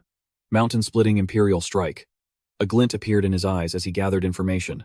Heaven's Eye activated, analyzing movements. Each of Hungbao's attacks landed on empty space. Chuyoshi controlled his body, dodging with agility. He exclaimed, "His reactions are so fast." The protagonist rushed forward to attack from behind. Darkness flash, backstab. Hungbao's reaction was too fast. He dodged, forcing the protagonist to leap back. Chuyoshi thought, that last move was the perfect opportunity. According to Heaven's Eye's analysis, he still managed to react in time. The innate, sharp senses of a leopardkin. He's definitely no pushover. Hungbao sized him up. That was an incredibly fast and powerful swing from behind. It even tore my hand. This human assassin isn't just absurdly fast. His strength isn't weak either, and he's great at seizing opportunities to attack. His level is definitely not lower than mine. He must be a very experienced assassin. He's clearly an assassin, yet he's using a large blade. In reality, Chuyoshi was only level 10. He spoke up. "Let's end this quickly." The system's voice rang out. Strongest physique activated. "Your arm has been enhanced." He also rushed forward quickly, his whole body brimming with fighting spirit. "Then let's fight." Just then, Nunu suddenly walked out. "Uncle, what are you guys doing?" Seeing the little girl appear, Hungbao was so shocked his jaw dropped. He hurriedly hid his injured hand behind his back. "Nunu, didn't I tell you not to come out here? Model, get inside already. You look so shocked by all this. Isn't he the kidnapper? So why is he being so gentle with this little girl?" "No, that's not right. It's more like affection." Nunu walked forward and lifted Hungbao's injured hand, fussing. "Mister, how did you get hurt?" he stammered. How do I put this? I was just carelessly playing with a knife earlier." With tears welling in her eyes, the little girl turned to question him. "Mister, why did you hit him? He's a good person. You can't hit him." Hungbao was a bit flustered. "Nunu, the situation is a little complicated." Chuyoshi immediately raised his hands, waving them as he explained. "No, I came to rescue you. I'm not a bad guy." The little girl looked at him and thought, "All right. Xiaohan used to make this same face to get me to soften up." Nunu shouted loudly, "I don't need you to rescue me. I'm very happy here with Nunu. Mr. treats Nunu very well. I don't want to go back." He patted her head to comfort her. "Okay, we won't go back." He dropped his hands, asking with some confusion, "Hey, are you going to explain what's going on? Your attitude towards this girl. It seems there's something more to this story. Or do you want to keep fighting?" Hungbao gently picked up the little girl and said, "Let's talk inside. I can put the little one to sleep at the same time. She gets scared if I'm not there to tell her a story." In a room filled with warmth, the candle on the table flickered gently. Hung Bao let out a sigh of relief. She's finally asleep. Leaning against the wall with his arms crossed, Chuyoshi asked, "The little girl really likes you. You're not just a simple kidnapper, are you?" He looked at the soundly sleeping child. He spoke softly. "I am a subordinate of Ong Thong, or you could say, I'm his secret bandit." The young man was shocked. "Huh? You're a subordinate of that wealthy merchant, Ong Thong? Then why would he have you kidnap his own daughter?" He lowered his voice. "For money. To cheat. To collect a huge compensation fee from the other guilds." The young man suddenly understood the situation. A huge compensation fee. So, that's what this is about, he thought to himself. I felt something was strange back then. So, this was all just a play staged by them. Hung Bao continued his story. "My gang is a group of secret bandits, raised by Ong Thong. I'm in charge of the kidnapping, and Ong Thong posts quests with attractive rewards. Ordinary adventurers wouldn't dare accept a quest that means facing an entire gang like this. As for the strength of the guilds in this area, we already had a clear grasp of it. We were completely confident that they couldn't break into our mountain fortress. All the traps and mechanisms were specially installed by people Ong Thong hired." Chuyoshi, leaning against the wall, lowered his voice slightly. "I see. You set up layers upon layers of traps and mechanisms, knowing full well the local guilds couldn't get through them, and then you drag it out until the deadline passed. So Ong Thong could personally come and demand compensation. Interesting, but I want to know, after getting the compensation money, wouldn't this little girl have to hide and run away? You can't let people see her return safely to Ong Thong's side, right? That would make people suspicious." He suddenly realized something horrifying. He blurted out, "Wait, don't tell me." Hung Bao could only continue with a heavy heart. Ong Thong would secretly adopt a few newborn children and raise them under the pretense that they are his own, all to serve this purpose. To him, once a child has been used, she has lost her value, and there's no longer any reason for her to continue to exist. As Chuyoshi processed this cruel information, his eyes filled with extreme rage. "You mean, he kills them?" he said. "There's no word vile enough to describe that level of depravity." "So then, why is this little girl?" he replied. "Because I'm the one who secretly took this child, and I'm also the one who quietly took care of her." Hung Bao's voice dropped sadly. "The more I watched her grow up, the deeper my guilt towards her became." The young man said grimly, "If Ong Thong succeeds again this time, will this child's fate change? With your skills, it shouldn't be difficult for you to take her and leave this place, right?" He explained, "When I was homeless and nearly starved to death, it was Ong Thong who took me in. He gave me food and clothes, gave me the chance to train and become a strong warrior. I've never thought of betraying him." The young man tried to persuade him. "There's really no such thing as freedom in this world, is there? Everyone lives for some purpose. You can see it. Nunu has absolutely no affection for her supposed father, Ong Thong. She sees you as her real father, doesn't she? For Nunu's sake, you should leave that bastard Ong Thong. Take the girl and get out of here." Hung Bao was conflicted. "If Ong Thong hadn't taken me in all those years ago, I probably would have starved to death on the streets long ago. But Nunu, to me." Chuyoshi turned to leave. "All these years. You've already repaid your debt to Ong Thong. Take Nunu and leave this place. Give her a new life. And give yourself a chance too." Hung Bao suddenly raised his voice. "You don't understand. If I betray him, he won't spare us." He reassured him. "Don't worry, I understand your dilemma." He comforted him, as if recalling his own story. Relying on each other to survive is difficult, but don't give up. Hope for something good to happen. He hesitated for a moment before speaking slowly. Then, "What about Ong Thong?" The young man reassured him. "Let me help you with what you can't do. A piece of trash lower than scum like old Thong won't be a threat to you and Nunu anymore." He was waiting for him outside. Seeing his figure emerge, he joyfully rushed over. "Master, you're out?" he excitedly recounted. "I totally ran circles around those big guys. Just like you predicted, those guys couldn't even handle their own traps and mechanisms. But with the symbols you left as reminders, for me, I dodged every single trap. Those guys were furious." Hugh couldn't stop laughing. You really should have seen the looks on those idiots' faces. At that, he just replied flatly, "Good." Suddenly, Hugh noticed something was off and asked, "Wait a minute, Master. Where's Ong Thong's daughter? You didn't manage to rescue her? Why did you come out alone? Did you fail?" "Oh no, this can't be. We're done for." Chuyoshi placed a hand on his shoulder and calmly replied, "No, it was a success. I've arranged for someone to take the little girl away safely." He instructed Faivu, "Go back to the guild first and give your guild master the good news. I'm going to find Ong Thong to collect the reward. Then I'll head to your guild." Hiyu jumped for joy. "Really? You've taken care of everything? Oh my god, you're amazing, Master." He hurried off. If the boss finds out, he'll definitely jump for joy. He's been losing sleep over this for days. I have to get back quickly and report this good news. In a lavish, magnificent palace, the light from a lamp brightly illuminated the entire room. Hiyu said cheerfully, "Then I'll wait for you back at the guild. Thanks so much." His gaze darkened. "It's time to talk to Quentin." Quentin was sitting in his room when he heard a strange noise and turned to ask, "Who's there?" Chuyoshi was now sitting in a chair, his sword resting point down on the floor. In a low voice, he said, "I'm the one who's come to take your life." The old man scrambled backward in terror, repeatedly calling for his men. "Guards," Chuyoshi advanced menacingly. "Don't bother calling. While you were busy counting your money, I assassinated all of your subordinates." Meanwhile, at Quentin's villa in the valley, the lights were still on. The bodies of the slain guards lay scattered across the ground. Quentin's trembling voice echoed out into the hallway. "You're from the Pace Guild, aren't you? What is the meaning of this?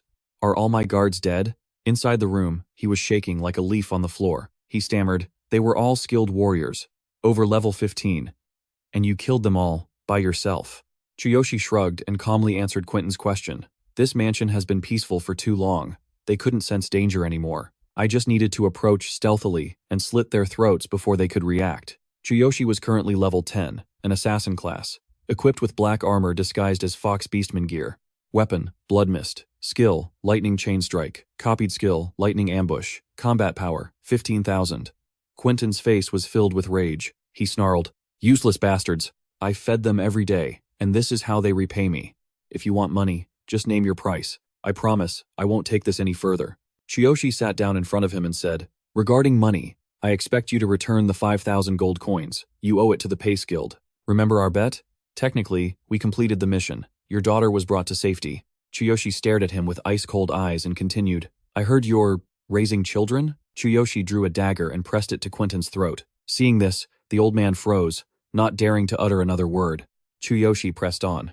"Do those children earn money for you? I'm very curious." With the dagger at his throat, a terrified Quentin raised his hands in a gesture of peace. His voice trembled as he answered the question. "Of course, they do. If my plan goes smoothly, they'll bring me a huge sum. If you agree to help me, I'll make them even more useful. I can fake kidnappings and sell their organs for a high price on the black market. We'll split it 50-50, if you spare my life. I'll transfer half of my assets to you. It's money you want, right?" When Chuyoshi heard him mention the word, organs, he growled, "Organs?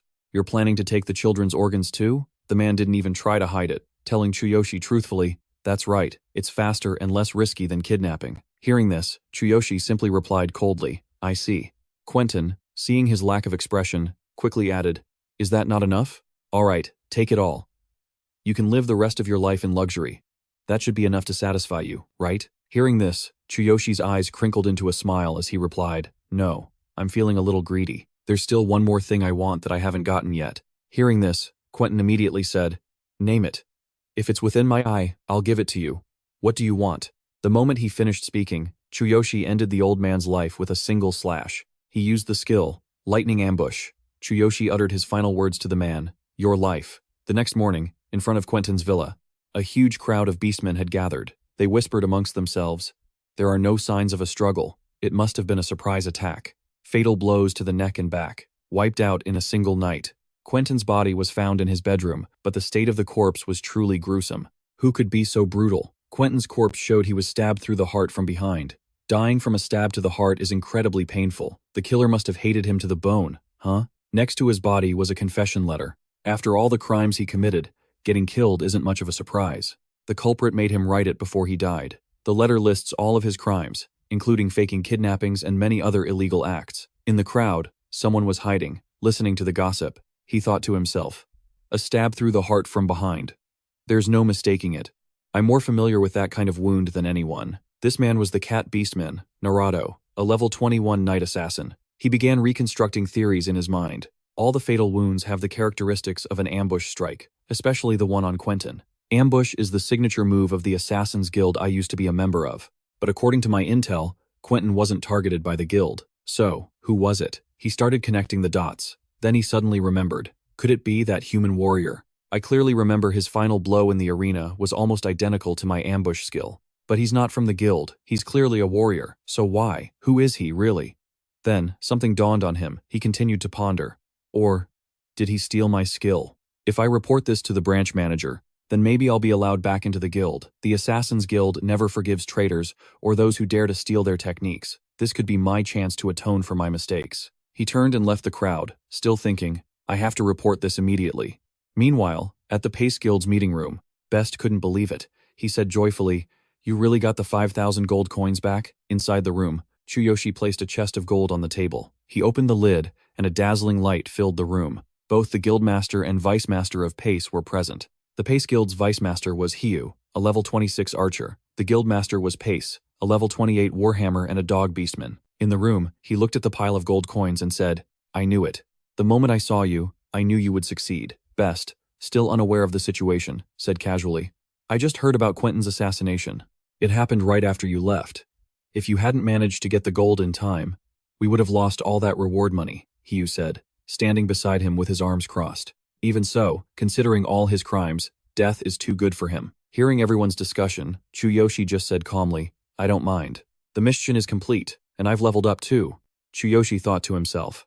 After dealing with Walton and his lackeys, the system gave me bonus points. It seems killing enemies yields more experience points than just defeating them. It also increases the chances of leveling up. When I killed Walton inside the house, the system displayed Level 11, Warrior Class. Equipment, Black Camouflage Armor, Fox Beastman Set. Weapon, Blood Mist Edge. Skill, Lightning Chain Strike. Copied skill, Thunder Ambush. Combat power, 15,500. Hearing this, Best clapped his hands in praise and said, You leveled up? Congratulations. Not only did you protect the guild's honor, but you also helped us earn a huge sum. Let's split these 5,000 gold coins evenly. Chuyoshi took off his mask, scratched his head, and said, I don't need 2,500 coins. I only intended to take 250. Consider the rest my donation. To the homeless children and families in need. Hearing this, the three people in the room stared wide-eyed and said in unison, A donation? Chuyoshi held the small money pouch in his hand. He tossed it in the air and said, That's right. There are many people who need that money more than I do. I'll take the 250 coins as we agreed. With that, Chuyoshi turned to leave. He waved to everyone, See you later. Hiyu watched his retreating back and remarked, He's insane. Not just his skills, but his heart too. Best quickly added, Seriously, donating such a large sum without any hesitation. He then announced to everyone, As he wishes, donate all the rest. The person below immediately followed the order, Yes, sir. Chuyoshi left and wandered the streets, thinking to himself as he walked, I'm level 11 now. Just a little more, and I'll reach my goal of level 12. Sakura must be around here somewhere, but where exactly? She'll definitely be surprised to see me now. Thanks to this black camouflage armor, I look completely different. Chuyoshi arrived in front of the Adventurers Guild. He thought, maybe I should wait for her at the Adventurers Guild. As Chuyoshi approached, he saw a crowd gathered at the entrance and grew curious. Chuyoshi walked towards the crowd, thinking, Why are so many people gathered here? Is something going on? He looked inside and saw a portly beast woman. She was shouting loudly, Do you have any idea who I am? I'm the wife of the trading company's president. A northern beastman. How dare a half-breed like you bump into my son? Apologize now. It was Sakura. Hearing the woman, she tried to explain. Ma'am, I've already explained. It was your son who bumped into me first. I was just standing here, waiting for someone. The woman's name was Silas. Hearing Sakura, she grew furious and yelled, What? You disgusting half-breed? How dare you lie so brazenly? Are you saying we're falsely accusing you? We wouldn't even want to get near your kind. You half-breeds are all a bunch of lowlifes. Her son, Ralph, seeing his mother yelling, also pointed at Sakura. He nodded vigorously. That's right. There's no way I'd bump into someone like you. You liar. The guard standing nearby also pointed a finger at Sakura and said, I'm a city guard. If you really did bump into the young master, just apologize. It's for your own good, you demi-human girl. Sakura lowered her head in silence for a moment, then raised it and said firmly, No. If even you are going to doubt me, then I won't hold back any longer. There are so many people here. Someone must have witnessed what happened. The crowd of onlookers behind her all looked away when she said that. No one wanted to step up and help her. Seeing this, Sakura could only sigh and say, So no one is willing to speak up for me? Seeing this, the woman felt even more emboldened. She raised her hand and slapped Sakura hard across the face, cursing, You filthy half-breed. Apologize now, or I'll have you thrown in jail. When the guard saw her get hit, he just put a hand to his head and complained, Damn it, stop being so stubborn. You should know your place. After being slapped, Sakura fell to the ground, but still said defiantly, I will absolutely not apologize to you. Silas became even more enraged. What? Are you defying me? I have the power to make sure you never see the light of day. Again, you ignorant half-breed, her son arrogantly chimed in. That's right. My father is the president of the trading company.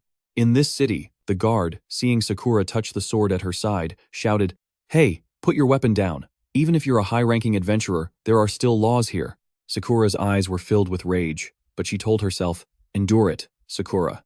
I can't let the young master's plan go to waste. She gripped the hilt of her sword but didn't draw it, still holding back. Endure it. You've always been good at enduring. I can't let something like this ruin everything. Endure it. While she was lost in thought, Chuyoshi pushed through the crowd. He strode forward aggressively. Before Silas could even react, Chuyoshi punched her right in the face. Seeing his mother get hit, Ralph screamed, "Hey!" Chuyoshi stood before the kid, his very presence terrifying the boy. Before he could say a word, Chuyoshi swung his hand and slapped him. The blow sent the kid spinning to the ground. Both the guard and Sakura were stunned by the sight. Chuyoshi casually rolled his wrist. He said, "You dare humiliate Sakura, and even lay a hand on her. I don't give a damn who you are, but you'd better be ready to face the consequences you've brought on yourself." Chuyoshi stood protectively in front of Sakura. The system displayed his information again. Level 11. Warrior class. Equipped with black camouflage armor. Fox Beastman set. Blood Mist. Scythe weapon. Lightning chain strike skill. Copied skill. Thunder. Ambush. Combat power. 15,500. Scene change. Elsewhere, Naruto was walking down a dark, damp hallway. He thought to himself as he walked, it's daytime, but this place is still pitch black and freezing. Suddenly, several hands held daggers to his neck, threatening him. Take another step, and you're dead. The man pointing a dagger under his chin also asked, "What do you want?" Naruto immediately recognized the man, raised a hand, and said, "It's me, Naruto. I was a member of the Assassin's Guild. I'm here to provide information." The human in the hooded cloak, Jinka, heard this and lowered his dagger, saying, "Naruto, you're no longer a member of the guild. If you're not here with a commission, then don't come here." The system displayed, human, level 30, assassin of the Assassin's Guild, Northern Branch leader. A long-haired man also jumped down from above. This man was Vero, human, level 27, assassin of the Assassin's Guild, Northern Branch leader. As soon as he landed, he spoke up, "So, it's you. You're the one who skimmed money from a client and got caught by the guild. That's why you had your hand cut off and were kicked out. If you're thinking of coming back for a reunion, I'll pass." Naruto quickly raised his hand in denial. "It's not like that. I discovered a warrior in the city who stole the guild's techniques. I thought you gentlemen would be interested in that." Hearing this, Jinka immediately asked, "Stole the guild's techniques? That's something we can't overlook. Are you sure? Speak clearly." Vero also chimed in excitedly. "There's someone like that in the north, and we don't even know about it?" Naruto firmly asserted. "Believe me, at the very least, I'm sure about the ambush technique. I've fought him before. I want to provide information, but if my information is accurate, and I help you to eliminate a thief, I want a chance to return to the guild." Hearing him, Jinka's tone soured slightly. "Making conditions? But your proposal is reasonable. If the information is correct, I'll submit your proposal to the higher-ups. Now, let's see what you have to say." The scene changes. Over here, Sakura saw it was Chuyoshi. She immediately called out, "Young master." Sakura looked at the man before her, level 11, warrior class, equipped with black armor disguised as a fox demi-human set. Weapon, blood mist. Skills, chain lightning strike, copy, thunder ambush. Combat power, 15,500. The guard was terrified now, his face pale as he trembled. "Are you insane? Do you have any idea who they are? You just hit the wife and son of the trading company's president. You're not getting away with this." After being slapped by Chuyoshi, Silas cradled her son and threw a tantrum on the ground. She threatened loudly, "I'll kill both of you. This is the first time anyone has dared to hit us. You'd better be prepared." Her little boy also writhed on the ground, crying and screaming. "It hurts so much." Silas furiously shouted, "Guards, assemble. Arrest them immediately. If you don't, I'll have my husband cut this city's funding." Hearing her threats, the guard quickly complied and ordered his subordinates to arrest the two. "Surrender peacefully, and we'll be lenient." Chuyoshi, who was crouching next to Sakura, said calmly, "They were the ones who started it. Isn't this just self-defense?" The guard could only stammer, "Well, that." Silas sat up, pointed at Sakura, and twisted the truth. "When did I ever hit that filthy half-breed? Who saw it? Who's your witness? I would never dirty my hands by hitting some half-breed." Chuyoshi lost all patience. He glared at the woman and warned, "Say one more word, and I'll break all your teeth. There are plenty of witnesses here." Sakura then spoke up, "Young master, no one will dare to be a witness for us. I'm sorry for causing you trouble." Chuyoshi simply told her, "Don't give up, Sakura." She thought about how no one had stepped forward just a moment ago, and said to Chuyoshi, "But, a moment ago, I also thought someone would stand up for me. I'm a demi-human, and she's the wife of the trading company's president. No one would dare defy someone so powerful for a demi-human like me. Silas crossed her arms, still arrogant. Who would bother being a witness for a lowly demi-human and some human? What an idiot. Just then, Harvey's group happened to be passing by. He recognized the young man and went to greet him. Captain! Is that Chuyoshi? Victor was also pleased. You were right. What's going on? Luke, standing nearby, added enthusiastically. I heard he just completed a huge job for the Pace Guild. Our captain is really something else. Seeing they were acquaintances, Chuyoshi scratched his head and said with a smile, Oh, it's you guys. It was nothing. I just did what I could. Silas could only stare, frozen at the scene before her. She muttered to herself. What's happening? People from the Pace Guild also arrived. Seeing him, Hugh greeted him enthusiastically. You're still here? We just finished collecting the donations like you wanted. Chuyoshi helped Sakura to her feet and said, I was about to leave, but my teammate ran into some trouble. Sakura asked quietly, Young master? You know them? It seems they respect you a lot. Hearing this, Victor's group immediately asked, What's the problem? Hugh also rolled up his sleeves, cracking his knuckles. Who's causing trouble here? Causing trouble for you is like punching the Pace Guild right in the face. The little boy was still wailing in Silas's arms. Mommy, she finally asked. Who is that guy? Seeing the situation, the guard stepped forward and said, Ma'am, those two are in a dispute with the president's wife and need witnesses. If no one can prove that the lady struck first, we'll be forced to arrest them and await trial, according to the law. The crowd behind them immediately erupted. Arrest Captain Chuyoshi? Are you serious? Do you know how much money he donated to the poor in this city? If anything, you should be giving him an award. What trial? I'll be a witness. Me too. I'll be a witness too. And me. Luke crossed his arms, looked at the guard, and said, Is this enough for you? The entire guild is willing to testify. Miko also stepped forward and declared, I'll also be a witness. I saw the lady strike first. Sakura is a gold rank adventurer, and I can guarantee her innocence. Seeing the situation turn against her, Silas sat on the ground and threw another fit. You fools! I'm the wife of the trading company's president. Just then, from the crowd of demi-humans, an ordinary person raised their hand and said, I also saw the lady hit her first. The person next to them also raised their hand, saying, If that many people are testifying, then I will too. Me too. Seeing how things were going, the guard gave a forced smile and waved his hands. That's enough, ma'am. Please come with us. Chuyoshi then spoke up again. Shouldn't you apologize to my friend first? If you don't, you're not leaving this spot. The crowd behind him started shouting, Apologize. Don't you know how to speak? Even if you're the president's wife, you still have to apologize. Even if you're the president of a trading company, our guild won't let this slide. Another person rolled up his sleeves and said, Did you hear that? Apologize.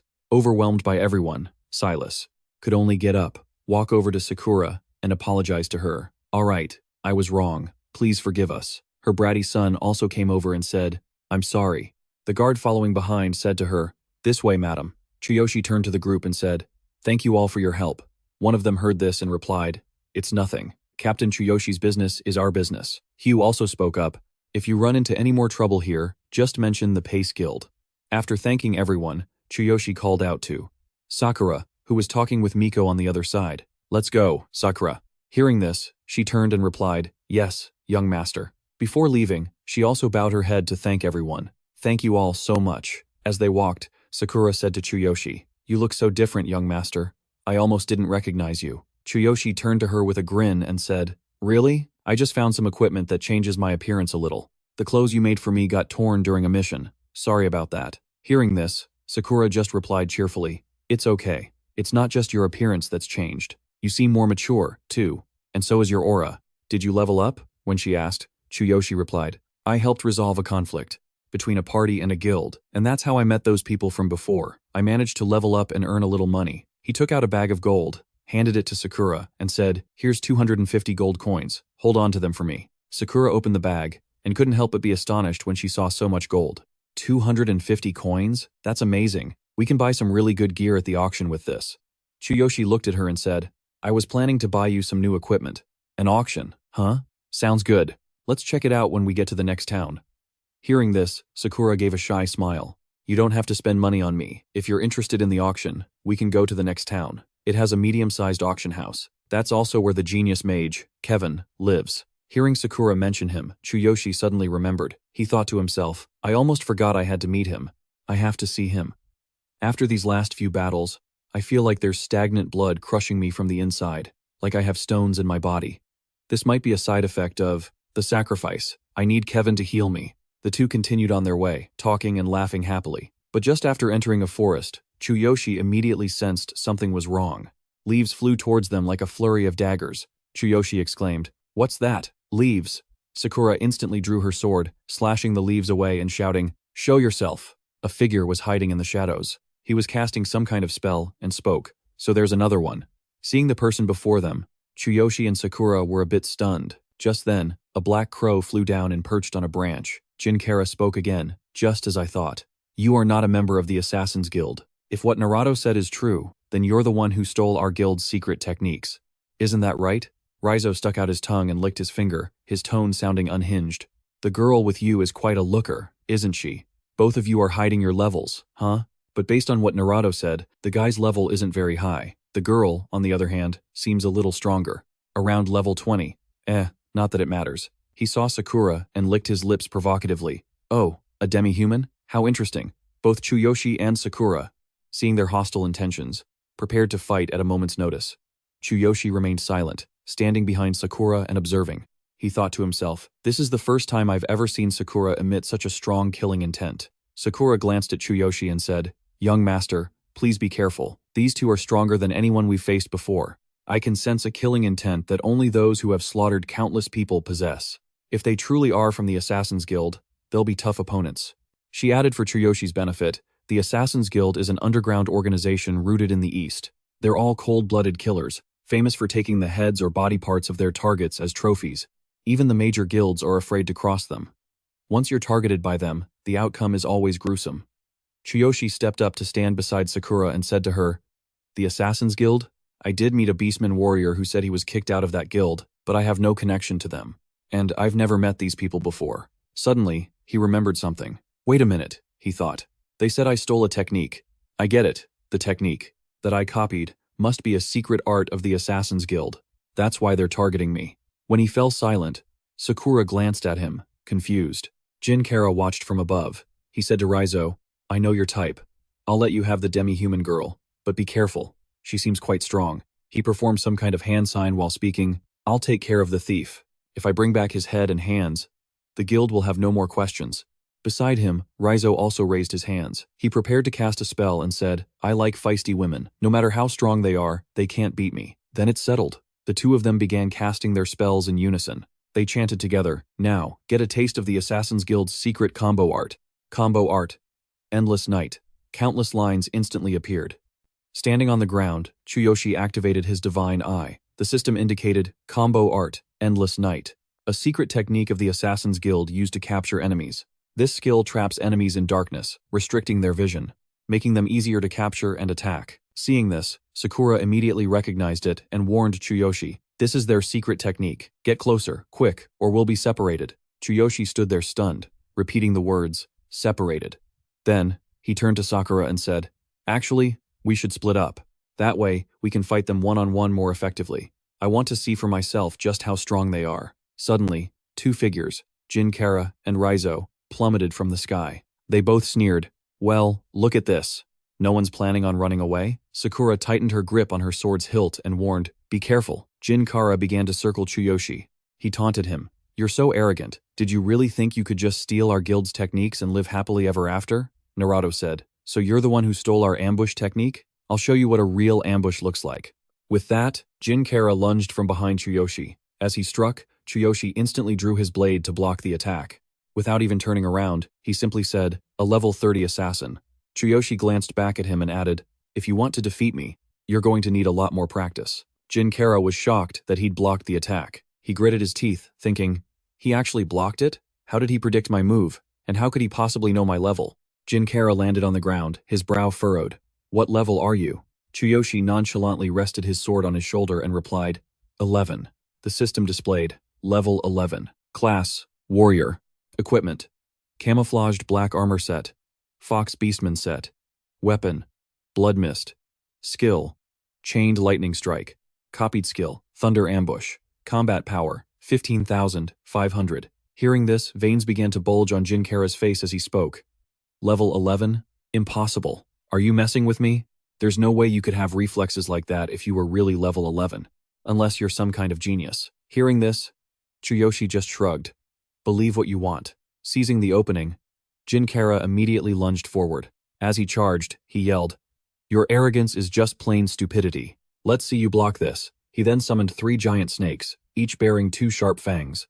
Chuyoshi immediately activated his God's Eye. He instantly identified the skill, Serpent Dance, a movement skill designed to disorient the opponent, involving fluid, snake-like motions. It allows the user to approach and attack from difficult angles, increasing movement speed by 30%. Seeing this, Chuyoshi thought to himself, what incredible body control. Without my God's Eye, I'd have been done for. Note, body technique encompasses agility, physical movement, and strategy. Seeing Chuyoshi momentarily distracted, Jinkara used the skill in combination, lunging forward and stabbing down with his dagger. Let's see how you deal with this. Not even my own teammates can counter this. The system displayed Continuous Siege Assassination, a capture technique of the Assassin's Guild that creates multiple clones from the shadows to surround the enemy. The clones attack continuously and vanish once the assault is over. Chuyoshi immediately aimed his sword forward and activated the system. Activate Ultimate Physique. It focuses all power into the upper body, reinforcing defensive capabilities for a limited time. Jinkara's dagger struck, but only managed to create a shower of sparks as it scraped against the defense. Witnessing Chuyoshi's ability, he screamed again. His defensive power is insane. Is it his gear? What level are you? Who are you? Seeing his disbelief, Chuyoshi had no choice but to display his level for him to see. Display level. Chuyoshi gave him a death glare and repeated, I told you. Level 11. With that, Chuyoshi swung his sword down, forcing Jinkara to dodge in a hurry. If he had been even a split second slower, Chuyoshi's blade would have pierced his throat. Jinkara's mind was racing. How can he possibly be level 11? He flew backward, clutching a fresh wound on his chest as he spoke. Hold on, you're a real anomaly. If your level is truly 11, then you must be a natural-born genius. Any guild would kill to have you. I'm the branch manager of the northern branch of the Assassin's Guild. I have a proposition for you. How would you like to join us? With my recommendation, the high-ranking members will take a special interest in your training. With your talent, you could join the ranks of the guild's most elite prodigies. This is a rare opportunity to join the Assassin's Guild, you know. Hearing this, Chuyoshi calmly replied, I'm not interested in that, and I wouldn't be a good fit anyway. Why should I trust someone who came here to kill me 1 minute and is trying to recruit me the next? Seeing his refusal, Jinkara began to cast another spell. His entire body was suddenly enveloped in blue flames. Jinkara continued, Is that so? But I'm not going to give up that easily. With that, he brought a hand to his mouth and chanted an incantation, and one of his eyes began to glow red. His dagger suddenly transformed into a double-bladed weapon. He spoke as he channeled power into his blades. You should feel honored. It's been a long time since I've had to use this move. Now then, let's play. Chuyoshi watched the scene unfold. He was frozen for a moment, thinking, he's channeling his killing intent and aura into his weapon. The power is immense. Jinkara then swung his blade in a wide arc and shouted, Take this, Crystal of Killing Intent. The system provided information. Crystal of Killing Intent. A capture technique of the Assassin's Guild that condenses all of the user's killing intent and aura into a sharp weapon.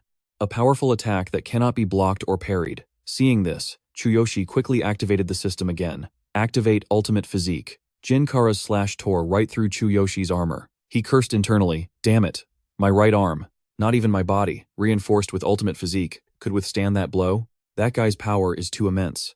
If that attack had hit my heart, it would have been all over. Jinkara, meanwhile, had neatly tied his hair into a bun. He said to Chuyoshi, Don't underestimate me, kid. This is my ultimate skill. I'm level 30.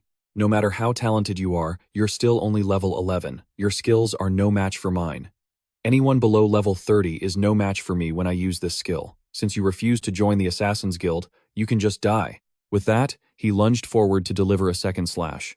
As he charged at Chuyoshi, he roared, You're not getting away this time. I'll kill you and crush your skull. At that moment, a thought crossed Chuyoshi's mind. If Ultimate Physique and my regular weapon aren't enough, then I'll just have to try that. With that thought, he immediately stored his weapon. Sparks of lightning began to crackle around Chuyoshi. Jinkara was stunned by this sight, thinking, What kind of aura is this? Chuyoshi's entire body was now wreathed in lightning.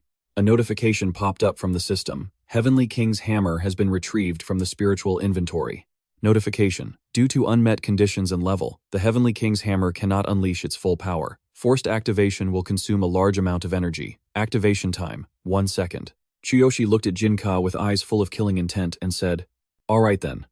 Let's see if I can take you on. System display. Level 11. Class, Warrior. Equipment. Camouflage. Black armor set. Fox Beastmen set. Weapon. Blood Mist. Skills. Chain Lightning Strike. Copied Thunder Ambush. Combat Power. 15,500. In the sky, bolts of lightning began to gather above Chuyoshi's head. He was now hovering in mid-air. His entire body radiated an aura that overwhelmed his enemy. Chuyoshi thought to himself, to defeat an opponent this strong, I have to seize the perfect moment to land a critical blow. The key is speed. I can only use this hammer for 1 second, but that should be enough. Meanwhile, Jinka stood on the ground. He continued to observe Chuyoshi, then asked, that move just now. What kind of weapon possesses that much power? That great? From above, Chuyoshi held his hammer and looked down, saying to him, you came for my head, didn't you? Well, let's just see if you can take this. Hearing this, Jinka burst out laughing. He mocked him, saying, a pathetic level 11 warrior like you dares to challenge me? Don't make me laugh. I won't fall for your little tricks. As soon as Jinka finished speaking, Chuyoshi immediately brought his hammer down from above. He shouted, prepare to die. After Chuyoshi's hammer struck the ground, a deafening explosion erupted. The system then displayed Demon Spirit Crystal Aura, a high-level assassination technique from the Assassin's Guild. It is a more powerful version of the Killing Intent Crystal, fusing the assassin's weapon and body with their killing intent to unleash an unstoppable, fatal attack. Chuyoshi still held the hammer in his hands. He knew his chance had arrived, thinking, this is it, the 1 second I need. Meanwhile, in another part of the Dark Zone, Sakura was watching Chuyoshi and remarked, is Master using that power again? It looks like the outcome of this fight is already decided. I don't need to worry about it. She looked down at the battered gyro, kneeling before her without a hint of pity. Back with Chuyoshi, Jinka flew up to face him directly. Chuyoshi immediately used the system to activate the Heavenly King's hammer for 1 second. Jinka was instantly blasted back to the ground. He slammed into the ground, creating a huge explosion. Jinka, now completely drained of strength, clenched his teeth and said in a trembling voice, what? What is this? This power is terrifying. There's no way he's level 11. He raised a hand to his mouth and began to mutter an incantation, saying, damn it, if it's come to this. He conjured a blue-eyed bat and sent it flying off. Kneeling on the ground, Jinka continued his threats. If you kill me, you'll become the prey of the Assassin's Guild. The time limit on the Heavenly King's hammer had expired, and unable to unleash its full power any longer, he landed back on the ground. Chuyoshi looked utterly exhausted. Panting heavily, he thought to himself, the hammer's power. It felt stronger than last time. It must be growing stronger as I do. Huff. Before he could collapse, Chuyoshi thought, I need a recovery potion. Sakura arrived just in time, catching him as she spoke. Master, are you all right? Please handle the rest. She helped Chuyoshi lean against her and took out a potion, continuing to speak. Taking down that one-eyed assassin in a single blow must have taken a huge toll on your body. As Sakura held the potion to Chuyoshi's lips, he drank it and groaned. Ugh, it tastes just as awful as ever. Hearing this, Sakura teased him. That's precisely why I try not to drink them. Sakura let Chuyoshi rest his head on her lap. She began to scold him gently. That last attack was certainly powerful, but please try not to use it so often. It would be very troublesome if you ended up like this when I'm not around. Chuyoshi agreed with her. You're right. But he was a really tough opponent. If I didn't give it my all, I wouldn't have been able to win. Sakura added, that's true. He was a high-ranking member of the Assassin's Guild, so ending the fight quickly was a wise choice. Speaking of which, do you remember that story you told me about a level 10 warrior who faced dozens of enemies alone? With your current power, you have nothing to be afraid of. Hearing that, Chuyoshi sat up suddenly and asked her, you remember a random story like that? I told you that ages ago, didn't I? Your memory is amazing. Sakura replied, of course I remember, Master. Chuyoshi became lost in thought again. I've been in this world for a long time now, and I'm about to hit level 12. Maybe it's time to return to my own world. I'll handle things quickly. For Karina. Last time, I clashed with Mina's group while dealing with those bastards who were bullying Karina, and Mina's boyfriend's father is the vice leader of the Blue Serpent Gang. When I get back, I'll strike first. At that moment, Sakura took out 2 potion bottles, handed them to Chuyoshi, and said, oh, Master, these assassins were carrying high-grade potions. They might be useful. A system notification popped up. Experience Point Potion, Grade A Potion.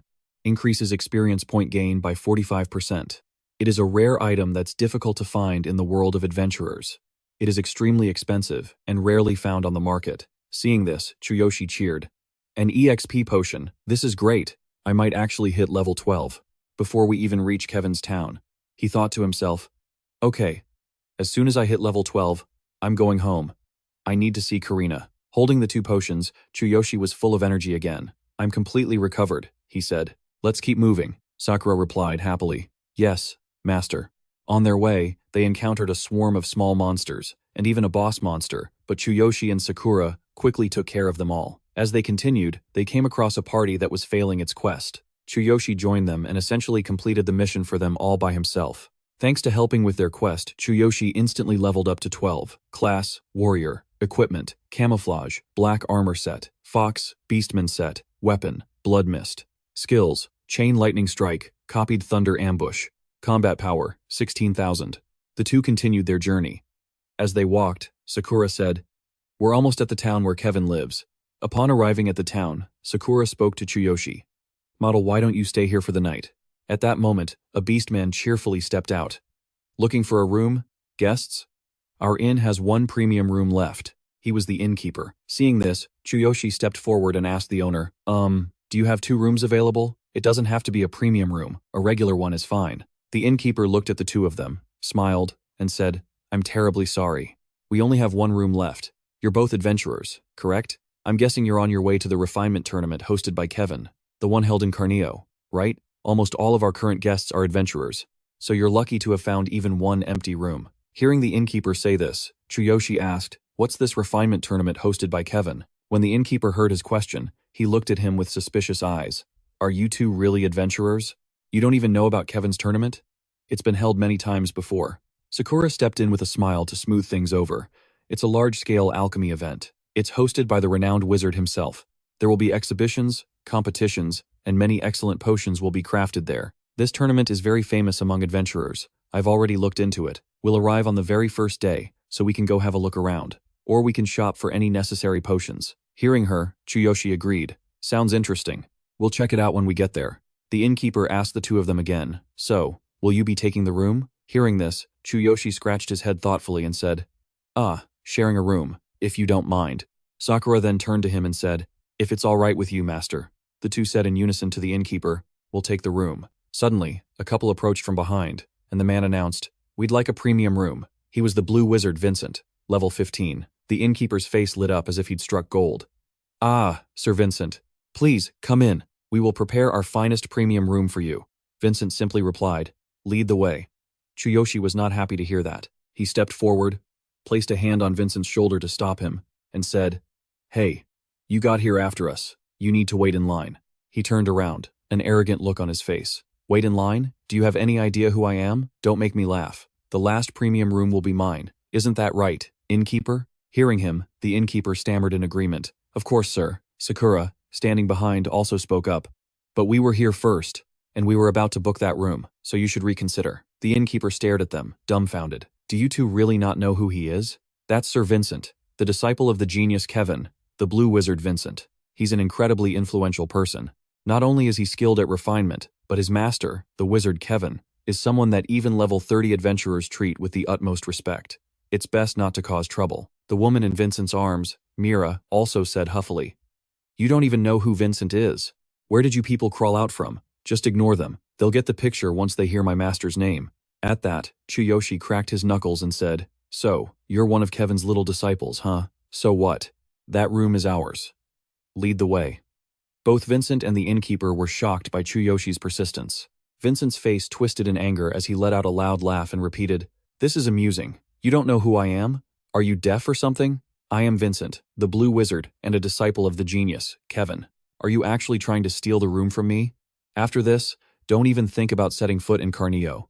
In response, Chuyoshi grabbed him by the collar and shoved him to the floor, saying firmly, I already told you, so what about it? The innkeeper was horrified by the situation. He cried out. Mira, his companion, rushed to kneel beside her lover, calling out, Vincent. Vincent immediately sat up, flying into a rage and screaming, You'll regret this. I'll make sure you can never set foot in Karnio. Chuyoshi paid his words no mind and spoke directly to the innkeeper. Innkeeper, show us to our room. Seeing this, the owner had no choice but to point the way. Why, yes, this way. Vincent remained seething on the floor, muttering to himself, How dare you look down on me? You will pay for this. As Sakura followed Chuyoshi upstairs, she said with a worried look, Master, are you sure about this? He's a disciple of Kevin. Hearing her say this, he calmly replied, However others treat me, is exactly how I'll treat them in return. I see no reason to respect someone who disrespected me, regardless of whether he's Kevin's disciple or not. I don't care. I'm not going to just lie down and take it like I used to. When Sakura heard the words like I used to, she thought to herself, like I used to. Night fell. Sakura was already asleep, and Chuyoshi sat on the bed. He looked at the glowing ring on his hand and muttered, Karina, I'll be back soon. He opened his system and activated the endless pathway. Chuyoshi then used the portal. In an instant, he was back in his original world. As soon as he arrived, he said, I'm home. He sat on the bed, turned to look at his sleeping sister, and thought, good. I didn't wake her up. He went to pull the blanket over her, when he suddenly heard Karina talking in her sleep. Big brother, I can't feel my legs. Will I ever be able to stand up again? It's okay if I can't stand. So please don't make that sad face anymore. I won't give up just because I can't walk. I don't want to be a burden to you. He looked up and saw that the crutch had been restored, thinking to himself, that crutch was broken, wasn't it? Did Karina fix it herself? She even takes such good care of her things. Chuyoshi let out a sigh. He tucked the blanket around her and whispered softly, You're so strong. I've made you suffer so much, but I've become stronger now, and I won't let anyone bully you anymore. You won't have to live in misery like you used to. He placed a hand on her head and continued to murmur, I will definitely heal your legs and bring back the smile you used to have. Chuyoshi didn't go to sleep. He opened his system and looked it over. Lying on the bed and navigating the interface, he muttered to himself, good thing it fit into one slot. Model. Now that I'm not wearing it, it just feels weird. My equipment from that world is still intact. I need to find a chance to upgrade it. Now that I'm back, I'll handle things one by one. The next morning, on the way to school, Karina felt like something was off. She asked, this is so strange. Brother, what happened to you? She said as they walked. It's only been one night, but you seem like a completely different person. Hearing this, Chuyoshi just smiled at her and replied, I just got a haircut and worked out a little. The system displayed, Level 12, Class, Warrior. Equipment, Camouflaged Black Armor, Fox Beastman Set, Blood Mist Weapon. Skills, Lightning Chain Strike, Lightning Ambush Copy. Combat Power, 16,000. Hearing her brother's explanation, Karina praised him. Just a hairstyle change made you a different person. You look so mature, brother. You even look taller. Chuyoshi just laughed it off and replied, no way, don't worry about me. Just focus on taking care of yourself. Don't wander off, and wait for me in the classroom after school. Got it? Karina remembered the bullying incident from the other day, and mumbled quietly, I know. At school, when Mina and Vivian saw the two approaching, they shot them a glare. Karina saw them, and was too scared to say anything. Chuyoshi gave them a sharp, cold look. Vivian saw this and said to Mina, that's Karina's brother, right? Why does he look so jacked? Mina snapped at her, annoyed. Shut it, you idiot. Chuyoshi looked down at his sister and reassured her. Karina, it's okay. From now on, no one will dare to bully you again. Hearing her brother's words, she answered obediently. Okay, she thought to herself. Is it because you became a hero? My brother is so different now. As Karina walked past them, she noticed they kept their heads down, which she found strange. This wasn't like them at all. She wondered, what's wrong with them? Mina glared at the two of them, seething with resentment. How dare they humiliate me like this? I'll use the Billy family's power to teach them a lesson. I'll make them kneel before me. Chuyoshi and his sister continued through the crowd and into their classroom. Inside, Chuyoshi saw Riley's gang. They were already there. Kazama was the first to speak up. Riley, they told us not to mess with Chuyoshi anymore. Yeah, last time I seriously thought he was going to kill me, Saryu said resentfully, perched on a desk. So now you're just gonna make nice with him? Riley, hearing their chatter and remembering his own beating from Chuyoshi, shouted, shut your mouths, both of you. What a bunch of cowards. This only happened because you underestimated him. I'm never going to be afraid of a guy who used to be my errand boy. He was still thinking to himself, I was just careless back then. Next time, I'll show him. Saryu, sitting nearby, was still rambling on. Wasn't it because our surprise attack plan went sideways? We were the ones waiting for Chuyoshi. Riley snapped in frustration. I said I was careless. So, I was careless. Kazama suddenly pointed toward the classroom door and said, Riley, it's Chuyoshi. They looked out and saw Chuyoshi talking with Miss Lily in the hallway. Seeing him, Saryu broke into a cold sweat and exclaimed, he looks so different. What the hell is this? Riley just looked at him in silence. Miss Lily entered the classroom and, standing at the podium, asked, the Future Star Tournament is coming up soon. Is anyone participating? She looked out at the class. This event is a collaboration with many of the nearby schools. Our school strongly encourages students to compete. This is a chance for you and our school to shine. Riley, slouched in his seat, spoke up wearily. Are you kidding us, miss? The Future Star Tournament? That's only for students in the hero class. What's the point of a normal student participating? Every year, some students from the regular class join. But has a single one of them ever won? The hero class students always take all the top spots. Participating is just a waste of time and a total humiliation. Hearing this, Saryu chimed in. She's right, miss. And with other schools participating, there's no way we can win. Last year, Riley ran in the marathon. Our school wasn't even halfway through when hero class students from another school had already finished the race. A murmur went through the class. Do we really have to participate? I don't want to go just to lose, miss. We'll only end up embarrassing ourselves. Just let the hero class students represent the school. Hearing this, the homeroom teacher continued. Well, but the prize money this time is huge. Even us teachers want to join in. This tournament is hosted by the hero school itself, so all the famous hero guilds will be paying close attention to this event. Leaders from the hero school organization will also be in attendance. The winner will receive 10 million yen. The moment she mentioned 10 million yen, the entire class erupted like a disturbed beehive. 10 million yen. And leaders from the Hero School organization will be there too? That's incredible. The Hero School organization is part of the Hero Association. They focus on recruiting and training young heroes. If you can catch their eye, you might even get a direct ticket into the Hero Association and have a bright future ahead of you. Sitting in his seat, Chuyoshi heard the prize amount and started thinking. 10 million yen. I borrowed 600,000 yen at a high interest rate from the Blue Snake Gang. If I win, I can pay off the debt and move Karina to a different apartment, one with an elevator. And the Hero School organization too. I don't know much about all the hero-related systems, but if they take an interest in me, I might be able to get even more support. Chuyoshi's eyes were determined, a slight smile on his face as he continued his thoughts. The money here is more valuable than those gold coins from the other world. Karina and I need money for a better life. I'm going to take that 10 million yen, and the attention of the Hero School organization along with it. Riley leaned back with his hands behind his head and said loudly in a bored tone, Hold on, what's the point of getting all excited? That prize money isn't for us. Those geniuses from the hero class will win anyway. Saryu chimed in to agree. Exactly. How can normal students possibly beat them? Hearing that, the class's excitement died down again.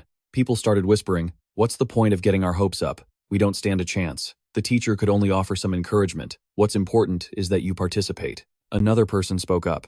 If hero class students from other schools are participating, we don't stand a chance. Suddenly, a hand shot up. It was Chuyoshi. He adjusted his tie and said, I'll participate. Riley overheard this. He slammed his hand on the table and laughed mockingly. Just because you beat us once, you've gotten this arrogant? I thought you had changed.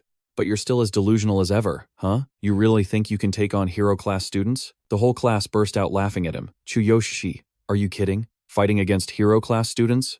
The ones from other schools are going to be there, too. Are you an idiot? The homeroom teacher at the podium couldn't help but ask, Chuyoshi, are you really going to participate? Without another word, Chuyoshi replied. Yeah, sign me up. Veli, twirling a pen, continued dealing out the papers. Look how serious he is. Don't come crying to me later.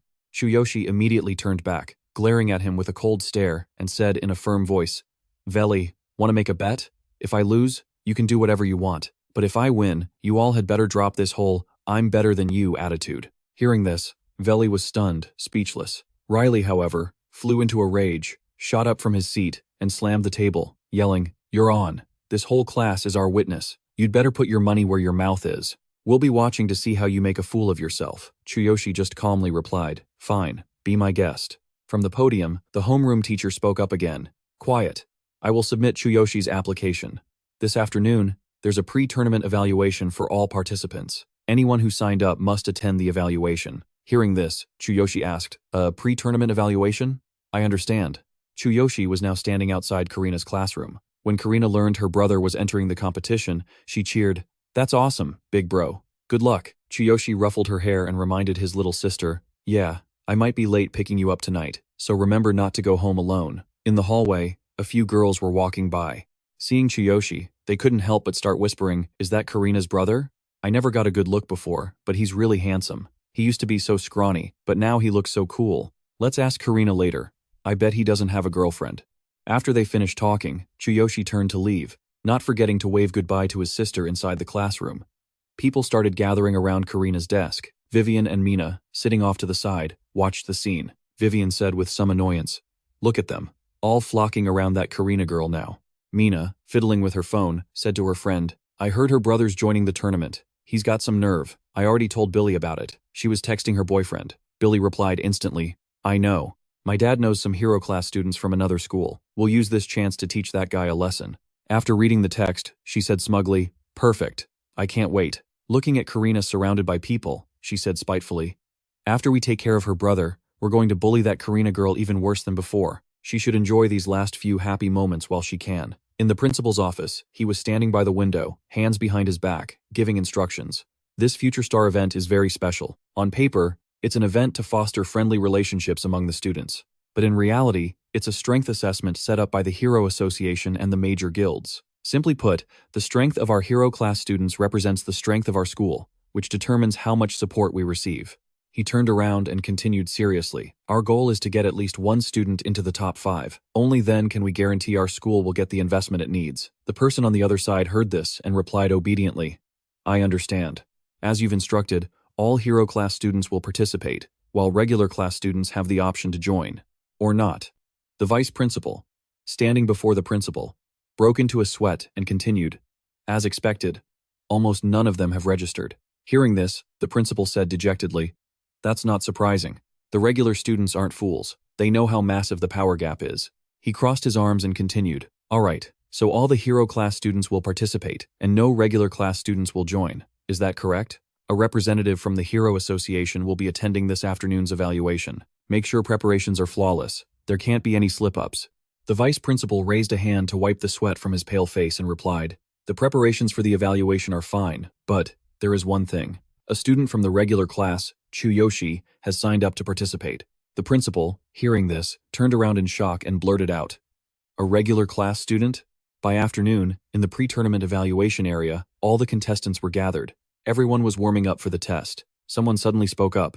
"Looks like there's a regular class student participating this time, and he even signed up voluntarily." A pink-haired girl named Keiko heard her friend and chimed in, "What an idiot. Does he really think he can fight against us? Is he trying to embarrass the entire school or what?" Toshio, still warming up, heard this and replied, "Either way, there's no way he'll pass this evaluation. This is just a trial run for demi-heroes like us." System note: a demi-hero is a young person with innate talent. Typically, they are placed in the hero class in high school, enjoy special privileges, and fight for the school's honor. Toshio then glanced up and said, "Look, there he is." Seeing him, Keiko's cheeks flushed a bit as she said, "Oh, he's actually kinda cute." Toshio, still warming up, watched Chuyoshi intently and muttered to himself, "Really? Compared to the hero class, there's nothing special about him."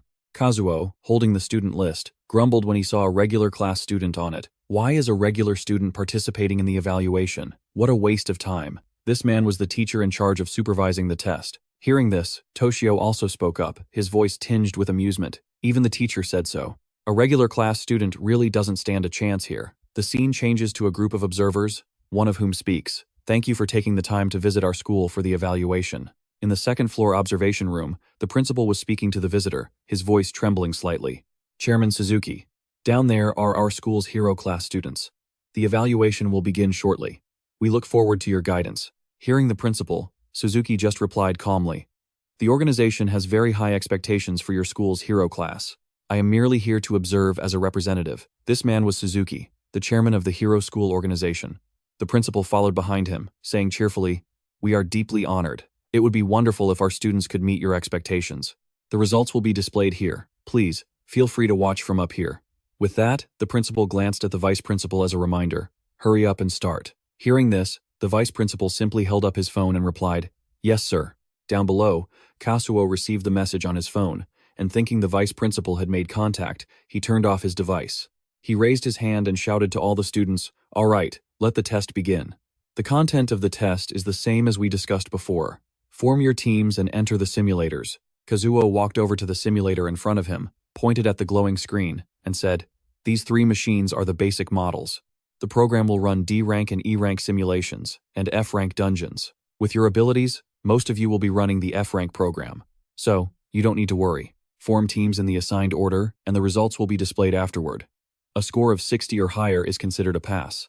Chuyoshi, standing below, raised his hand and said, "Sir, I didn't know we were supposed to form teams. I only knew we had a test this afternoon." Hearing this, Kazuo could only scratch his head and think, having a student from the regular class is unexpected, but it's not a big deal.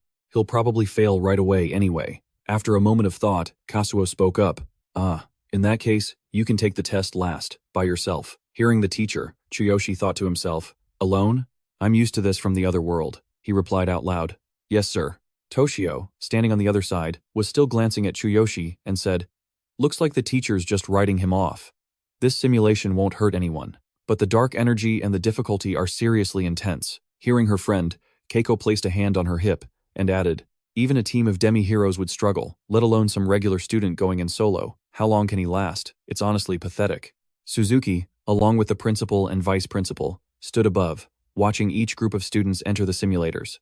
Suzuki crossed his arms and observed silently. He was thinking, this test is all about discovering potential demi-heroes, and the Hero Academy exists to recruit them, to recruit those geniuses for the Hero Association before anyone else can.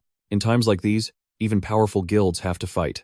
They all compete for those potential demi-heroes. Let your guard down for a second, and a promising candidate will be snatched away. Down below, after the groups had entered one by one, the system displayed the students entering the simulator. As soon as Toshio stepped into the forest, he exclaimed, "I've heard a lot about this, but seeing it with my own eyes, this looks so damn real."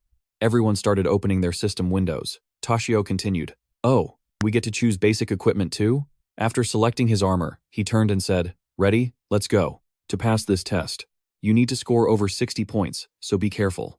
A while later, outside the testing area, groups were still lined up, waiting for their turn. When Toshio's group finally came out, the system displayed, party size, 5, simulation rank, F rank, time elapsed, 24 minutes. All 5 members passed. As he stepped out, he let out a sigh of relief and turned to Kiko. "Man, that was tough. We almost didn't make it." Watching from above, he had observed their group. Suzuki was deep in thought. The results are in.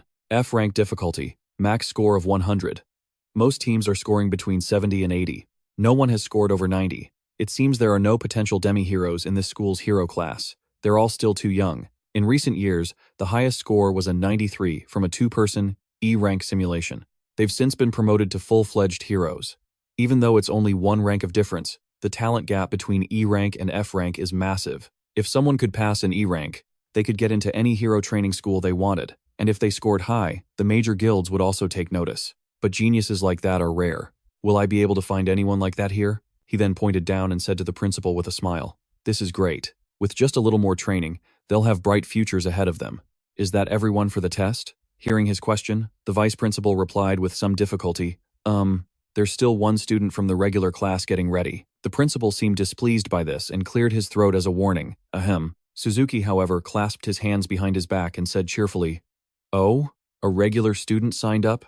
That's pretty brave of him. Well, he's the last one anyway. Let's stay and watch. Even if he fails, he's still just a regular student." Down below, Kasuo was jotting something down on a clipboard. Without looking up, he said, "Congratulations, all of you passed. Now it's the regular student's turn. Hurry up. If you go in and get too scared, you can withdraw at any time." Hearing this, Chuyoshi said nothing and just replied softly, "Yes, sir." The crowd behind him started murmuring when they saw it was his turn. Toshio and a few other students stood to one side. He crossed his arms and started taunting. "The dark energy from the simulator will probably make him piss his pants, right? What do you guys think?" Another guy in the group chimed in, "How long do you think it'll take before he comes crawling out of there?" Chuyoshi had now entered the simulator. The system immediately displayed a notification. "Simulation difficulty set to F-rank dungeon. Please select your class and equipment." Seeing this, Chuyoshi mumbled to himself, "Class and equipment? I already have everything I need. So I'll just start." The system displayed. Level 12, Class, Warrior. Equipment, Black Camouflage Armor Set, Fox Beastman Set. Weapon, Blood Mist Halberd. Skills, Chained Lightning Strike, Copied Skill, Thunder Ambush. Combat Power, 16,000. Chuyoshi quickly started eliminating the monsters. A swarm of level 1 black soil rabbits suddenly jumped out, their eyes glowing red as they charged at Chuyoshi. Seeing them, he said, "Level 1? A simulation for demi-heroes. So of course it's going to be simple." Without much effort, Chuyoshi quickly dealt with the monsters. He walked forward leisurely, saying, "Karina's waiting for me. I should finish this up quickly." Inside the simulator, a bright light suddenly appeared. Chuyoshi looked up, and the monster was quickly annihilated by him. Its corpse lay on the ground as Chuyoshi swung his sword, muttering to himself, "This is way too easy. It's only been 6 minutes and I'm already this far." Level 3 Black Giant Rabbit. The system immediately displayed. Complete. Suddenly, the system showed a red warning. Data error. Your abilities far exceed the difficulty level of the trial test. Commencing D-rank trial test. Chuyoshi read the notification and said aloud, There's a D-rank dungeon trial test too? I thought just passing the F-rank one was enough. The system flashed a red alert. D-rank dungeon ready. Please begin the test. Seeing this, Chuyoshi entered without hesitation. As he walked, he said, whatever. At my current level, there's no difference between D-rank and F-rank anyway. The crowd outside saw that Chuyoshi hadn't come out yet and started to gossip. He's still not out? You think he's scared to death in there? Toshio chimed in with a smirk. Hey teacher, why don't you try opening the machine to check on him?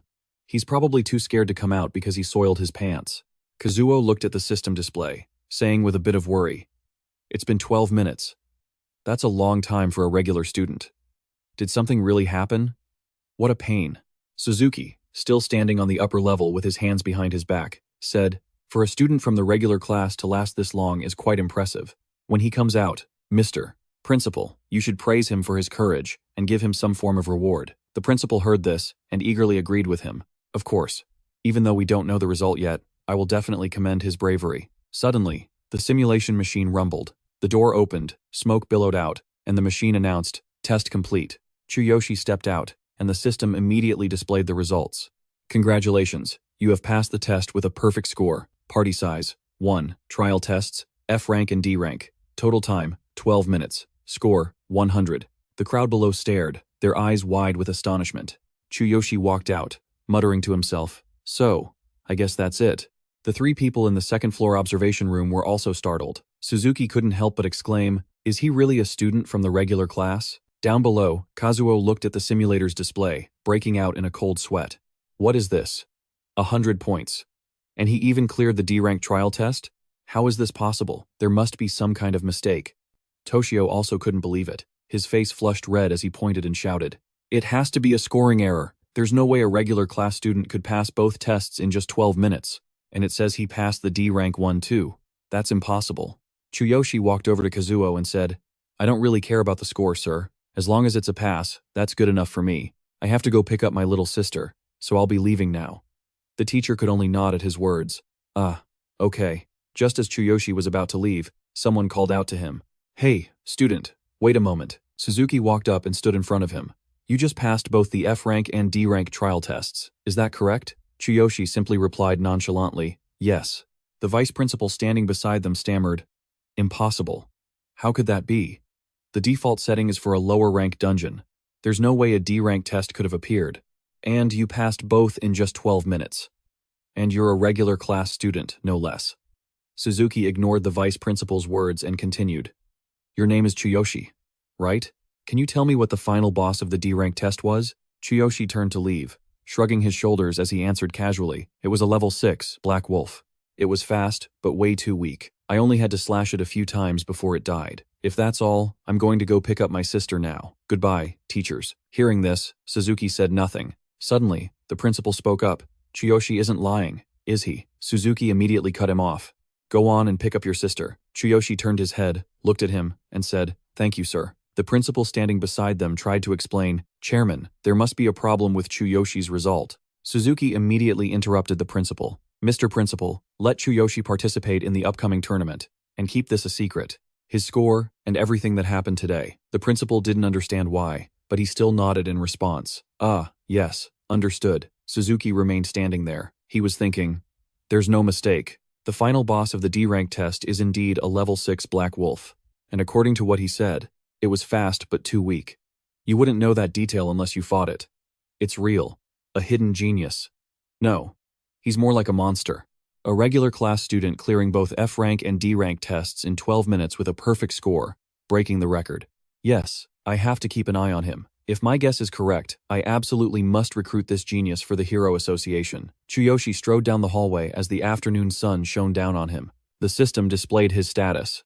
Level 12. Class Warrior. Equipment: Camouflage Black Armor Set. Fox Beastmen Set. Weapon: Blood Mist. Skill: Chained Lightning Strike. Copied skill: Thunder Ambush. Combat power: 16,000. In the blink of an eye, the day of the Future Star Tournament arrived.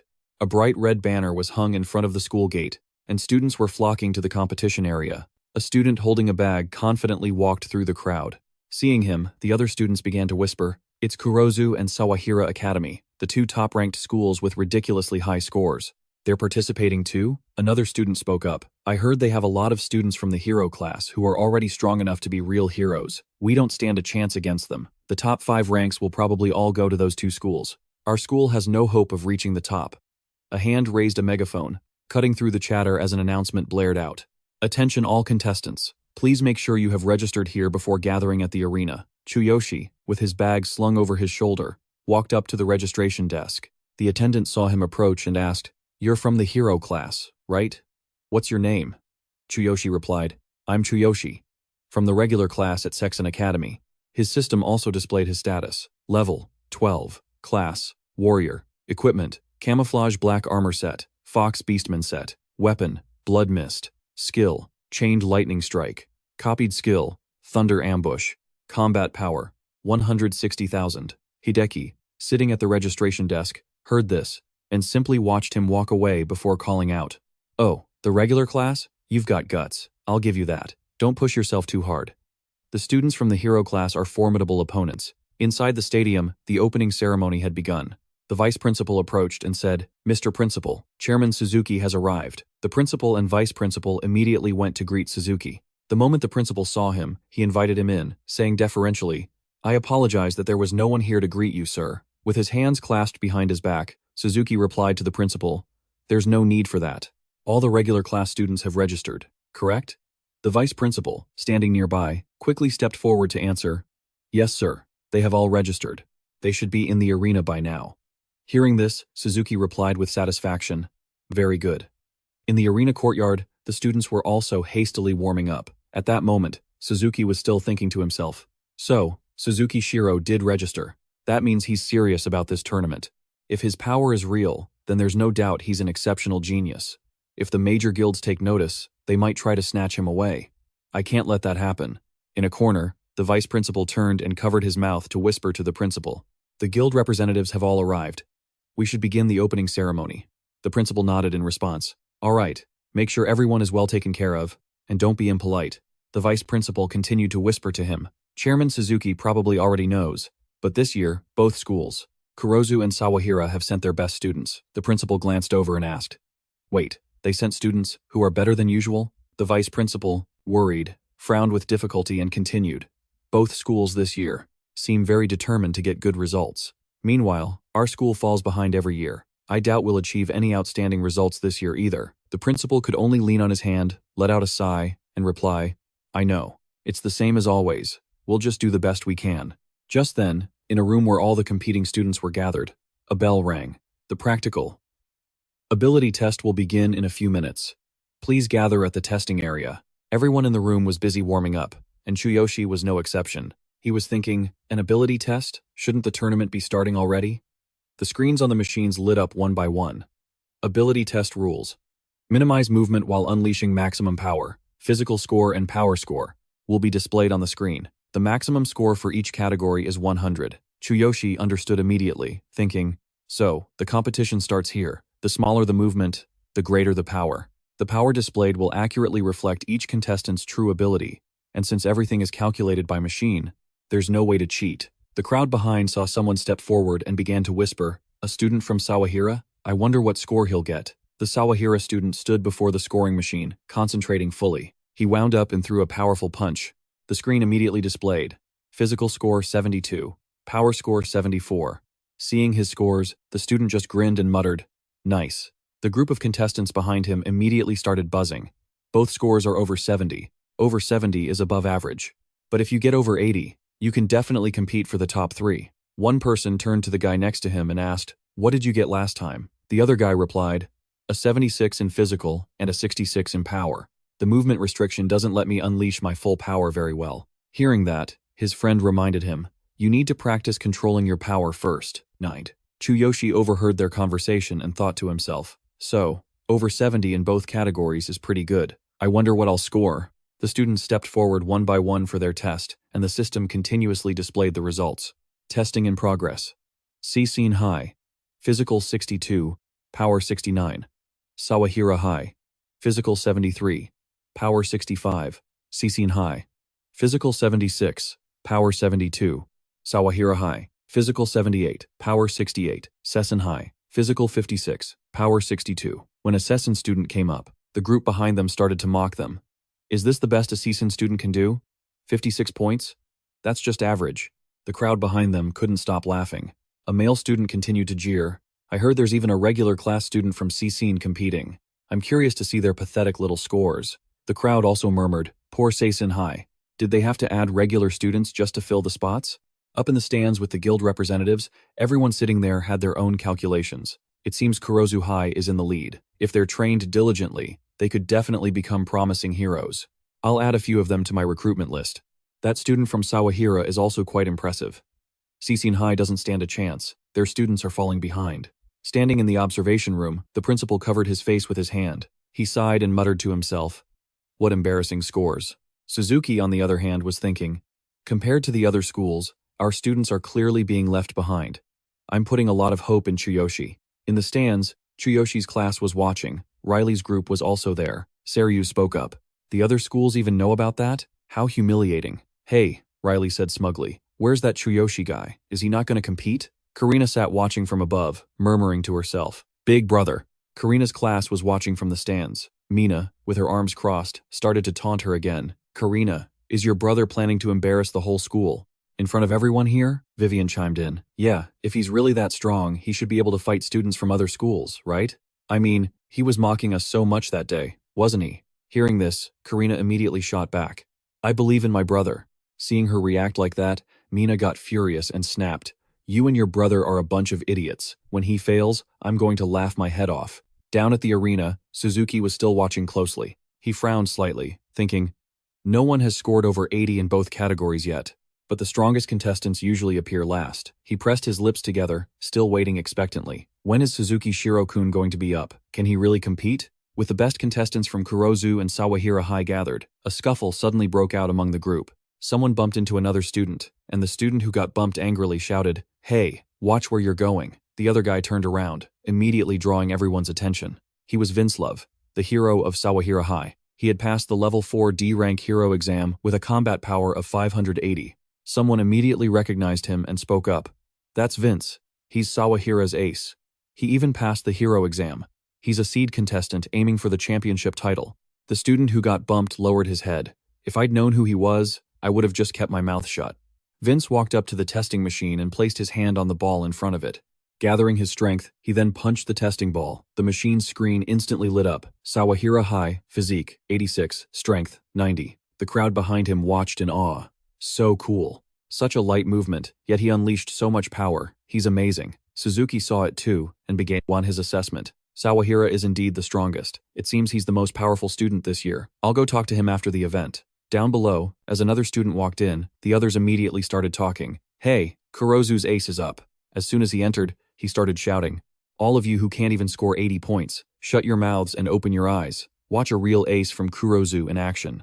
This was Boniface, from the hero class at Kurozu High. He had passed the level 4 D-rank hero exam with a combat power of 620. Boniface also approached the machine, but he just lightly flicked the ball with his hand. It immediately spun wildly. The screen flashed, Kurozu High, Physique, 89, Strength, 92. The crowd below stared with wide eyes and open mouths, all buzzing with excitement. He almost scored over 90 in both categories. He barely even moved. Kurozu is on a whole other level. It looks like this year's winner has already been decided. Suzuki saw this as well, thinking to himself, such great potential. As expected of a top student from Kurozu, I'll definitely talk to him. After seeing Boniface's score, Vince's expression darkened a bit. Boniface walked past him, smirking as he spoke to Vince. You're my only real opponent, but the championship is definitely mine. Suddenly, someone stepped forward, cutting them off. Excuse me, but it's my turn. The crowd behind them saw it was Chuyoshi and began to taunt him. Chuyoshi, from the regular class at Seishin High. I can't believe he actually showed up. Don't you dare embarrass our school, you hear? How dare he stand in line right after Boniface? Chuyoshi walked up and stood before the testing ball, still thinking.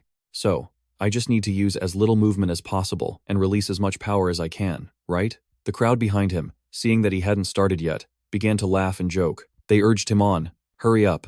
Mina, sitting in the stands, smirked as if watching a comedy. So, you finally decided to show your face? What a shame. You're just going to embarrass yourself. Don't be so scared you freeze up. Karina, also in the stands, was worried for her brother. You can do it, big brother. When Suzuki saw Chuyoshi finally step up, he was filled with anticipation. Here he is. Let's see how he performs. If he can get over 70 or 80, that'll be very impressive. The principal even covered his face, unable to watch. That's the student from the regular class. He's done for. Down below, Chuyoshi let out a breath and thought to himself, if that's the case, I'll just use my ultimate physique, and just a little bit of the talent system. With that thought, he activated the system while extending a finger to lightly touch the ball, his ultimate physique reinforcing his middle finger. For a short time, its defense and shock resistance were drastically increased. His finger emitted an immense power. The system also displayed talent system. 60% of his body's power was concentrated into his middle finger. The power in other parts of his body was significantly reduced, while the power in his middle finger increased by 600%. The moment Chuyoshi's finger touched the ball, a massive blast of light and power was unleashed. The students standing nearby were all blown away, everyone raising their arms to shield themselves. Everyone watching was left speechless. The screen flashed repeatedly. Seishin High, Physique, 100, Strength, 100. Seishin High. Physique, undetermined. Strength, undetermined. Seeing the result, Chuyoshi thought to himself, I might have overdone it. The testing ball shot out of the machine and flew high into the air. Chuyoshi felt a pang of annoyance. Crap, I'm going to have to pay for that ball. The ball that Chuyoshi had flicked, after soaring through the air for a while, landed on the ground, dented, and smoking. What just happened? In the stands, the crowd erupted. Murmurs spread through the crowd. The ball just flew off? Is he really that strong? No way. There must be something wrong with the machine. Or maybe he cheated? Over in the guild section, people were also in an uproar. Who is that student? What was his score? If the machine isn't broken, does that mean his power surpasses every other student here? It has to be cheating, right? There's no way a high school student can have that much power. Down by the testing machine, a teacher was inspecting the damage. The teacher spoke into his phone. I'm going to reconfirm with the school. Please wait a moment. Chuyoshi, standing nearby, heard this and spoke up. Isn't a 0 fine? I don't mind. Boniface still couldn't believe it and shouted, Impossible. The machine is definitely broken, or he used some kind of equipment to cheat. Vince, crossing his arms, added, I don't know. Let's see what the school decides. Just then, the principal pushed through the crowd, calling out, Let me through, everyone. We need to inspect the machine. Suzuki also hurried over. He stood in front of Chuyoshi and said, I'm Suzuki Shiro. Let me see your hand. Chuyoshi complied, holding out his hand for inspection. As Suzuki looked at it, he thought, At first, I thought he must have enhanced his strength with equipment, but there are no signs of equipment or any cheating. And yet, his hand is covered in calluses. At his age, he frowned and asked the boy, Why do you have so many calluses and scars on your hand? Hearing Suzuki's question, Chuyoshi answered frankly, I've been working part-time jobs to make a living for almost 10 years, sir. Hearing this, Suzuki was stunned into silence, only managing to say, The inspection team finished their work, and Naki, the technician, walked over and reported, There's nothing wrong with the machine after restoring the data. We've remeasured the impact force. Both are exactly 100 points. The principal, as if not believing his own ears, asked again, 100 points in both categories? Chuyoshi, from Seisen High. The crowd behind them immediately erupted. His power was so great, it broke the machine? That's obviously cheating. It's definitely a lie. Since it's held at Seisen High, they're just trying to play dirty, right? The technician, Naoki, trembled as he asked, seeing the crowd's fierce opposition. Mr. Principal, is there a problem? The principal also turned to look at Suzuki and said, Chairman, I don't have the authority to change Suzuki Shiro's score. Hearing this, Mr. Suzuki immediately stepped forward to speak on his behalf. As the representative of the Hero School organization, I acknowledge the results of Suzuki Shiro. I have personally inspected it, and there are no traces of cheating. Once again, I declare that Suzuki Shiro of Seisen High has achieved 100 points in both categories. Upon hearing the announcement, both Boniface and Vince couldn't believe it, and exclaimed in unison, 100 points in both categories? Boniface was immediately filled with jealousy. He thought, grinding his teeth, I didn't even pay attention to that Chuyoshi guy before. Is this why that bastard Billy begged me to deal with him? You've got to be kidding. Billy's father is the underboss of the Blue Serpent Gang. He's our partner. I have to fulfill Billy's request, no matter what. I'll take care of him in the next match. The demi-hero students started whispering among themselves. One of them spoke up. I can't believe it. The chairman of the Hero School organization said that himself. Another one chimed in.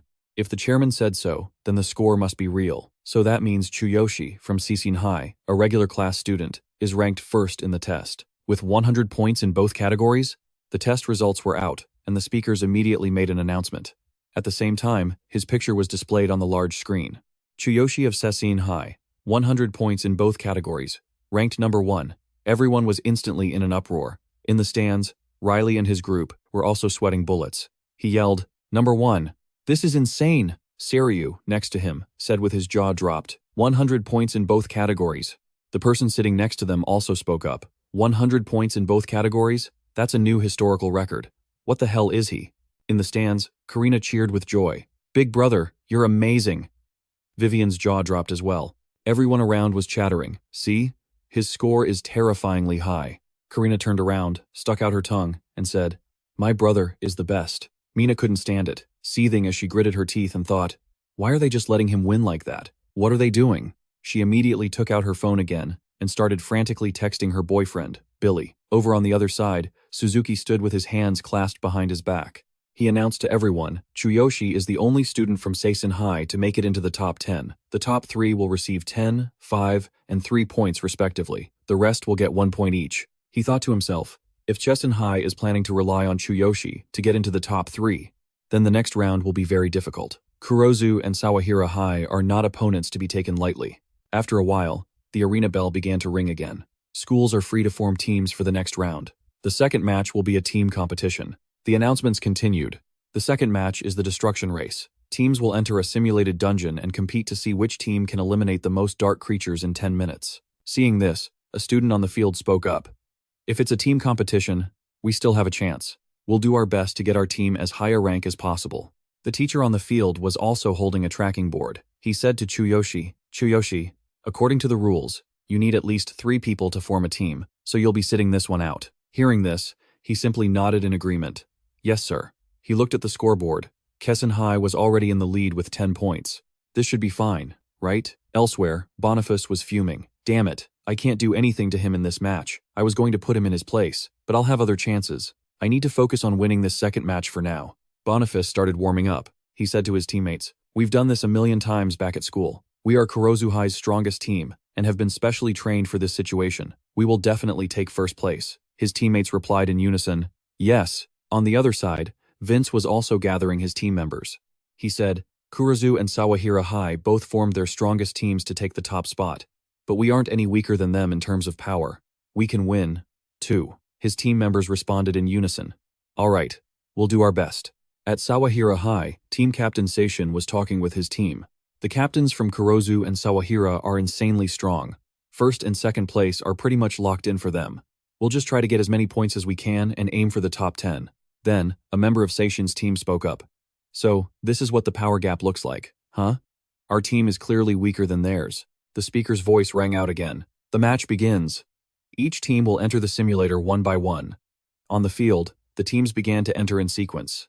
In the stands, Riley was laughing with his legs crossed. "Hey Chuyoshi, look at him standing all alone over there." Seiryu, sitting next to him, also roared with laughter. "Ha ha ha. Looks like nobody wants to team up with that guy." Chuyoshi stood in a corner with his arms crossed. The other students started taunting him again. "See, who would believe some random regular class student could have such a high power score?"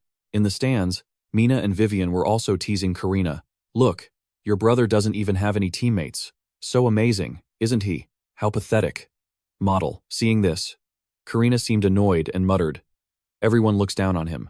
Chuyoshi, who was also waiting in line with his arms crossed, thought to himself, "The strongest star will be decided by the final total score." Additionally, the contestant with the most outstanding performance and highest score in a match will be honored as the MVP. A great honor. I'll take it easy in the second match. My goal is to become the MVP. If I can get a good score in the individual round, the 10 million yen prize will be mine. After entering the simulator, all the schools were trying their best. Inside the simulator, the other schools' teams. The system displayed the number of dark creatures they had defeated. The current count was 18. For Sawahira Academy, Vince's team, the system also displayed their results. Current number of dark creatures eliminated, 48. Kurozu High, Bonaforte's team. The system displays the current number of dark creatures eliminated is 62. Outside, everyone is watching from the stands on the big screen. Someone in the crowd speaks up. "We're halfway through, and as expected, Captain Kurozu's team is in the lead with an insane number." Another person comments, "Both Kurozu and Sawahira have excellent teamwork." Suzuki is also watching. He puts a hand to his chin, deep in thought. "I was hoping Chuyoshi would do something interesting, but in team battles like this, there's not much he can do." Students from the regular class are usually isolated by the hero class students. That's just the reality. At that moment, a team from Seishin High steps out of the simulator. With exhausted faces, the group can't go on. Simulation terminated.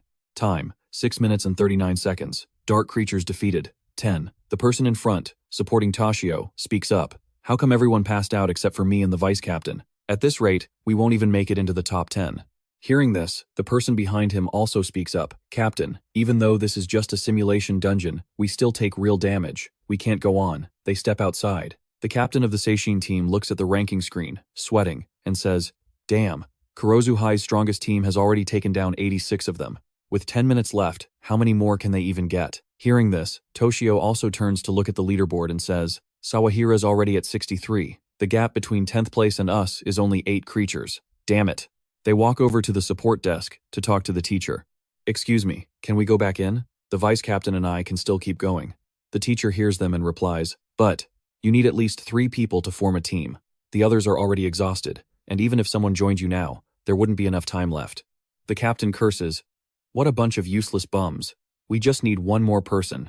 Suddenly, Toshio pulls his arm and says, "There's someone." He points to Chuyoshi, who's standing in a corner with his arms crossed, and says, "A regular class student." Seeing this, the captain immediately walks over and grabs Chuyoshi. He brings him before the teacher and says, "We need 3 people for a team. You're coming with us. Don't let the points go to waste." Chuyoshi hears his school's team captain say this. He replies, "I'm fine with that." Immediately after registering, the 3 of them enter the simulator. The captain puts a hand on Chuyoshi's shoulder and says, "As long as you have 3 people, you can go. Just get in there." The teacher standing nearby watches them enter the simulator and says, "But I don't think you can make any difference with only 3 minutes left." They step inside, and the captain immediately says to Toshio, "3 minutes left. Vice captain, let's go." Toshio, holding his sword, says, "We've taken down 33. If we can get 10 more, we might make it into the top 10. Without turning back, he says to Chuyoshi, "Hey, Chuyoshi, I don't know how capable you are, but if you can help, you better help." In front of the 3 of them are countless one-eyed monsters. Chuyoshi steps forward and says calmly, "You two should close your eyes." Toshio hears this and asks, confused, "Huh? Close our eyes?" Chuyoshi immediately unleashes his power and says, "It'll be better for your eyes this way. Just close them." Chuyoshi opens a dimensional space and the system displays. Summoning 4th weapon. Nether Cold Light Sword. The system now displays. Level 12. Class. Warrior.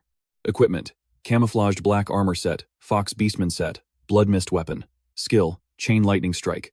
Copied skill, Thunderous Ambush. Combat power, 16,000. Hearing him say that, the 2 behind him immediately cover their eyes and say, "Oh, got it. But we don't have time for this. We need to take down 10 monsters to get into the top 10. Hearing them, Chuyoshi simply replies, "Leave it to me." Chuyoshi's entire body is now covered in crackling lightning. With just a single downward slash, the ground explodes. Chuyoshi madly rushes forward, slaughtering the monsters. He thinks to himself, "Let's go. I'll tear right through these guys." Chuyoshi uses the system, activating Supreme Physique, his strength now enhanced. He slashes, unleashing the chain lightning strike as thunderbolts rain down everywhere. The system continuously announces, 43 defeated, 53, 73, 103, 180, 240, 330. He furiously annihilates the monsters, and when he feels it's about enough, he stops. Chuyoshi slings the sword over his shoulder and says as he walks, "This should be enough." The 2 in front of him are utterly stunned by the scene. They shout, "Wait, in a single blow? Did you really take down 300 of them?" Just then, the buzzer sounds outside. Time is up for all teams. The screen immediately displays, 1st place, Seishin High, with 330 defeated. 2nd place, Kurozu High, with 102. 3rd place, Sawahira High, with 86. Chuyoshi's trio steps out of the simulator. In the stands, everyone is unexpectedly buzzing about Seishin High. Suzuki had appeared on the field at some point without anyone noticing. He immediately runs up to Toshio and asks, "Impossible. Did he really take down 300 monsters right before the match ended?" Toshio is trembling as he says, We don't know what happened either. Chuyoshi told us to close our eyes, so." The team captain also scratches his head. He continues, "After that, all we saw were some intense flashes of light and felt thunder and tremors. Then, Chuyoshi wiped out every single monster in front of us in a single blow." Toshio, standing beside him, also testifies, "We didn't do anything wrong, sir." "I swear, Suzuki." Immediately, he looks at Chuyoshi in a new light. He thinks to himself, So, it was all thanks to Chuyoshi. He's definitely a hidden genius, with overwhelming power. No, he's a monstrous genius. One who will shake the entire hero community. Once this tournament is over, I have to talk to him. I can't let someone like that get snatched away. Seeing the results, the entire stadium erupts in a chaotic uproar. It's definitely cheating. At this rate, they're several times stronger than Kurozu's best team. It's that Chuyoshi guy from Seishin again. That's why they dare to pull all sorts of tricks to manipulate the data and avoid humiliation. But using such despicable tactics is even more humiliating. If they dare to manipulate public data like this, they'll be found out sooner or later. Just then, Ukata also walked down to the field. He went to the school's principal and said, "Principal, we are from the External Judges Association. We find these results to be highly suspicious. We want to check the data." Hearing this, the principal rubbed his head, his eyes filled with concern as he replied, "We're also very confused by this situation, but of course, you can check. I assure you, there's no foul play." Seeing the situation, Riley, who was sitting in the stands with his arms crossed, laughed smugly. "Look, the External Judges Association is checking the data now. This is getting interesting." Seryu, sitting next to him, couldn't help but add, "He definitely cheated. There's no way that guy is that strong." A group of students sitting in front of them covered their eyes and said, "If he really cheated, this is going to be a huge scandal." Over with Mina, she couldn't sit still for a minute and continued to mock Karina. "Karina, your brother cheated. Didn't he?" Karina scowled and shot back. "My brother would never do something like that." Back down below, Suzuki had also arrived. From a distance, he called out to Ukata, "How's the data?" After a thorough review, Ukata's group could only scratch their head and say, after checking the data. Right before the match ended, I saw a sudden spike in the values. Although it's hard to believe, I couldn't find any signs of external manipulation or editing, so it doesn't seem like he cheated. When the principal heard this, he exclaimed happily, "So Chuyoshi is completely innocent. Sessen Academy has always played fair and square." Another person spoke up.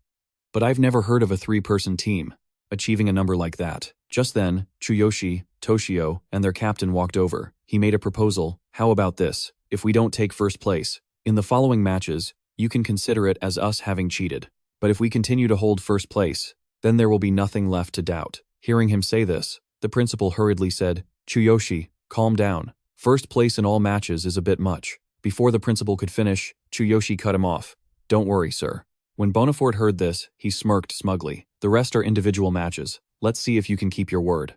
Vince stood beside him. He clenched his fists and said, "I thought this would be a battle for the championship between just you and me, but we've already passed the hero exam. And yet, we were outdone here. Well, I quite enjoy fighting overly confident people like you." Ukata thought this wasn't a bad idea. He spoke up. "In that case, let's do it. But just so you know, we aren't forcing you. If you don't get first place in any of the following matches, we'll assume you cheated." Chuyoshi immediately gave a thumbs up and replied, "Deal." Right away, they began the individual tests. First event, the long jump. Bonafort went first. He skillfully performed the jump with ease, and the system displayed his stats. Bonifort, Hero Class, Kurozu Academy. Passed D-Rank Hero Exam, Level 4, Combat Power of 620. Next up was Chuyoshi. He instantly activated the Ultimate Physique system. Both his legs were enhanced, and his jumping power increased significantly. With just a light push-off, Chuyoshi immediately completed the jump. Bonafort was astonished by what he saw. The system immediately displayed. First place, long jump, Chuyoshi from Sessen Academy. Second event, the sprint. As soon as it started, Chuyoshi left Bonafort and Vince far behind. The system immediately displayed. First place, sprint, Sessen Academy.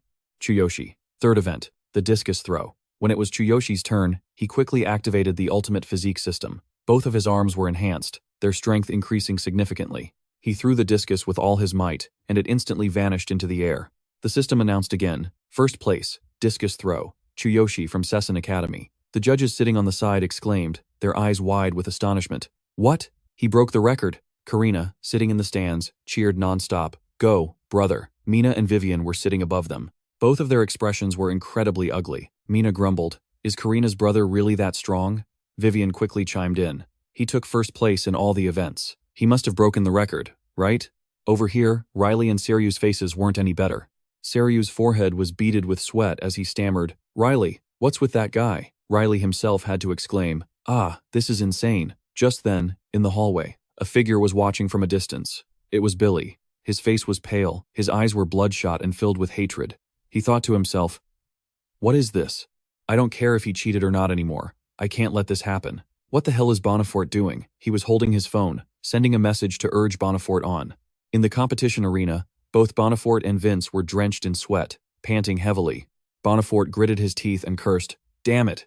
Since when did Sesson Academy produce a monster like this?" Vince, beside him, was also exhausted. He's too hard to beat. Just then, Bonafort. He immediately opened his phone and saw a message from Billy. After reading it, he could only think to himself, I know, Billy. I want to, but I just can't do it. Damn it. While he was still holding his phone, Vince spoke to him again. Bonafort, the next match is the last one. I'm going to do something. Just you wait and see. We've been training for so long. I'm confident. I'm going to have a fair fight with Chuyoshi. Hearing Vince say this, Bonafort suddenly remembered something. That's right. For this match, Billy's dad secretly gave me that mind-invading P2P. It's an expensive item sold on the black market. I was going to save it for later, but if I don't use it now, I'll never get another chance to beat Chuyoshi. That invasion device has already been toned down. It's only at 10% power now, so using it won't cause any harm. Just then, the stadium speakers blared. Next up is the final match of the day, the rope hoist. This is our traditional and much-loved closing event. System note, rope hoist. Players use ropes, strength, and willpower to hoist a female student, selected from the player's school, up high. When the bell at the top of the pulley rings, the hoist is complete. The female student must then pull down the school's name tag to claim victory. The announcer's voice came on again. Each school will have 3 students participating. Let's begin the final match. Just then, a man approached Chuyoshi's side. The man in the suit said to him, Chuyoshi, the principal wants you to participate. Please take first place again. At this, Chuyoshi raised a hand to scratch his head, saying, but there are no female partners. He thought to himself, Karina's leg isn't doing well. The teacher heard this and immediately told him, I'll find someone for you. Don't worry. Right away, the teacher went to the announcer's booth and made an announcement. Chuyoshi from Seishin High will be participating in the rope hoist. Chuyoshi from Seishin High will be participating, but he currently doesn't have a female student to pair up with. If anyone would like to volunteer, please come down to the competition area. As soon as the announcement finished, many of the girls in the stands began to whisper, I'd like to help, but I'm not sure if his previous first-place wins were really clean. Another person heard this and spoke up. Chuyoshi seems to stand out more than the students from the hero class, even though he's from the regular class. I want to help, but it's too embarrassing. Yeah, I don't want to be the center of attention. Just then, in the stands, Karina raised her hand and shouted, I'll do it. Haru, the young girl sitting next to her, was startled and quickly grabbed her friend's hand, pleading, You can't, your leg can't handle it. Vivian, who was sitting and sucking on a lollipop, also chimed in. It's fine if no one goes down. Besides, our school will probably just pick someone at random to participate anyway. Suddenly, Mina spoke up. I have an idea. She put on a sinister expression and said, I'll participate. I'll mess things up on purpose. That way, even if we don't get first place, it'll be because that Chuyoshi guy isn't good enough. Not my fault. Vivian, hearing her friend, turned and asked, Huh? You're going yourself? She stood up and headed down to the field. As she walked, she smirked and said, I can't just keep relying on Bellino. I can't stand it. Hearing this, Vivian couldn't stop her, and only told her friend, All right then, be careful and do your best. Chuyoshi was warming up on the field when the teacher walked over and said, We have a volunteer, you two, say hello. He stood up, turned around, and greeted her. Chuyoshi, it's a pleasure to meet you. He was a bit stunned to see the person in front of him. Mina, she walked over with a smile and said, Let me help you out. The teacher left the two of them there and turned to leave, not forgetting to add, You two, discuss your strategy. I'm going to do a final check before the match begins. Chuyoshi heard him and replied, Yes, sir. Chuyoshi looked at Mina and said, What are you doing here? You're definitely not up to any good. Mina played with her hair as she replied, I came down because no one else would. You should watch your attitude. At that moment, the announcer's voice came on again. All contestants, prepare yourselves. The final rope hoist match will begin shortly. Hearing the announcement, the contestants got into position. Mina tucked her hair back and climbed onto the lifting board. As she got on, she said, So this is the lifting platform, huh? I've seen it before, but this is my first time actually stepping on it. Chuyoshi, you'd better pull me to the top and help our school hold on to first place. Chuyoshi continued to ignore her. He just silently prepared for the match. Seeing that Chuyoshi was ignoring her, Mina felt a flicker of anger. She thought, How dare he ignore me? Fine, have it your way. Over with Vince's team, he was flexing his arms, showing off his strength to his teammate as he said, All right, let's do this. I'll pull you to the top, then you ring the bell and grab the name tag. His teammate replied, I believe in you. On Bonafort's team, his teammate also said, Bonifar-san, I'll do my best. He didn't answer, instead gritting his teeth as a thought consumed his mind. All he could think was, just you wait, Chuyoshi. I won't let you win this match. The announcer's voice came on again. All players, to your positions. Assistants, check the ropes. The technicians finished their checks and gave a thumbs-up signal. System note. Assistants. Each player has a pair of assistants to help pull the rope. They are responsible for handling situations where the player runs out of strength or in case of an unexpected emergency, such as the lifting platform suddenly falling. Everyone was in their starting positions. The announcer immediately shouted, "Now, all players, prepare to pull." As soon as the announcement ended, all the players pulled the ropes with all their might. On Chuyoshi's end, he held the rope, thinking to himself, "It's so light. The ultimate physique in my legs makes everything incredibly easy, but going up too fast will look suspicious. I'll slowly increase the speed and aim for first place." In the stands, everyone was roaring and cheering for their schools. "Let's go, Kurozu High. Take first place, Sawahira High. Vince, do your best." Bonifort was pulling the rope, his eyes now bloodshot, filled with nothing but hatred as he thought, "Huh? First place? I don't give a damn about that anymore. My only goal is to stop Chuyoshi from getting first place. It's almost time. Once I use this, no one, no matter how strong they are, can withstand a sudden headache like this." He then let go with one hand, reaching down to touch his pants pocket, still thinking, I can't wait to see the look of terror on his face. In the stands, the students were still cheering at the top of their lungs. "Come on, pull, you're halfway there. Come on, pull, you're almost there." Down with the competitors, two of them were starting to feel the strain, drenched in sweat. One of them said, "It's getting heavier and heavier." The person next to him, also at his limit, said, "Damn it, I can't take it anymore. Go." Over with Vince's team, seeing how much everyone was struggling, he laughed out loud and said, "Watch this, you weaklings." With one pull, he hauled his teammate straight up. The girl waved her hands and cheered, "Vince, we're in the lead. Keep it up." Over on Chuyoshi's side, he was just getting started. Chuyoshi activated his ultimate physique system, enhancing his arms. He was still pulling his rope slowly, thinking to himself, "I'll maintain a steady pace and pull up slowly, then increase my strength with each pull just before I reach the top." Mina stood inside the pod, looking down with an angry expression. She gripped the railing, her face completely emotionless. "Damn it. No. I can't give up." Suddenly, she went back inside, started jumping around erratically, and shouted, "Chuyoshi, pull faster." He thought to himself, "Maybe I should add a little more power?" She continued to scream, "Pull with all your might." Down below, Chuyoshi could feel the rope shaking violently. He quickly regained his composure, gripping the rope tightly as he thought. So, she really has no intention of helping. The assistant saw Mina jumping around and warned her, "Hey, you, stop moving.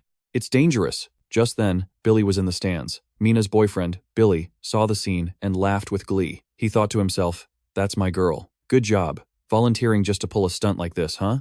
That's right, jump with all you've got. No matter how much danger you're in, you can't let that guy win." Just then, Mina finally stopped. She gripped the railing again and looked down. She thought to herself, "There, serves you right." But she froze when she saw Chuyoshi still standing calmly below. She broke out in a cold sweat. At that moment, Chuyoshi shot a warning glance at her as a cold aura emerged. Chuyoshi said angrily, "Are you done causing trouble?" Seeing Chuyoshi's gaze, Mina's legs started to go weak. Only then did she feel true fear. That look. "He's actually going to kill me." The announcer's voice boomed once again. "The match is nearing its end.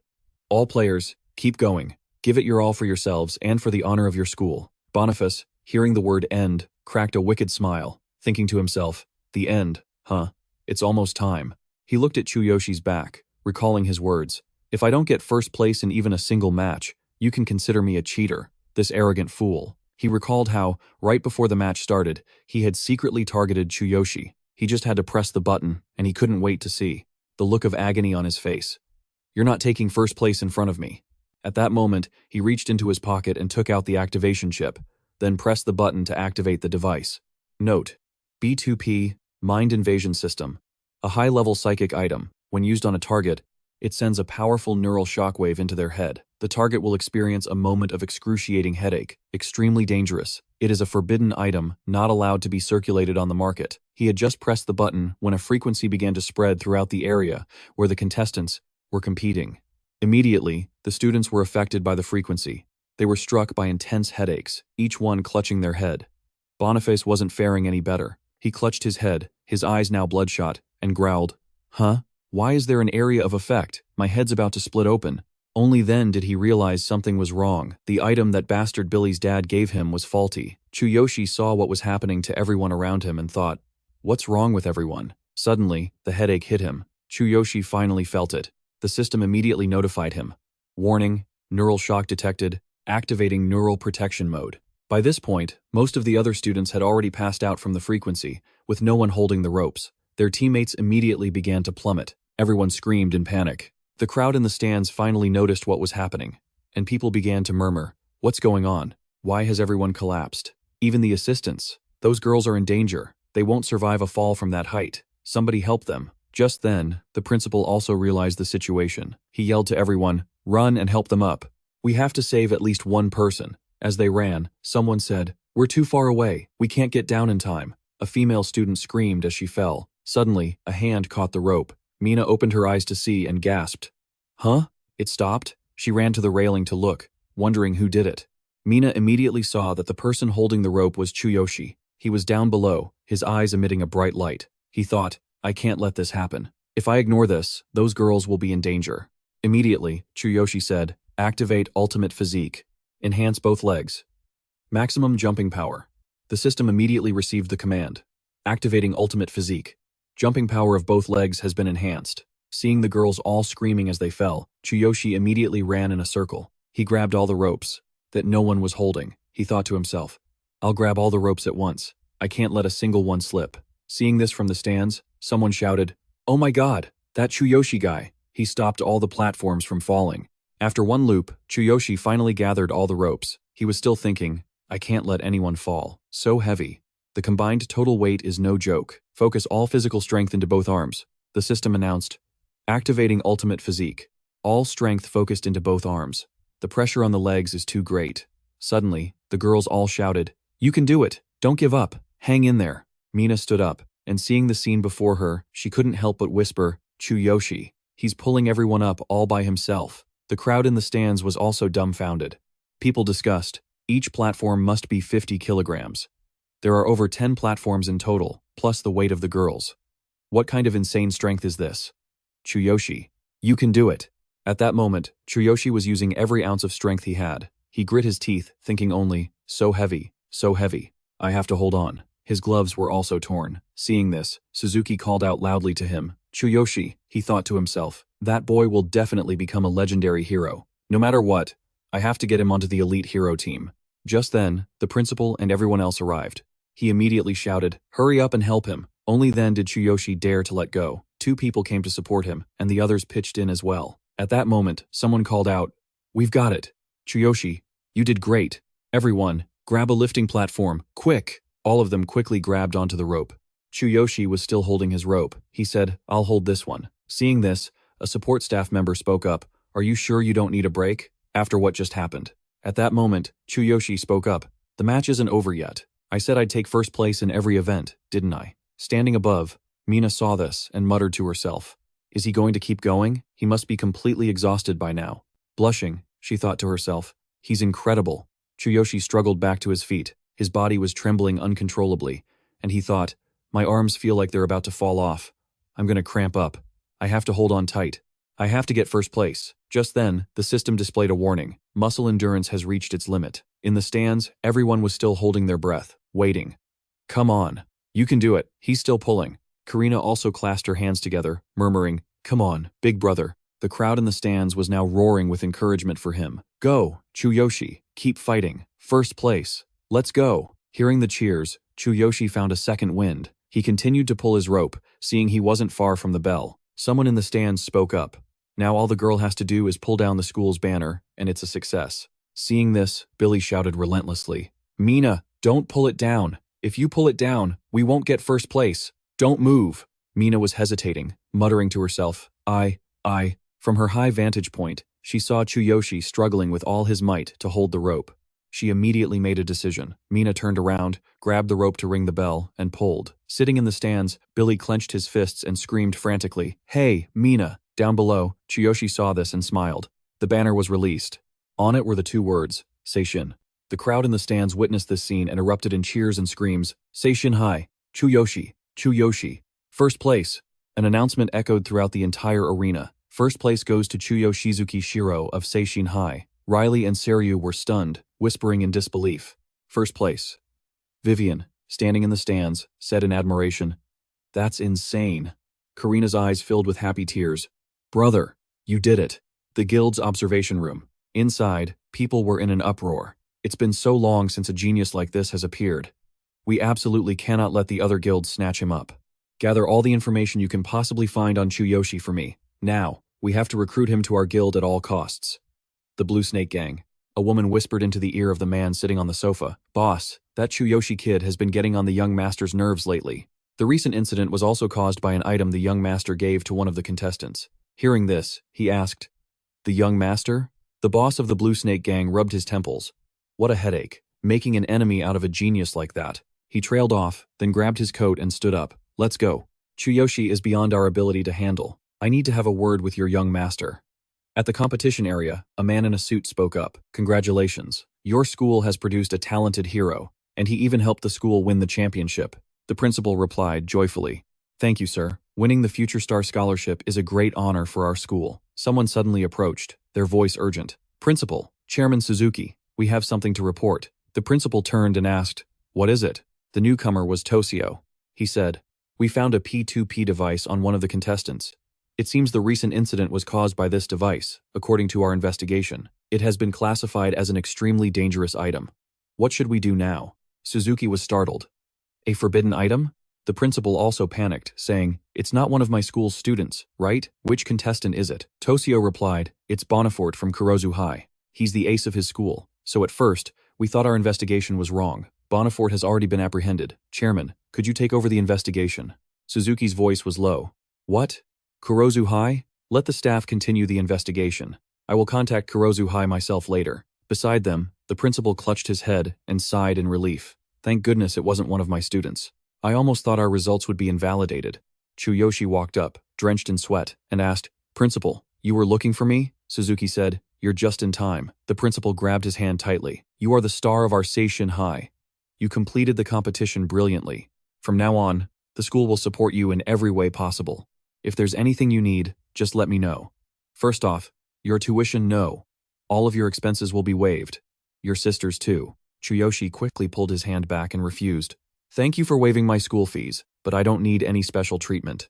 At that moment, Suzuki spoke up. "Chuyoshi, on behalf of the Hero School organization, I officially invite you to join the elite hero team. There has never been a precedent for a high school student joining the team, but you are more than qualified to join. Please think it over carefully. Furthermore, as the Future Star champion, you will receive a cash prize and an apartment in the #1 Hero Mansion complex. That's prime real estate." Chuyoshi and the principal were astonished. He asked, "I get a mansion too?" The principal had a serious expression, frowning as he thought, "The chairman is really determined. Recruiting this genius for the association would be a massive achievement. No wonder he's willing to pull out all the stops." At that moment, in the stands, a girl was wordlessly walking up the stairs. A hand suddenly grabbed her collar tightly, and an angry voice rang out. "Get over here," she struggled, saying, "Billy, you're hurting me." Billy gripped her collar, dragging her along and yelling, "Why the hell did you pull down the banner? Why did you let that bastard Chuyoshi win like that?" He angrily shoved her hard against the wall, screaming, "Have you forgotten how he humiliated us? You promised you'd help me beat him. Both you and Bonifort are completely useless." Covered in sweat, Mina glanced at him and said, "He saved my life. He saved the others too. If it weren't for him, I'd be in the hospital right now." He didn't care, glaring back at her. "So what? That bastard has stolen all the spotlight and attention from everyone else. You're just a useless cow." Mina was silent for a long moment. Her eyes, filled with disappointment, looked at Billy. She shoved his hand away, pushing him back. "Billy, we're breaking up. Don't ever talk to me again." His face turned beet red, veins popping on his forehead. He stared at her in disbelief, speechless. He looked like a raging beast. His hand suddenly shot up as he screamed, "You goddamn bitch, you've got some nerve." Mina flinched, quickly raising a hand to defend herself. But her voice was firm. "Go on, hit me. But if you do, don't you ever expect to see me again." At that critical moment, an arm in a black long-sleeve shirt grabbed his hand. The veiny hand, like a pair of steel pliers, stopped the guy's motion in midair. It was Chuyoshi. He calmly looked at Billy and said, "So, it was you?" The guy flinched. His face now pale, he replied, "Chuyoshi, let go. What the hell do you think you're doing?" Mina, her face blushing, stared at him in astonishment. "Chuyoshi? Chuyoshi's eyes were filled with killing intent. I wasn't planning on getting involved, but if you're the one behind this incident, then I can't just stand by and do nothing. With that said, with one hand, he effortlessly slammed the guy to the ground, as if he were crushing an ant. Slowly crouching down, his eyes were as cold as ice as he asked, "Do you have any idea how many people would have been injured if I hadn't handled that in time? This isn't some petty high school grudge anymore. We're talking about people's lives here." Billy broke out in a cold sweat and stammered out a threat. "I'm the young master of the Blue Serpent Gang. If you don't let me go, I'll Chuyoshi cut him off with a devastating punch," he said nonchalantly. "So you're just hopelessly stupid, aren't you?" The guy flew backward like a kicked stone, blood from his nose and mouth spraying all over Mina's shirt. Mina stared at the scene before her, shocked and horrified. Billy scrambled to his feet, saying fearfully, "You dare hit me? You're going to regret this. I'll make you pay for this twofold." Chuyoshi watched the guy scramble to escape and answered indifferently, "Be my guest." Just as he finished, Vivian ran up and quickly asked, "Mina, are you okay? That psycho Billy is looking for you." She was startled when she saw the person standing next to Mina, saying, "Chuyoshi? What are you doing here?" Chuyoshi shot her an icy glare.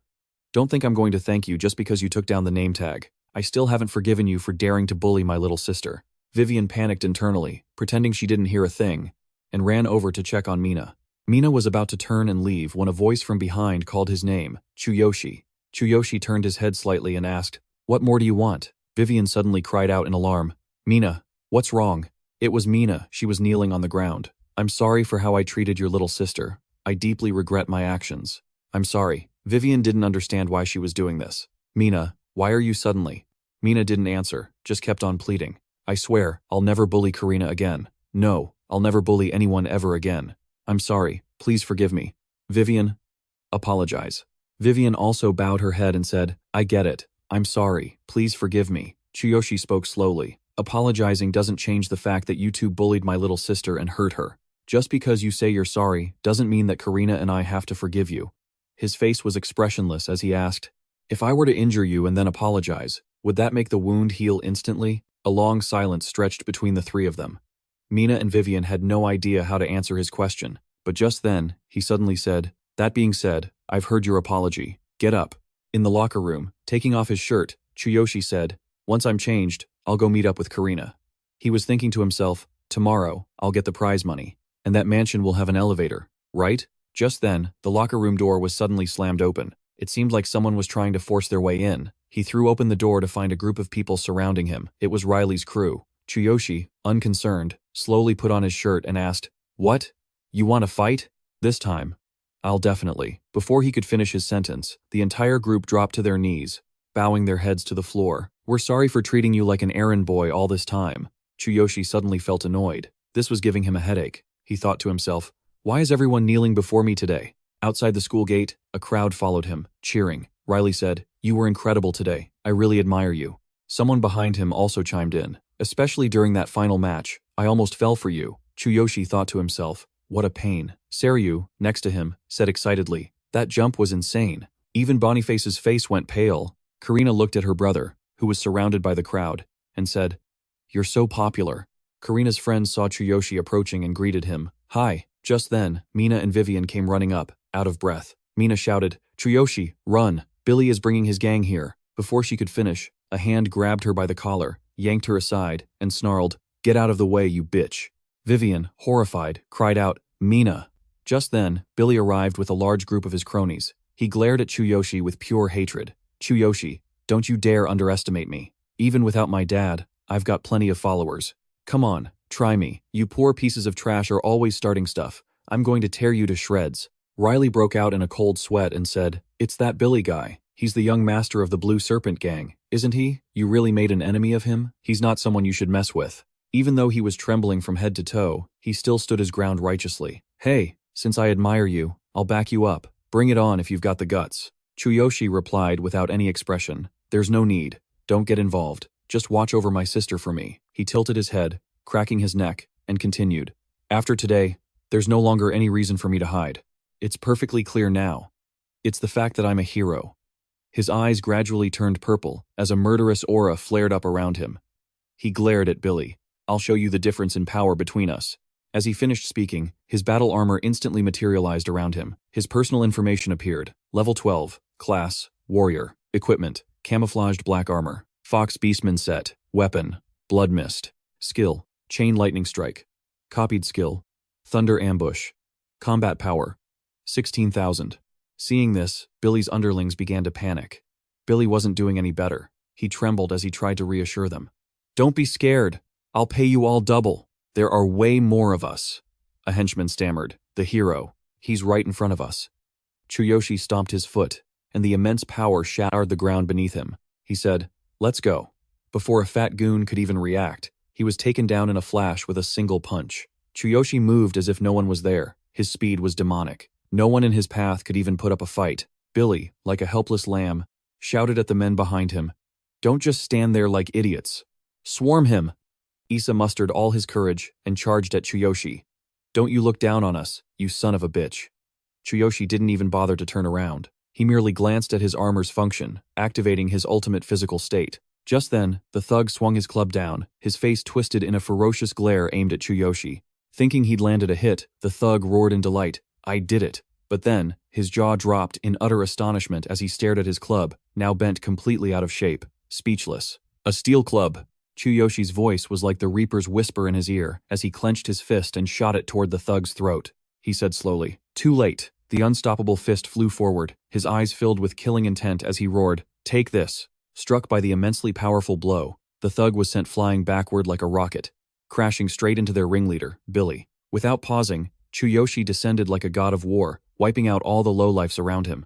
Riley, completely mesmerized, exclaimed in admiration, "Amazing, Chuyoshi's the real boss." Saryu, standing beside him, added, "At this rate, he could probably take over every school gang out there." Karina looked at her big brother, thinking to herself, "Big bro.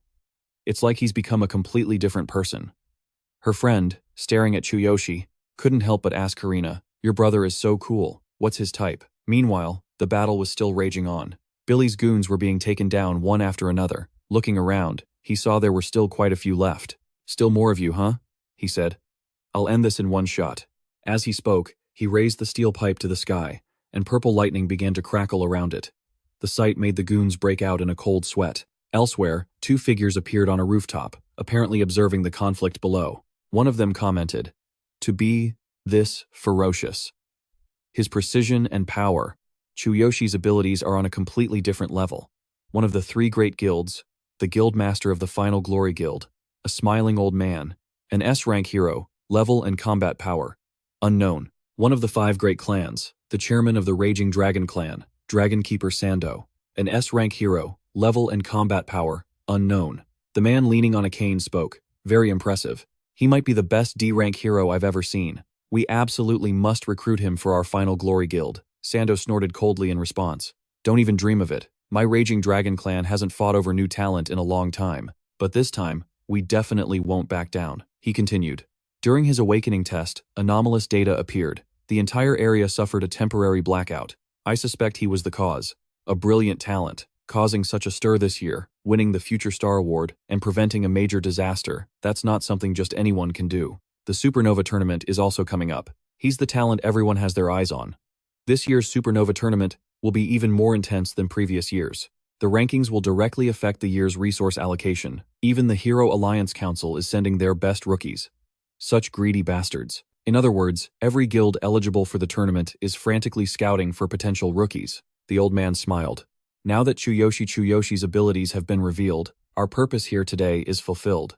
As he finished speaking, the dark figure vanished, leaving behind a wisp of blue smoke that slowly dissipated. Watching the other man leave, Sando crossed his arms and said, "What a cunning old fox. I'll definitely meet with Chuyoshi personally."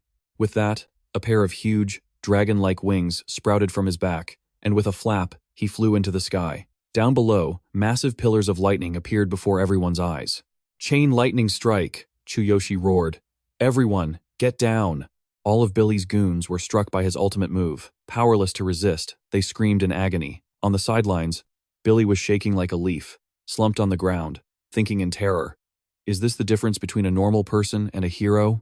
Chuyoshi slowly walked up to him, looking at the clown who had been so arrogant, now cowering like a dog with its tail between its legs. He raised his hand. The steel pipe in his hand shot straight at the man's face. His face turned pale, drained of all blood, too scared to even speak as he watched the pipe graze past him with terrifying force and pierce through the ground. He gasped for air, not daring to imagine what would have happened if it had hit his face. Chuyoshi, with a completely emotionless expression, said, "Get lost. Don't you ever show your face here again." The man's voice trembled as he replied, "Why, yes sir." Mina watched Billy scramble away in a panic, then approached Chuyoshi. "Chuyoshi, are you okay?" she asked. He looked at her and said, "Thanks for letting me know." Mina shyly covered her face and replied, "It was nothing." Just then, Riley and Seryu led a crowd over, shouting, "Chuyoshi, let's start a gang. We'd be invincible." "Yeah, let me be a captain." "Chuyoshi's the best," he replied wearily. "A gang? Just go home, you guys." As the sun began to set, only he and Karina were left. She said, "Brother, you've gotten so much stronger. Even our classmates are jealous of you," he explained. "Everything has its pros and cons. Power attracts attention, and not all of that attention is friendly." He suddenly remembered something and said, "By the way, because I won, the chairman of the Hero School organization gave us a bonus reward, 10 million yen and a house." Hearing this, she asked in surprise, 10 million yen and a house too? Really, brother? He hummed an affirmation and replied, "I'm not lying. It's a gift from the chairman of the Hero School organization. If the new place has an elevator, you won't have to climb the stairs every day anymore." Karina looked at him happily and said, "Big bro, you're always thinking of me." "Thank you." Chuyoshi didn't say anything, but a fond, loving smile spread across his lips as he looked at his sister. He gently flicked her forehead and said, "You're my little sister. Taking care of you is my responsibility. You don't need to thank me." A voice suddenly called out from a distance, "Chuyoshi!" It was Suzuki. He looked at the boy and asked, "Can we talk for a minute?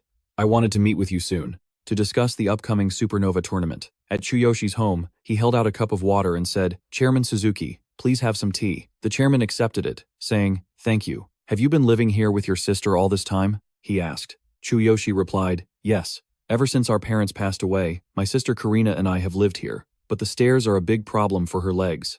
"The mansion, you mentioned before. Does it have an elevator?" Hearing this, Suzuki replied, "Of course. I actually came today to confirm your moving date. If that's the case, why not move in tomorrow?" "No, you should move in right away. It's a fully furnished mansion, so there's nothing to worry about." Chuyoshi hesitated. "I appreciate your generosity, but we can wait until everything is properly prepared." Suzuki didn't say anything else, and turned to ask Karina quietly, "What happened to your sister's legs?" He replied, "She was injured by the darkness a long time ago. Our parents died in that incident too. Both of her legs were crushed, and 98% of her nerve cells were damaged. Her chances of walking again were almost zero. At least, that was the diagnosis back then. But Karina is a fighter, and she lives every day to the fullest." Suzuki said, his heart aching. "I'm so sorry. The darkness has brought tragedy to so many families. But I heard the Golden Rebirth Elixir will be up for auction next month. If we can get our hands on it, her legs might have a chance to heal." Hearing this, Chuyoshi shot up in astonishment. "The Golden Rebirth Elixir? Are you serious?" Suzuki replied, "That's the word on the street, but there are two conditions to even get into the auction. The Golden Rebirth Elixir is a rare, golden liquid capable of restoring lost bodily functions. It only appears on rare occasions when high-level heroes defeat special creatures of darkness in A-rank dungeons. It's incredibly rare and extremely valuable." Suzuki stroked his chin, deep in thought. "First, you need to become a C-rank hero. And then?" Chuyoshi asked impatiently. "What's the other thing? Hurry up and tell me." Suzuki's expression darkened. He frowned and looked at the boy. "You also need at least 1 billion yen. In cash." Hearing that, Chuyoshi was stunned into silence. He stammered in disbelief. 1 billion? The man confirmed. "That's right. Every auction has strict rank and power requirements for entry. You can earn your C-rank title by placing in the top 3 of the Super Rookie tournament. If you make it, you can apply for a promotion. But when it comes to the money, even as the chairman of the Hero Academy, I can't help you with a sum that large. That amount is far beyond the typical 10 million yen prize money." Looking at the suitcase of cash in front of him, he thought, "Money isn't everything, but it's something I can't do without. How am I supposed to make 1 billion yen in just 1 month? He suddenly recalled a conversation he'd had with Sakura. "This medicine works wonders, but it tastes awful. If only I could put it in a capsule." Hearing that, she asked, confused, "A capsule?" He thought to himself, "That's it. This world has convenient capsules, but the medicines from my world are far more effective. If I can reproduce my world's medicines here, maybe I can make 1 billion yen in a month." Seeing him spacing out, Suzuki asked with concern, "Chuyoshi, are you all right?" He snapped out of it. "I'm fine. So, if I make it into the top 3 of the Super Rookie tournament, I can apply for the C-rank hero title, right?" The chairman replied, "Yes. The Super Rookie Tournament is a major event for new C and D rank heroes, and it gets a ton of attention. Guilds and factions with eligible members, including our Hero League, all send their most talented rookies to compete. A good showing also helps secure more influence over the allocation of dungeon resources. You understand how important those resources are, don't you? Chuyoshi placed a hand on Suzuki's shoulder and said in a serious tone, I understand completely. Please, let me enter. I'll go right now. Suzuki was taken aback. So suddenly? Are you serious? This isn't some high school tournament. You know, it's going to be dangerous. Chuyoshi ignored the warning, asking impatiently, I'm ready for any danger that comes my way. Where do I sign up? Suzuki was dragged along like a rag doll, his eyes wide as he tried not to throw up. At the Hero League headquarters, he managed to say, I'll arrange a car for you, so just take it easy. Sitting nearby, doing her homework, Karina looked over, completely confused as she stared at the now empty room. The little girl was baffled. What just happened? At the Hero League headquarters, Chuyoshi looked at the building before him in awe. This place is huge! By the way, Chairman, why did you come to me with this offer? The man scratched his head. Well, it's a mutually beneficial situation. As the chairman of the Hero Academy, I'm under a lot of pressure to produce results. It's been a full year since we found any promising talent. Meanwhile, the powerful factions and guilds on the outside not only offer special treatment to young talent, but many young heroes also dislike the rigid rules of official organizations like ours. They prefer the freedom that the private guilds and factions offer. Hearing that, Chuyoshi replied, I see. That explains everything. I'll do my best not to let you down. Suddenly, a woman's voice cut in. It was Mitsuko. Chuyoshi, you don't currently meet the requirements to participate in the Super Rookie Tournament. A registration officer? Suzuki asked. Shocked. What do you mean? I thought there was still one of the 3 reserve spots open? What are we missing? She replied, It's true that there's one reserve spot, but Chuyoshi doesn't have the required records in the system to be considered. To participate in the Super Rookie Tournament, a candidate must have achieved a top 3 ranking in at least 2 public dungeons. I've already checked. Aside from one run in the trial dungeon, Chuyoshi has no other recorded achievements. He doesn't meet the conditions. Suzuki frowned, his hand clenched into a fist. I was too careless.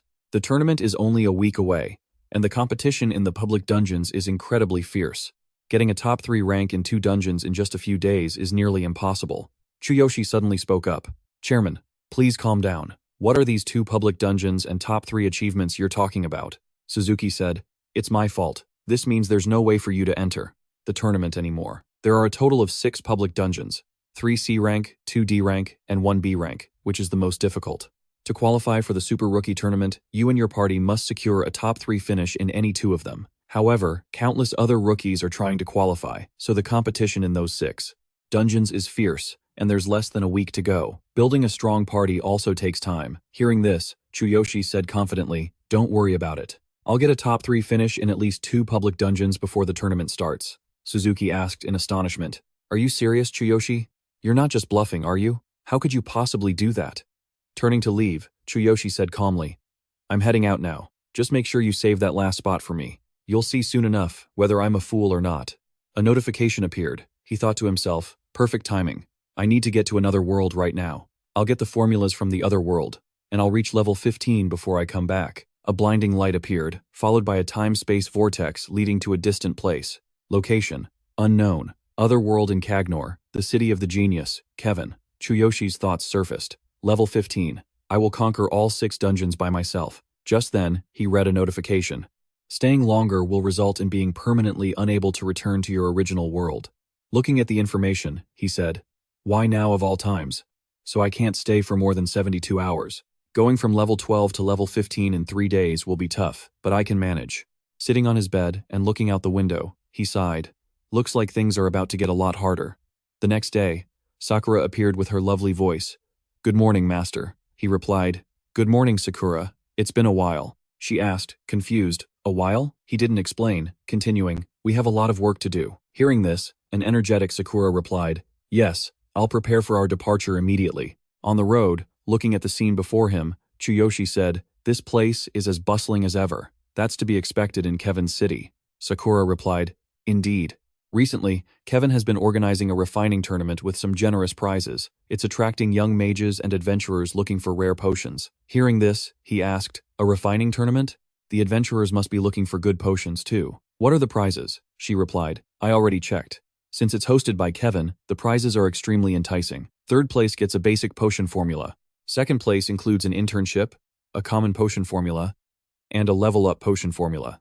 And first place gets to become Kevin's direct disciple, 1 basic potion formula and 2 level-up potion formulas. The formulas alone are incredibly tempting. To mages, they are extremely valuable. A single basic potion formula can sell for up to 300 gold coins. Chuyoshi was astonished. The prizes are formulas? He thought happily. Excellent. If I can get my hands on enough formulas, I could easily make back 1 billion yen in my original world. Sakura looked at him and confirmed, yes. First place includes 1 basic potion formula and 2 level-up potion formulas. Are you interested, master? The corners of his lips lifted slightly.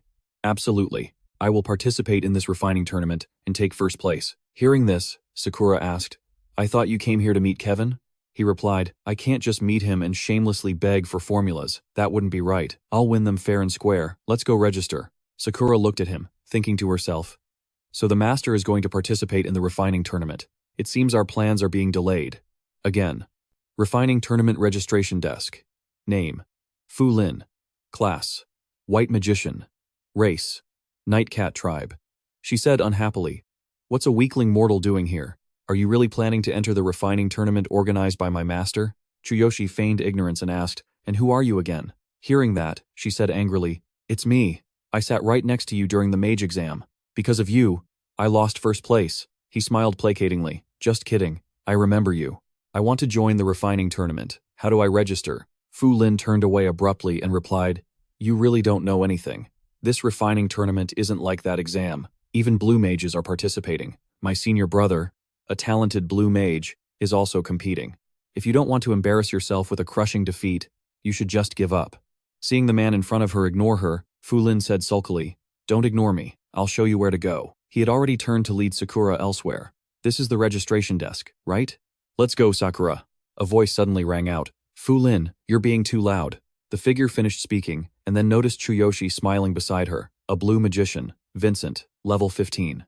The newcomer was Vincent. He yelled, you again? How dare you show your face here? Fu Lin hid behind him. That weakling mortal. You know my senior brother? He replied. I suppose I do. So he's your senior brother? Vincent looked at him menacingly. I told you I'd make it so you couldn't stay in Cagnor any longer. And now you've just walked right into my hands? After speaking, he shouted, everyone! Figures began to appear. Yes, Vincent? What do you need? Fu Lin said worriedly. Senior brother, please, stop this. This guy might be weak, but he's not a bad person. He's just trying to enter the tournament, Vincent roared. Silence, Fu Lin. Not only did you disappoint Master during the exam, but now you're taking this weakling's side? I'll deal with both of you at the same time. Watching the figures rush in to attack, Chuyoshi said calmly.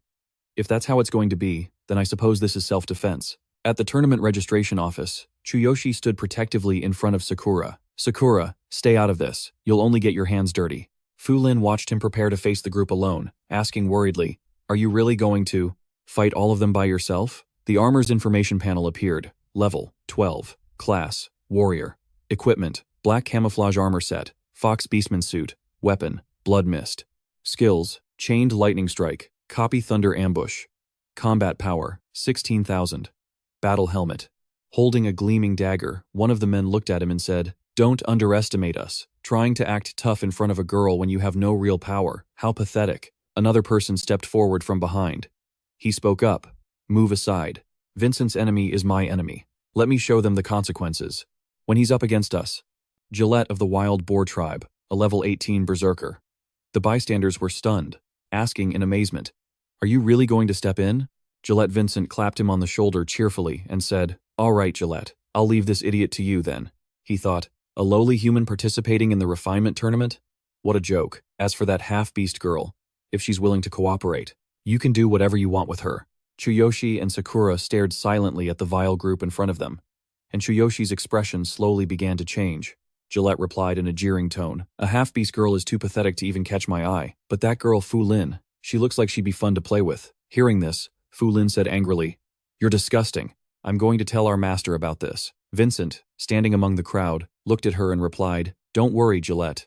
I'll take care of our master. Fu Lin shouted in frustration. Senior, she thought to herself. He always bullies me just because he's my senior. Gillette then grinned sinisterly, lifting his gayer mace and said, is that so? All right, little lady, I'll make you mine tonight, right after I'm done with this worthless human. Chuyoshi stood before her like a solid wall, reassuring her, "Don't worry." His eyes were now filled with murderous intent as he said, "That crude, pig-headed oaf and your beast of a senior. Not a single one of them is getting away." With that, he shot forward like a bullet. Gillette stared in shock at the man before him, thinking, "Is he charging all of us by himself?" Before he could think any further, there was a massive explosion of energy, and a blinding light flashed, radiating outwards. It was the shockwave from the clash between his blade and Gillette's gayer mace. Gillette broke into a sweat, thinking, "This is overwhelming power." Chuyoshi stared him down. "Back off, you animal." A notification panel appeared. Ultimate Physique activated. Arm has been enhanced. An immense power exploded and wrapped around his body, forcing Gillette back step by step. Gillette's comrades were horrified, shouting in disbelief. "What?" Fu Lin, watching from the side, was just as shocked. "He's so strong." Sakura replied, "The master's power is beyond imagination." Vincent was now sweating bullets. He kept backing away, his eyes wide as he thought, even Gillette, with his high level and all that strength, can't even touch that human. Who in the world is this guy? Meanwhile, Gillette was struggling to defend himself, thinking resentfully, "I can't let myself be humiliated like this. I have to turn the tables, even if it costs me my life." He roared, his eyes bloodshot as he glared at Chuyoshi. Lightning began to crackle from the center of the battle, and a terrifying aura erupted, intimidating everyone around them. And he's counterattacking with the power of lightning. Seeing this, Vincent shouted excitedly, "Now, Gillette, attack, kill him. I'll ensure your safety. Don't be afraid." Hearing that, Gillette, who was already attacking frantically, replied, "All right, if you say so, Vincent." Chuyoshi's expression was unreadable. He stepped back, watching his opponent intently. Just then, a purple-black energy emerged from his body. Like a living creature, it shot forward and enveloped Gillette. He seemed to realize something, saying in horror, "This is an isolation domain. It can only be created with high-level skills." In an instant, he was completely trapped. The grim atmosphere made Gillette break out in a cold sweat, stunned. Suddenly, a bolt of lightning flashed. It seemed to signal the beginning of a new assault from Chuyoshi. Then, hundreds, thousands of lightning bolts appeared like eerie phantoms, striking directly at Gillette, giving him no time to defend. Danger was everywhere. He thought in terror, "It's hopeless. I can't defend or counterattack in time. Am I really going to die?" Just at that moment, a stream of energy like a blue flame shot forward at an incredible speed. It collided with the barrier domain Chuyoshi had created. He was stunned, looking back in surprise. The domain had been pierced by the energy, leaving a massive hole in the ground. The strange flame was still burning. Chuyoshi thought to himself, "Blue flames? And it completely neutralized my skill. What terrifying power." A voice suddenly rang out. "The tournament is about to start. Stop fooling around. Vincent, Fu Lin, don't cause a scene at the entrance." Startled, the two of them looked back. A Beastman had appeared, a blue flame dancing on his fingertip. It was Kevin, the genius sorcerer, wielder of the laws of earth and wind, level 36, a red sorcerer. He said, "You two are making a disgrace of us sorcerers." Vincent trembled as he looked at the man before him, stammering, "Master, Kevin." At that moment, Kevin cut him off, asking, "Why are you here, instead of preparing for the tournament?" Fu Lin, as if seeing her savior, ran to her master in tears, saying, "Master, Senior Vincent keeps bullying me." Sakura's expression stiffened as she thought, "Kevin, he's finally shown himself." From a distance, Chuyoshi also mused, "Kevin? Could he be the one who created those blue flames just now?" Meanwhile, Vincent was trembling as he tried to explain. "I was just teaching this disrespectful human and Fu Lin a lesson on your behalf." He looked down from on high. His eyes were filled with a cold glare as he asked, "Teaching others for me at a time like this? You must think quite highly of yourself." Hearing this, Vincent grew even more terrified and quickly begged for forgiveness. "No, Master, I wouldn't dare. Please, forgive me." Kevin didn't answer him, instead turning to the two blue-skinned individuals beside him. "And as for you to leave immediately." Gillette and his men broke into a cold sweat and replied obediently, "We apologize for causing a disturbance. We'll leave right now." "Yes." Kevin then looked towards Fu Lin and asked calmly, "And Fu Lin, what are you still doing here after failing the sorcerer's exam?" Fu Lin didn't know how to explain, stammering, "Master, I wasn't doing anything. I was just guiding the human sorcerer who defeated me in the exam to the refinement tournament." Hearing that, he glanced at Chuyoshi, standing beside him, and asked, "Is the mortal mage who defeated you participating in this refining tournament?" Chuyoshi looked at him and said, "I didn't expect to see you here, Kevin. I came with a letter of recommendation from Chairman Dak. This is the letter from him. I heard there was a refining tournament happening, so I thought I'd give it a try." Hearing this, the man asked again in surprise, A letter of recommendation from Chairman Dak? I see. So, your body still has some unresolved issues, and to think it's a recommendation from my esteemed senior. Chairman Dak, I won't be treating you carelessly. Follow me. You. Go and prepare the materials for the tournament. Don't you dare embarrass me, my top disciple. Yes, master, I will do my best. He turned, looking around for Sakura. He thought to himself, wait, where's Sakura? Kevin looked over at him and spoke up. According to Dak's letter, you've been afflicted by the darkness and are using a forbidden pill to alleviate the symptoms. Is that correct? To maintain both your mental and physical strength under those circumstances, are you perhaps refining some kind of special medicine? Chuyoshi replied, please, just call me Chuyoshi. Perhaps it was because my body is strong, or I was just lucky enough not to be completely consumed before I dared to challenge it. I ventured into the dark zone alone. It was a reckless move on my part. His footsteps halted as he asked in astonishment. You ventured into the dark zone. Alone? He scratched his head, saying with an innocent face, yeah, I'm a warrior, after all. But at the time, I had a favor to ask of Chairman Dak, and it just so happened there was a wizard's exam, so I thought I'd give it a shot, he said, even more surprised. You just casually participated and defeated Fu Lin to win? Chuyoshi, how much have you actually studied medicine refinement? So, who was your instructor? He replied shyly, I've never studied it formally. I don't have an instructor. I just rely on my intuition. Hearing this, he looked at him seriously, thinking to himself, this mortal. Could he actually be a genius? Even more exceptional than me? At this, Kevin said, I see. That's impressive, Chuyoshi. Follow me. As he led Chuyoshi away, Kevin made a silent decision. I have to witness this with my own eyes. I cannot accept the existence of a genius greater than myself. Lost in thought, Kevin asked as they walked. Chairman Dak introduced you to me because I possess the law of earth and wind, didn't he? The medicine I refine carries the power of the law. It can eliminate the darkness in your body. Chuyoshi scratched his head and replied, yes, I trust you. At that moment, the two of them stopped before a massive door, from which fantastic waves of magic radiated. Kevin pushed the door open and stepped inside. He said, this is my refining room. Inside was a magnificent and splendid chamber filled with countless medicinal herbs. I enjoy collecting herbs, and I love studying them even more. I pride myself on understanding herbs better than anyone else. Chuyoshi looked around and asked in awe, this refining platform is incredible. Does it also enhance the refining efficiency? Kevin replied pensively. I suppose it does. Glancing at him, he smirked and thought to himself, was I just worrying for nothing? He can't even tell the difference between high-grade herbs or understand the value of a high-grade refining platform. If this is the limit of his abilities, then there's nothing impressive about him at all. Kevin looked at him and said, however, I've never considered myself inferior to anyone when it comes to refining, especially after obtaining the law of earth and wind. Allow me to take a drop of your blood. I need to check the condition of your body. Yes, Chuyoshi replied. Fresh blood from the cut made by the knife. On his hand dripped into the bowl in Kevin's hand. At that moment, streams of blue wind began to rise around him. His eyes glowed brightly, a scepter hovering in his palm. Chuyoshi watched the scene unfold, thinking, a blue wind? Earlier, it was a blue flame. Is this also due to the law of earth and wind? A deep blue magic circle appeared behind Kevin. The blue wind seemed to be drawn into it, swirling as the drop of blood fell and splattered. Kevin was astonished. He thought, there really are traces of the darkness's invasion. Looking at the man standing calmly before him, he couldn't believe it. It's unbelievable. He's completely fine. Even though the darkness has penetrated deep into his body, if this dark aura were inside an ordinary adventurer, they would have lost their mind long ago. Seeing Kevin remain silent, Chuyoshi innocently scratched his head and asked, is my condition really bad? He glanced at him and replied, I have a clear grasp of your condition now. Medicine will no longer be enough. I must use the power of the law to remove the dark aura from your body. Turn around. Chuyoshi said cheerfully, I'm sorry to trouble you. Kevin then spread his hand, and a brilliant blue stream of energy appeared. Radiating a fantastical and beautiful light, he held his hand forward as the energy transformed, and a circle of runes appeared around his wrist. He thrust his hand towards Chuyoshi, and the energy flew from his palm towards him. He didn't resist, allowing the energy to enter his body.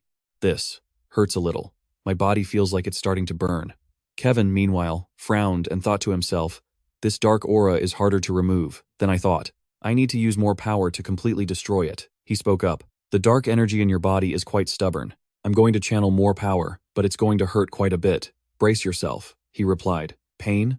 I understand. Kevin's hand tensed as energy continued to gather in his palm. He pressed his hand firmly against his back. As the magic circle spun continuously, the dark energy in his body was rapidly drawn out.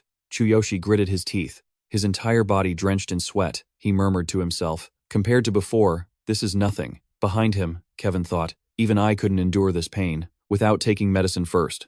Consider this pain a training session. He then said aloud, if you can't take it anymore, just let me know. At this point, his body was about to reach its limit. This is bad. I'll have to counter it with my ultimate physique. Ultimate physique activated. Internal defense is now online. With his physique activated, Chuyoshi let out a sigh of relief. Ah, that's much better. Kevin stared at him, stunned and amazed. What is this? A strange power within his body is resisting the power of my law. How ridiculous. This man could become a problem later on. I need to be on my guard. With that thought, a blue-black flame, a high-level arcane art, suddenly flickered at his fingertips. It uses the caster's immense magical power to engrave a seal onto the target's body. When activated, the seal will detonate, leading to the target's death. The flame quickly vanished. He thought the task of cleansing the dark energy was complete. Kevin walked up to Chuyoshi and asked, is it all done? I've completely erased all traces of the darkness. How are you feeling now? Feeling the change in his body, he thought joyfully. Kevin truly is a genius apothecary. To get rid of such a persistent dark energy so easily. It must be thanks to the incredible power of the law of earth and wind. The 12 laws of earth and wind. What Kevin possesses is the 12th law in the legendary destruction series. So, what's the first law, I wonder? What kind of power does it have? I'm really curious. He looked at Kevin and replied, yes, I feel much better now. Thank you so much. If you don't mind, I'd like to offer you some gold as a reward. Hearing this, Kevin refused. That's not necessary. Since Guildmaster Dak introduced you, it's the least I could do. I heard from Fu Lin that you have an interest in the refining tournament. Do you still want to participate? Chuyoshi, overjoyed, asked excitedly. Of course. Can I really? Kevin replied. Since you ranked first in the apothecary exam, you are naturally qualified. The tournament is about to begin. If you don't have any special preparations to make, you can join right away. But let me be clear, even with Guildmaster Dak's recommendation, I won't go easy on you. Even my own disciple, the blue mage Vincent, receives no special treatment. Hearing this, Chuyoshi said, just being able to participate is enough for me. I don't expect any special favors.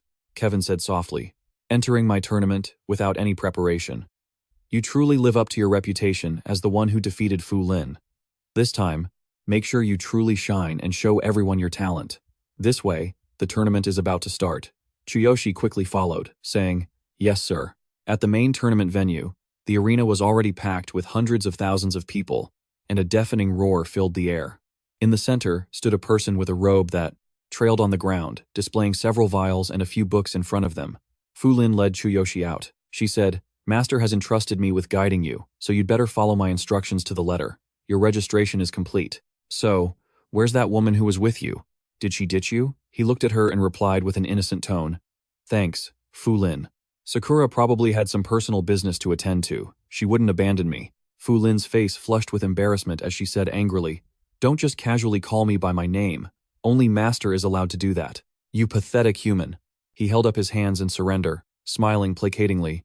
I get it, Fu Lin. She turned and continued walking, saying, all the mages in this tournament are confident young prodigies. It won't be as simple as that basic assessment from before. Even my senior disciples, who are far more talented blue mages, are competing. You don't stand a chance, but it'll be a good learning experience for you. Chuyoshi asked, are you participating, Fu Lin? You're Kevin's disciple too, right? And a white mage. At that, Fu Lin explained. Master said that if I didn't get first place in the qualifying test, my qualification would be revoked. Besides, my senior disciple is also participating, and it wouldn't look good if outsiders started saying that Kevin's disciples are monopolizing the top spots. But it's fine. I'll have other chances. Hearing that, he scratched his head. Sorry, I didn't mean it like that. Fu Lin, with a nonchalant air, said, no need to apologize. A loser is a loser. And you really were impressive. Chuyoshi didn't say anything more, quietly watching Fu Lin, a slight smile playing on his lips. The tournament stage was now fully prepared, with 5 giant stone pillars and 5 tables. 3 figures had already taken their places. On another side, Fu Lin placed her hand on a refining platform in front of them and said, this is the refining platform I've prepared for you. It's mine, so don't you dare break it, and don't be wasteful. Make sure you clean it thoroughly after the tournament. Chuyoshi replied, all right, I'll be careful. Fu Lin began to explain the rules.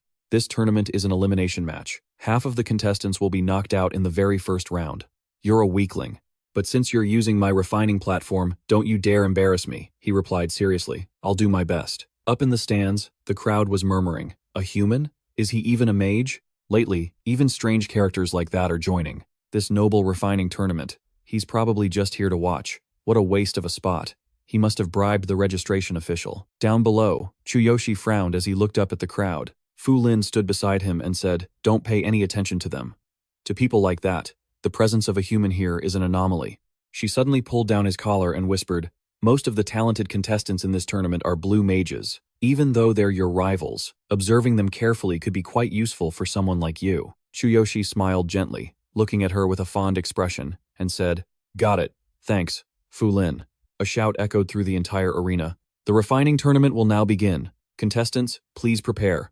The first match will be a herbology test." Two participants holding test tubes were cheerfully talking to each other. "For the first match, you will all demonstrate the basic abilities of a mage by selecting herbs as ingredients for potions.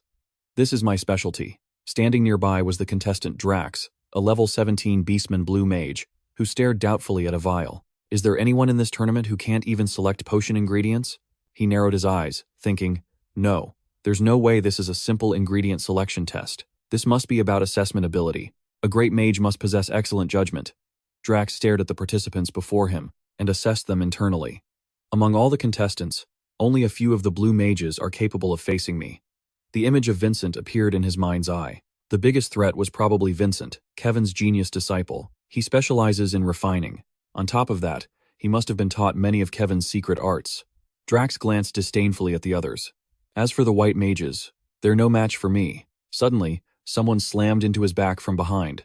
The person quickly spoke up. "My apologies," Drax shouted in annoyance. "How do you bump into someone in a wide-open space like this? Where are you looking?" Chuyoshi waved his hand sheepishly. "I'm sorry. I was trying to find my spot and wasn't paying attention." On the screen, his details appeared. Level 12, Class, Warrior, Equipment, Black Camouflage Armor Set, High-Grade Beastman Set, Weapon, Bloodmist Scythe, Skill, Lightning Chain Strike, Skill, Copy Thunder Ambush, Combat Power, 16,000. Drax crossed his arms, looking down at him contemptuously. "So you're the rumored human contestant? With a build like that, you're obviously a warrior, not a mage. How interesting. Maybe you'll get a consolation prize." Vincent appeared out of nowhere, cutting into their conversation. "He's only here because he knows my master. He should have stuck to quietly killing monsters, instead of coming here to make a fool of himself." His eyes widened in surprise at Vincent. Drax stared at him with hostility. "So, you got in through connections? How pathetic." Vincent chimed in. "Refining potions isn't something you can achieve with brute force."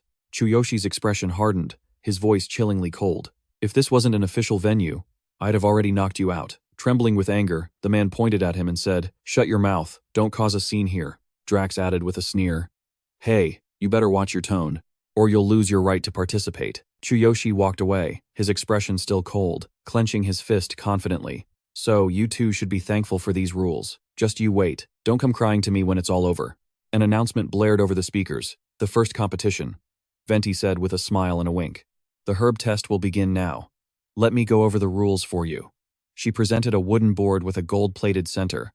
"We will announce the name of the potion to be brewed, and participants must identify the necessary ingredients and collect them within the time limit. Failing to collect enough ingredients within the allotted time will lead to disqualification. The contestants will be graded based on the quality of the selected ingredients." Beautiful women walked onto the field in 2 rows, each carrying a basket of ingredients. In the stands, the crowd buzzed with chatter. "I heard Kevin came up with the test himself, so this is sure to be intense. They have to quickly identify the ingredients and assess their quality, too. I wonder who will dominate the first match." Leaning against a wall with his arms crossed, Cullen thought to himself, "I wonder if that weakling will be all right." His performance in the exam was impressive, but competing against those experienced opponents. Those blue mages are truly formidable. Conte turned to the man beside him to start a conversation. "You really are a young genius, Kevin. This refining tournament is quite remarkable. I'm glad my disciple, Drax, is participating. This tournament will be a valuable experience for him." Kevin countered. "No. I just wanted to give talented young mages a chance to show off their skills." The man stroked his chin, his gaze deepening as he asked, "So, Kevin, who are you keeping an eye on?" "Your top disciple, Vincent, is considered quite exceptional. Conte, a level 33 Beastman red mage." He sipped his wine, giving him a meaningful glance. "Vincent is certainly talented, but what's important is whether or not he can perform during the actual tournament.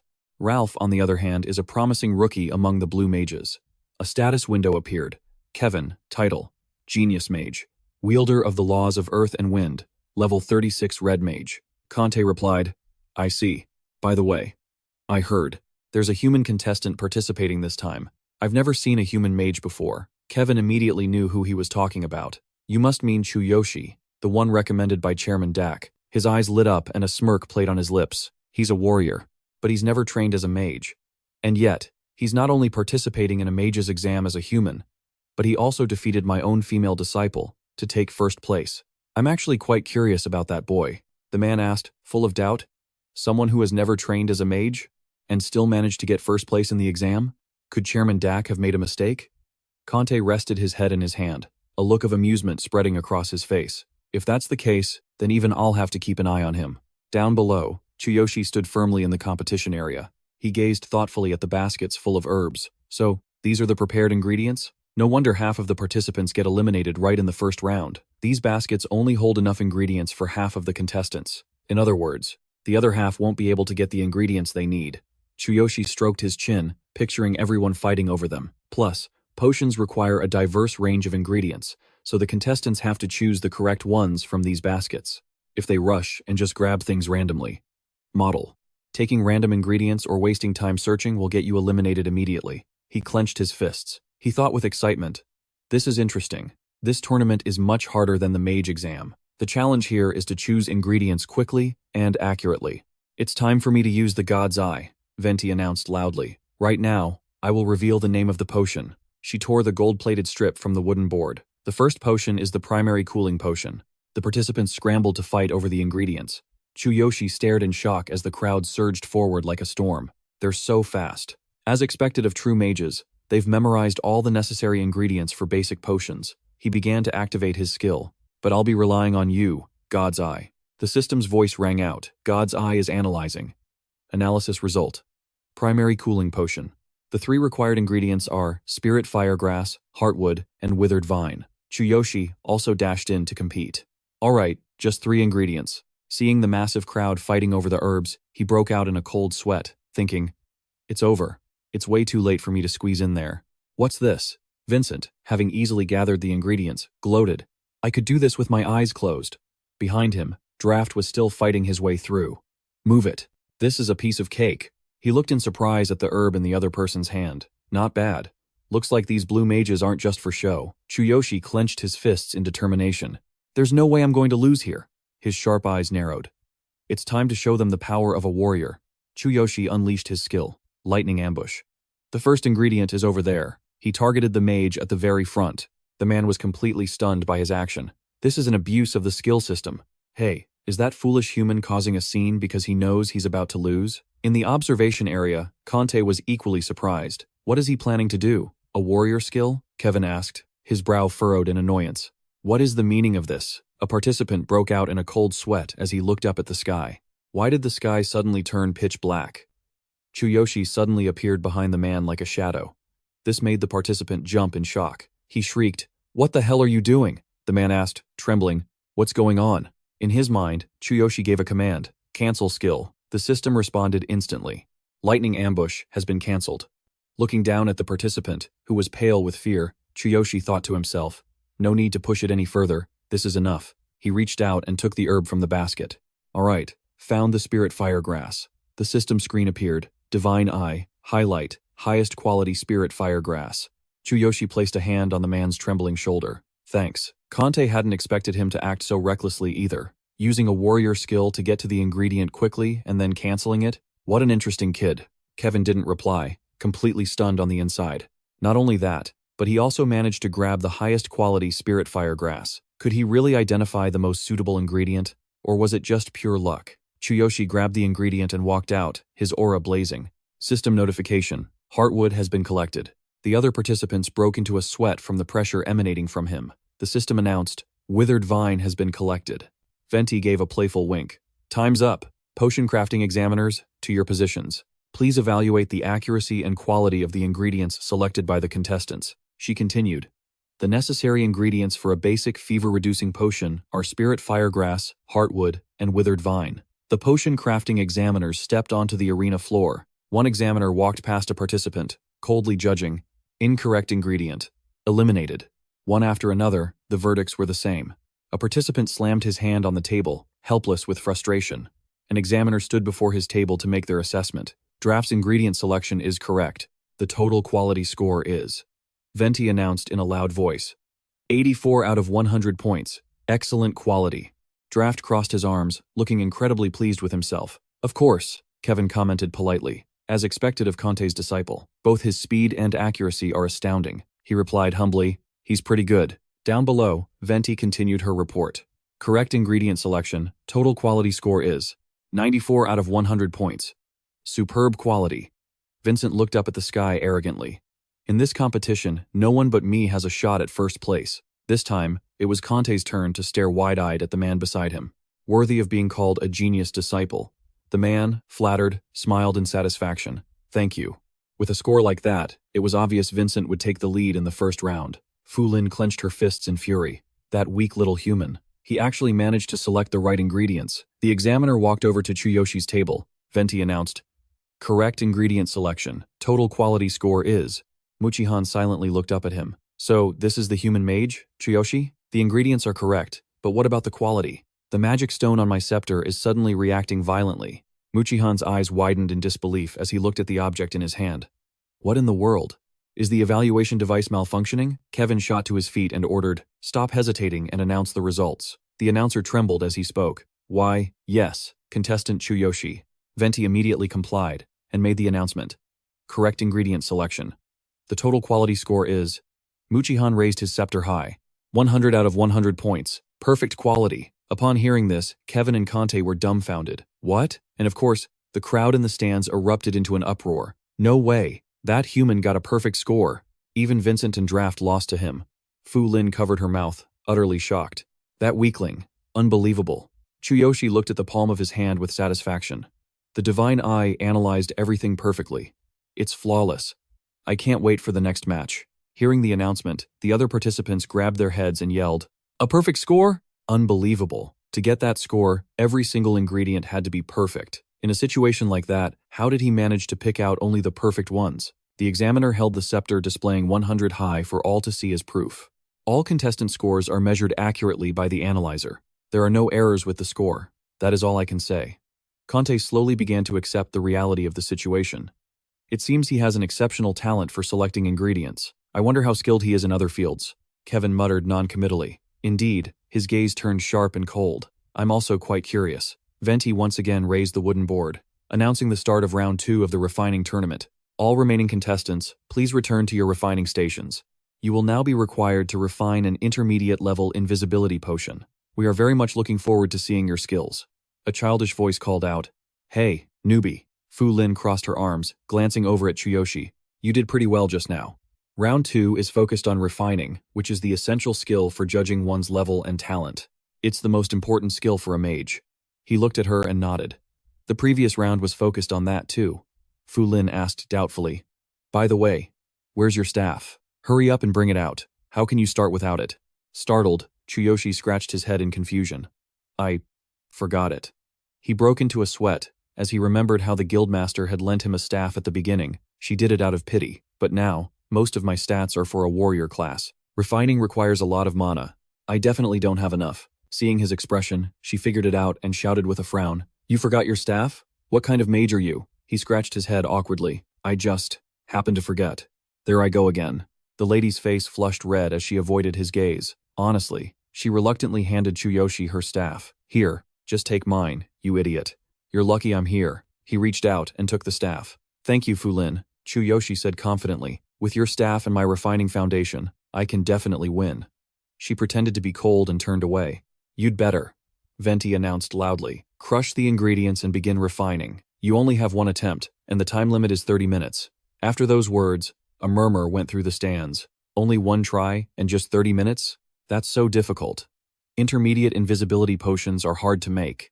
Only blue mages can create them, so everyone gets just one chance. Kunte stroked his chin thoughtfully. One chance, one set of ingredients, a time limit. Those are indeed some tough conditions. Kevin wasn't very surprised. If you want to win a refining tournament, this is the least you should be able to handle. His expression was extremely serious. He calculated inwardly. They have to succeed on their first try. Let's see how Chuyoshi does. Whether he truly has a natural gift, or if last time was just a fluke. Young women carrying herbs approach the contestants' stations. Now then, contestants. First up is contestant Drax, a level 17 Beastman Blue Mage. Next is Vincent, a level 15 Blue Mage. Chuyoshi accepted the herbs and said politely, "Thank you." Alai blushed shyly and replied, "You're welcome, sir. I'm just doing my job." Venti's voice boomed. "The 30 minutes start now. Begin refining." An impatient contestant yelled, "Hurry up, you slowpoke." Kevin's eyes were partially hidden, his face emotionless. This test will reveal whether you can remain calm and perform precisely under extreme conditions. Those who lack either skill or mental fortitude will make a mistake immediately. A pale-faced contestant thought to himself, his body trembling. Damn it, I panicked and poured in too much mana. Now all the ingredients are ruined. Another contestant angrily threw his tools at the girl. You ruined the ingredients when you brought them here. Didn't you? She retorted in fear. Absolutely not. I would never. Drax held the vial of herbs in his palm. Refining is a sacred act for mages, and it's also incredibly enjoyable. On the other side, Vincent was controlling the flow of the potion. Chuyoshi looked at the two of them and thought to himself, they've started refining. He watched Drax's method and assessed it. Grinding the ingredients means kneading them into a powder with your own mana. The stronger and more precise your mana control, the finer the powder will become.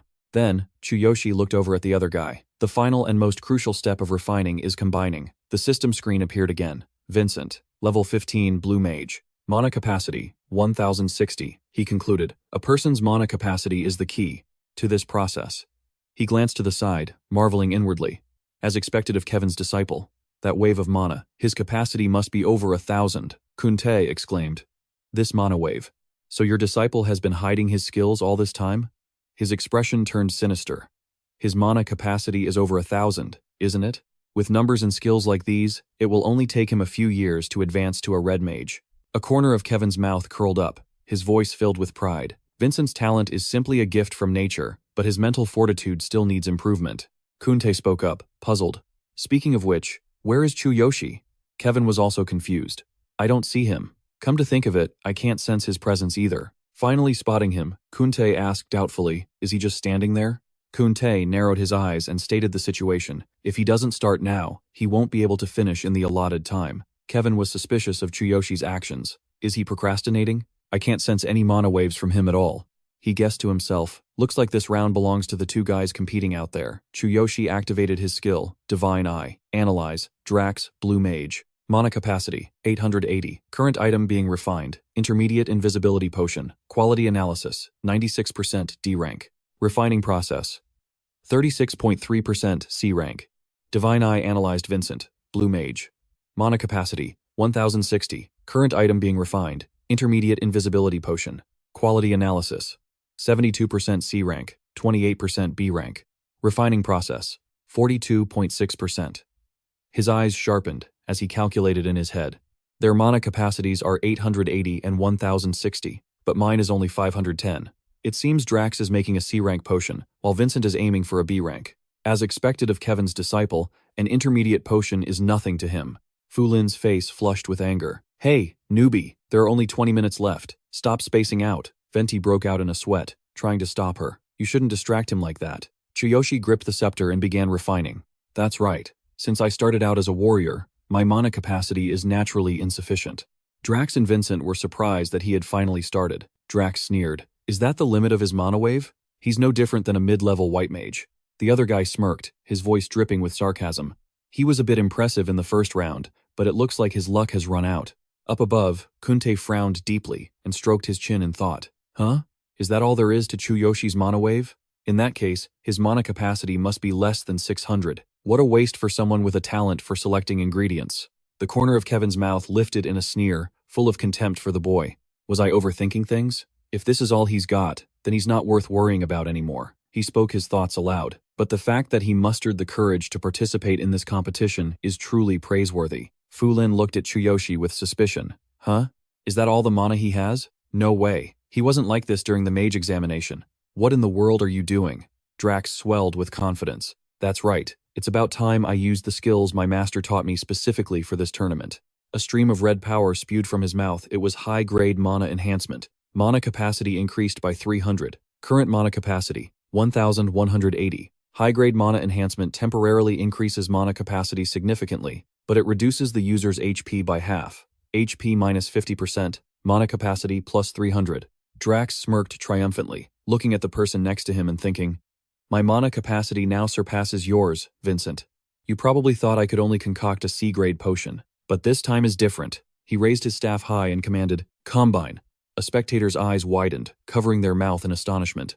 For real? Could that be a B-grade intermediate invisibility potion? A brilliant yellow light radiated from the test tube. Drax looked smugly at his creation, a near-perfect B-grade potion. "Everyone, come and see what I've made." Conte laughed as if he had already won.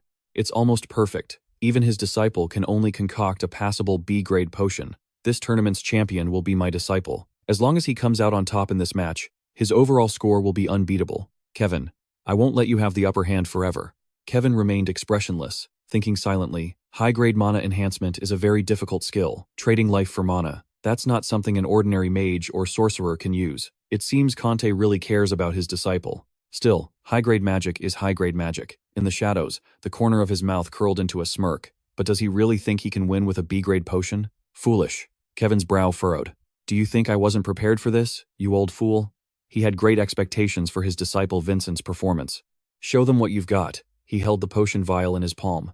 Suddenly, Vincent's eyes lit up with a knowing smile, and the green potion vanished from his hand. The blue flame of the earth fire phoenix blazed in Vincent's palm. Conte shot up from his seat, stunned. "That's..." He broke into a cold sweat as he looked at Kevin. "A blue flame extracted from earth and wind? How rare." He gave a cunning smile, his eyes filled with calculation. "I gave it to Vincent not long ago. He can use it however he wants." Kevin felt extremely satisfied. "That's right. This flame is imbued with the power of the law. It takes 7 days to extract such a small amount. But with this, I can protect my honor." Down in the arena, Vincent resolved himself. "Master taught me that by adding this flame during the combination step, the power of the law will instantly boost my mana capacity. There's no way I can lose. The power of the law has been imbued. Current mana capacity, 1,530. The blue flame converged in one spot. It transformed into a massive orb in his hand. The crowd in the stands began to buzz with conversation. This is an even greater supernatural phenomenon. Is it another B-grade potion? No. With a supernatural phenomenon of this level. Vincent looked at the potion vial, his voice growing even more arrogant. "It's an A-grade intermediate invisibility potion. Who else here could possibly create a better potion?" Chuyoshi nodded. "I see. So they hide skills to upgrade their potions by 1 level. If I hold back, I won't be able to compete with that A-grade potion." The system displayed an urgent notification. "Warning. Insufficient mana points. Do you wish to use optimal form to enhance your mana capacity?" Current mana capacity, 510. He finally came to a decision. "Alright, I'll use optimal form to increase my mana capacity to its limit." The staff emitted a violet-white light. The system displayed, "Optimal form activated. Mana capacity increased." The system announced, "Current mana capacity, 9,660. It added, "S-grade potion acquired. A supernatural phenomenon is occurring. Please assume a defensive stance." Dense lightning filled the sky above Chuyoshi. The surprised audience began to murmur amongst themselves. Could this be another supernatural phenomenon? This is the 3rd time now. This phenomenon is stronger than the previous 2, much stronger. Such intensity. Fu Lin was just as astonished. That weakling's mana waves have become so much stronger than before. These waves and this supernatural phenomenon. Just how much mana does he have? Vincent watched the lightning element surround him, his heart filled with doubt. Just a moment ago, his mana capacity was only average. How did it suddenly increase so much? Did he use some kind of ultimate skill? How can a mana enhancement technique of this level even exist? He broke into a sweat, gritting his teeth. Even the laws of nature can't produce an effect like this. I've never heard of anything like it before. Beside him, Drax's body was trembling uncontrollably. Can a supernatural phenomenon like this really happen? A giant lightning dragon appeared and roared menacingly. Vincent's eyes widened in shock. "What is that?" He staggered backward, stunned. This can't be real. It can't be. He couldn't believe his eyes. It feels like this is an S-grade supernatural phenomenon. The system displayed a message. Explanation.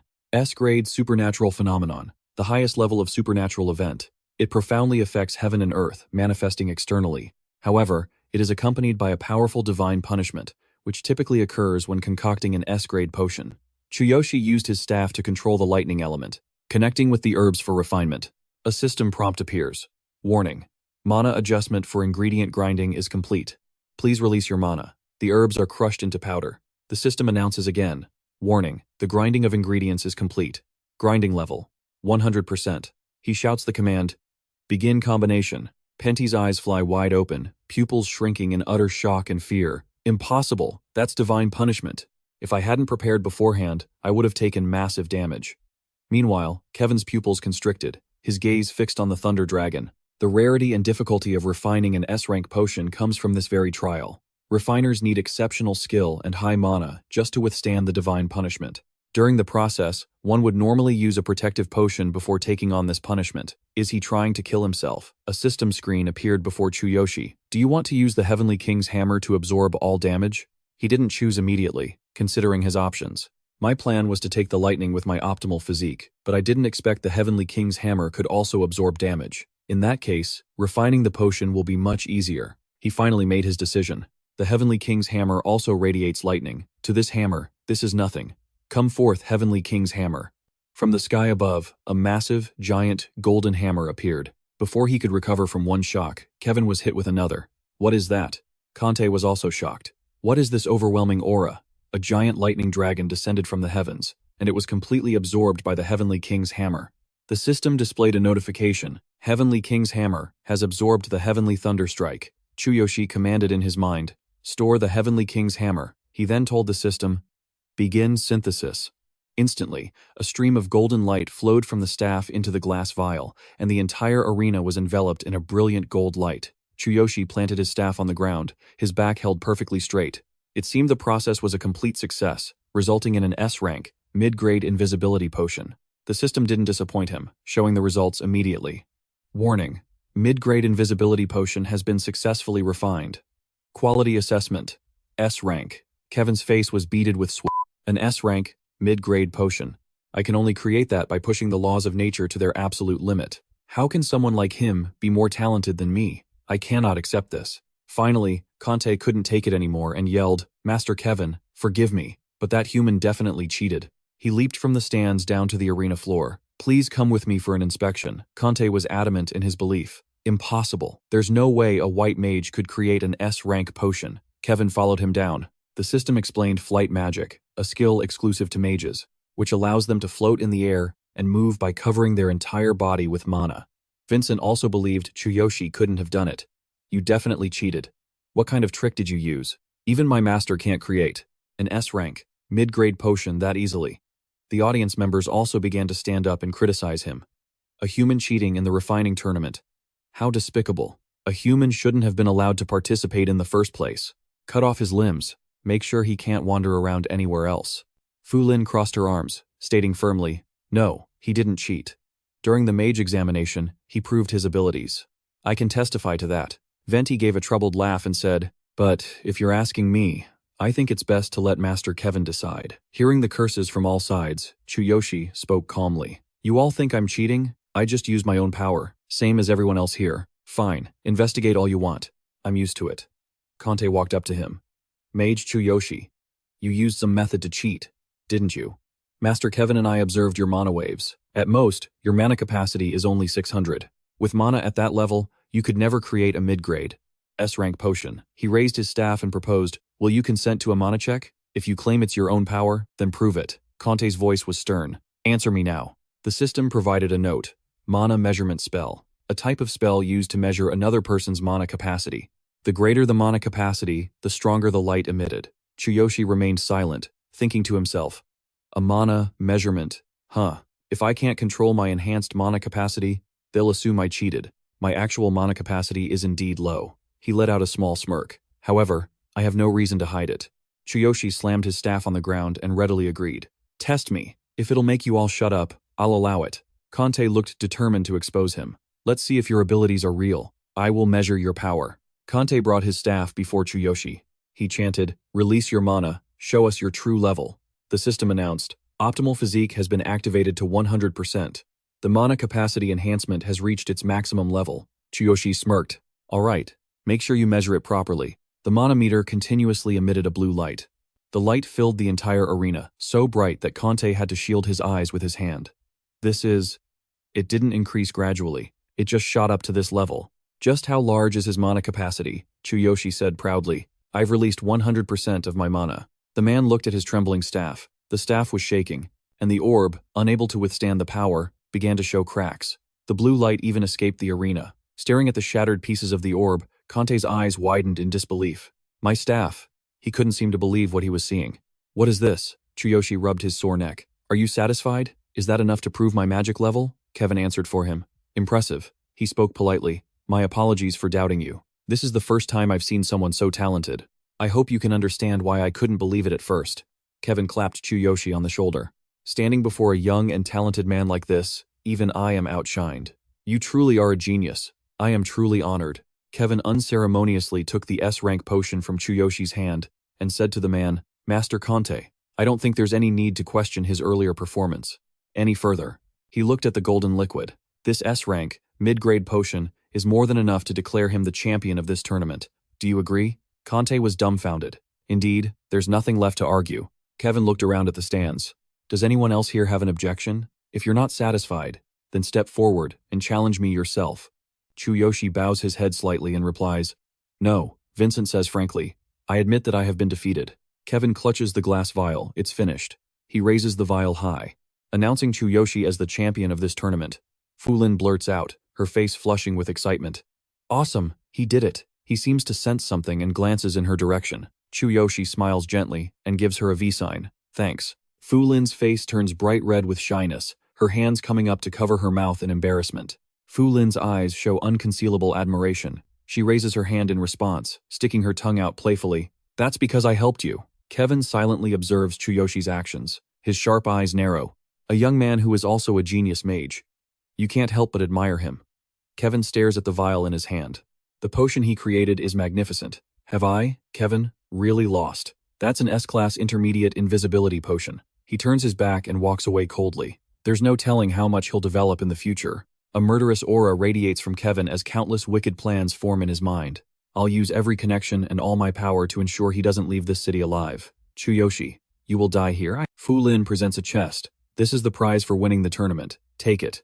For a mage, this is definitely a prize worth risking your life for. Chuyoshi opens the chest, and inside are many items. I finally have it. A basic circulation-enhancing potion formula, an advanced healing potion formula, and a high-grade mana recovery potion formula. He looks down at his winnings with satisfaction. With these formulas, I can make a fortune back in my own world. I can earn 1 billion yen myself to pay the auction entrance fee. Fulin is skeptical of Chuyoshi's decision. But, have you really thought this through? Are you really rejecting the chance to become Master Kevin's disciple? You have incredible talent in refinement and an enormous amount of mana. If you become his disciple and build a relationship with him, you could become a great mage. He grins and pats her head reassuringly. It's okay, I'm a warrior. Fulin blushes as she looks at Chuyoshi, listening to him continue. Even if I become a mage, I still want to find my own path. That suits me better. Fulin avoids Chuyoshi's gaze and asks, So, are you really leaving? Where to? He rubs his chin, thinking seriously. My body has recovered, so there's no reason for me to stay. I'll rest a bit, meet up with Sakura, and then hit the road. Chuyoshi has already made up his mind. Now that I have the formulas, I just need to go back to my world. Make 1 billion yen, and then come back. Fulin pouts and looks away, annoyed. You're always talking about her.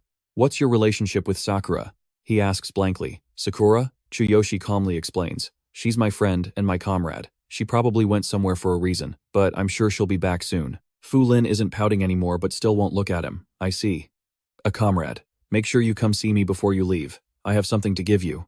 Chuyoshi scratches his head in confusion. Something for me? Why not just give it to me now? She snaps. It's for when you leave. Fulin crosses her arms, annoyed. You'll understand then. See you later, you idiot. Watching her walk away, Chuyoshi thinks in confusion.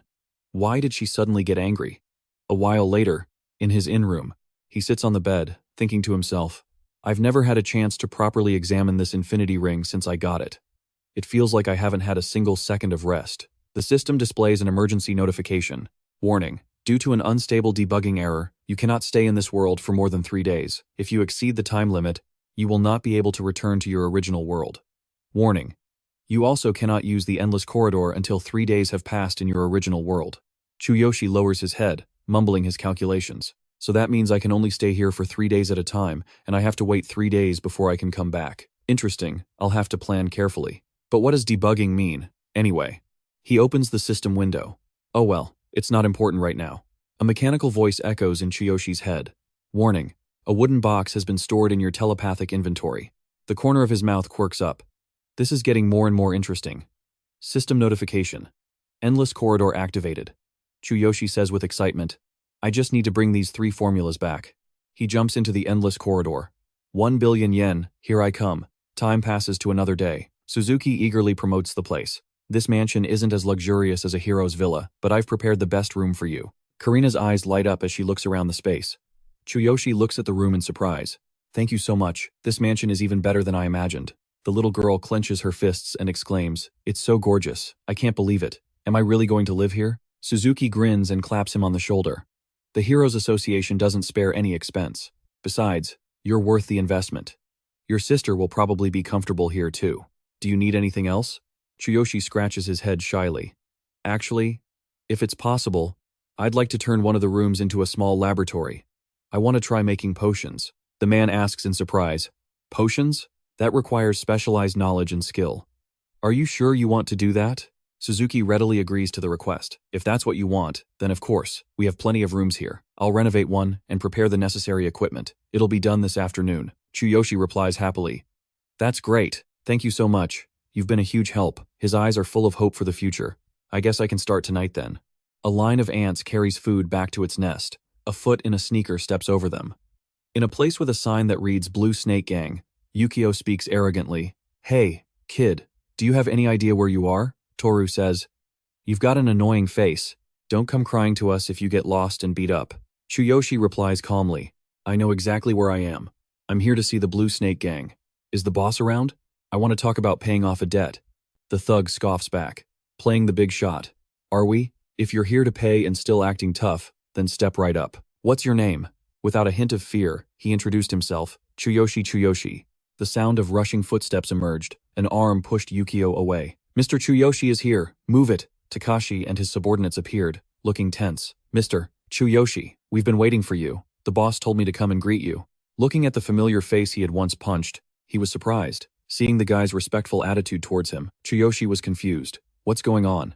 The man led the way for him. This way, please. Takashi spoke to the person inside the room. Sir, Mr. Chuyoshi is here. Blue Snake raised his hand and gestured to him.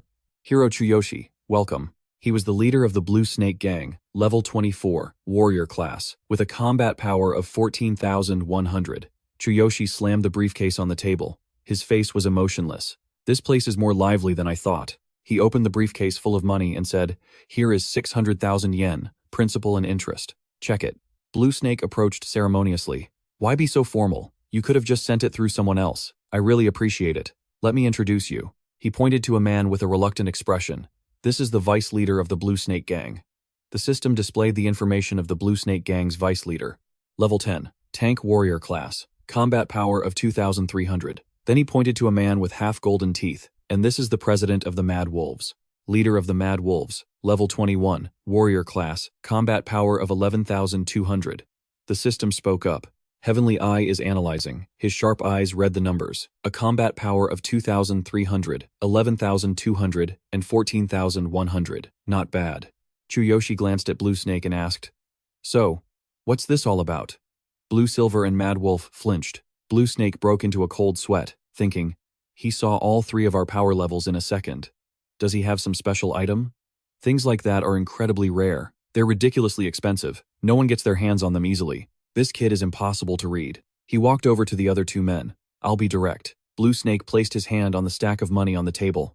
Both the Blue Snake Gang and the Wild Wolves owe you a favor. He laced his fingers together in front of him, his eyes dark. We want to put the past behind us and join your side. What do you think? Upon hearing this, Chuyoshi's face went blank. Huh? Blue Silver stood up and added, First, I want to apologize for my son's insolence. He said in a sycophantic tone, I've sent him to another city to be disciplined. He won't cause any more trouble.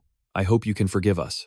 Mad Wolf also stood up with a regretful expression. My men also acted disrespectfully. Although it wasn't my order, as the leader, I take responsibility.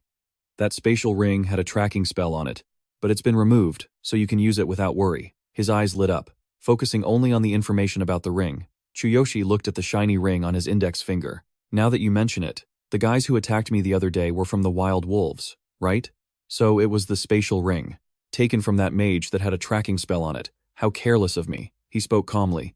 I've already settled things with Billy at school, so, however you punish, him has nothing to do with me. Those 3 from the wild wolves tried to kill me, but ended up getting wiped out instead. I'm sure you already know that. Now that they're all dead, the matter is settled. Blue Snake placed a hand on the briefcase of money and gave a strained laugh. That's great, so you can take this back. Chuyoshi's voice was firm and a little suspicious. I don't like being indebted to people. Paying back what I owe is a given. Take the money. But why the sudden change in attitude? I don't like getting involved with gangs and associations, Blue Snake explained nervously. News of your achievements at Future Starland has spread everywhere. There isn't a single big shot who doesn't know your name. Even Chairman Suzuki is trying to recruit you. Everyone sees you as a young talent. All the factions in this area want to build a relationship with you. Mad Wolf quickly added, we're just a small group. No one would dare cause trouble for a genius like you. Blue Silver nodded in agreement. That's right. Since we're being so direct, we're allies now. Chuyoshi pointed at himself, bewildered, and asked, am I really that famous? In his heart, he prayed. If it's just in this region, that's fine. At least I won't run into any more trouble.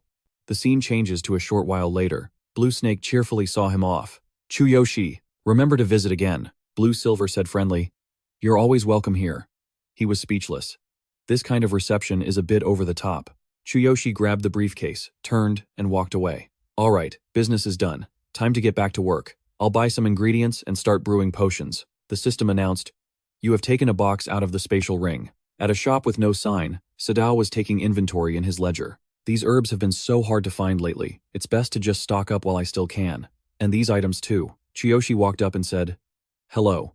I'd like to buy some potion ingredients. The man waved his hand dismissively. Just grab them from the warehouse. He grumbled to himself. What a troublesome kid. Chuyoshi replied. That won't be enough. I heard this is the largest potion ingredient shop in the area. Chuyoshi slid a list full of ingredients through the gap. I'll take all 15 types on this list. Sadao took the paper and exclaimed in shock. What? He lifted his glasses, his eyes wide as he looked at the number of herbs Chuyoshi needed. All 15 types? Are you serious? You think that's not enough? Chuyoshi affirmed, I'm completely serious. He placed the briefcase on the counter. Chuyoshi opened the lid and asked, will this be enough? 9 million yen in cash. And I want to sign a long-term supply contract. Sadao's voice shot up in surprise. 15 types? All of them? He practically drooled, looking at the cash in the briefcase. If this is for real, this kid is one hell of a VIP customer. Buying all 15 of these types would cost at least 6 million yen. Chuyoshi smirked to himself after showing Sadao the money and then closed the lid. After paying off my debt to the Blue Snake Gang, including interest, I still have about 9 million yen left. According to the calculations I did with Heavenly Eye, this is more than enough to buy the basic potion ingredients. But I have other plans too. The man joyfully patted Chuyoshi's arm. Please, have a seat. I'll prepare the ingredients you need right away. Now, tell me the details of this deal. Sadao handed the list to Miko and ordered, get all the ingredients on this list from the warehouse and pack them up. She was surprised. All of this? It's going to take a while. The man's hand trembled as he held his teacup. He asked, You want to buy these same 15 types of ingredients for next month as well? Sadao sat very humbly. Our warehouse is restocked every week. And how do you intend to pay? Chuyoshi asked. How much for today's ingredients? Sadao pointed to the paper on the table. At current prices, it's about 6.6 million yen, but since it's a large order, I'll round it down. You can just pay 6.6 million. He pushed the briefcase of money forward. Here is 9 million yen. Consider the remaining 2.4 million as this month's deposit. Please hold on to it for me. I'll pay the rest in full at the end of the month. Chuyoshi picked up a document to read it. If necessary, we can sign a contract. I have the documents ready, but for this entire month, you must provide the ingredients at that exact price and sell to no one else. This is clearly stated in the contract. Sadao replied nonchalantly. I have no problem with that. This deposit is more than enough. However, the price of those 15 ingredients has always been stable. Our shop has a reputation to uphold. We don't just raise prices whenever we feel like it. The boy nodded and replied, I understand.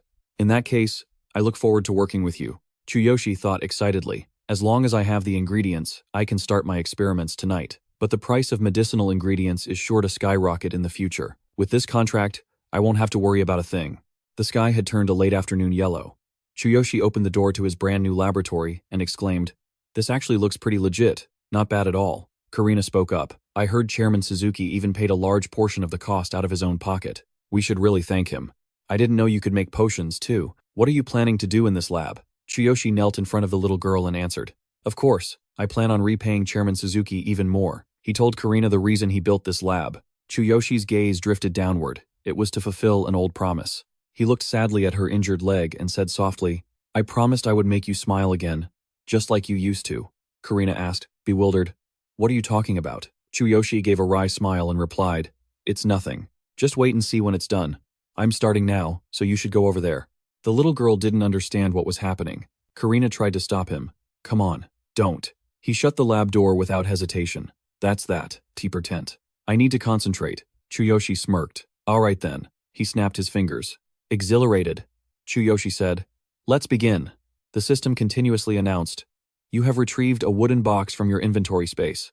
You have retrieved pre-packaged medicinal ingredients from your inventory space, and test tubes filled with a yellow liquid. Below them, a small flame was burning. He said, I need 3 main ingredients for the basic circulation booster and 2 other potions. Each type requires 6 different ingredients. Chuyoshi focused intently on his research. This heavenly eye is seriously overpowered. It automatically analyzes the ingredients, optimizes them for this world, and even provides the refining process. The system announced, Heavenly Eye is analyzing. He squinted. Let's see. Chuyoshi read the paper carefully. Final step. Mix the antgrass extract and the green vine extract in a 1:3 ratio. He licked his lips in anticipation, pouring the green and yellow liquids together, a 1:3 ratio. Chuyoshi placed the beaker into the circular heating slot. This equipment is pretty simple, but it'll have to do for now. His eyes held a hint of disappointment. In this world, the normal refining process ends here. Once it's done heating, I can test its effectiveness. But the chemical reaction can fail during the heating process. The success rate of the mixture is pretty unstable. His brows furrowed sharply. However, Chuyoshi began to calculate. I'll use a sorcerer's technique to accelerate the fusion and infuse mana into it. That should drastically increase the success rate and enhance its medicinal properties. The system announced, You have retrieved the basic staff from your inventory space.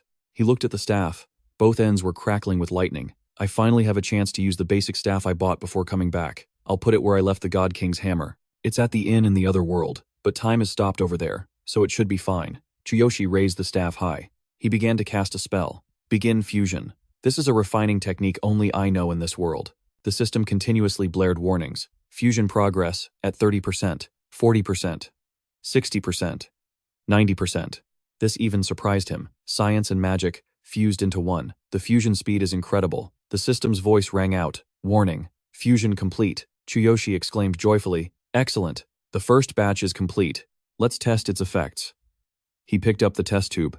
He gave it a few shakes. A circulation booster, huh? It doesn't look bad. Might as well try it now. Chuyoshi tilted his head back and drank the potion. A golden light radiated from his body. The system appeared, stating, Refinement rate, 100%. Circulation booster. Increases health and stamina, recovery speed by 45%. Reduces damage taken by 12%. Duration, 10 minutes. He marveled. The effect is totally overpowered. Chuyoshi's palm clenched into a fist. There's no potion in this world that can reach this level. This is truly a recipe from another world. The potions here don't stand a chance. He looked at the test tube in disappointment, but the taste is horrible. I'll compress it into a capsule. As he said that, Chuyoshi's eyes lit up, sparkling brightly. A few capsule pills sat on the lab table. 2 worlds, countless paths, waiting for me to explore. His spirit was fired up as he controlled nearly 10 test tubes. All right, time to start mass-producing the basic circulation booster. If the market's reaction is good, everything will go according to plan. Time passed to the next day. At the entrance of a certain cave, a group of people standing around continued to complain.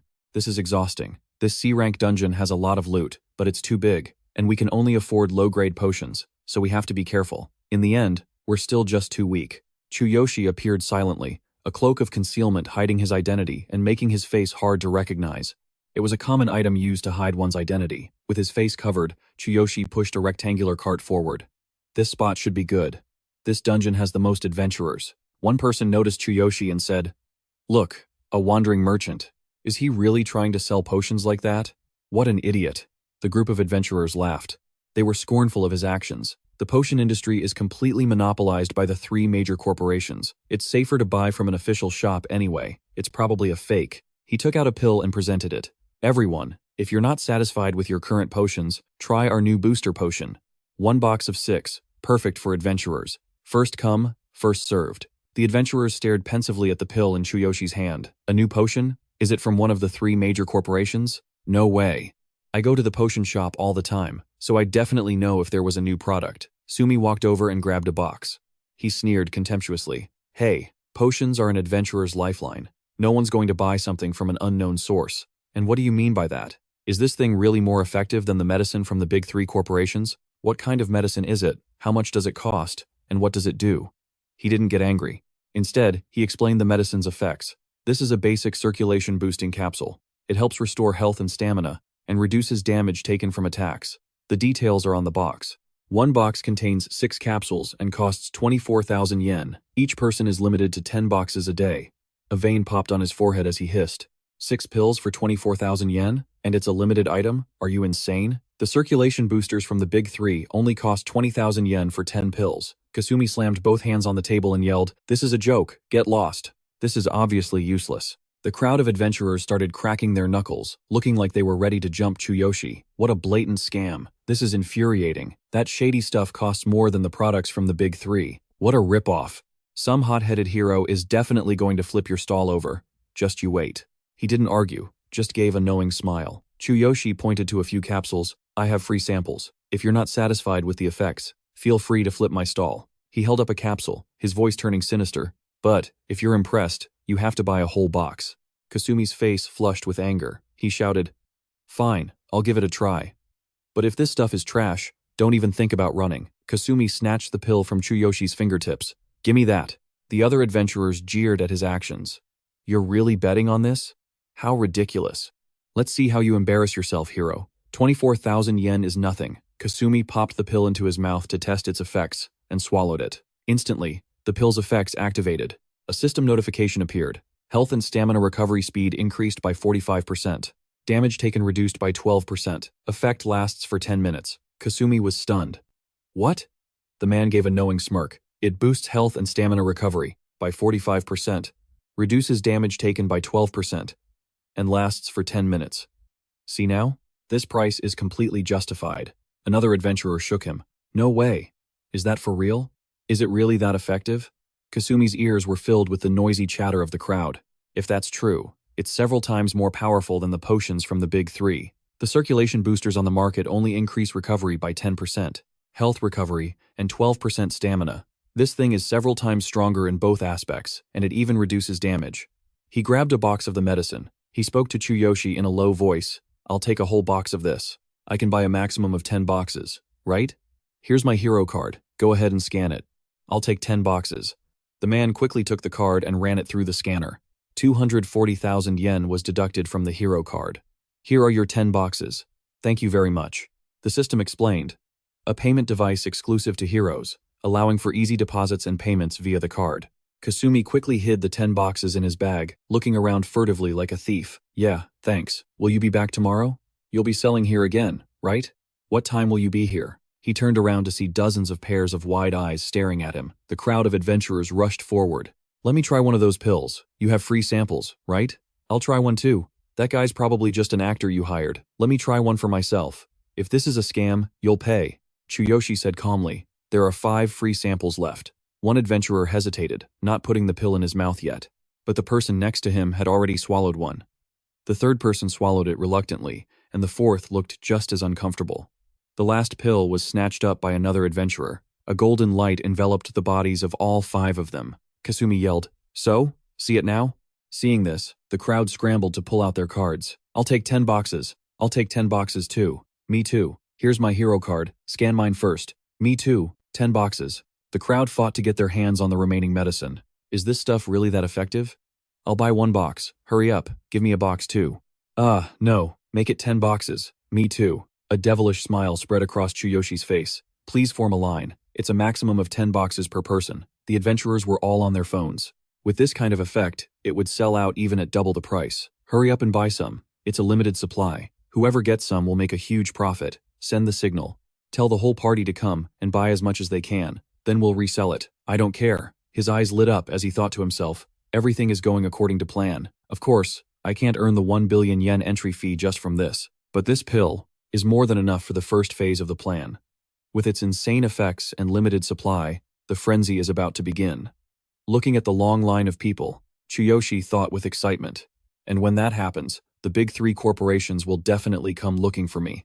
Sometime later, at the headquarters of Rigia Pharmaceuticals, one of the top 3 pharmaceutical companies, a market report meeting was underway in the production review room. Fumio pointed at the LED screen. This week, the market price for 3 of our product types has been in continuous decline, dropping to less than half of their previous value. He was sweating bullets as he pushed up his glasses. As you all know, this is due to the appearance of a similar type of dark medicine. Noboru continued. It's been confirmed that these products do not belong to the other 2 pharmaceutical companies. He opened a briefcase containing 3 plastic boxes of capsules. The 3 products in question are the circulation-boosting capsules and the mana recovery capsules. We've invested a massive amount of resources into developing them. It's hard to imagine that these 3 types of capsules are now the preferred choice among heroes.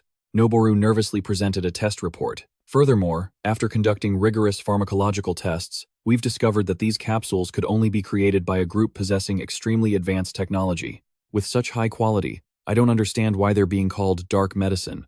The system provided a detailed explanation. Dark medicine refers to capsules produced by small-scale factories or individuals, rather than by specialized companies or large corporations. The shareholders began to murmur amongst themselves. That's right.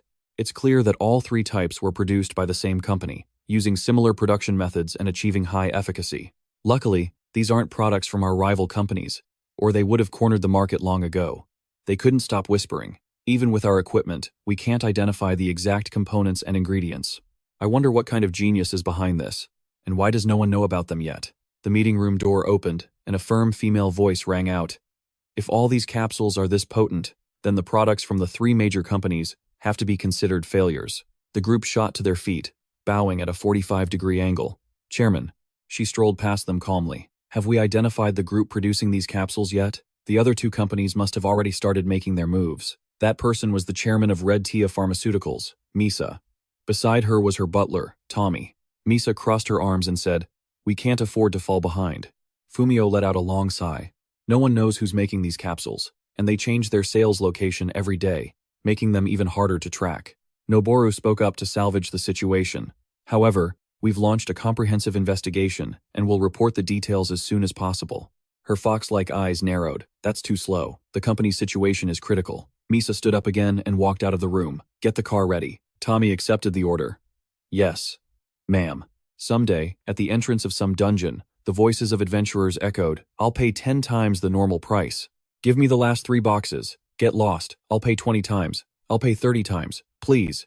Ichiro was stunned by the insane level of competition. The bidding had escalated exponentially. Now someone was offering 30 times the original price. Who is this mysterious potion seller? Osamu stared intently at the capsule and replied, They must be an expert in pharmaceutical formulas. The effectiveness of this medicine is on a completely different level. No wonder everyone's fighting over them. How lucky. I managed to get some today. Chuyoshi looked at the chaotic crowd in front of him and thought, a week has passed, and everything is going according to plan. The corner of his mouth curved into a silent smirk. The bait has been set. Now I just have to wait for the fish. A firm voice rang out. I'll pay 100 times the original price. Sell them to me. The adventurer was shocked. 100 times? Misa put one hand in her pocket. If you agree, I'll pay 100 times the price. Just to buy 10 precious minutes of your time.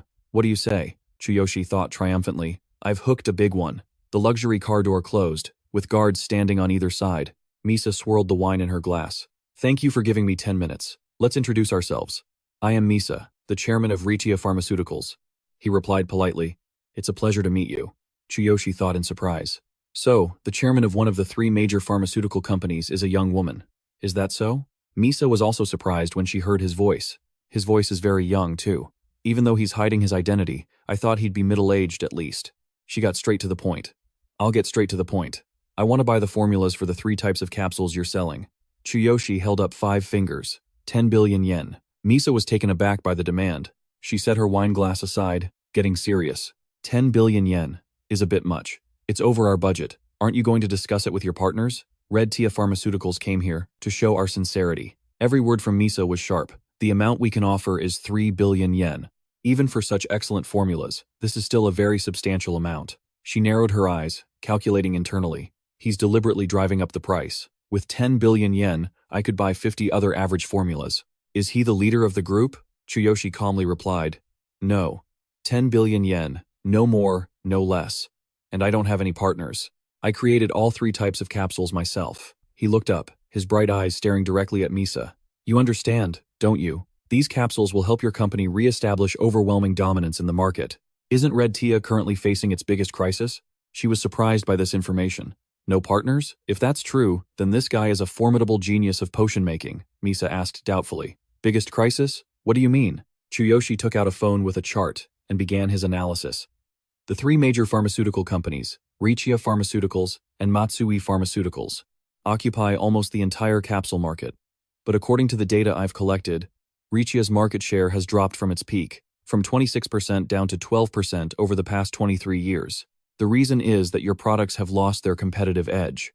They are less effective and can't compete with Ozama and Tatsumi, brands that are continuously improving in both quality and price. Misa was stunned by Chuyoshi's solid argument. He prepared this thoroughly? Could it be that my appearance here was also part of his calculations? Just as he said, Ritia is in a critical situation, and its market share continues to fall. She asked for more. What else? Misa's eyes crinkled into a smile, but her voice radiated killing intent. Tommy, stand down. She strode into the supercar. We've got the formulas. Now it's time to counterattack. Head back to the company immediately and summon the entire executive board. We need to determine our next large-scale marketing strategy. Quy mô lớn tiếp theo. Lão gật đầu nhận lệnh. Vâng thưa chủ tịch. Ở một quán cà phê nào đó. A bewildered voice rang out. How did you do it? Suzuki was so startled he spilled his coffee. You managed to get the 10 billion yen entry fee?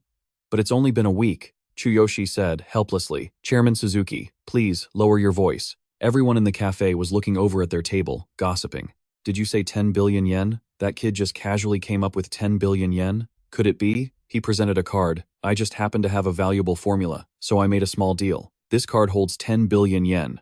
Can you secure me a spot in the auction? Suzuki suggested. Next time, I can come with you on one of these small deals, right? You're getting more and more mysterious.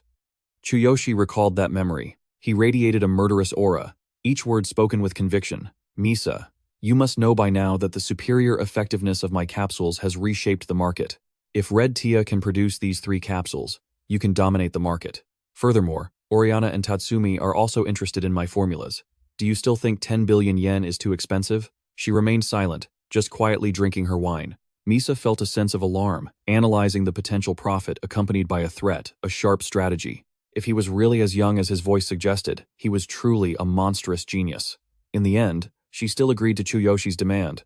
All right, 10 billion it is. However, since this is a transparent transaction, I'd at least like to know your name. He thought to himself, I'm only hiding my identity to avoid unnecessary consequences too early. But if it's just her, it shouldn't be a problem. Chuyoshi said to Misa. Of course, but please keep it a secret. He took off his cloak and politely extended his hand. My name is Chuyoshi. I look forward to working with you, Miss Misa. She was startled by his good looks. He really is young. Misa shook Chuyoshi's hand in return. A pleasure to meet you. He put his hood back on and stepped out of the car. Tommy held the card with both hands. This is the 10 billion yen card. Your information has been linked to it. Please accept it. Chuyoshi took the bank card. Thank you. Tommy watched his retreating back with suspicion. Are you really okay with giving him 10 billion yen? Misa crossed her arms, replying seriously. It's a large sum of money, a massive investment indeed, but just one look at his face, and I was certain that this 10 billion yen is the most worthwhile investment we could possibly make. He possesses extraordinary pharmaceutical skills despite his young age. Who knows how far he'll go in the future? A genius like that must be held onto at all costs. If this deal succeeds, he could become the savior of Red Tears. Tommy's voice radiated loyalty. Of course, I trust your judgment, Madam Chairman. His eyes, narrow and deep behind his glasses, carried a calculating look. You've always been wise and decisive, even as a child. That's why your father was able to entrust the company to you with peace of mind. Back in the present, Suzuki slipped the 10 billion yen bank card into his jacket. Chuyoshi held up 2 fingers. This fulfills one of the conditions for participating in the auction. Now, for the second condition, I need to achieve the rank of a class hero. If I place in the top 3 in the Supernova tournament, I can register for a promotion to class, right? The man nodded in response. I thought you had given up. To participate in the Supernova tournament, you need to place in the top 3 in public dungeons at least twice, but don't worry too much about it. The registration deadline for the Supernova tournament is tomorrow. To get into the top 3, you have to update your ranking many times. There's no way you can make it in just a few days. Chuyoshi's expression was calm and unreadable. He lifted his coffee cup for a sip. No, 1 day is all I need. Can you take me to a public dungeon tomorrow morning? The sky darkened over the Chuyoshi residence. Karina hugged a pillow cheerfully and said, "Good night, big brother. I'm going to bed early. The bed is so comfy." He quietly watched her through the small crack in the door. Chuyoshi gently closed her door. "Good night, Karina." He then moved into his own room. "Tomorrow, Chairman Suzuki will take me to the public dungeon. I need to get stronger before I go." Chuyoshi stared at the golden ring. "I've been stuck at level 11 for a long time. I have to level up." A system alert sounded. "The endless corridor has been activated." His voice was filled with determination. "When I come back, I'll win the rebirth elixir at the auction for you, Karina," the system chimed. "The endless corridor has been opened. Due to an unstable debugging error, you cannot stay in the other world for more than 3 days." Chuyoshi stepped into the endless corridor, his eyes gleaming. "I will definitely help you get back on your feet." Having returned to the familiar world of magic, he was back in his usual warrior form. "Sakura isn't back yet? I'll plan on leveling up for the next 3 days until she returns." Chuyoshi's detailed information appeared. Level 12, Warrior Class. Equipment, Black Camouflage Armor, Fox Beastman Set. Weapon, Blood Mist Halberd. Skills, Chain Lightning Strike. Copy Skill, Thunder Ambush. Combat Power, 16,000. His face darkened. "In this world, I can't do anything without her." Chuyoshi threw the window wide open. "Sakura must have heard that I won the refining tournament. She'll probably be back by tomorrow morning." He looked at the scenery outside. He was filled with doubt. But come to think of it, where did she go? Does she have any friends around here? A flock of shadow crows cawed as they flew by. Suddenly, the lead crow turned sharply towards Chuyoshi and dived to attack him. Chuyoshi was stunned by this series of unexpected actions as a huge explosion went off. The destructive power and the blast radius were immense. Chuyoshi thought in confusion. "A surprise attack with magic? Who is it?" A mysterious voice rang out. "I thought a single blow would be enough to take you down." The one who appeared was Norio, a member of the Harpy tribe, a mage. Level 32, combat power 51,000. "I didn't expect you to dodge that. I underestimated you. It seems capturing you will be a bit troublesome." He summoned his weapon from his storage space, wondering in confusion. "What is going on?" Chuyoshi stared suspiciously at her, assessing the situation. "Why are they targeting me? Could it be the Assassin's Guild from before?" Norio looked at him with amusement and praised. "You've got some sharp eyes. What a pity." He grew wary as she finished speaking and attacked his back. At the same time, the one who ambushed Chuyoshi was Seiji, a human assassin class, level 30, with a combat power of 30,500. He was completely shocked. "There's another one?" The man's attack was blocked by the hilt of his sword. The system announced, "Supreme Physique activated." His muscle flexibility increased, and his reaction speed improved for a set period of time. Chuyoshi wondered to himself. A level 30 assassin has a combat power of 30,500. His sharp brows furrowed in annoyance. "If I didn't have this ultimate physique, I think I've been hit." Seiji's eyes stared at Norio from behind her mask, making her flinch. Then, Chuyoshi was knocked out of the room. Fighting 2 higher-level enemies at once in such a cramped space is a huge disadvantage. Still, he managed to land on his feet. The system announced, "Ultimate Physique activated. The explosive power of both legs has been enhanced." Norio and Seiji stood on a rooftop, looking down on him from above. Chuyoshi gripped his sword hilt, his mind racing. "They said they want to kill me. Were they hired by someone? In any case, I can't afford to be careless about escaping them." He pointed his blade at the two of them. "I don't remember offending you. Start explaining." "Don't worry, we were just hired. You're just unlucky, human kid," the man added. "You, answer me." Seiji's eyes narrowed dangerously. "How did you dodge my blind attack? It has a 100% hit rate. You're just a level 12 warrior, but his reflexes and stamina are completely out of sync with his level." Norio shrugged, amused. "Yes, and you even dodged my magic. Fine then, as long as we capture you, the mission will be complete." Suddenly, the two of them vanished without a trace. The man attacked Chuyoshi from the right flank, while the woman attacked him from the left.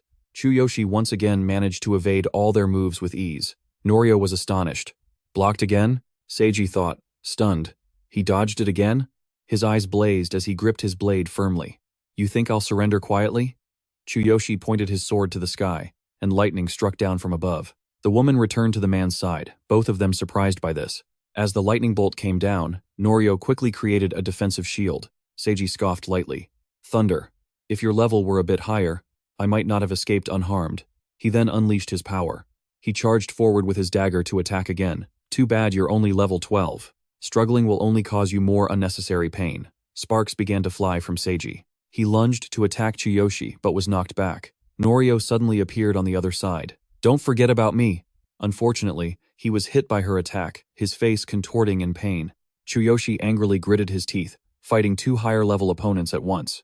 Is this really happening? Seiji was amazed by his ability. It's a miracle you've lasted this long at level 12. Norio offered some sincere advice. You should drop your weapon and surrender quietly, he replied, without a hint of fear. And why would I listen to you? Chuyoshi wondered. Should I use the Heavenly King's hammer and risk it all? The system issued a warning. Summon Heavenly King's hammer. The woman shielded her face from the blinding light. What is this energy? The man was utterly bewildered. The pressure was mounting.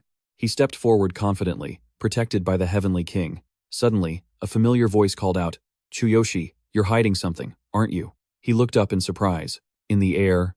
That voice.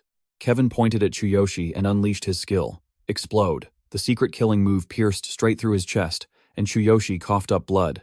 His face was smeared with blood, his teeth clenched, as if he couldn't believe what had just happened. Chuyoshi clenched his fists, looked up, and screamed in indignation. Master Kevin. The moon hung high in the sky, while below, the sounds of battle echoed through the dust-filled air. Kevin descended from the sky and landed on the ground. When I removed the darkness from your body, engraving that secret into you was the right choice. That mysterious energy emanating from you, Chuyoshi. Is that the source of your extraordinary talent? He clutched his wound, his body trembling as he asked, Why? Was everything you did for me a lie? The man looked down at Chuyoshi with contempt. Everything I did for you? You foolish human. So naive in this cruel continent. I thought you were just pretending to be harmless. But it turns out, you're just a complete idiot. Norio looked at Kevin and said eagerly, Master Kevin himself has appeared. I truly didn't expect this. Seiji said with great satisfaction. With those wounds, you won't be able to run anymore. He humbly bowed his head and answered the two of them. Thank you for your help. I will prepare the boundary-breaking potion you requested by tomorrow. Normally, you would be responsible for providing the ingredients. Hearing this, the man and woman became obsequious, answering obediently like puppies. Of course, the ingredients are already prepared. We will send them later. The system displayed an explanation. The boundary-breaking potion is an extremely rare elixir with ingredients that are very difficult to obtain. It is a precious item for adventurers, allowing them to easily break through their level limits. Kevin sneered inwardly. Just the promise of a high-grade potion is enough to make these fools willingly become my pawns. Brimming with confidence, he looked down at the boy and said, Chuyoshi, don't struggle. The secret has been carved into your chest. I let you live when you were completely helpless. Chuyoshi's voice rang out, filled with unconcealable resentment. Why would you do this to me? I've never done anything wrong to you. Kevin knelt, meeting his eyes. It's not that. Chuyoshi. His face turned sinister as he growled, word by word. Your refining talent is a threat to me. That is why you must die. If you want to blame someone, blame yourself for lacking the strength to protect yourself. Chuyoshi's smile was more painful to look at than tears. I see, so that's the reason. How ridiculous. He adopted a provocative tone. Grandmaster Kevin, the so-called genius, is afraid of me? How cowardly. Those words sent a rush of blood to Kevin's head, his fury visible in every feature. Blood vessels flared in his pupils, creating a flash of light. Go to hell, I'll smash your brain into pieces. Chuyoshi gritted his teeth, clutching his wound tightly. Fu Lin rushed over to stop him. Master, please, let him go. Kevin shot her an unfriendly look. Fu Lin, you followed me here? She trembled as she pleaded. Someone like you, Master, picking a fight with someone as insignificant as Chuyoshi. What did he do to you? I'll apologize on his behalf, so please. He clearly had no intention of accepting Fu Lin's suggestion. How surprising. Do you really feel pity for this human? But Fu Lin, you're too young to understand. This doesn't concern you. Leave now. Otherwise, you will face severe punishment. Her face was covered in sweat as she hesitated. But Kevin showed no mercy, launching an attack at Fu Lin and yelling, "Get out now." He directly unleashed his most powerful skill, called Destruction. Chuyoshi didn't care who came. Today was his last day alive. System annotation. Destruction. A cruel magic that floods the opponent's brain. A massive surge of magical energy tearing it apart from the inside. Fu Lin cried her eyes out, looking at him helplessly. No. Chuyoshi. Seiji stood nearby with his arms crossed. Destruction. I don't know what he did to make Master Kevin so angry, but that kid is going to be torn apart. His brain shattering into pieces before he dies in agony. Norio said calmly, that has nothing to do with us. Any fool who dares to provoke someone as powerful as Master Kevin is simply unlucky. Chuyoshi stood there, completely unfazed. Is that so? Kevin bent his knees, preparing to deliver the final blow. The system appeared at that very moment, announcing an update to the Divine Choice system. Progress, 10% complete. absorbing surrounding energy to repair the user's body. A purple light enveloped him, and a violent gust of wind erupted, sending dust and debris flying everywhere. Kevin shielded his face with his arm, watching in astonishment. What's happening? Was all my mana drained in an instant? Norio flew in to provide backup. He's still alive? How is that possible? Fu Lin was just as stunned. Chuyoshi's wounds were slowly healing thanks to Fu Lin. You bought me just enough time, Chuyoshi thought to himself. When the secret in his chest detonated, the Divine Choice system activated a warning. Emergency. The system screen flashed bright red. Divine Choice system warning. Life-threatening situation detected. Initiating new version update to proceed with repairs. Damage. He let out a sigh of relief. Thanks to that, my body can recover. But still, Chuyoshi recalled that near-death moment. During the update, the system must continuously absorb energy. If it's interrupted, it will vanish, and I'll revert to my previous state. A bolt of lightning pierced through Chuyoshi's body, charring it black. He stated coldly, in other words, I have no choice. The system announced, summoning the Heavenly King's hammer. Chuyoshi growled, either you die or I die. The giant lightning dragon appeared above his head once more. No matter how much pain I have to endure, even if my body is destroyed, a golden light emanated from Chuyoshi's palm. I will kill all of you right here, right now. He summoned the Heavenly King's hammer. Chuyoshi gripped the hammer tightly, ignoring the system's repeated warnings. Due to insufficient level and conditions, the true power of the Heavenly King's hammer cannot be fully unleashed. Forcing its activation will consume a massive amount of energy, causing severe damage. Warning: as the system update is still in progress, the Heavenly King's hammer will continuously repair the user's body. All muscles will be constantly destroyed and regenerated, causing extreme pain. Kevin glared at him, his mind and body being torn apart by the immense energy.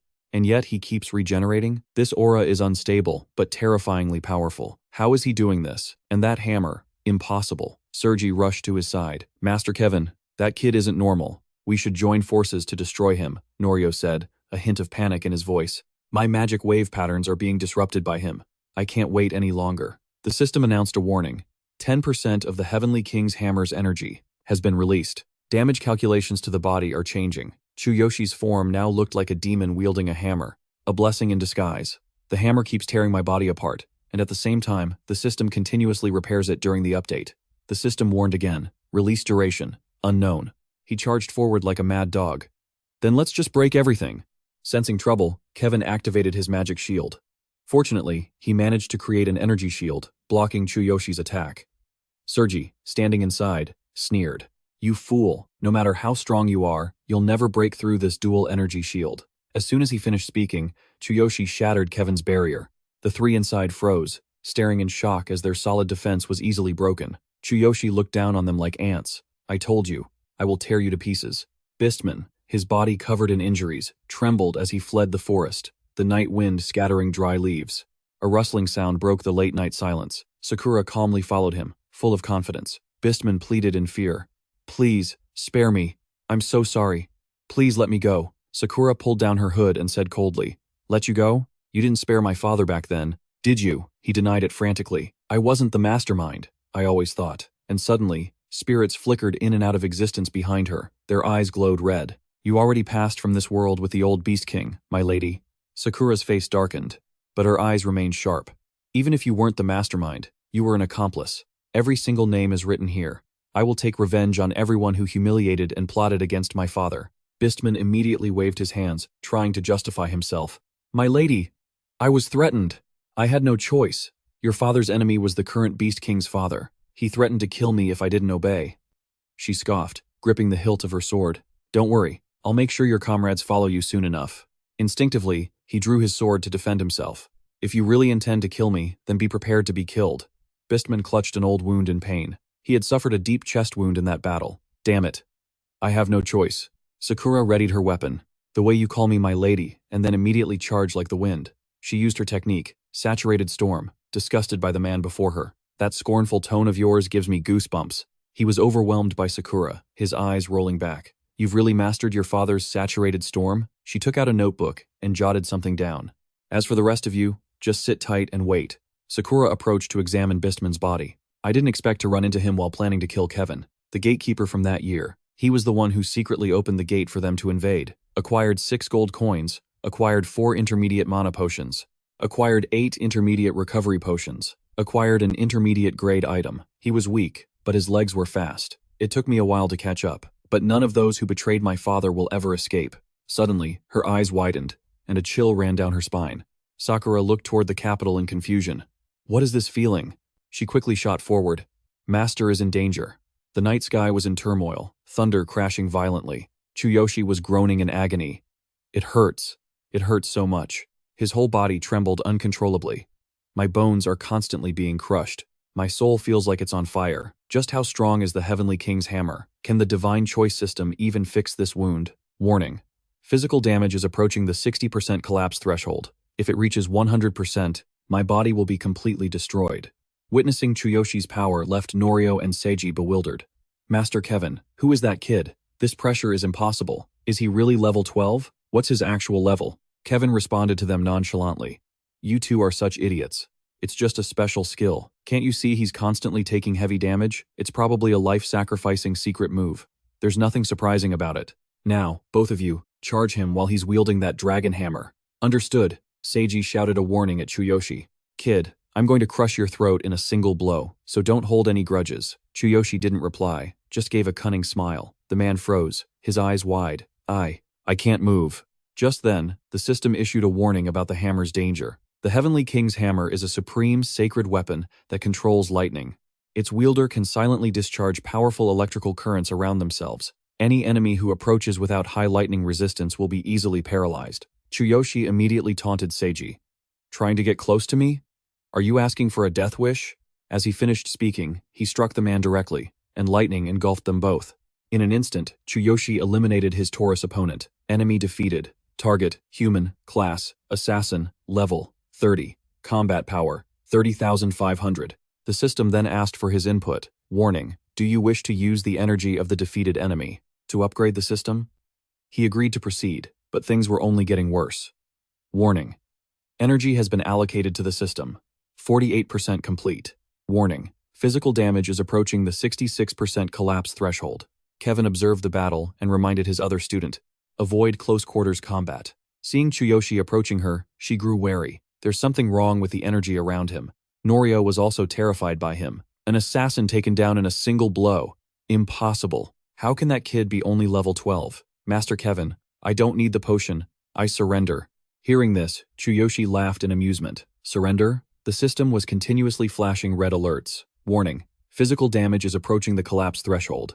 70%. But he still tried to act like he was fine. Giving up on trying to kill me already? A brilliant pillar of golden light shot up, tearing through the night sky. Even if you surrender now, Chuyoshi weaved his way to confront Norio directly. It's too late. Her pupils reflected his image. What the? That speed is like a flash of lightning. Chuyoshi swung the dragon hammer, sending Norio flying several meters away. Due to his excessive energy consumption, the system sent out a signal. Warning, energy has been allocated to the system. 63% complete. Veins bulged on Chuyoshi's arm. Warning, physical damage is approaching. The 76% collapse threshold. Kevin was not pleased seeing this. Useless fools. I was planning to have them pin Chuyoshi down so I could wait for the right moment to strike. That bastard is trying to use that strange power to drag me down with him. Suddenly, he broke into a bizarre smile. But Kevin flew up, a magic circle appearing behind him. You think someone like you can drag a genius like me down with you? Impossible. You know full well the power of the laws. Chuyoshi looked up to observe his opponent. The laws of earth, wind, and thunder are etched into the very end of legends. The law of destruction carries the destructive power of ancient times. He drew his staff, his words carrying a hidden meaning. I never thought you'd be able to force me to use the power of a law. Impressive. Kevin then unleashed his technique. Law of earth and wind, roar. The entire area was enveloped in a blinding green light. Chuyoshi didn't waver, forcing himself to keep fighting. Should I take it? Show me. It seemed his body was reaching its absolute limit. The system warned, you are attempting to release a higher level of power from the Heavenly King's hammer. Physical damage is about to reach 86%. Chuyoshi assessed the situation. So this is the power of a law. He used all his strength to lift the dragon hammer, swinging it through the air. I will offer this life to further strengthen the Heavenly King's hammer. His system felt like it was about to explode. Warning, 30% of the Heavenly King's hammer's energy has been forcibly released. Warning, physical damage is approaching the limit. Collapse at 93%. 100% will be reached in 30 seconds. Warning, system upgrade process has reached 63%. Complete. In the middle of the village, a massive whirlwind suddenly appeared, destroying everything around it. Faced with this dangerous situation, Casino shouted anxiously, "Grandpa, get inside, quickly." But Onigobu remained unusually calm. "This lightning. My great-grandfather told me about it. It's the sign that appears when the heavenly king of our Beastmen tribe descends." Kevin used his scepter to create intense waves of magical mist that stormed across the sky. He seemed able to read others' thoughts. That fighting spirit, challenging me at level 12. I must kill him and take the ultimate skill within his body. Kevin's face showed clear contempt for this idea. Do you really think using an ultimate skill will let you defeat the power of the law of destruction? Look at your own wrecked body. It's useless. You foolish human, consider it an honor to die by the power of my law. Chuyoshi remained focused on channeling more energy into his body. Warning. Releasing 30% of the Heavenly King's hammer's accumulated power. Warning. Physical damage is about to exceed the safety limit. 93%. Will reach 100% in 30 seconds. Version update notification is 63% complete. Meanwhile, an exhausted Fu Lin was swept into the merciless vortex. The system announced the consequences of proceeding with the excessive energy absorption. Warning. Physical damage is about to exceed the safety limit. 94%. Will reach 100% in 26 seconds. He had not given up on his true purpose, no matter how difficult it was. Fu Lin, it's all your fault for showing up here. But I have to destroy that human, and with you here, I can't even use my incantations properly. The more furious he got, the more Kevin amplified his magic, intent on completely annihilating him. Die, Chuyoshi. Chuyoshi was shrouded in a mysterious magic, his eyes flashing defiantly as he faced him. He awakened his power and swiftly grabbed her. Stunned by the tremor, Fu Lin quickly warned, "Chuyoshi, behind you." Warning. Body damage is approaching the 95% safety limit. Will reach 100% in 21 seconds. The relentless waves of magic created massive explosions, shaking the very ground. Kevin was smug about his superior abilities, possessing a nearly limitless body. It wouldn't matter even if I took that hit.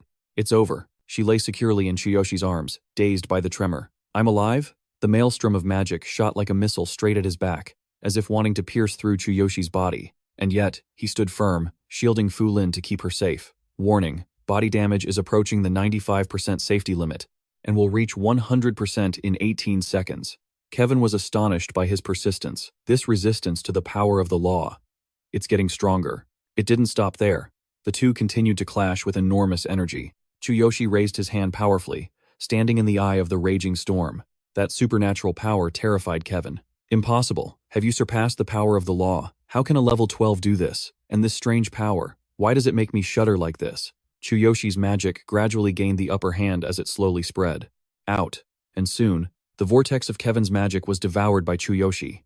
In his confusion, he thought, my power of the law has been broken. Seeing his exhausted state, she asked with concern, Chuyoshi, are you all right? But Kevin wasn't ready to give up, stubbornly wanting to attack again. The system warned of Chuyoshi's alarming condition. Warning, body damage is approaching the 96% safety limit, will reach 100% in 16 seconds. He mustered up a surge of energy while Chuyoshi was exhausted. Kevin was never short of surprises in this battle. He took the hit. Why can he still move? His body should have reached its limit by now, shouldn't it? Though his body was completely drained, Chuyoshi was determined to use his power to fight back. Weapon nullification. Weapon nullification. In combat, the enemy's weapon will be nullified or destroyed. These forced actions will occur based on the adventurer's power and the timing of the situation. He casually sneered with a haughty attitude. What a troublesome incantation. Kevin was shocked by Chuyoshi's lightning-fast movements. Damn it, he's too fast. Now it was his turn to counterattack. Chuyoshi deftly landed several consecutive punches on Kevin.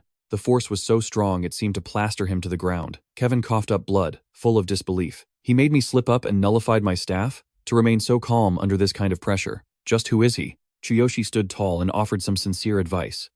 Whether you're a sorcerer or a wizard, you don't stand a chance against a fighter in close combat. If you want me dead, I'll trade my own life to strip the flesh from your bones. Warning. Releasing 30% of the Heavenly King's hammer's stored power. Warning. Body damage approaching the safety limit. 98%. Will reach 100% in 9 seconds. Notice. Version update is 72% complete. Along with it, Chuyoshi's face gradually began to deform. The power of the law. How can this be? Kevin stubbornly refused to believe what was before his eyes. Are you trying to drag the genius Kevin down to the grave with you? You fool. Even if you nullify my staff, the power of the law will persist. This time, Kevin was pushed to his absolute limit, resorting to his trump card. Law of Geosealing. Twin Ice Dragons. D. A mighty magic dragon roared back at the venomous serpent. Warning. Body damage is approaching the 99% safety limit. Will reach 100% in 6 seconds. Notice, version update is 75% complete. The confrontation intensified as the gargantuan serpent clashed with the majestic thunder dragon. He swung his axe down, attacking with immense power. Don't think that's enough to fight this thunder dragon. Instantly, the serpent was easily split in two in an instant. The overwhelming turn of events left Kevin stunned into silence. I lost? The powerful impact, like a falling meteor, shattered everything around them. Fu Lin covered her face in shock at the current scene. Master, flashes of light, like a gem about to explode, erupted in the heart of the town. The dragon's scales gradually dissolved into the wind, leaving a broken Chuyoshi behind, my body's at its limit. He collapsed, his entire body immobilized as his injuries reached their threshold. Warning. Current body damage has exceeded the safety limit. 100%. Notice. Version update is 80% complete. Enemy has been defeated. Notice. Using the defeated enemy's power to upgrade the system version. Chuyoshi lay gasping on the ground, opening his eyes to sense his surroundings. I'm not dead yet. This mission can be considered complete. Although Chuyoshi's injuries were extremely severe, he was teleported to another dimension. Notice, player is on the verge of death. Notice, completed. Update of the Divine Selection System. Rebooting system to provide enhanced functions. Notice, an unexpected power has been detected. Absorb the power of the Law of Ice and Geosealing. Notice, power used for version update is 100% complete. Notice, regenerating body. Leveled up significantly due to excessive power usage. Level 12 to level 18. Level 18. Current class. Warrior. Equipment. Black camouflage armor set. Fox Beastman outfit. Weapon. Black light sword. Skill. Lightning chain strike. Copied skill. Law of Ice and Geosealing. Combat power. 25,000. The scene shifts to the next morning. The sky unusually clear and blue.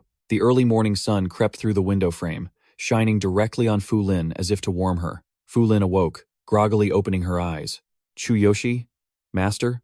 Beside her now was only Sakura. You're awake? Fu Lin sat up, extremely puzzled. Who are you? And Chuyoshi? Where is this place? What about Chuyoshi and my master? Sakura asked, confused. You mean Kevin? Her face darkened, her gaze turning sharp as she continued. He's dead. Hearing this, Fu Lin was stunned and couldn't believe her ears. Master Sakura slowly explained it to her. When I arrived, his body had already been crushed by Master Kevin's own hands. He must have been jealous of his potential. Perhaps he attacked to seize the strange power inside the young master's body. In any case, that proves he's a despicable villain. Fu Lin lowered her head, her whole body trembling. Master is dead. You're really dead. Suddenly, her eyes shot open as she looked up. Then where's Chuyoshi? His body had vanished back then. Sakura stood up and replied coldly, That is none of your concern. If you hadn't helped the young master, I would have sent you to join him. You're not trustworthy. Now that you're awake, leave. The door was suddenly thrown open as a voice called out, Sakura, she's done nothing wrong. Fu Lin looked toward the door with anticipation. Chuyoshi. She leaned against the door and whispered, I'm all right.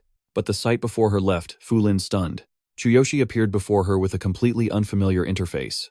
Level 18, current class, warrior. Equipped with the black camouflage armor. Fox Beastman set, weapon, blood mist, skill, lightning chain strike, copied skill, law of frost and earth, combat power, 25,000. Fu Lin vaguely recognized her master's law of frost and earth. Why? Chuyoshi gave her a brief reply. When I woke up, I was already like this. It was a blessing in disguise. Thanks to the law of frost and earth, the energy system upgraded, and I was able to escape death. Chuyoshi stared at his hand, inspecting it. With the leftover energy, I jumped 6 whole levels. That Kevin. My skill also changed to the law of frost and earth. An abundant source of energy is flowing through my body. He looked up and asked her curiously, Fu Lin, where were you last night? She clutched her chest, feeling hurt. You don't trust me? Because of my master, you can't trust me anymore, right? Sakura's stern expression hadn't changed. According to my investigation, that master of yours gave no orders for anyone to go to that area last night. It was likely a setup to ambush the young master. You were his disciple. You should have known what kind of person he was, shouldn't you? Hearing these scornful words, Fu Lin stepped out of the room, her eyes darkening as she walked closer to Chuyoshi, step by step. He didn't flinch, meeting Fu Lin's gaze directly. But before things could go any further, Sakura stepped between them. What do you think you're doing? Fu Lin took out a small scarf. Item retrieved. She innocently offered it to Chuyoshi. Last night, I wanted to give you this. Sakura was surprised. A scarf? He held the scarf in his hand, silent. Fu Lin confessed shyly. I thought you might leave without saying goodbye. So, I came to see you last night.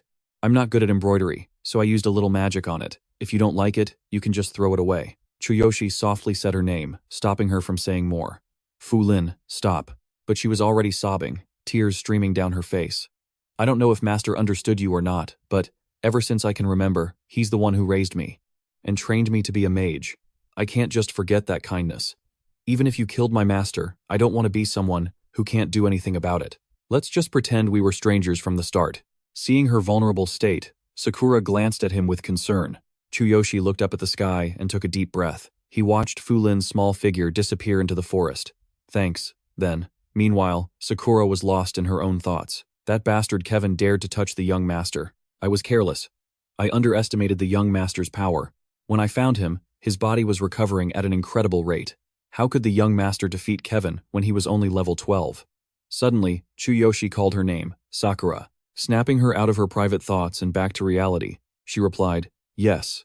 He began to speak. Last night, Kevin wounded me with baseless hatred, nearly killing me. But you healed me. I thought we were all friends. Thanks to that, I've learned a valuable lesson.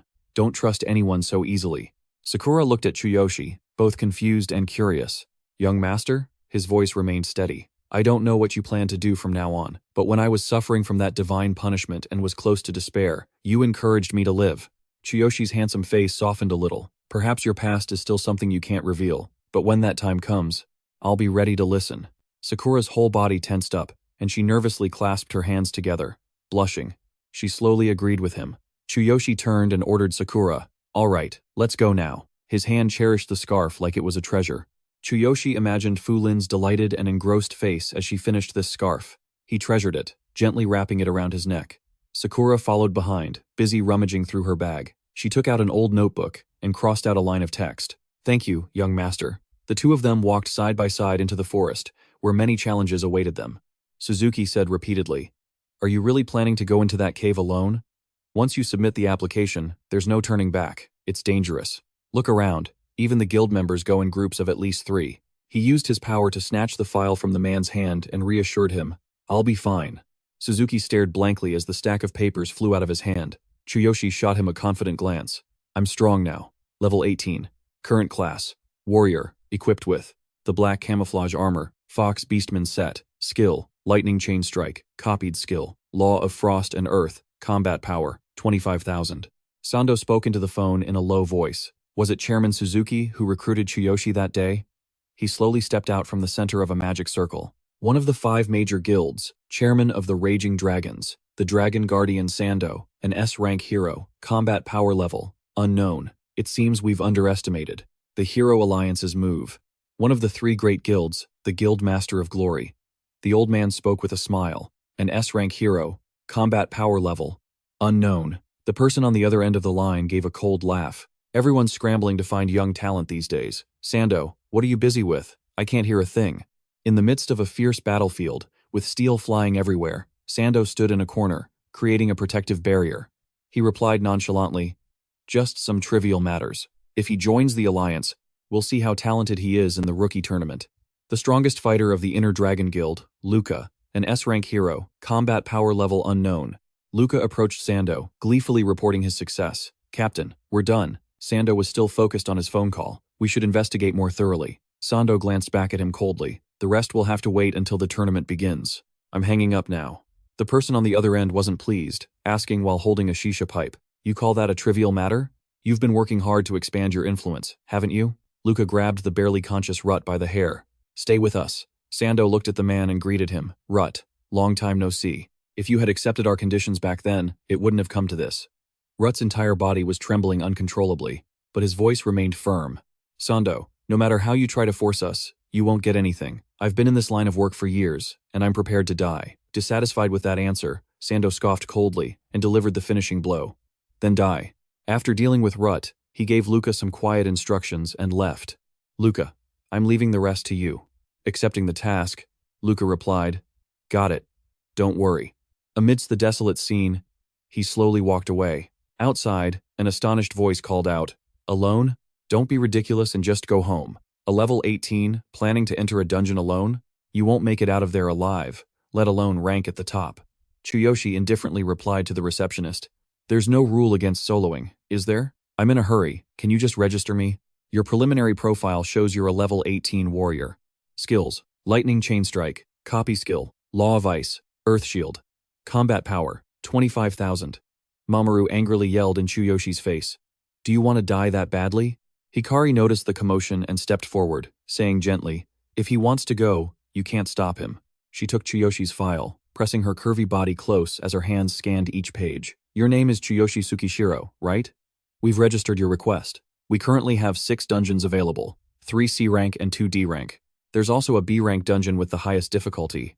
The record for these dungeons is a party of 3. Go on in by yourself. There won't be any medical services once you're inside. Completely unfazed by Hiraki's charms, Chuyoshi simply took back the file and replied curtly, I understand. Mamoru was a bit surprised by his reaction to her ploy.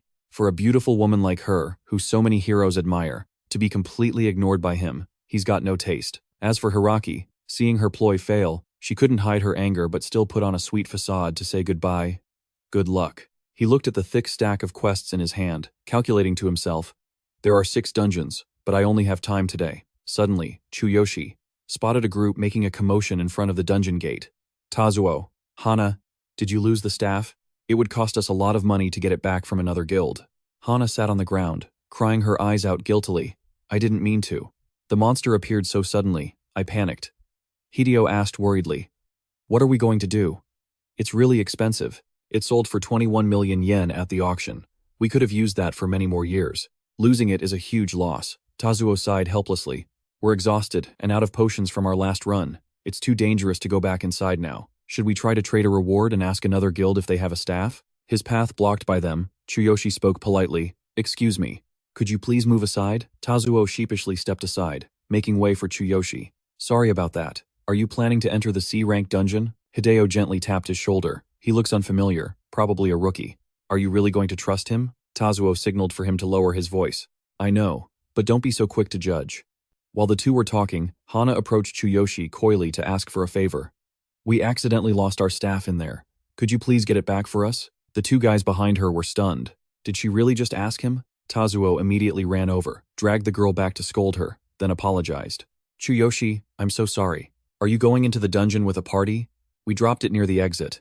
If you happen to find it, we'll give you an item as a reward. His face emotionless, he said coldly, I'm going alone.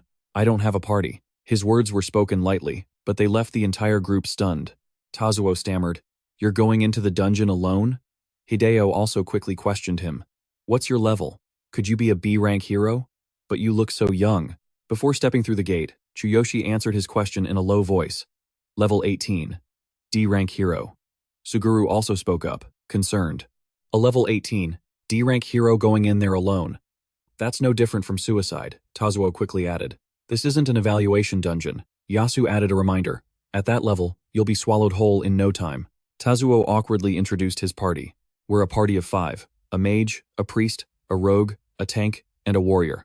Our average level is 20, he advised warmly. Even one small mistake is enough to get you killed in a C-rank dungeon. You have to be careful.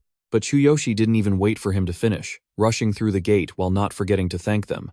Thanks for the advice, but I don't have much time. Goodbye. He entered the C-rank dungeon, ready to fight. Yasu sighed helplessly. So reckless. I guess we'll have to rely on other guilds. Hideo watched him leave and scoffed. He's just a rookie who got a high score on the dungeon evaluation.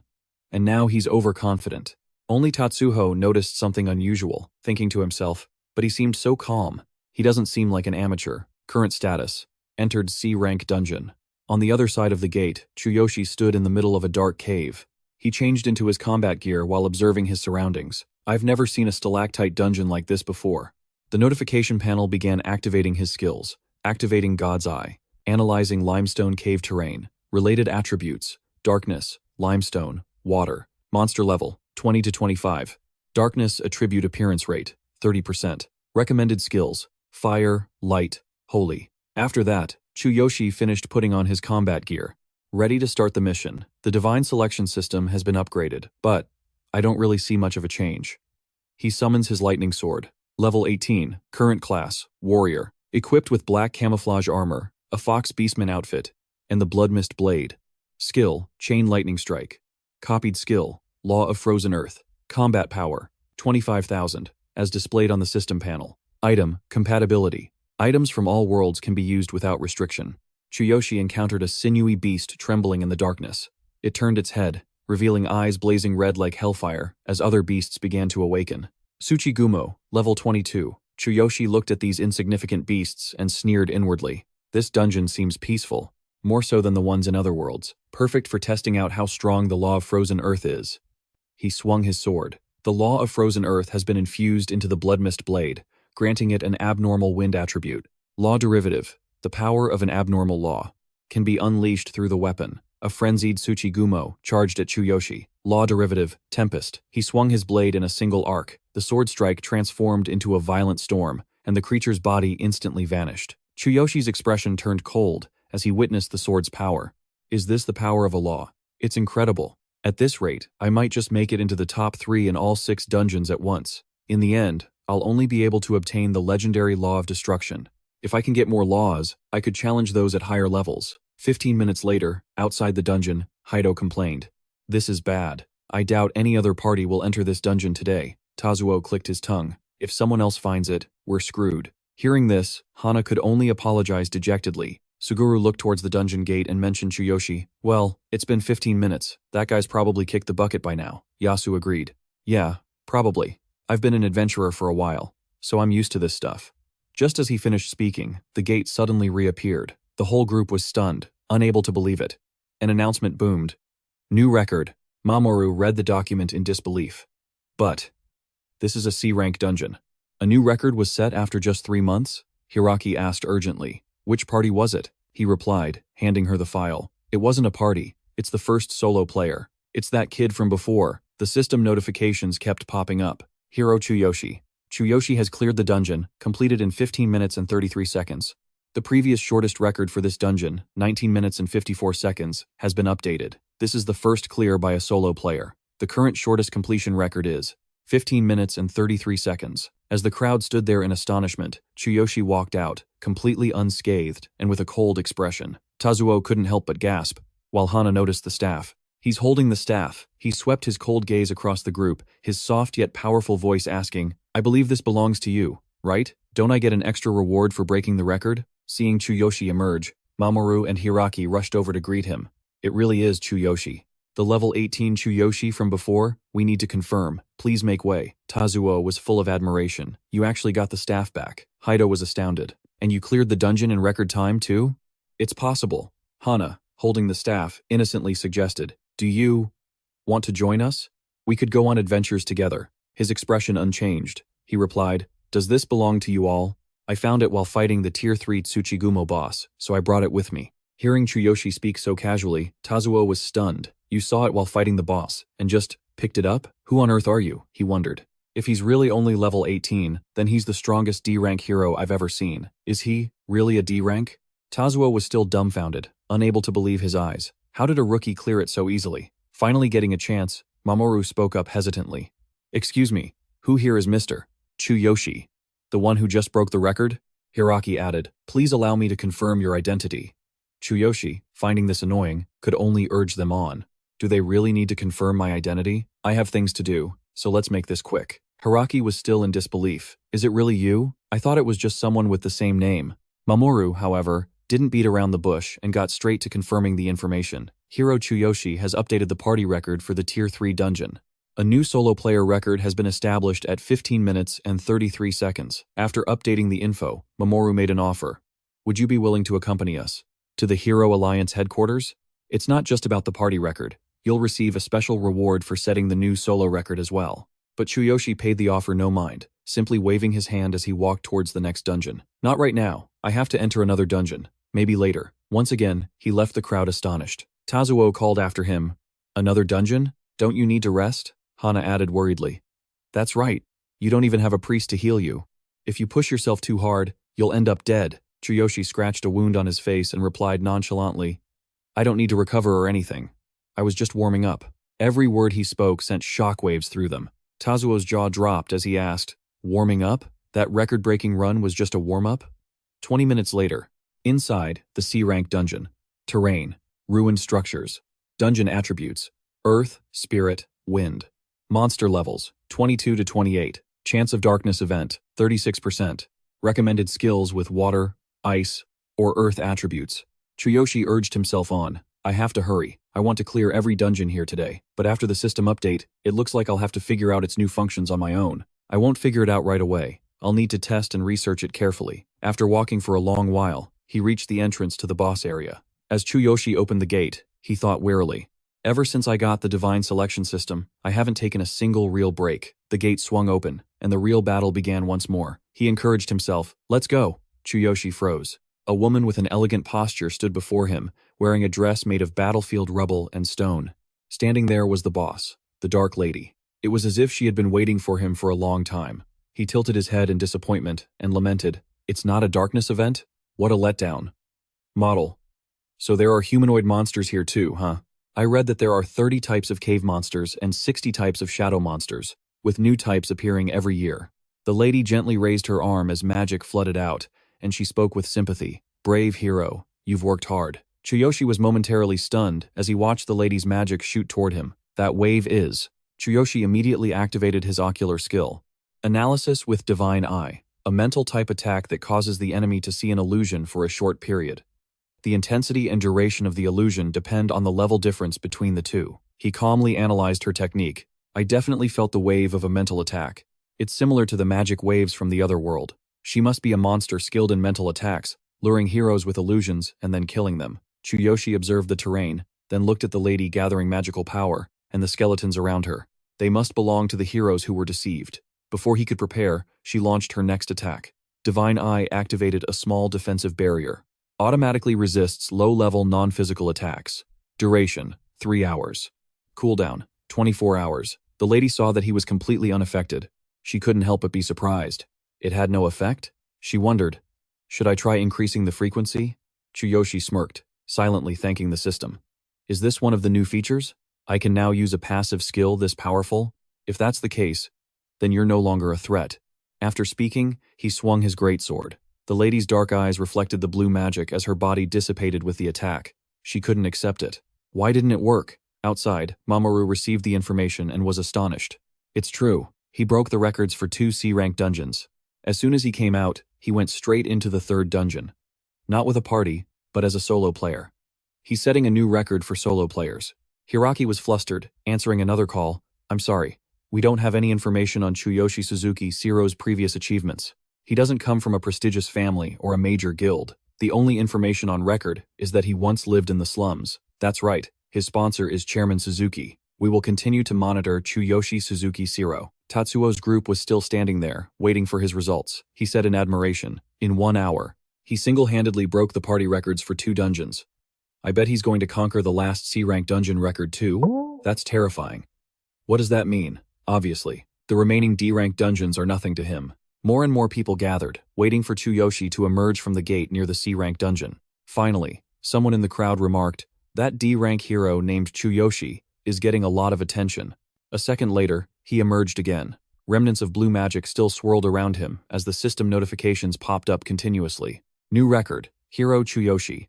Chuyoshi has cleared the dungeon, completed in 36 minutes and 28 seconds.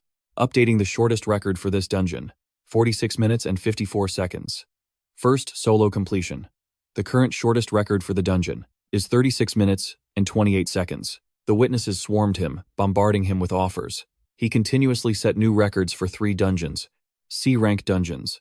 Mr. Suzuki Siro, we're from the Desert Guild. Please join us. We'll give you anything you desire. We are the One-Eyed Guild.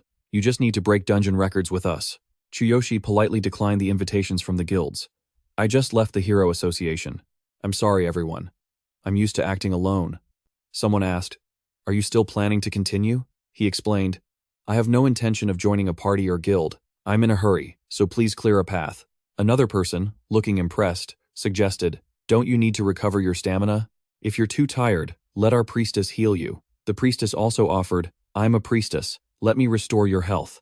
Can I join you in the dungeon? Chuyoshi slowly walked through the sea of people, rejecting the man's offer. That won't be necessary. A sly smile played on his lips. Thanks to the new passive skill fatigue reduction, I don't feel tired at all after clearing these dungeons. The next B-rank dungeon should be tougher. The effect of the passive skill, fatigue reduction.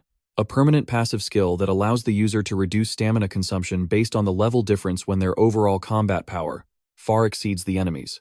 Next came a series of narrow victories in D-rank dungeons, a new string of records. Record-breaking notifications appeared continuously in the D-rank dungeons, a new string of records. Mamoru watched Chuyoshi's back as he headed to the next dungeon and asked, 2 D-rank dungeons in 10 minutes and 33 seconds, and 1 minute and 6 seconds. Have you reported this to the higher-ups? Hiraki replied with mixed feelings.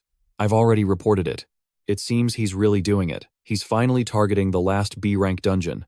Outside the dungeon agency, Suzuki was anxiously calling Chuyoshi, but there was no answer. He stared at his phone screen, complaining, at least, you could tell me what's going on. If I were a hero, I would have gone in there myself. This is so frustrating. The dungeon agency closes in 3 hours. Suddenly, Suzuki turned and saw 2 people whispering as they ran inside. Hurry up! Is he really in there? I just heard about it. He tapped one of them on the shoulder to ask, excuse me, I'm Suzuki, chairman of the Hero Association. What's going on inside? The young man eagerly recounted the events to Suzuki. You don't know? A D-rank hero just broke the records for 5 dungeons. He's playing solo, going into the dungeons by himself. There's a rumor that he's hiding a powerful new skill. We came to see it with our own eyes. The man's name was Chuyoshi Suzuki Siro. He hadn't finished downloading all the information yet. He paused to think. That makes sense. Perhaps he was sent by some powerful organization. An organization. It wasn't until then that he realized. Suzuki cried out in alarm. Chuyoshi. Back inside, Chuyoshi shouldered his greatsword. He continued on his way to clear the dungeon. People around him began to whisper amongst themselves. That's Chuyoshi, a D-rank adventurer. He's about to enter the final B-rank dungeon. Outside the dungeon, Chuyoshi stepped through the gate, leaving the onlookers completely stunned. The air was dead silent, everyone's eyes fixated on him. With a disdainful, arrogant tone, Kesuke spoke up. Isn't that D-rank adventurer, Tsukishiro Chuyoshi, just leading everyone on? A solo player who successfully broke the records for 3 C-rank dungeons, and 2 D-rank dungeons, and now he's walking into a B-rank? Does he have a death wish or something? Junpei, standing beside him, agreed. It's obvious he went in there alone, without forming a party. How could a D-rank adventurer possibly fight alone in a B-rank dungeon, right? If he really had that kind of skill, the major guilds would have scouted him long ago. He wouldn't just be showing up in a place like this now. Takeshi offered another theory. Maybe some guild or one of his fans sent him in to break the record. He must have used illegal items or bound substances to temporarily boost his own abilities. Otherwise, how could he do it? Hearing this, Takeshi added, spot on. D-rank adventurers, like us, know exactly how difficult B-rank dungeons are. That guy is definitely hiding something. Seeing this, Sunji smugly let out a venomous remark. I don't think he's coming out of there alive, Kiyoshi stammered, trying to defend Chuyoshi. You shouldn't say that. I saw him come out of a C-rank dungeon completely unharmed with my own eyes, so I don't think he's ordinary. The man, being contradicted, turned back and yelled loudly. Shut your mouth. What do you know? If he was so talented, why would he still be a D-rank adventurer? Kesuke shared Sunji's view, speaking up in agreement. That's right. He's either lying about his level, or has someone powerful backing him up. For normal adventurers, even a C-rank dungeon is scary, let alone charging headfirst into a B-rank one. Kiyoshi wanted to argue back, but his body wouldn't cooperate. He just trembled uncontrollably. But the results were evaluated and processed by the system. If he didn't have the skills, how could he? Suddenly, the sound of synchronized footsteps approached. It drew the attention of the engrossed group. Someone recognized their identity and shouted, That's the Wild Roses, the Wild Rose Guild. Level 35, C-rank adventurer, Vice Captain Eric. Level 38, C-rank adventurer, Captain of the Wild Rose Guild, Lauren. It seemed they had just cleared a dungeon, and were slowly approaching to join the sea of people. The rose emblem printed on a member's shirt was simple but exuded power. Seeing them for the first time, Hajime couldn't help but be astonished. Hey, it's the Wild Roses. They're the strongest C-rank guild in this area, right? Their captain is a female warrior. Level 38, very strong. Jin's eyes lit up as she excitedly explained. That's right. This is the guild that set the record of 47 minutes and 15 seconds in the B-rank dungeon last time, breaking multiple records in various dungeons to compete for the title of the strongest. It's not just for show, either. Plus, they're an independent guild, not part of any other major guild or faction. So admirable. Takeshi, on the other hand, clicked his tongue sarcastically. Just putting on a show. But what are they doing here? Don't tell me they also heard the rumors about Tsukishiro, Chuyoshi. Lauren stepped to the front of the crowd, gestured for them to part. then turned back with a cold expression and asked, I heard a D-rank adventurer named Tsukishiro Chuyoshi is fighting alone in this B-rank dungeon? Tasuo stepped forward from the crowd to confirm, yes, that's right. He broke the records in 3 C-rank dungeons in a row, so everyone here feels like something is strange. Eric found it odd, his voice sharp as he spoke. Strange. A D-rank adventurer challenging a B-rank dungeon alone? It doesn't matter. The point is, he's probably using banned substances, or has some powerful backer supporting him, to boost his strength. Lauren couldn't help but wonder. Breaking a record solo? If that's true, he's no ordinary person. In any case, it's still very strange that a D-rank adventurer could do something like that. Seeing her lost in thought, the man said with a dismissive air, why think so deeply about it? He's definitely cheating. Whether he dies in there or comes out alive, his lifespan will be shortened in the end, from using banned substances. The record for this B-rank dungeon was set by us, the Wild Roses. How could some puny D-rank adventurer possibly break it? The crowd, easily swayed, immediately erupted. If he used stimulants, his adventurer license should be revoked. Yeah, let's test him when he comes out. Amidst the outraged sea of people, one person in the crowd turned and whispered to his comrade, I don't know about a D-rank adventurer. I saw him when he came out of those C-rank dungeons. He looked calm, and showed no signs of using any banned substances. Eric overheard this and felt annoyed. Someone like him dares to challenge me. A bunch of weak D-rank scrubs think they can compete with us C-ranks? Well, I've got some free time, so I might as well play with you guys for a bit. Lauren spoke up again, defending Chuyoshi. Whether he's cheating or not, entering a B-rank dungeon alone is impressive in itself. If he comes out of there alive, we'll have to reevaluate him. Seeing her like this, the man retorted, Captain, there's no way he will. Lauren didn't want to hear it, cutting Eric off. I'm just talking about the evaluation. In the event that he really is skilled, I'd like to get to know him and show him what the Wild Roses have to offer. The debate ended, leaving only the lively chatter in front of the dungeon gate. Inside the B-rank dungeon, the scenery was a dreary landscape of smoke and ash. The system briefly displayed Chuyoshi's current information. Level 18, current class, warrior. Equipment, black camouflage armor set, fox beastman suit. Weapon, blood mist sword. Skills, chain lightning strike. Copy skill, law of frozen earth. Combat power, 25,000. He scanned his surroundings, then clicked his tongue softly. Bigger than I thought. So B-rank dungeons and above have a completely different size and difficulty compared to the low-rank ones. With that, Chuyoshi began his journey, talking to himself as he walked. Those other records are enough for the Super Rookie tournament, but I still want to test my strength in a B-rank dungeon. This ought to be interesting. As he was walking, a notification from Divine Eye suddenly popped up. Divine Eye Analysis. Divine Eye. B-rank analysis. Dungeon terrain. Grassland. Area. Approximately 12 square meters. Monster level. 30 to 35. Shadow type appearance rate. 45%. Recommended skills. Wind, thunder, and earth attributes. Chuyoshi remained unfazed, scoffing coldly. Level 30. It's pretty impressive that even the weak mobs are at this level, but if the boss is a shadow type, that'd be even better. Then, Chuyoshi stopped, carefully observing his surroundings. Let's see. Will the darkness in this world be tougher than in my original one?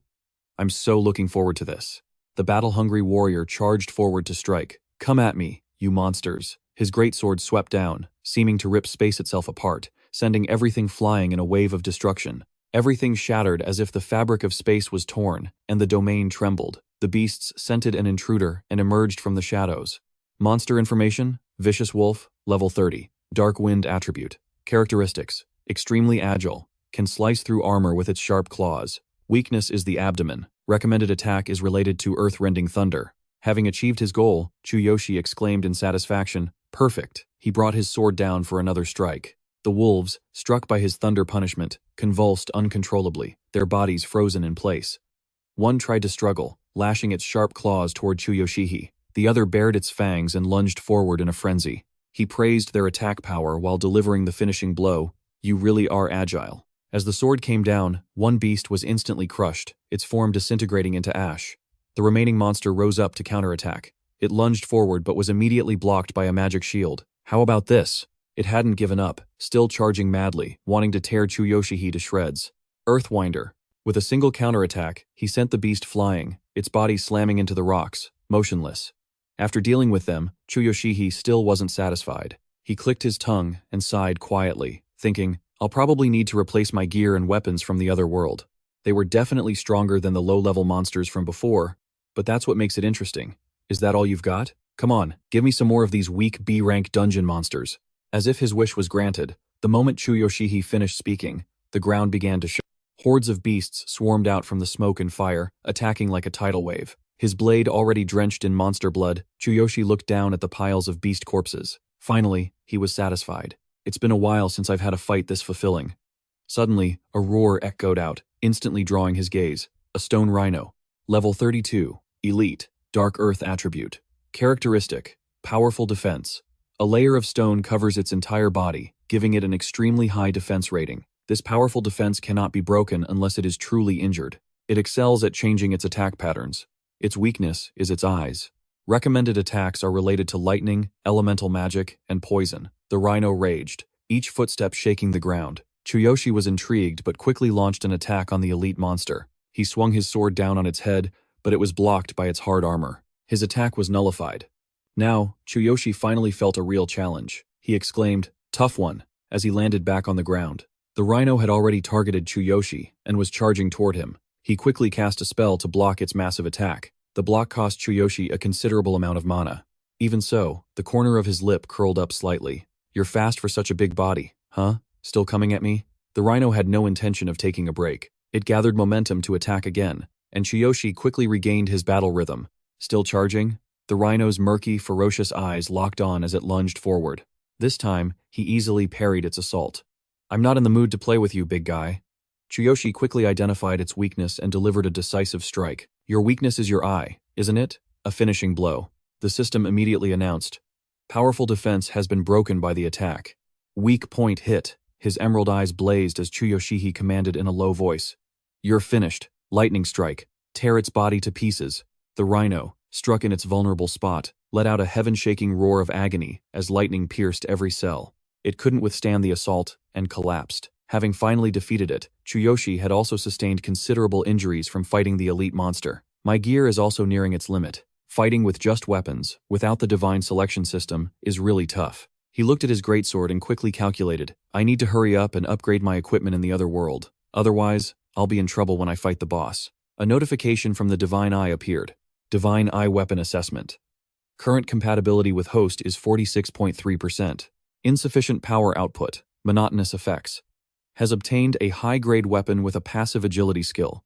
Chuyoshi had no choice but to sheath his sword and store it away. He pondered, "If a B-rank dungeon is like this, I wonder how much harder the higher ranks will be." Even without a weapon, this still didn't diminish his excitement for high-level monsters. And if the boss is a dark type, I'll really be looking forward to it. Outside the B-rank dungeon, everyone was in a frenzy. "Still not out yet?" Kasuke spoke, unable to hide his contempt. "If he's not out after 20 minutes, he's probably met his maker. I told you, a D-ranker trying to solo a B-rank dungeon is just a suicide mission." Junpei let out a long yawn and chimed in, mocking Chuyoshi. "Exactly. That guy's so arrogant, getting swarmed by a bunch of level 30 monsters. They probably won't even find his body. Will the dungeon supervisor be broadcasting the challenger's death soon?" Edric implied, certain of his failure.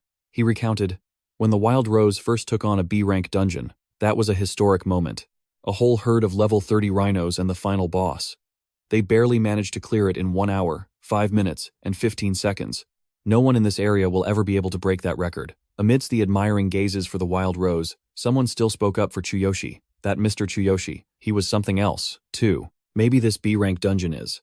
He was immediately cut off by Edric, who frowned and asked in a harsh tone, "Are you saying we're not as good as him? A puny D-ranker who hasn't come out after 20 minutes? He's definitely dead. If he does come out, I'll demand a drug test from the Adventurers Alliance. If he used any illegal substances, he'll pay the price." Takeshi pushed up his glasses, agreeing with Edric. "That's right. Even if he used illegal substances, he wouldn't last long. No matter what he used, one person can't clear all the monsters in a B-rank dungeon. Forget the record. His life is probably in danger." The crowd was also convinced. A chorus of agreement rose from the crowd. A B-rank dungeon is on a completely different level than C and D ranks. If a D-rank adventurer doesn't come out after 20 minutes, then the outcome is obvious, isn't it? But Lauren was unfazed. She stood resolutely before the gate, waiting for Chuyoshi to emerge. The system panel displayed his information. Current challenger, Chuyoshi. D-rank adventurer. Status, in combat. Time elapsed, 20 minutes, 17 seconds. Wild Rose Guild's shortest record. 1 hour, 5 minutes, and 15 seconds. Mission log. Set the shortest solo clear record for the first C-rank dungeon. 15 minutes, 33 seconds. Chuyoshi set the shortest solo clear record for the second C-rank dungeon, 26 minutes, 12 seconds. Chuyoshi set the shortest solo clear record for the third C-rank dungeon, 36 minutes, 28 seconds. Chuyoshi set the shortest solo clear record for the first D-rank dungeon, 10 minutes, 33 seconds. Chuyoshi set the shortest solo clear record for the second D-rank dungeon, 11 minutes, 6 seconds. Suki 02 Yak. After reading the system panel, Lauren was lost in thought again. A D-rank adventurer, Suki 02 Yak. Even for C and D-rank dungeons, clearing them solo in such a short amount of time? She considered a possibility that even she found hard to believe. It's already been 20 minutes. A normal D-rank adventurer would be dead by now. But Edric, perhaps sensing Lauren's turmoil, called out, "Captain, what are you staring at?" She replied softly, "It's nothing." Lauren read the notice board carefully, wondering about this strange power. Could he still be alive and fighting? Current challenger, Chuyoshi. D-rank adventurer. Status. In combat. She couldn't accept it, clenching her fist to reassure herself. There's no way a D-rank adventurer could be. Deep within the B-rank dungeon, after fighting his way through demonic plants, Chuyoshi finally arrived before the domain of the final boss. This is it. Before him stood a colossal stone door, radiating a dense aura of death and covered in ancient carvings. Even Chuyoshi was daunted by the immense pressure it gave off. He hesitated for a moment. The stone statues surrounding him were a grim reminder of the darkness within, but he steeled his resolve and reached out to push the door open. "Here I go. Sorry to keep you waiting." The moment the door cracked open, a dense torrent of deathly energy flooded out like a tidal wave, sucking Chuyoshi in. In the blink of an eye, he found himself in the final boss's lair. Deep Abyss Area Boss. Moonshade Demon Sword. Level 45. The shadow boss was slightly surprised to see Chuyoshi and spoke, "You came alone? This is a first." Chuyoshi activated his analysis skill. Divine Eye. Moonshade Demon Sword. Level 45. Shadow type boss. Attributes. Intellect. Shadow. Ice. Characteristics. High intelligence and strong defense. Extremely agile. Its weapon can inflict mental attacks and expand a freezing domain. Weakness. Heart. Recommended attack types. Lightning. Light. Fire. The Moonshade Demon Sword sneered, observing him intently. "A puny adventurer dares to challenge me alone?" Chuyoshi stood still, trembling visibly. Seeing this, the creature's voice dripped with sarcasm. "Are you trembling in fear? You must be absolutely terrified. If you're that scared, just end it yourself. It would save me the effort." After it finished speaking, Chuyoshi shot back. "No, I'm not scared." The Moonshade Demon Sword looked at him, completely baffled. Chuyoshi lifted his head to face the beast and declared with surging fighting spirit, "I'm not scared of you. This is the thrill of battle. I can't wait to kill a shadow-type creature like you. Besides, I want your weapon. I just so happen to have lost mine." The Moonshade Demon Sword was momentarily stunned. No one had ever spoken to it like that before, especially not a solo challenger. The Moonshade Demon Sword rose to its feet, its eyes gleaming with amusement as it stared at him. How interesting, for such a puny human to be so brave. It didn't hold back its praise, but it also didn't forget to warn Chuyoshi. "Your courage is certainly commendable. But to take this weapon." As the words left its mouth, a blast of icy energy erupted, freezing the air around them. Chuyoshi lowered his head, a cold smile playing on his lips. Excellent. His great sword erupted with mana amidst a furious storm of lightning as he declared, "For Karina and my parents, I will cut you all down with my own hands." In the B-rank dungeon's boss area, the Moonshade Demon Sword stood before Chuyoshi. "You want my weapon, don't you?" Without a moment's hesitation, he confirmed, "I'll take it after I've torn you to shreds." The Moonshade Demon Sword raised an eyebrow in contempt. "You dare challenge me alone?" Enraged, it swung its sword down at him, roaring, "Foolish human!" With a single slash from the Moonshade Demon Sword, the ground shook from the aftershock. Chuyoshi quickly used his Divine Eye to analyze the attack. Mental Shockwave. Area of Effect Attack. Radius, 15 meters. Damage type. Psychological Corrosion. Additional effect. 10% chance to inflict dizziness for 3 seconds. Recommended counter. Dodge the attack. His eyes lit up, and a smirk of interest played on his lips. An area of effect attack. He propelled himself backward with a powerful leap. Dodging the shockwave from the Moonshade Demon Sword's slash, he calculated inwardly, "I'll use the wind attribute from my Law of Elements skill to quickly put some distance between us." In an instant, Chuyoshi was already at a safe distance, seeing that its attack had completely missed him. The Moonshade Demon Sword was slightly surprised. Its gaze now held a trace of caution. "You managed to dodge that? Interesting." But that was just the warm-up. He slammed his sword into the ground, then instantly activated his frozen domain expansion. The ice beneath Chuyoshi's feet quickly shattered. He calmly used his analytical divine eye, and information appeared before him. Frozen domain expansion, locked on attack. Effective radius, 30 meters. Effect. Reduces target's movement speed by 30%. 5% chance to freeze for 5 seconds. Recommended counter. Use lightning strike to shatter the ice or quickly escape the domain. Chuyoshi muttered to himself, "So, it reduces my movement speed, huh?" Then his expression darkened as he retorted, "Don't think you can suppress me that easily." Chuyoshi's grip on his sword tightened, veins bulging on his fingers. Countless bolts of lightning immediately rained down around him, summoning a lightning strike. A notification appeared. Frozen domain expansion has been destroyed. System notification. Skill has been cancelled. Lightning chain strike is on a 30-second cooldown. Chuyoshi rushed forward, thinking to himself, "I've destroyed his domain and nullified his skill. This is my chance."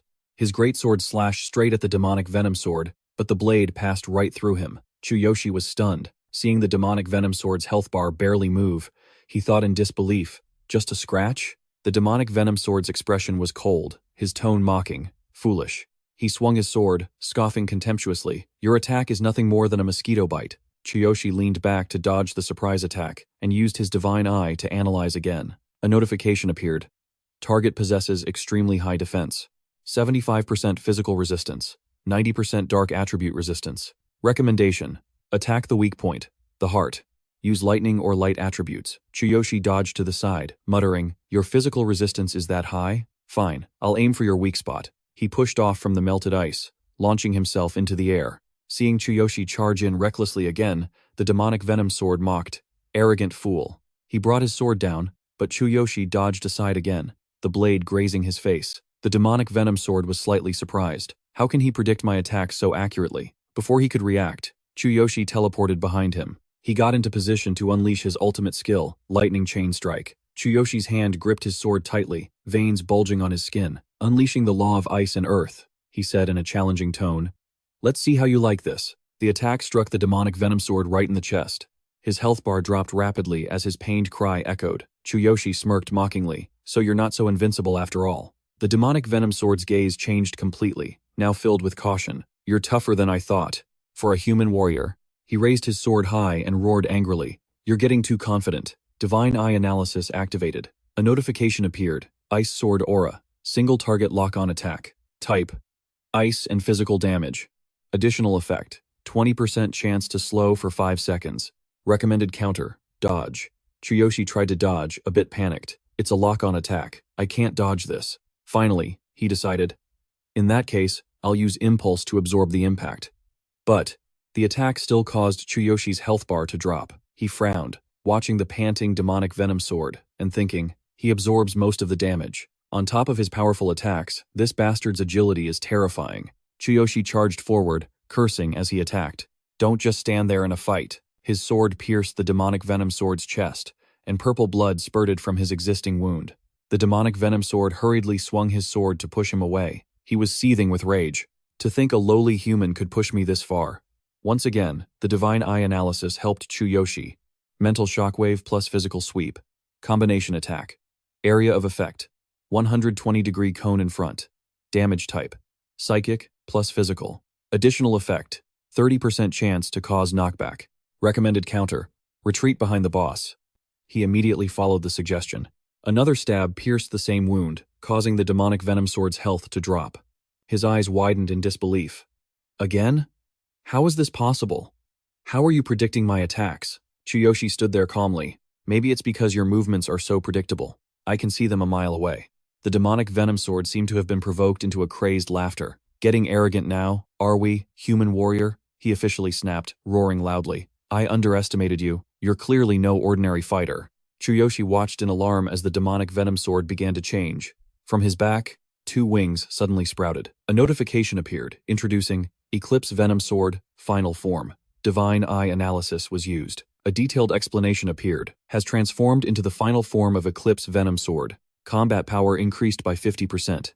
Speed increased by 30%. Defense increased by 20%.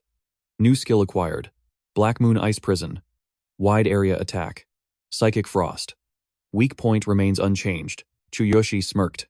"Already forced yourself into your final form, have you?" He raised his sword challengingly. Bring it on. I'll show you a real surprise before you die by my hand. System notification. Hammer of the Heavenly King is on standby. Meanwhile, outside the B-rank dungeon, a massive crowd had gathered. Lauren lifted her steaming cup of tea, lost in thought. If Chuyoshi really breaks our record, she began to worry. Our guild's record will be taken.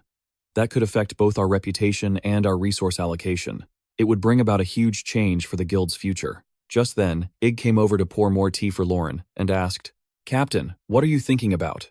She was startled and said, "Oh, thank you." With a troubled look, Lauren asked, "What do you think of that hero named Chuyoshi?" Ig gave an answer that mirrored her own thoughts. "He's very strong.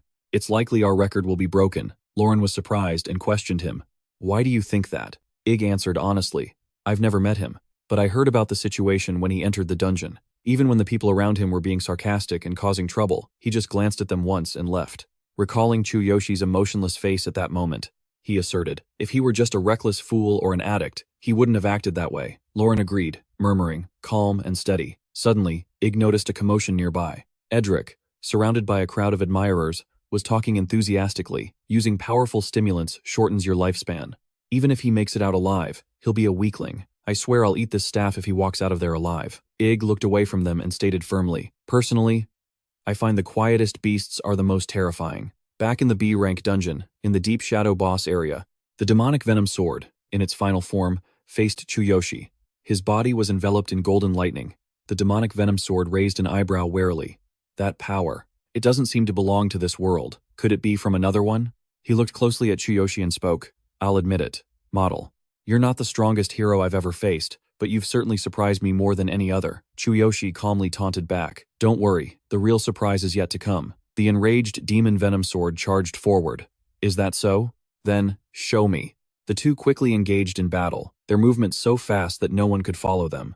Chuyoshi used his analytical divine eye again, and new information appeared. Perfect form. Speed plus 30%, combat power plus 50%. Current attack method combines speed with mental invasion. Effective area, target locked within a 10-meter radius. Recommended strategy, use the law of frozen earth to maintain speed while moving, and wait for an opportunity to counterattack. As he dodged, Chuyoshi thought to himself, "He's too fast." He calculated that facing this form head-on would be a huge disadvantage. With this kind of power difference, I won't get out of this in one piece.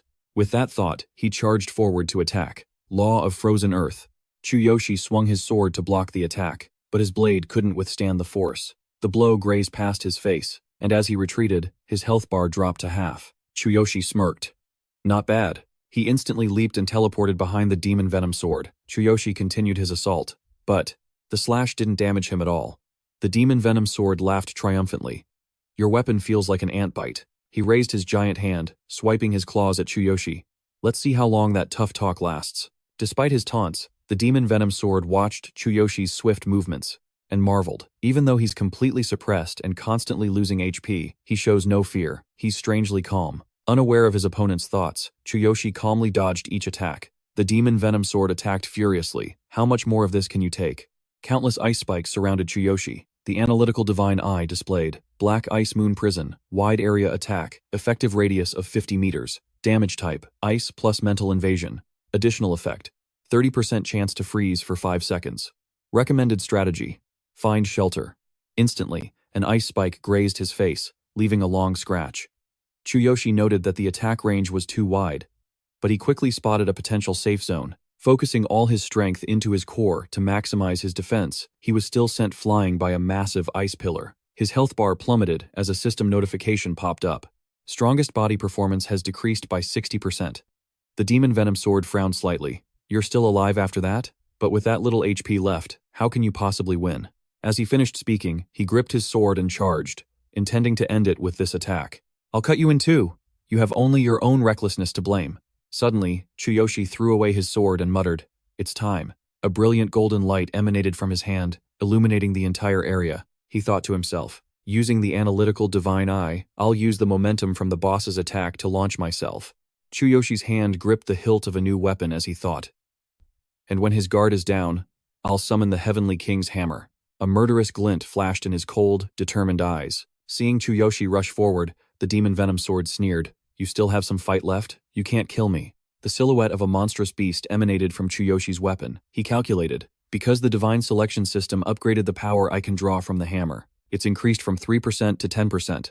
Now I can also infuse it with the law of frozen earth to add wind and lightning attributes, Chuyoshi told himself. The law's power has been infused. System notification. The law of frozen earth has been infused into the weapon, temporarily granting it the wind attribute. Unable to withstand the energy of the Heavenly King's hammer, both his hands were nearly destroyed. Chuyoshi resolutely gripped the weapon's handle, focusing his strongest body skill on his arms. System report. Strongest body has been applied to both arms. Current damage neutralization is at 68%. He lunged forward with all his might, yelling, "Watch closely! This is my finishing blow." The demon venom sword was sent flying. Panicked, he screamed, "Impossible! How could my HP drop so much?" Chuyoshi brought his weapon down for the final blow, splitting the demon venom sword's body in two. His enemy's sword was thrown aside, embedding itself in the ground. Chuyoshi landed safely beside it, but the backlash from his final attack made him cough up blood. He quickly downed a recovery potion, restoring his health bar. With trembling hands, Chuyoshi grabbed the demon venom sword's blade, looking at his foe's slowly disintegrating body. He then mocked, "Well, surprised?" System notification. Hero Chuyoshi has completed the trial. Completed in 45 minutes and 36 seconds. Previous record, 1 hour, 5 minutes, and 15 seconds. A pillar of golden light flashed as a mechanical voice announced, "First solo clear achieved. Current fastest completion time, 45 minutes and 36 seconds. Reward received, Lunar Auspice. Shadow weapon, attributes, spirit, shadow, ice. You have leveled up. Bonus experience points have been awarded for the solo clear and the level difference. You have leveled up from level 18 to level 20. Current class, warrior. Equipment, black camouflage armor, Fox Beastman set. Weapon, Lunar Auspice blade. Skills, chain lightning strike, law of frozen earth. Copy ski skill.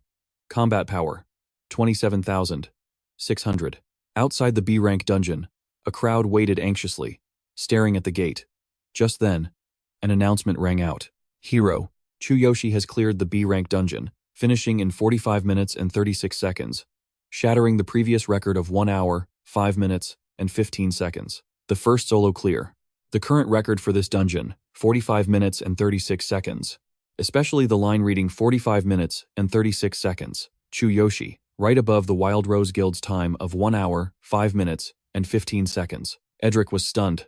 No way. The people around them were also dumbfounded. 45 minutes and 36 seconds? Solo? Impossible.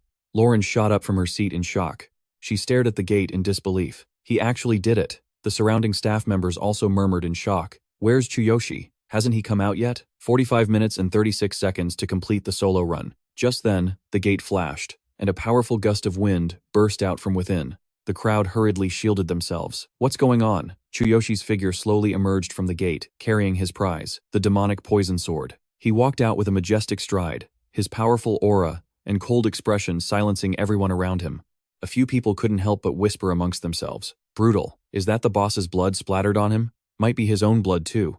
That's insane. Chuyoshi said nothing, his mind filled with disdain. It's too crowded. I can't waste time here. I need to see Chairman Suzuki and register for the Super Rookie Tournament at the Hero Association headquarters immediately. Suddenly, someone pushed through the crowd, raised their hand, and shouted, "Don't act so high and mighty. You used illegal drugs, didn't you?" Eric chimed in, yelling, "Of course he did. There's no way a normal person could do that. No way a D rank could solo a B rank dungeon boss." Hearing this, the crowd immediately turned on him. He must have used stimulants. It's super suspicious. The vice captain is right. You owe us an explanation. Chuyoshi calmly replied, "Sorry, but someone is waiting for me. I have to get back to the association headquarters. I don't have time for this."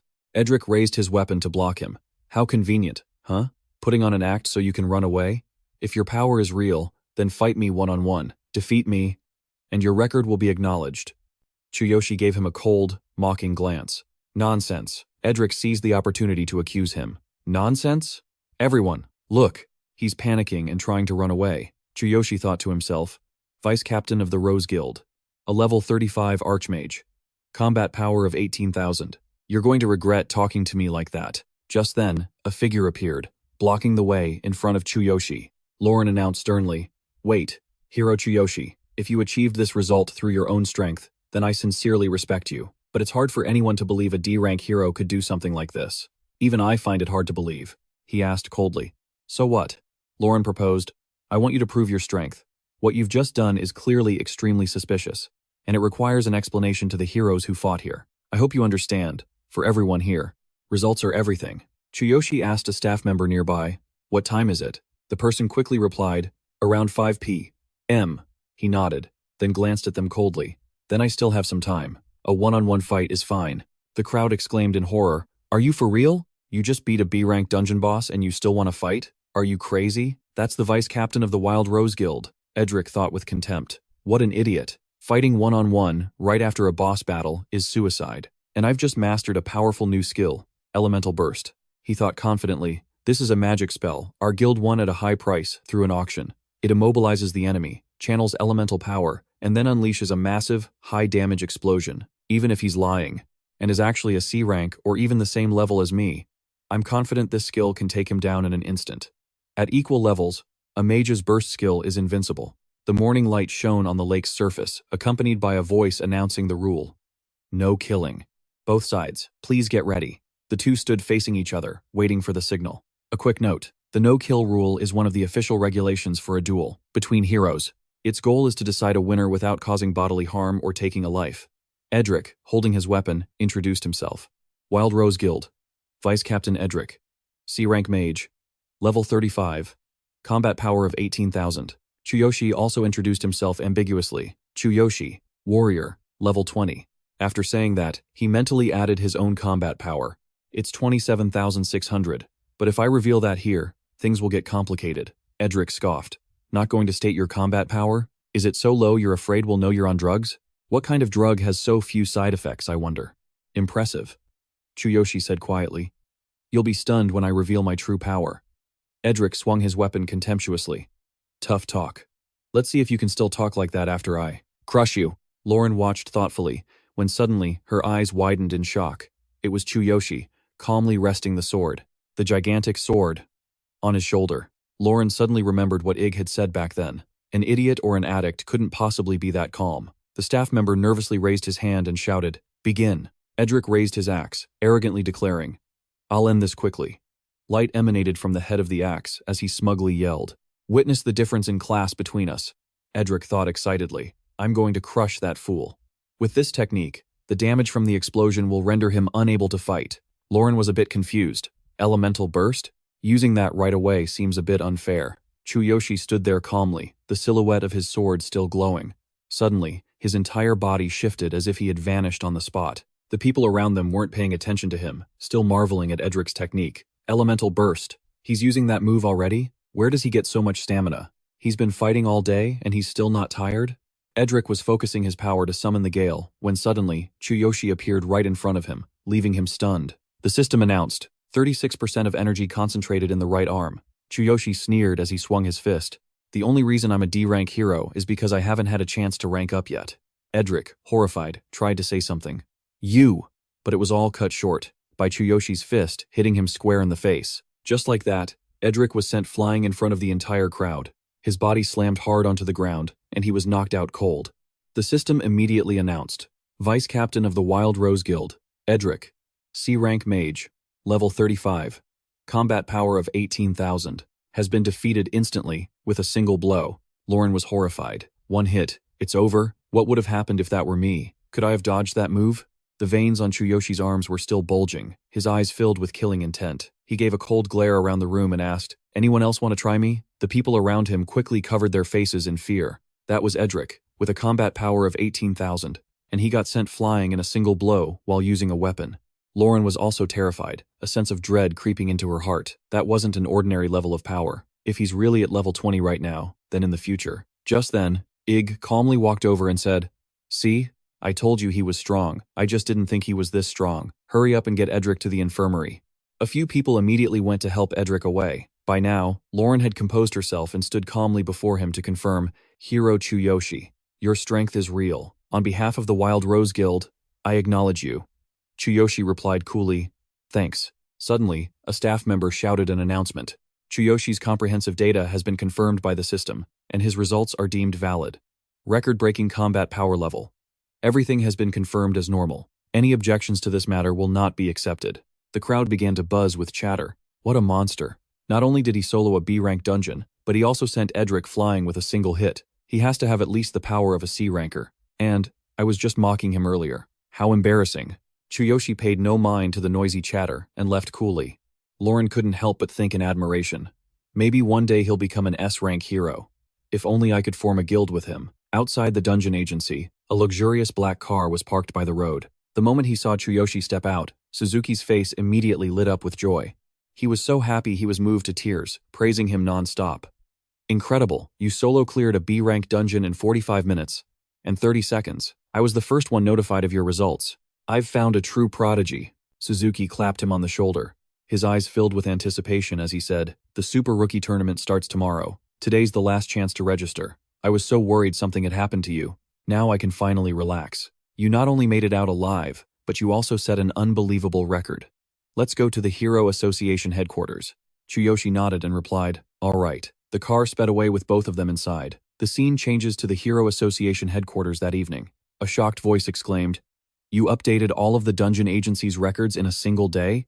The employee couldn't hide her amazement as she processed the data. A solo clear of a B-rank dungeon in 45 minutes and 35 seconds. That's truly incredible. Suzuki requested, please confirm his information and register him quickly. He will be participating in this year's Super Rookie Tournament as a substitute.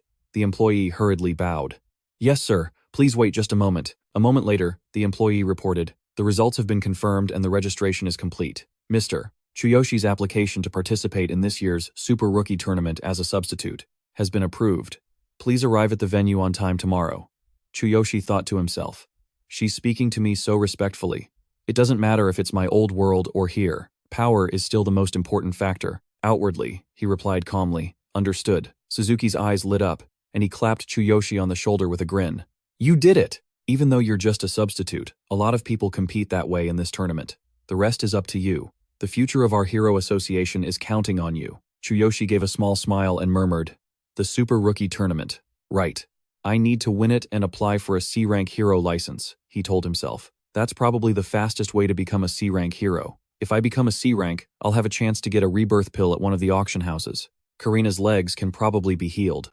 Back at Chuyoshi's apartment that night, light from outside streamed through the window, illuminating the room. He gently pulled the blanket over Karina, who was still fast asleep.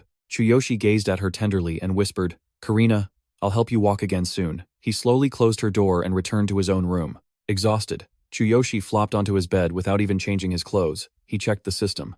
When I reached level 20, a new reward appeared, but I was too busy with the duel to check it. Sure enough, the screen displayed the words, level 20 reached.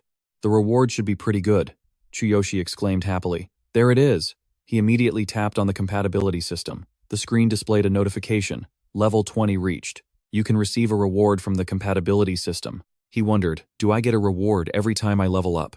2 new notifications immediately appeared. Reward 1.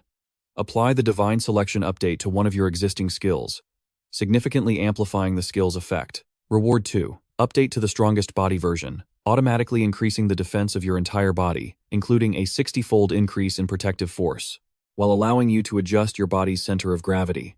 Chuyoshi's eyes lit up. I can choose which skill to update? Perfect. I haven't been satisfied with my skills lately, especially when fighting high-level opponents. It's been tough.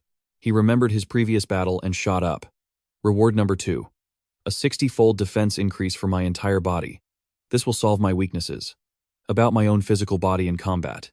I've been seriously injured quite a few times. So with this, in the future, I can endure more wounds.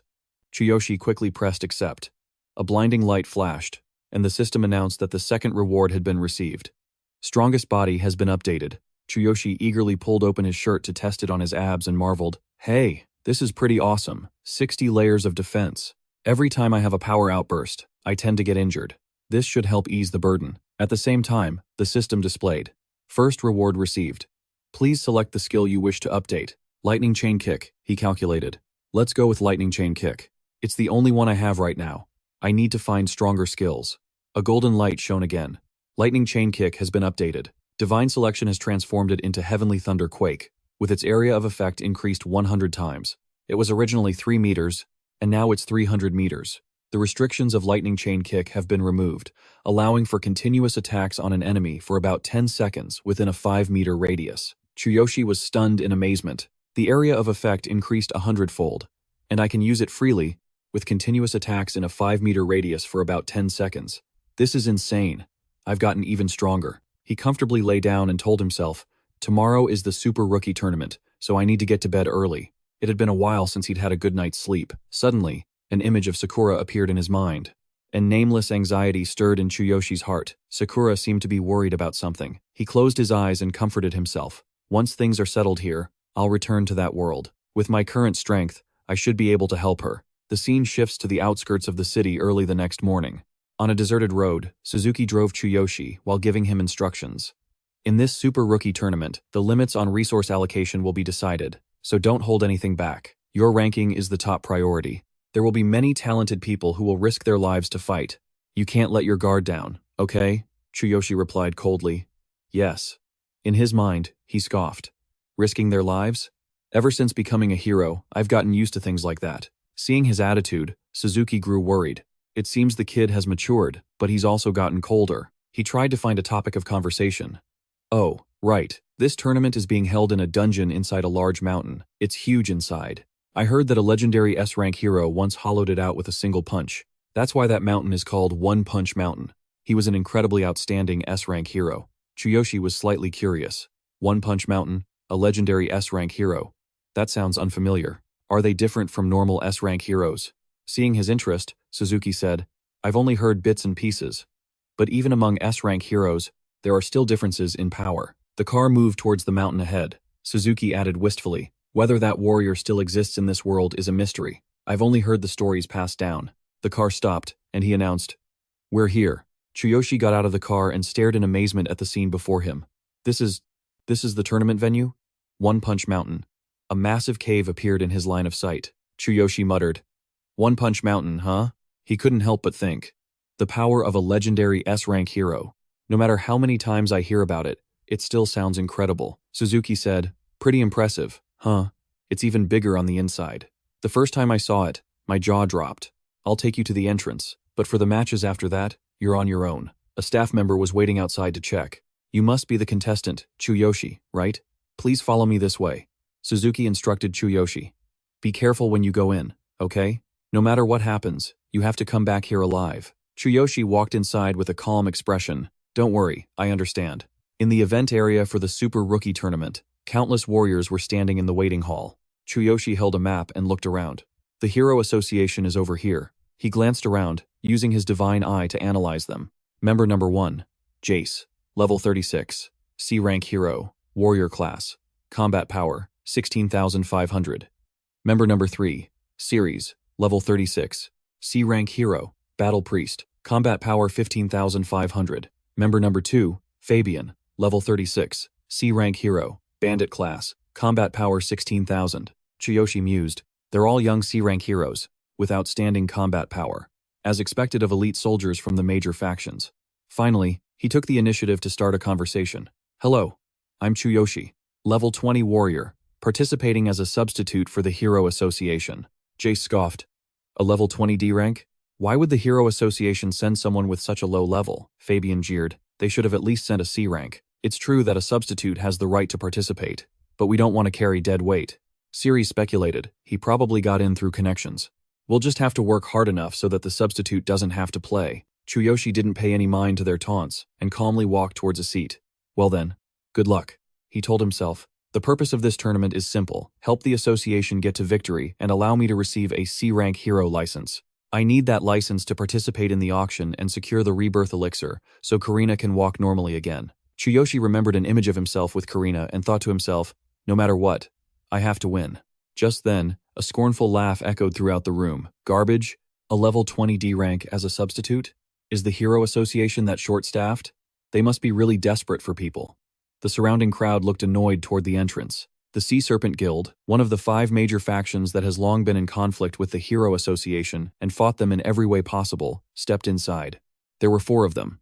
From right to left were Poison Blade, level 37, C-rank hero, bandit class, combat power 17,000, Dark Sword, level 37, C-rank hero, warrior class, combat power 17,500. The substitute, Gan, level 36, C-rank hero, warrior class, combat power 16,000. And Fire Devil, level 36, C-rank hero, mage class, combat power 16,500.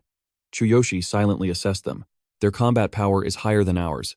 No wonder they're so aggressive. Ceres reminded them in a low voice. The 5 great factions and the 3 great guilds have continuously gone against our hero association. The higher-ups turn a blind eye, but when profits are involved, conflict is inevitable. Fabian bluntly cursed. Hey, D-rank reserve, they're laughing at you. Black Sword crossed his arms and mocked. Taking a D-ranker as a reserve is hilarious. You guys are going to die a pathetic death this time. Fabian gritted his teeth in anger. So arrogant. The Hero Association is the biggest organization there is. We're the ones who evaluate a hero's level. The outcome of today isn't set in stone yet. So watch your mouths. And stop acting so high and mighty. Gentetsu cracked his neck and stepped forward to retort. High and mighty? Nowadays, hero evaluations are the same everywhere, aren't they? He smirked sinisterly and suggested, how about we have a practice match before the tournament starts? Don't worry, it's just some friendly competition. All kinds of practice matches are recognized by the tournament organizers. The only rules are, no weapons and no killing, as long as both sides agree. What do you say? Gentetsu glanced at Chuyoshi and taunted. Of course, if you guys are scared, you can just run during the real match. If you lose, you can always blame it on that D-rank reserve kid, right? Fabian immediately agreed. Deal. C-rank versus C-rank. You guys better not run either. With that, he stepped forward and instructed Chuyoshi. A D-rank like you can't handle him. I'll go. Gentetsu demanded. Well then. Shall we start right away? In the temporary arena's preparation area, the crowd buzzed with excitement. Looks like the Hero Association and the C-Chart Guild are about to have a practice match. Fabian stepped forward with his stats displayed. Hero Association. Fabian, level 36, C-rank hero.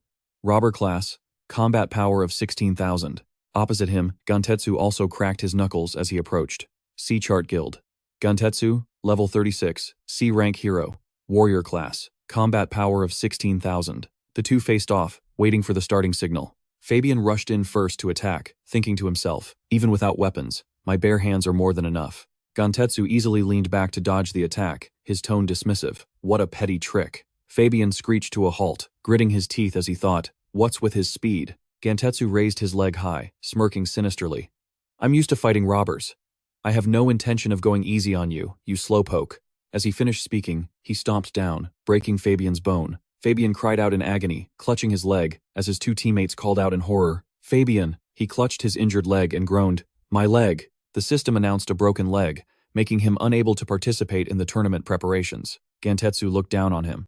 You trash from the Hero Association are all talk. You're pathetically weak. He raised his leg again, intending to cripple Fabian's other leg. I don't care if I get penalized for violating the rules against a reserve member. Race and Siri rushed forward, shouting, Stop it, you bastard. However, a figure blurred past both of them. Chuyoshi instantly appeared at Fabian's side, blocking the man's attack with his hand. Gentetsu's face turned pale with fear as he thought, So strong, he asked, trembling, Who are you? Chuyoshi stared coldly at Gentetsu and growled, Were you trying to kill him? Just then, Jace's group finally reacted, shouting out loud, What was that speed just now? Chuyoshi turned to call the staff. Excuse me, please take him to the infirmary. The 2 of them were startled and replied, Why? Yes. Before being helped away, Fabian managed to give a worried warning. You have to be careful. Chuyoshi calmly replied.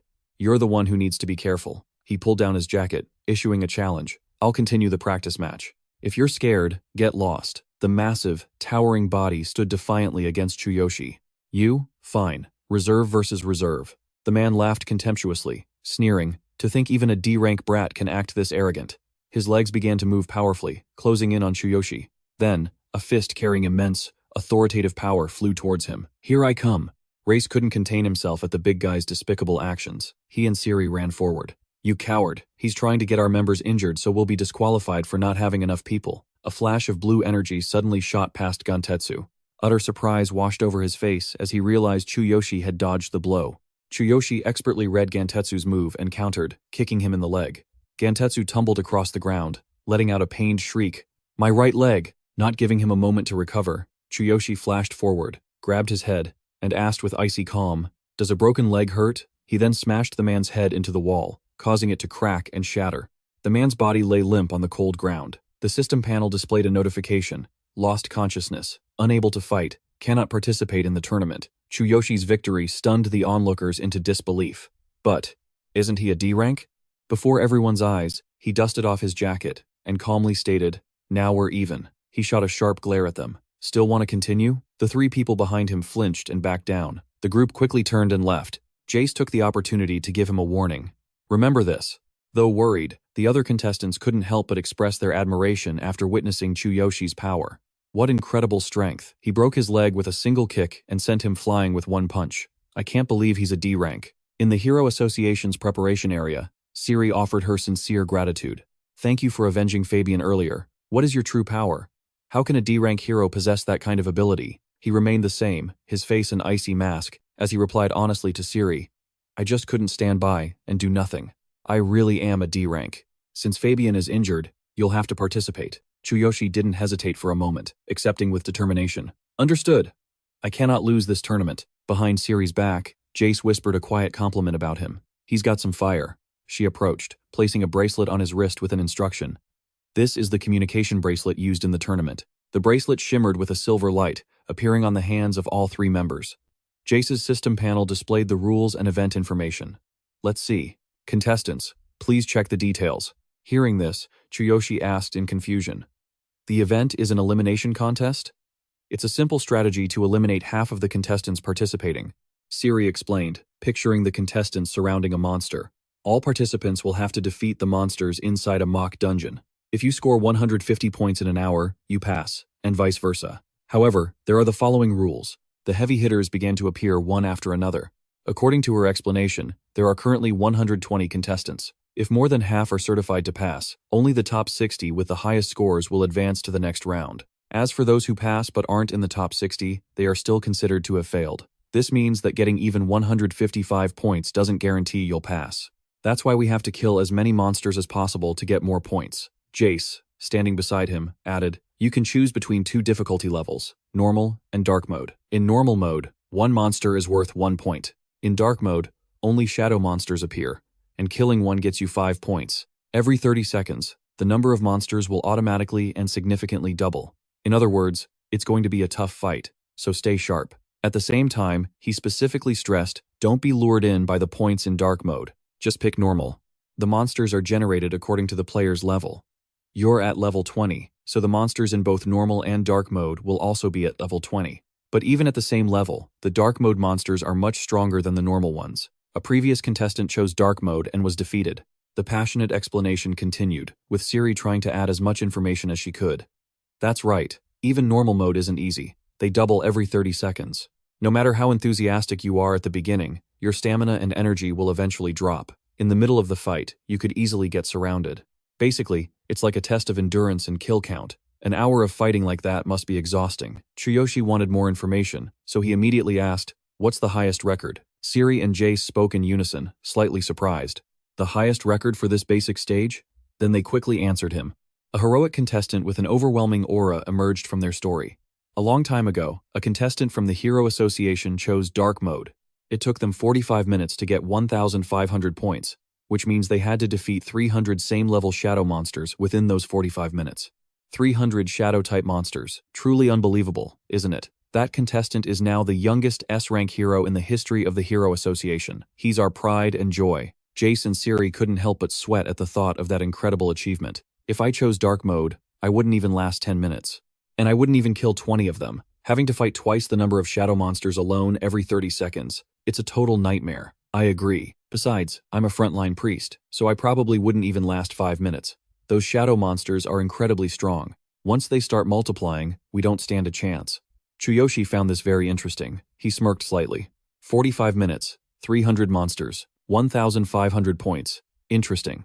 In front of a massive, circular space filled with a purple glow was the Super Rookie Tournament's testing area. Chuyoshi watched, a little surprised. Is this a real dungeon, not a virtual one? Siri continued her explanation by telling him more stories. Have you heard the story of the legendary S-rank hero who created a dungeon in a mountain with a single punch? This dungeon still contains mysterious energies that even modern science and S-rank heroes can't figure out. One of them must be what's creating this dungeon. The golden ring on Chuyoshi's hand suddenly began to glow. It successfully caught his attention, making him wonder, what's wrong with the ring?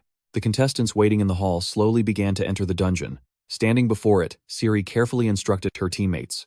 Like I said, we'll fight in normal mode for as long as we can. When the enemies suddenly multiply during battle, don't push yourselves too hard. Keep your distance and take them out one by one. She firmly cheered on her teammates. Let's fight as carefully as possible. Even though we're level 20, the shadow types are still much stronger. If they multiply, we're dead for sure. Our party has already lost one person. The three of us have become the last hope, so let's do our best. Jace also showed his encouragement through his actions. He patted Chuyoshi's shoulder. Let's work together and climb to the top. But his ring still hadn't stopped vibrating, deepening the questions in Chuyoshi's mind. It's trembling again. What is this ring reacting to? The system window appeared, shrouded in purple lightning. Please select a difficulty. Normal mode, dark mode. Normal mode will be an easier win. Jace and Siri watched to see his choice. Normal mode is the safe bet. Chuyoshi quickly made his choice. He pressed the system panel, his face cold and sharp with excitement, ready for what was to come. Difficulty confirmed. You have selected dark mode. What a shame, he thought. All my opponents are the shadow type anyway. A new mountainous landscape appeared before his eyes. The trial dungeon at the Super Rookie Tournament venue. Dark mode. Chuyoshi was surprised by the sheer, massive scale of the dungeon. I didn't think it would be this big. Level 20. Current class, Warrior. Equipment. Black camouflage armor. Fox Beastman set. Weapon. Crescent Sand Blade. Skills. Heavenly Thunder. Copy skill. None. Combat power. 27,600. He looked at the system panel and began to consider his options. Trial dungeon has been created. Difficulty. Dark mode. Contestant's current level. 20. Shadow monster level. 20. The first monster will appear in 10 seconds. Every 30 seconds, the number of living monsters will increase. Please prepare for battle. Every 30 seconds, the number of remaining monsters will double. If I don't eliminate them quickly, they'll double after 30 seconds, then quadruple after another 30, and it'll just keep increasing. Chuyoshi felt a flash of amusement as a question in his mind was answered. No wonder they called dark mode a nightmare. A normal contestant wouldn't be able to survive in here. Golden lightning crackled and enveloped him. A bright blue surge of power erupted from Chuyoshi's palm. But I'm no ordinary contestant, and this is the perfect time to test out a new skill. The system panel signaled that the first monsters were beginning to appear at the dungeon gate. Countdown. 10 seconds. 5 seconds. 3 seconds. 1 second. A hideous creature slowly crawled out. Shadow, level 20. Combat power, 8,000. Attributes. Shadow. Spirit. Characteristics. Hard scales, defense plus 20%. Causes mental debuffs. Attacks include mental damage. Divine Eye Analysis. Shadow. Level 20. Combat power. 8,000. Defense plus 20%. Attacks include mental damage. Recommended strategy. Maintain distance to avoid taking mental damage and prioritize elimination. Chuyoshi stared at it intently. A hint of killing intent, along with a bit of recognition, flickered in his eyes. So these are the normal monsters, huh? There's no comparison. Chuyoshi kept looking at the data panel, absorbing the information. This is actually pretty convenient. Skill. Thunderous Strike. Skill details. Range of 300 meters. Continuously attacks one enemy within a 5-meter radius for 10 seconds, with unlimited uses. 300 meters in 10 seconds. He carefully planned out his next move. For me, using a new skill at this distance is still feasible, but with only a few meters between me and it, the opponent will just target me and move out of the effective range. Building his grand plan one small step at a time, Chuyoshi began to act. I'll try attacking it from the edge and see how it reacts. His eyes locked onto a target on a mountaintop. The system panel continued to update. Divine Eye is analyzing the target on the mountaintop, 283 meters away. Based on the space below, the flat terrain is suitable for using the skill. Chuyoshi braced himself for a powerful jump, 283 meters. From there, he shot up as swiftly as a bolt of black lightning. The number of monsters was constantly increasing. 30 seconds had passed, meaning the number of shadow monsters would double. Facing them, Chuyoshi felt a surge of energy. 2 of them. I'll destroy them at the same time. Arcs of lightning enveloped his sword as Chuyoshi approached them with soaring killing intent, as if he wanted to devour the hideous creatures whole. Heavenly thunder will wipe them out in one go. A sudden clap of thunder echoed across the sky as he swung his sword for a powerful strike. Take this, my new skill. The monsters flinched, looking around in confusion. A fierce volley of heavenly thunder descended, striking the monsters immediately after. They instantly began to writhe in agony. There was no sign that they had detected him. Chuyoshi continued to ponder.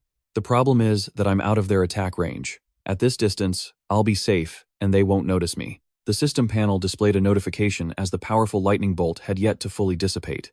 After 10 seconds of using Thunderous Strike, the 2 defeated monsters slowly faded into the earth. Defeated 2 level 20 shadow monsters. Points received, 10. Chuyoshi was someone who often got lost in thought. He liked to think through his actions carefully, by maintaining distance and adding the power of the law to his attacks. In 10 seconds, I can defeat several shadow monsters of the same level. He felt himself drawn in. This is getting interesting. Cut to a different discussion area. The evaluation area for the Super Rookie Tournament. The prominent figures watching intently were revealed one by one. They were judges representing the various guilds and factions. A-rank heroes. According to the rules, the judges were selected by lottery from each faction. The purpose was to ensure fairness. This allowed each faction to observe the potential of the young talents between matches. Everyone gathered around a large cube displaying data. Keiji was the first to speak. The basic stage has begun, and all participants have now entered the trial dungeon. As usual, this basic stage will eliminate half of the contestants. Tadahiro also calmly replied, showing he wanted to discuss the matter. If everything goes smoothly, it should be over in about 30 minutes. According to the current data, only 18 out of 100 participants have chosen dark mode. A man sitting beside him explained without hesitation. That's understandable. Assessing their abilities is what's important. It would be amazing if half of them chose to do it on dark mode. Yoshihiro found truth in Misako's words. He agreed. That's right. Most of these prideful young people underestimate dark mode. The enemies double every 30 seconds, and their strength far exceeds that of normal monsters. It's quite common for participants in dark mode not to last more than 10 minutes. The data panel displayed the rankings, the participant lists. The elimination process is starting. Fumiko observed intently and then made a comment. 10 minutes have passed, and those without enough points are starting to appear. At this rate, many more will be eliminated soon.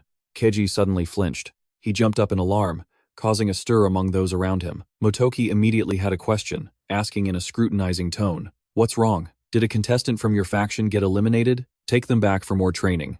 Keiji stammered an explanation, pointing at the data panel. No, it's not that. Look at the data for this contestant, Chuyoshi. There has to be some kind of mistake, right? The system panel displayed the information. Chuyoshi's personal information. Contestant Suki 0 Chuyoshi, affiliated with the Heroes United Guild. Level 20, D-rank hero. Difficulty selected, dark mode. Current results, 98 shadow monsters, 490 defeat points. The astonishment didn't stop there. Keiji recounted, it's only been 10 minutes, and he already has 490 points. In dark mode, everyone in the room couldn't believe their ears. They all exclaimed in unison, what? Soji and Asuhi, in disbelief, asked one after another, impossible. A D-rank hero? What kind of trick is he using? Representative from the Heroes United Guild, please explain. Is that contestant using a secret weapon? Shizuka broke out in a cold sweat. She quickly scanned her data panel, the judge representing the Heroes United Guild. I've never heard of an official member named Chuyoshi. Stopping at the photo showing his portrait, she couldn't help but tremble at Chuyoshi's extraordinary feat. He registered at the very last minute. He's a reserve member of the Heroes United Guild. The whole room buzzed with discussion. A reserve? Impossible. A D-rank reserve is playing on dark mode and has 490 points. In 10 minutes. Koichi firmly stated his own theory. He must have used a high-grade item. The room continued to buzz with heated discussion about Chuyoshi. However, faced with this incredible data, they collectively agreed on a plausible theory. This meant that Chuyoshi is going to break the record of the youngest S-rank hero, isn't he? Chuyoshi gripped his blade tightly, standing silently in the gloomy space. In the sky, claps of thunder echoed as lightning flashed non-stop. The horde of shadow monsters all looked up. He raised the blade in his hand. Small arcs of electricity spread around it. Immediately after, lightning from the sky crashed down, striking the horde of shadow monsters on the ground. A massive sphere of energy formed from the coalescing lightning bolts. Chuyoshi wiped the sweat from his chin, panting. The system panel displayed a notification. Defeated 12 level 20 shadow monsters. Points received, 60. Current total score, 98 level 20 shadow monsters defeated, 490 points. Time remaining, 48 minutes. With a tired expression, he recalled that he had just cleared the area for the third time. Defeating 32 of them using Heavenly Thunder is my limit. But after activating it 3 times in such a short period, and using the power of the axiom, I can't maintain my energy anymore. I need to recover. Then, Chuyoshi took out a recovery potion and drank it.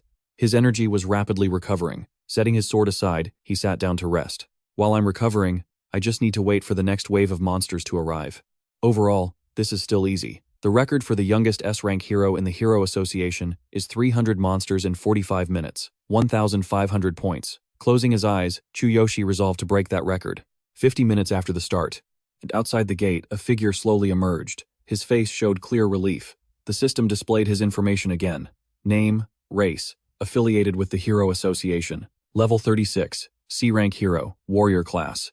Combat power, 16,500. Difficulty selected, normal mode. Current result, 560 monsters. Defeat points, 560. Status, completed. Completion time, 50 minutes. Recalling the image of Chuyoshi slaughtering monsters, he sighed. To last 50 minutes and kill 500 is impressive. Race calculated in his head, in the first 30 minutes. I used my warrior stamina to defeat 12 monsters per minute. After that, even when my energy was low, I still managed to defeat 10 per minute. With this result, I should be in the top 5. Stroking his chin thoughtfully, he was still quite confident. If I win, I'll get special treatment from the Hero Association. Maybe I'll even be guided to become an S-rank hero. Looking back at the gate behind him, Race wondered, Chuyoshi and Siri should have come out by now. Where are they? He looked around and saw no one, which confused him even more. Nobody at all. Suddenly, Race realized everyone was gathered in front of the monitor board. Confused, he walked over to see why everyone was crowded around the ranking board. I can't see the results at all. Then he noticed a familiar figure. Race immediately called out to Siri. He walked over with a smile to start a conversation. You're out too? How'd it go? She didn't answer, simply stating, 30 minutes, 386 points. Race immediately tried to comfort her. For a frontline priest, that's amazing. You'll definitely pass, don't worry. I got 500 points in 50 minutes. Pretty great, right? How did that kid Chuyoshi do? With a look of shock, Siri replied. He chose dark mode. Hearing this, Race immediately grew anxious. That idiot. I told him not to pick it. If he gets eliminated, our party will be down to just 2 members. That will be a huge disadvantage in the remaining rounds. Where is he? Is he eliminated yet? She reluctantly said. He's still fighting. Stunned, he whipped his head towards Siri. What do you mean, still fighting?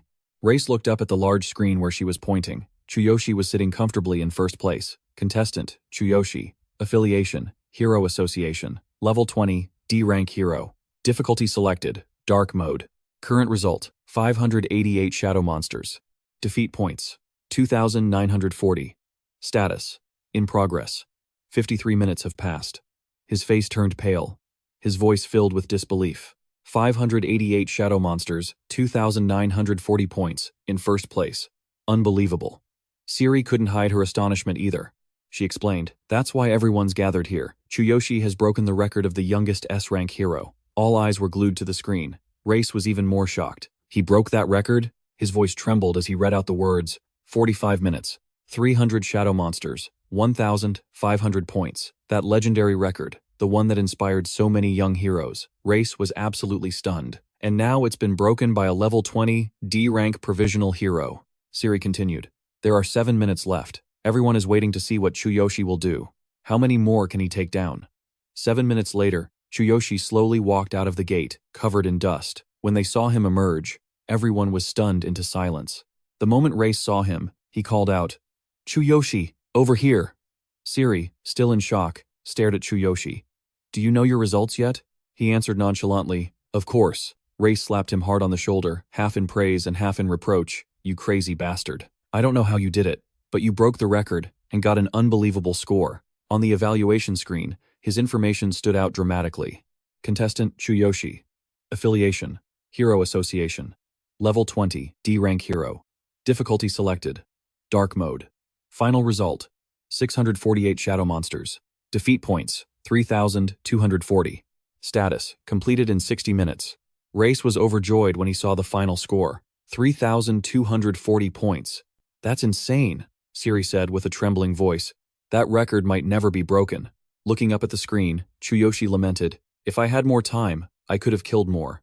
Then, the examiner's voice rang out. The basic stage is complete. 75 have been eliminated. 45 have passed. The holder of the highest record in this tournament is Chuyoshi from the Hero Association. In dark mode, he defeated 648 monsters, achieving a score of 3,240 points. A completely new record. Everyone around them turned to look at him in unison. Their eyes were filled with animosity. Siri gave him a worried look. You're the pride of the Hero Association now, but be careful. You've just become everyone's biggest enemy. Chuyoshi calmly turned away, not looking worried in the slightest. You predicted that, but it'll be fine. Race leaned in and whispered to Siri, is he really the hidden ace the guild sent? She replied, I don't know, but to get results like this, I've never even heard his name before. The watches on everyone's wrists lit up with a notification. Information for Event 2 quickly appeared. Event 2. All competing guilds must enter the designated dungeons with their members. If only one person remains, they are considered a guild and will have completed the mission. Guilds that fail will be eliminated. At the Hero Association's private training grounds. Name: Hosimiya Kenji. An S-rank hero affiliated with the Hero Association. Level and combat power. Kenji let out a long sigh as a notification panel appeared. Duration of mock battle with a level 60 shadow monster, completed in 12 seconds. Suddenly, someone entered the training arena. Even a level 60 shadow monster couldn't last 12 seconds against you.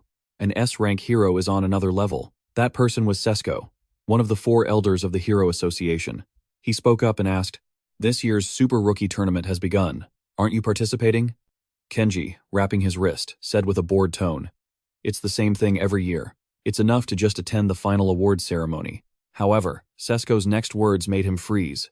"Your record for the basic stage has been broken." Kenji's expression wasn't one of much surprise. "I'm not that shocked. Records are made to be broken by newcomers."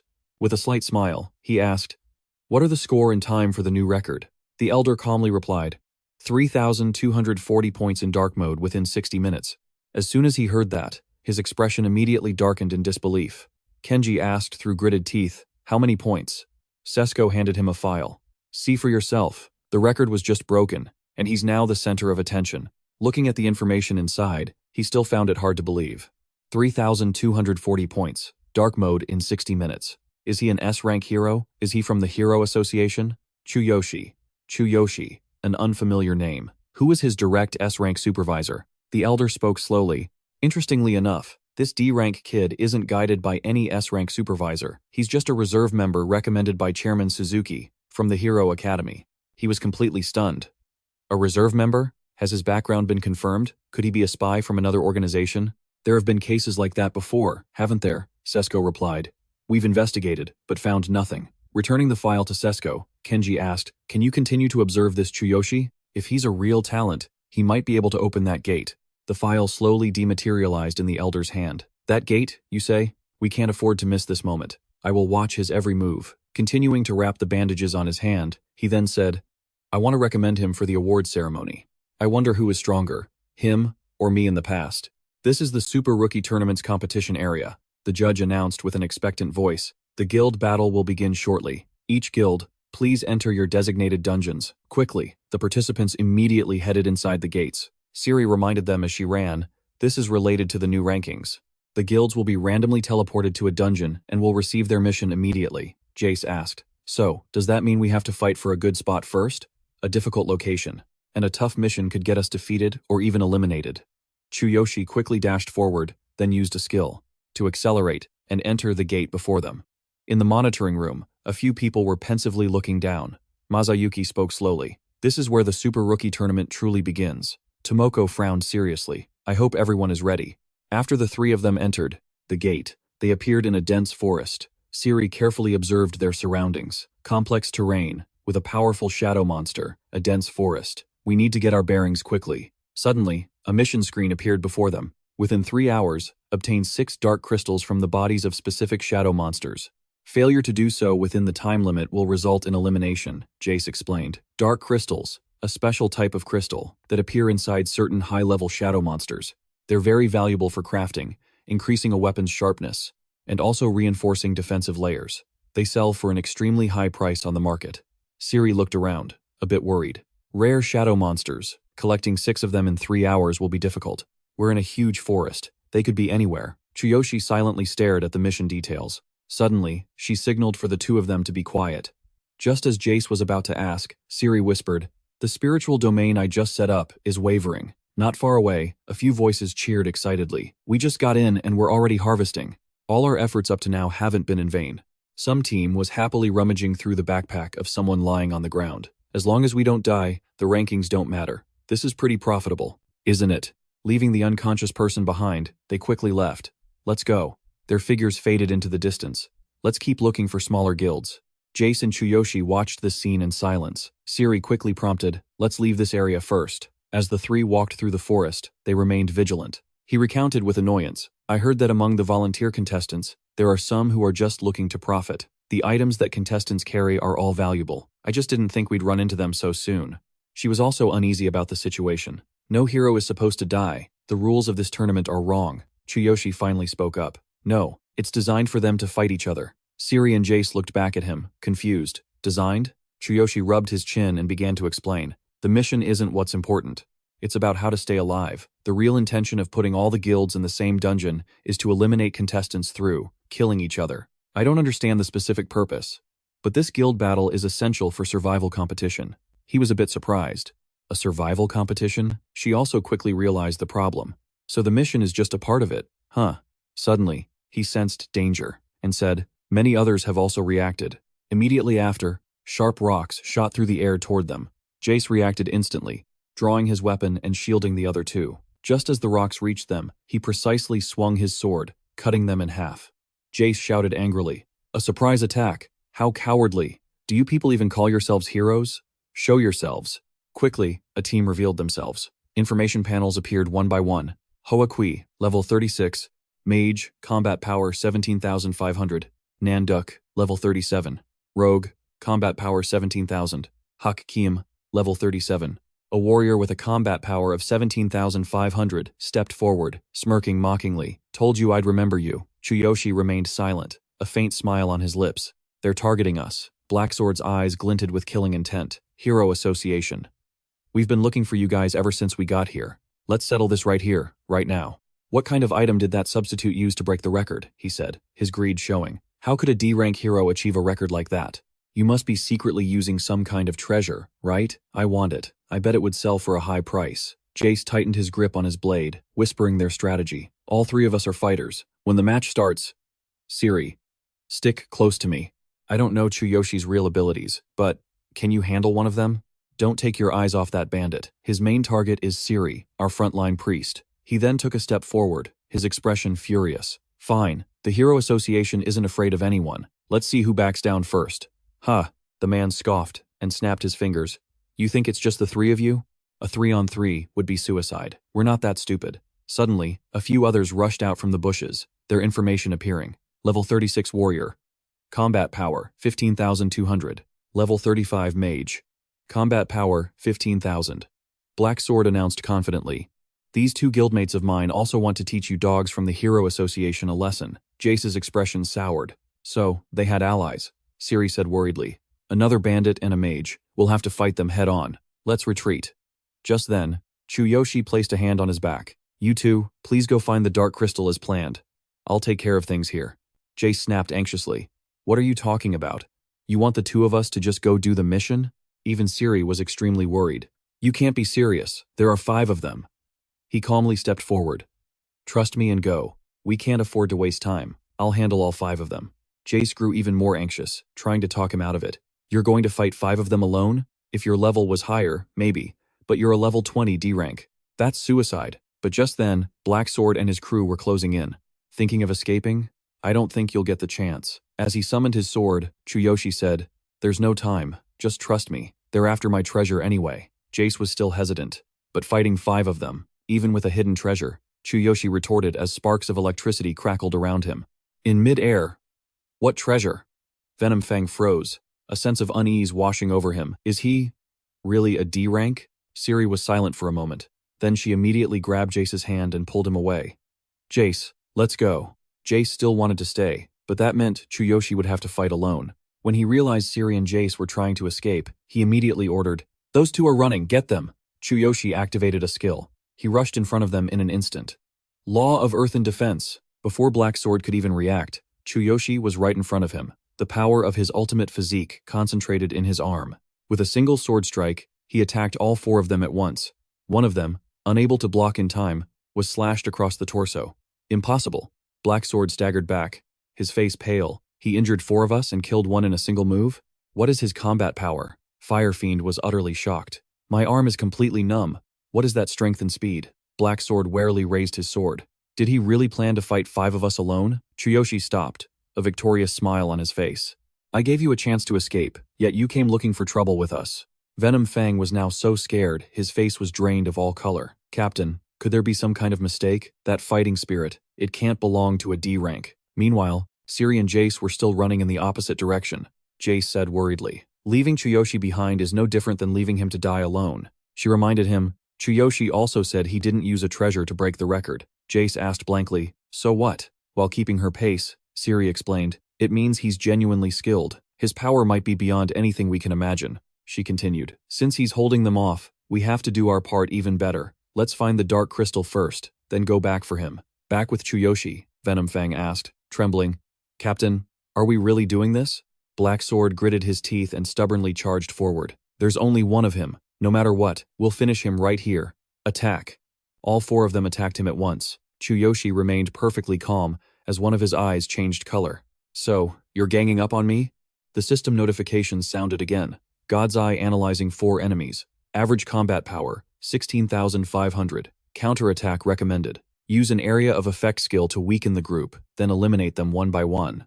Chuyoshi raised his sword high and began to summon lightning. Heavenly thunder. Instantly, the clear sky filled with thunderclouds, and lightning rained down on the 4 men. Black Sword was suddenly bewildered. The damage from this AoE skill. Enraged, he decided to risk it all. It's him or us. Surround him. Firefiend launched a barrage of boulders at him. Law of Earth and Defense.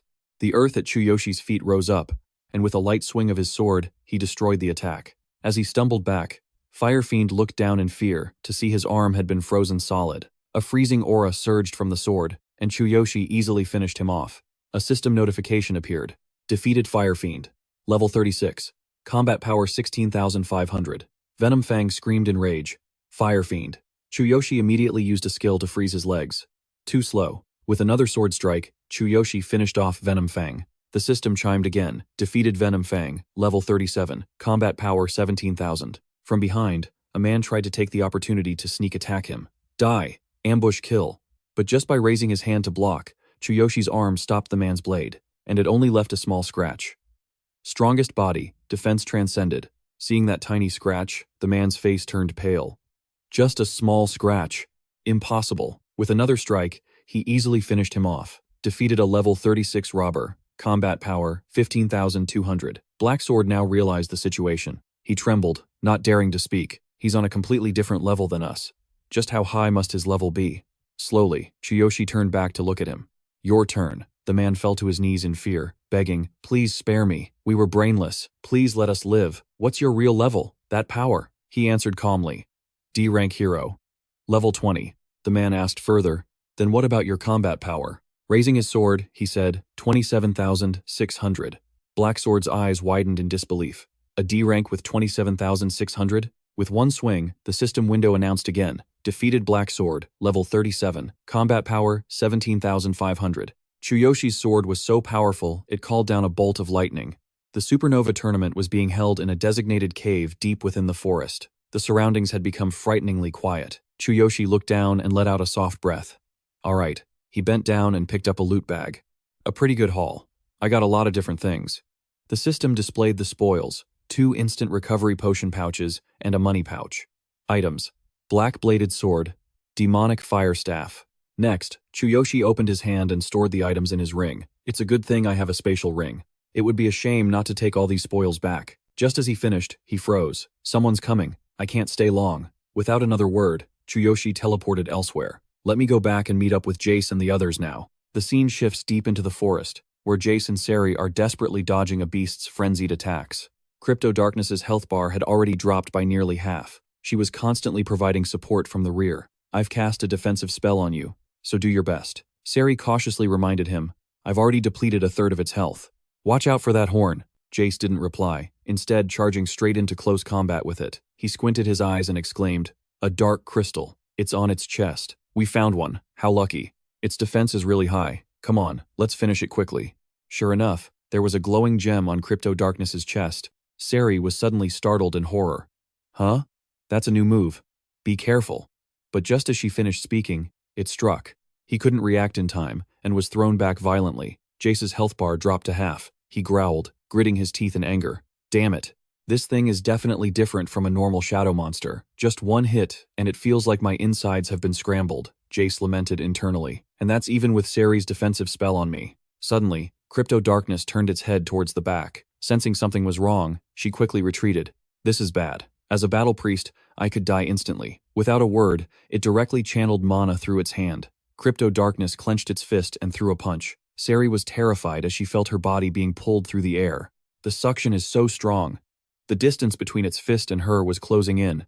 Jace shouted a warning. Sari, quick, put up a shield. In the end, despite the danger, he charged forward to block for her. Watch out. Jace took the full force of the attack and cried out in pain. He gritted his teeth as he looked at his sword, which had cracked into several pieces. My sword. Crypto darkness showed no mercy and unleashed another powerful blow. This time, both of them were hit head-on. Jace announced helplessly, my weapon's broken. I can't fight like this. Sari also made a decision. How vicious. Let's retreat and regroup for now. Suddenly, she froze. My body. It won't move. Behind them, a shadowy figure manipulating the darkness suddenly appeared. Once you're caught by my shadow control, don't even think about escaping. Affiliated organization information displayed. Night Assassin Guild, Shadow Assassin Class, Level 35, C-Rank Adventurer, Combat Power, 14,500. Special Skill, Shadow Manipulation. The Night Assassin Guild only accepts assassins and teaches them the guild's special skills, namely, Shadow Manipulation. This skill completely seals the opponent's movements. Once trapped, it's nearly impossible to escape. While they may not be masters of combat, they are the most dangerous of those who lurk in the shadows. They unconsciously control their opponents and defeat them by draining their energy. They are incredibly troublesome opponents once they've targeted you. Blood-Eye smirked smugly. I never thought the two of you could get the health of this shadow creature, something the three of us brothers couldn't even touch down this low. The moment Jace saw him, he couldn't help but curse. The damn Night Assassin Guild. Without another word, Blood-Eye directly called out to his underlings. In the end, waiting here wasn't a waste of time. We'll take it down now. His two lackeys immediately and excitedly followed the order. Shadow Prison. They created several chains to bind it. Thanks to you two, I had time to set up this technique beforehand. Blood Shadow and Blood Blade Master took that opportunity to rush forward. The creature leaned over and ran to one side. This purple energy is so annoying. I thought I could escape. He slammed his hand on Crypto Darkness and reminded them. Stop messing around and destroy it quickly. This thing's almost out of health. A ball of energy suddenly appeared above its head. Bloodblade reacted in time, jumping to the side to avoid danger. The two of them turned pale after witnessing this. We're only safe thanks to the Shadow Prison's restraints, but that's a strange move. Blood-Eye impatiently urged them on. Stop wasting time. Do it. Jace was now trembling, trying to force himself up. Seeing this, the man spoke softly. You were also aiming for the dark crystal in that shadow creature's chest, weren't you? We're all the same. My party's mission is to collect dark crystals. I can only say that you've run into some bad luck. Seeing Jace glare at him with murderous eyes, Blood-Eye laughed mockingly. Don't look at me like that. After we're done with that shadow thing, we'll dispose of you. The stubborn brute can go to hell first. After saying that, he turned back to Sari with a lecherous tone. As for this pretty lady, perhaps the three of us brothers will have a little fun with her. Before finishing her off, Blood-Eye offered a kind reminder. You can't move anyway, so don't even think about resisting.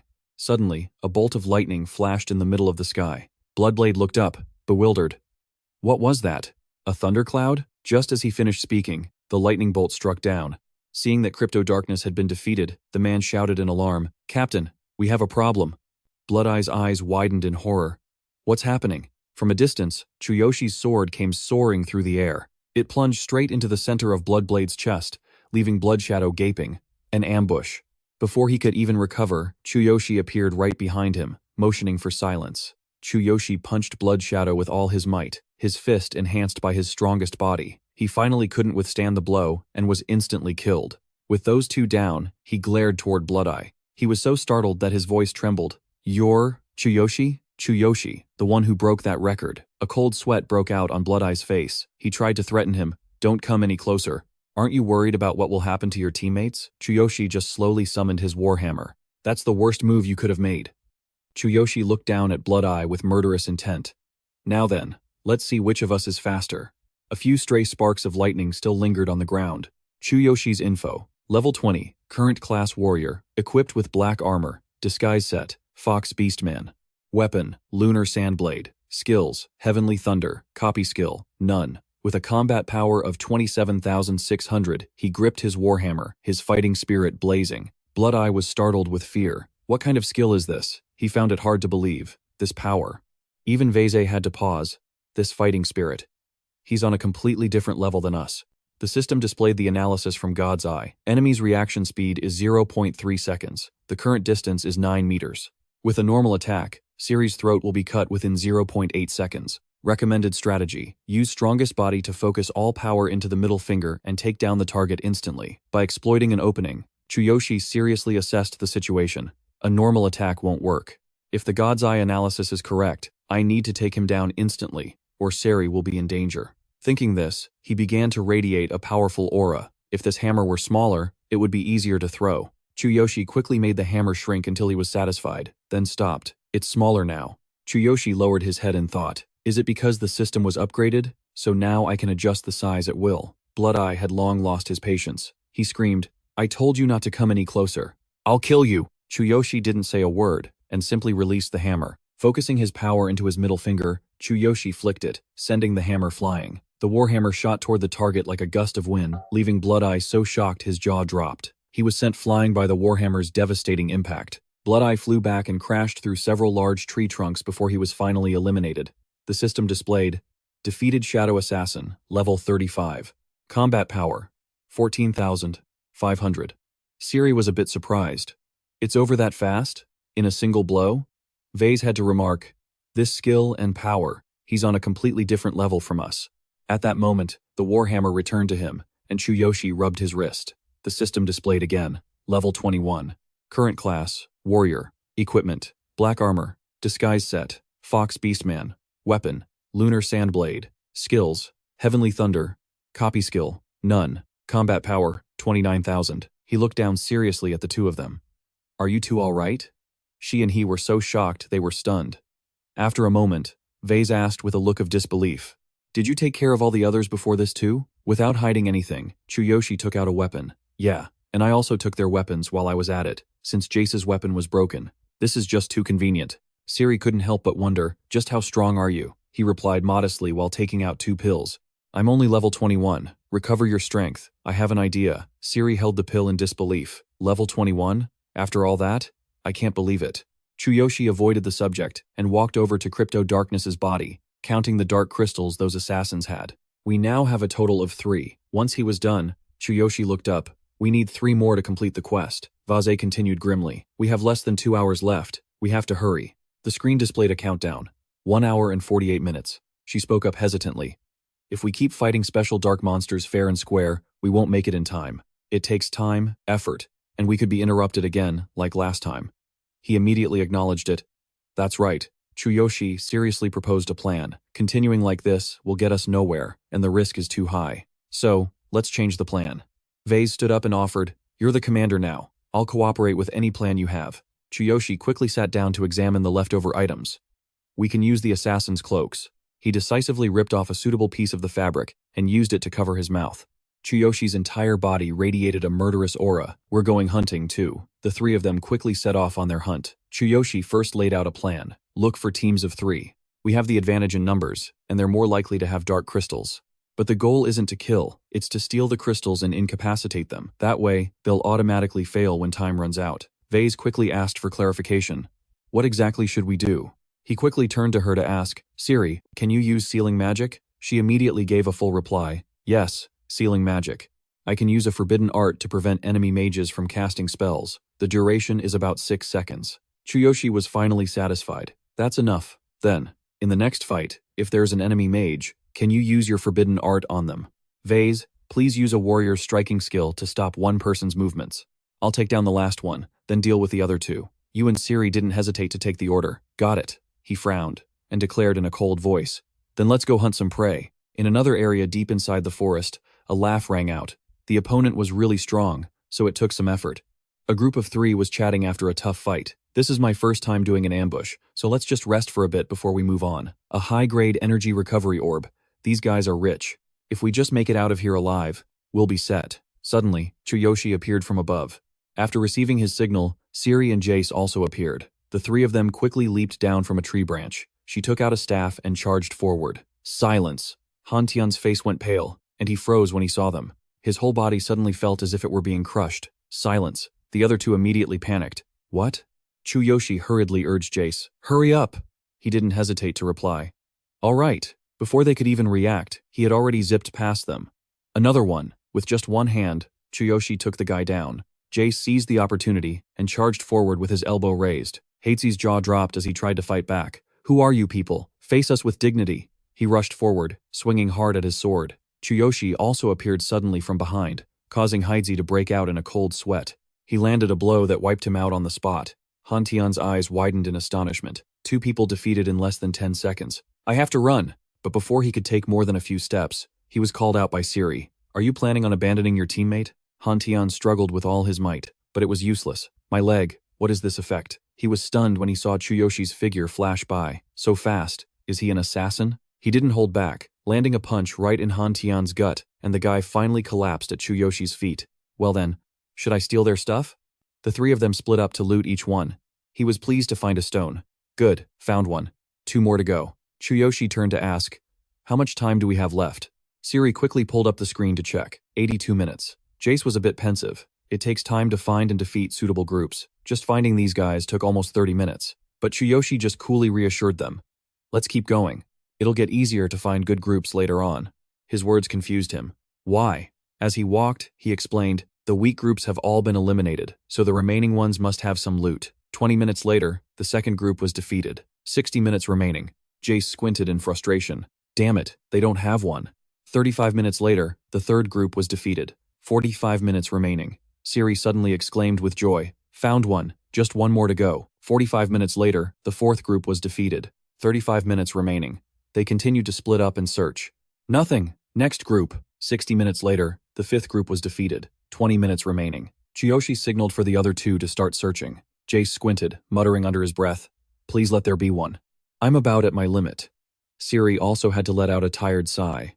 Yeah, even though we chose this path, being on edge all the time is exhausting. A few groups have managed to nullify our silence skill and fight us head-on. I think it was the Green Snake Guild. After finishing his search, Chuyoshi turned to his teammates. No matter how carefully we plan, unexpected things still happen. Luckily, we managed to defeat this guy. Nothing. How about you 2? He reached up to take off his face covering to breathe. Same here. Less than 20 minutes left. While searching, she suddenly paused. Something's hard. Siri joyfully held up the stone. I found it. The last one. Chuyoshi smirked with delight. What a relief. Great job, Siri. Thanks to you, we have enough. The system displayed another notification. All 6 dark crystals have been collected. Mission complete. You may exit through the entrance or wait until the time limit expires. Jace was so happy he started jumping around. We did it. Let's get out and rest. We need to sleep for the next match. I'm exhausted, but it wasn't long before something shot past his arm. Siri immediately turned in alarm. Jace. On her side, something was also silently attacking her. Chuyoshi reacted instantly, pulling Siri to the side. Watch out. He turned his head to ask Jace, are you okay? Jace's eyes were red with tension. My arm, he roared in anger. You bastard, show yourself. An enemy finally appeared. So you're the ones who specialize in taking down multiple groups. Huh. Siri looked at the dark crystal in horror. The system displayed, 1 dark crystal lost. Dark crystals obtained, 5 out of 6. Mission incomplete. CD appeared with his 2 teammates. He spoke arrogantly. The Dragon's Wrath Guild, playing the good guys in a place like this. What a bunch of fools. Are you that famous D-rank adventurer, the Chuyoshi that Chairman Sanduo is interested in? As soon as she saw him, she recognized him with a start. That's CD from Dragon's Wrath. He's a dangerous man. He's no ordinary C-rank adventurer. Chuyoshi frowned, annoyed. You mean he's not an ordinary C-rank adventurer? Siri immediately explained. He's a second awakening. It's known that a second awakening is someone who awakens again after becoming an adventurer through their first awakening. Most of them possess superior abilities, and they are special talents that all organizations focus on developing. CD raised his sword in challenge. My boss ordered me to participate to test your abilities. Normally, I wouldn't join a boring tournament like this. I'm curious what the boss sees in you. Your people just stood there watching CD. Seeing him preparing to launch an attack, Chuyoshi's expression turned ice cold as he immediately gave an order. Siri, please hurry and heal, Jace. She nodded. Got it. At that moment, the system's voice suddenly rang out. Cannot gather new information. Anti-scouting item is in use. He silently gathered energy in his hand, his expression thoughtful. An anti-scouting item? I've only seen those on item introduction pages. An extremely expensive item that protects information. Can it even block my divine eye? This opponent has a completely different presence from anyone we've faced before. He clutched his injured arm and said in a hoarse voice, Chuyoshi, find an opening and rush. Second, Awakenings are so strong they don't usually participate in tournaments like this. That's exactly why they receive intensive training everywhere. Chuyoshi remained calm, showing no signs of worry. This is news to me. Second awakenings. Most of them are S-rank adventurers. Is he really that strong? He spoke, the corner of his mouth lifting into a smirk. Enough with the secret conversations. I was quite surprised by your performance in the first event. I was sleeping in a corner after I'd already scored enough points. CD's body tilted slightly as he prepared to draw his sword. I don't care if it's one-on-one, or if all three of you attack at the same time. My teammates won't interfere. So, what will you do? A cold glint flashed in Chuyoshi's eyes. Since when has Dragon's Fury been targeting us? I heard they're one of the 5 great factions, but I wonder if their boss has made some kind of mistake. He grew angry, his expression immediately darkening. You don't know our boss? The Dragon Tamer? CD's hand tightened on the hilt of his sword, slowly drawing it from its sheath. Suddenly, he gathered his power and unleashed an attack.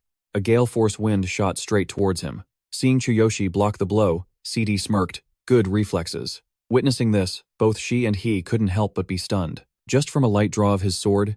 He has this much power? Is that the thing that cut my arm? Our opponent is serious. Chuyoshi, don't do anything reckless. He waved his hand, his voice cold as he warned them. Please, stay back. You two. Their only target is me.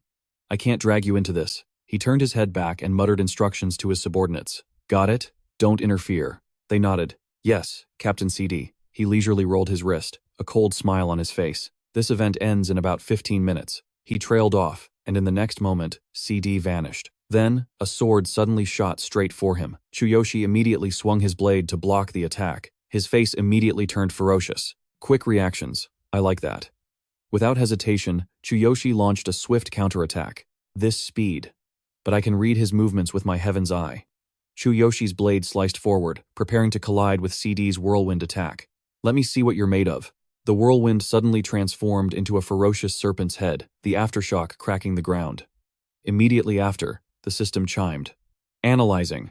Heaven's Eye. Raise your sword to block the attack, then use that momentum to slash at the opponent's hand, forcing them to either retreat or drop their weapon. Chuyoshi's body shifted back half a step. He gripped his blade tightly. The tip of Chuyoshi's blade held steady, blocking CD's sword. If he doesn't let go, I'll sever it. His hand trembled slightly, and finally, unable to hold on, he let go of his sword. The blade was knocked away, but CD quickly snatched it back up. He immediately counterattacked, the tip of his sword grazing past and slicing straight into Chuyoshi's arm. Both of his companions stood frozen in place, crying out in alarm. Chuyoshi, Sherry frowned slightly, watching intently. It's too fast. I can't see clearly. I have to protect Tsukishiro. This can't continue. Hironobu and Yushiro suddenly appeared behind the two of them. Are you trying to get yourselves killed? Stop doing such foolish things. They continued their warning. I was ordered to record this. Do not interfere. That is the boss's #1 order. The expressions on the faces of the two became very grim, glancing behind them. When did they get behind us?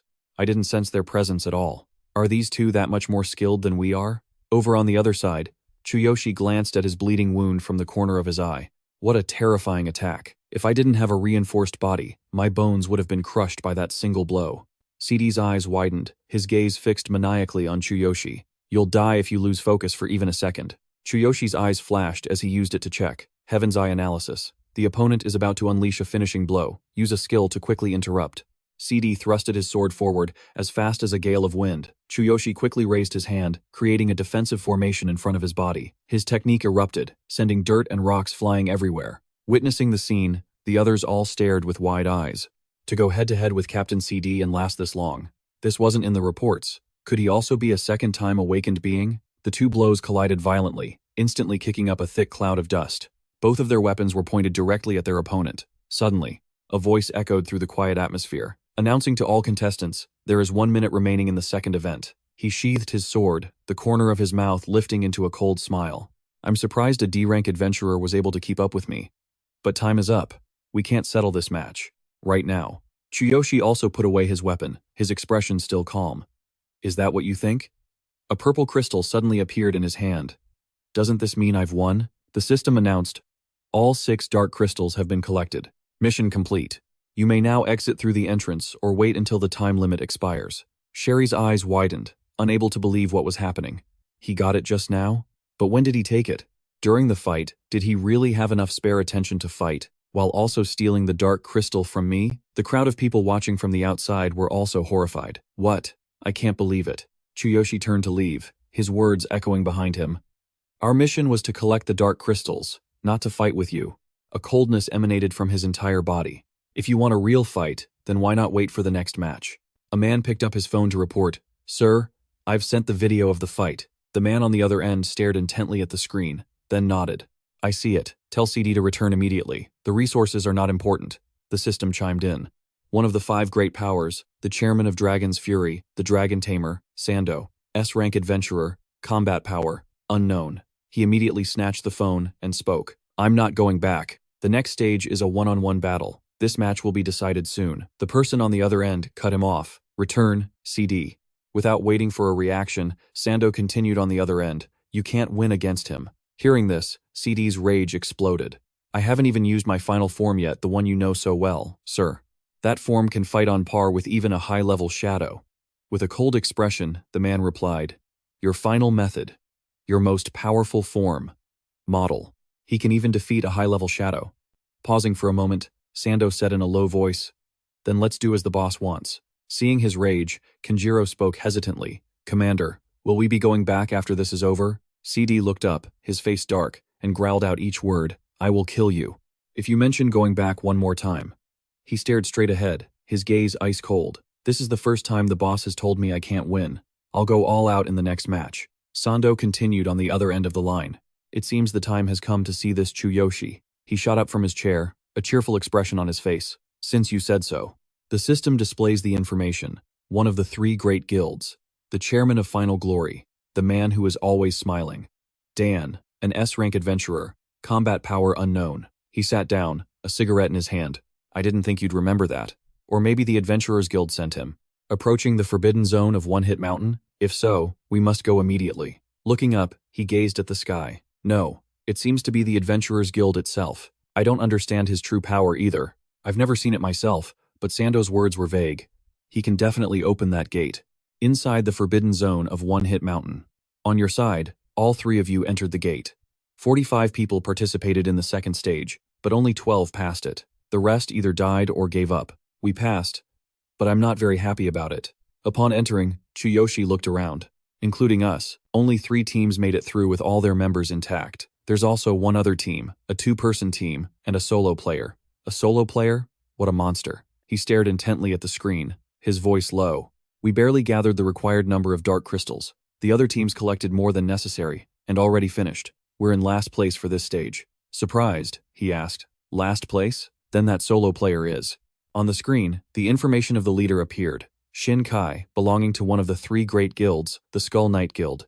Number of dark crystals obtained, 18. His eyes widened and he exclaimed in astonishment, 18 crystals, in first place. So that's the Skull Knight Guild, the most feared of the 3 great guilds. I've never heard that name before. Is he a second awakened person too? She wondered aloud. The members of the Skull Knight Guild are always shrouded in mystery. No one even knows their leader's gender. Chuyoshi stared at the screen, muttering something. The Skull Knight Guild, Shin Kai. Organizations this large usually don't participate in tournaments like this. Resources probably aren't an issue for them. Any participant from an organization like that must be a special case. Inside the room, a voice came over the speaker. Congratulations to the players who have passed the second stage. In 1 hour, we will hold the final stage, solo matches between teams. Please decide on your representative and inform the event staff. We will arrange the optimal matchups. Rose sat in a chair, clutching her shoulder and laughing. So the final match is still a solo fight. I'll fight to the end. As he said this, his and Siri's expressions grew somber. Those 2 had felt their lives were on the line in the last match. They probably no longer had the confidence to fight solo. Chuyoshi crossed his arms and said without emotion, Both of you, withdraw. I will represent the Adventurers Guild in the final stage. Hearing this, they were startled and immediately objected. Just you alone? No way, it's better to have more people. We can't let you go alone, Chuyoshi. Do you want us to abandon a friend, the way we left you behind before? He looked at them, his resolve unshaken. The 2 of you could die if you don't withdraw, and it would be a meaningless death. Hearing this, they fell silent. She moved her lips to speak. But, don't you value your own life? What if the next opponent is another second awakened person like Sido? The power within Chuyoshi began to radiate around him. Don't worry, I'm strong.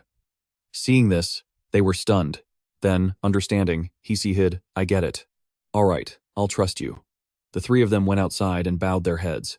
Besides, we might just be a burden to Chuyoshi.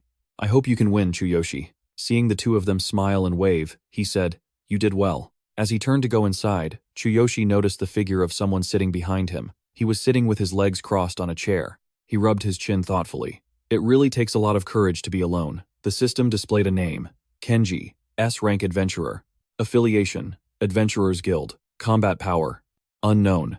Hearing the voice, Chuyoshi was startled and turned to glance at the man. How long has he been here? Kenji leaned back, propping his feet up on the table. Chuyoshi, the representative for our Adventurers Guild. Personally recommended by Chairman Suzuki. From a mere substitute, you've now become the official member, shouldering this great responsibility all by yourself. Truly admirable. A wary look appeared in Chuyoshi's eyes as he questioned, who are you? Are you with the Adventurers Guild? The man chuckled and sat up straight. Yes, and a pretty high-ranking one at that. Chuyoshi asked, are you a second awakened person? He stopped, sitting down opposite the man. No. Are there any instructors from the guild here? Kenji shrugged. I'm just here as a representative for the final awards ceremony. I came to see you after I heard about you. Chuyoshi lifted his glass of water, his eyes full of thought. What a strange guy. I should stay away from him. Well then, I'd like to rest a bit for the upcoming match. If there's nothing else. The man moved to sit right next to Chuyoshi. Aren't you interested in the forbidden zone of One Hit Mountain? Chuyoshi's expression showed a flicker of surprise as he asked back, the forbidden zone? Chairman Suzuki didn't say anything to me about that. Kenji's brow furrowed as he looked at him and replied, that's right. Someone at Chairman Suzuki's level wouldn't even know of the forbidden zone's existence. The forbidden zone. There's still time before the next match, so I'll take you there. There's also something I want to confirm. Chuyoshi put down his glass. His voice low and pleading, he asked, please, explain what this is. The man's face grew serious. I want to see whether or not you can open that door. The door left behind by the mysterious S-rank adventurer who created One Hit Mountain, which no one else can open. Suddenly, the ring on his finger began to glow. Chuyoshi's eyes were fixed on it, his heart filled with anxiety. Again, this has happened before. Could there be a connection between that door and this ring? Keeping himself calm, he spoke up. Why me? There are plenty of other second awakened people and S-rank adventurers around here. Kenji smiled. Good question. Then Kenji explained carefully. All the S-rank adventurers have tried, but it doesn't even budge. No matter what they do. The theory is that only someone with a special ability and a connection can open it. Not through brute force. He turned his eyes to look at him meaningfully. So, how about giving it a try? I can take you there with my authority. Chuyoshi remained silent, his hand clenched, thinking it might be related to the secret of the ring he always wanted to know. After thinking for a long time, he finally made a decision. I'll go. The two of them entered a cave in the Forbidden Zone. Fighting shadows in caves is just the tip of the iceberg for an adventurer's mission. There are some places you can't go unless you become an S rank. Right at the entrance to the Forbidden Zone, they discussed, this isn't an ordinary battle. It's a completely different dimension. Without S rank power, you can't even touch it. He wondered, why is that? Kenji glanced over, explaining with a smile. The price of truth is too high. Normal adventurers would surely die. So you need at least S rank strength. The reason legendary S rank adventurers are called legends isn't just because of their power. It's because they've seen what lies beyond that door. Compared to that, missions in caves are nothing but child's play. The real battlefield is beyond your imagination. The disasters of this world and the origin of the darkness probably hide even greater secrets. After walking for a while, they finally reached the gate. Two people were guarding it. A guard of the Forbidden Zone. The A-rank adventurer raised his hand in greeting. That's Hoshimiya. Who's your companion? Kenji stopped. Smiling, he pointed towards him. My partner, Chuyoshi. I've requested permission to open it. Hearing this, both guards looked a little bewildered. Looking at each other, the guard showed a troubled expression and spoke hesitantly to the two of them. I'm sorry, but entry is forbidden when only one S-rank adventurer is present. We have to follow the rules strictly. Please understand. He also took a few steps forward, weapon in hand. After all, this is the Forbidden Zone. We can't break the rules. If you intend to force your way in, we'll be forced to report it. Please forgive us. Hearing this, his expression darkened. He thought, S-rank adventurers keep an eye on each other. This place seems more important than I thought. Even Kenji can't come and go as he pleases? Is it to prevent someone from monopolizing the gate? This makes me even more curious. Chuyoshi's hand tightened slightly as the ring vibrated. Moreover, ever since he arrived, the ring had been vibrating non-stop, as if it were responding to some kind of call. He was silent, then a small smile appeared on his face as he put his hands in his pockets. I'm here to confirm a few things that have nothing to do with you guys. I'll take responsibility, so just open it. The two guards couldn't help but feel flustered after hearing that. We know what kind of person you are, Hoshimiya, but the rules are the rules. We are A-rank guards, we can't disobey orders. If there isn't another S-rank adventurer present, we cannot allow entry in our position. We can't be held responsible if something happens. Please understand. Seeing that things weren't going smoothly, a vein popped on Kenji's forehead. Power flared up around him, his voice laced with ice. I said, "Open it." The two guards were so scared, their limbs trembled. "Please, spare us." From behind, he used his eyes to check his abilities. The level difference is too great. It's impossible to gather any information. This state is completely different from the C ranks I've found before. Even I could be taken down if I let my guard down. Kenji gritted his teeth, emphasizing each word as he spoke. I don't want to waste my breath. I'll say it one more time. A voice from behind interrupted him. Does the Adventurers Alliance enjoy picking on the weak? Chuyoshi was also surprised and turned to look behind him. The system screen displayed the identity of one of the three great guilds. The chairman of Final Glory, the one who's always smiling, Dan. An S-rank adventurer, combat power unknown. One of the 5 great powers, the chairman of Dragon's Fury. The Dragon Tamer, Sando. An S-rank adventurer, combat power unknown. He and the older man walked forward. You seem to enjoy causing trouble for the guards. As soon as they appeared, Chuyoshi used his eyes to assess their strength. They're S-rank adventurers too? The level difference is too great. It's impossible to gather any information. The two of them walked past him without stopping. When the two guards saw them, they bowed respectfully. Lord Sando, Lord Dan. He wasn't afraid and turned to question them. Dragon Tamer Sando, what do you mean by that? Are we picking on members of the Dragon's Fury Guild? He stepped forward, a head taller than Kenji, his presence overwhelming. He kept his eyes glued to the two of them, observing. S-rank adventurers from different organizations are glaring at each other. The relationship between the 5 great powers and the 3 great guilds is truly complicated. Sando looked away, brushing past him as he reminded him, You're not on my level yet. You'd need to be at least at the chairman's level to meet with me. Hearing this, Kenji's hand clenched, rendered speechless. He could only grit his teeth in anger. Lord Dan stepped forward, interrupting with a smile. Now, let's keep things peaceful here. You'll need our help to get in, right? Kenji put his hands in his pockets, clicked his tongue, and let out a cold snort. Fine. The door opened, and the two of them simply walked behind them. With the presence of 3 S-rank adventurers. Please, go inside. They maintained their cold attitude, walking ahead in silence. As soon as he stepped inside, his pupils constricted and widened. What is this? Chuyoshi stared at the door, carved with bizarre figures. That door. Suddenly, his entire body froze, vibrating along with the ring. This power. Why is the ring reacting so strongly? Up ahead, he looked at him with an annoyed expression. Why are you here? To follow me. Dan simply laughed in response.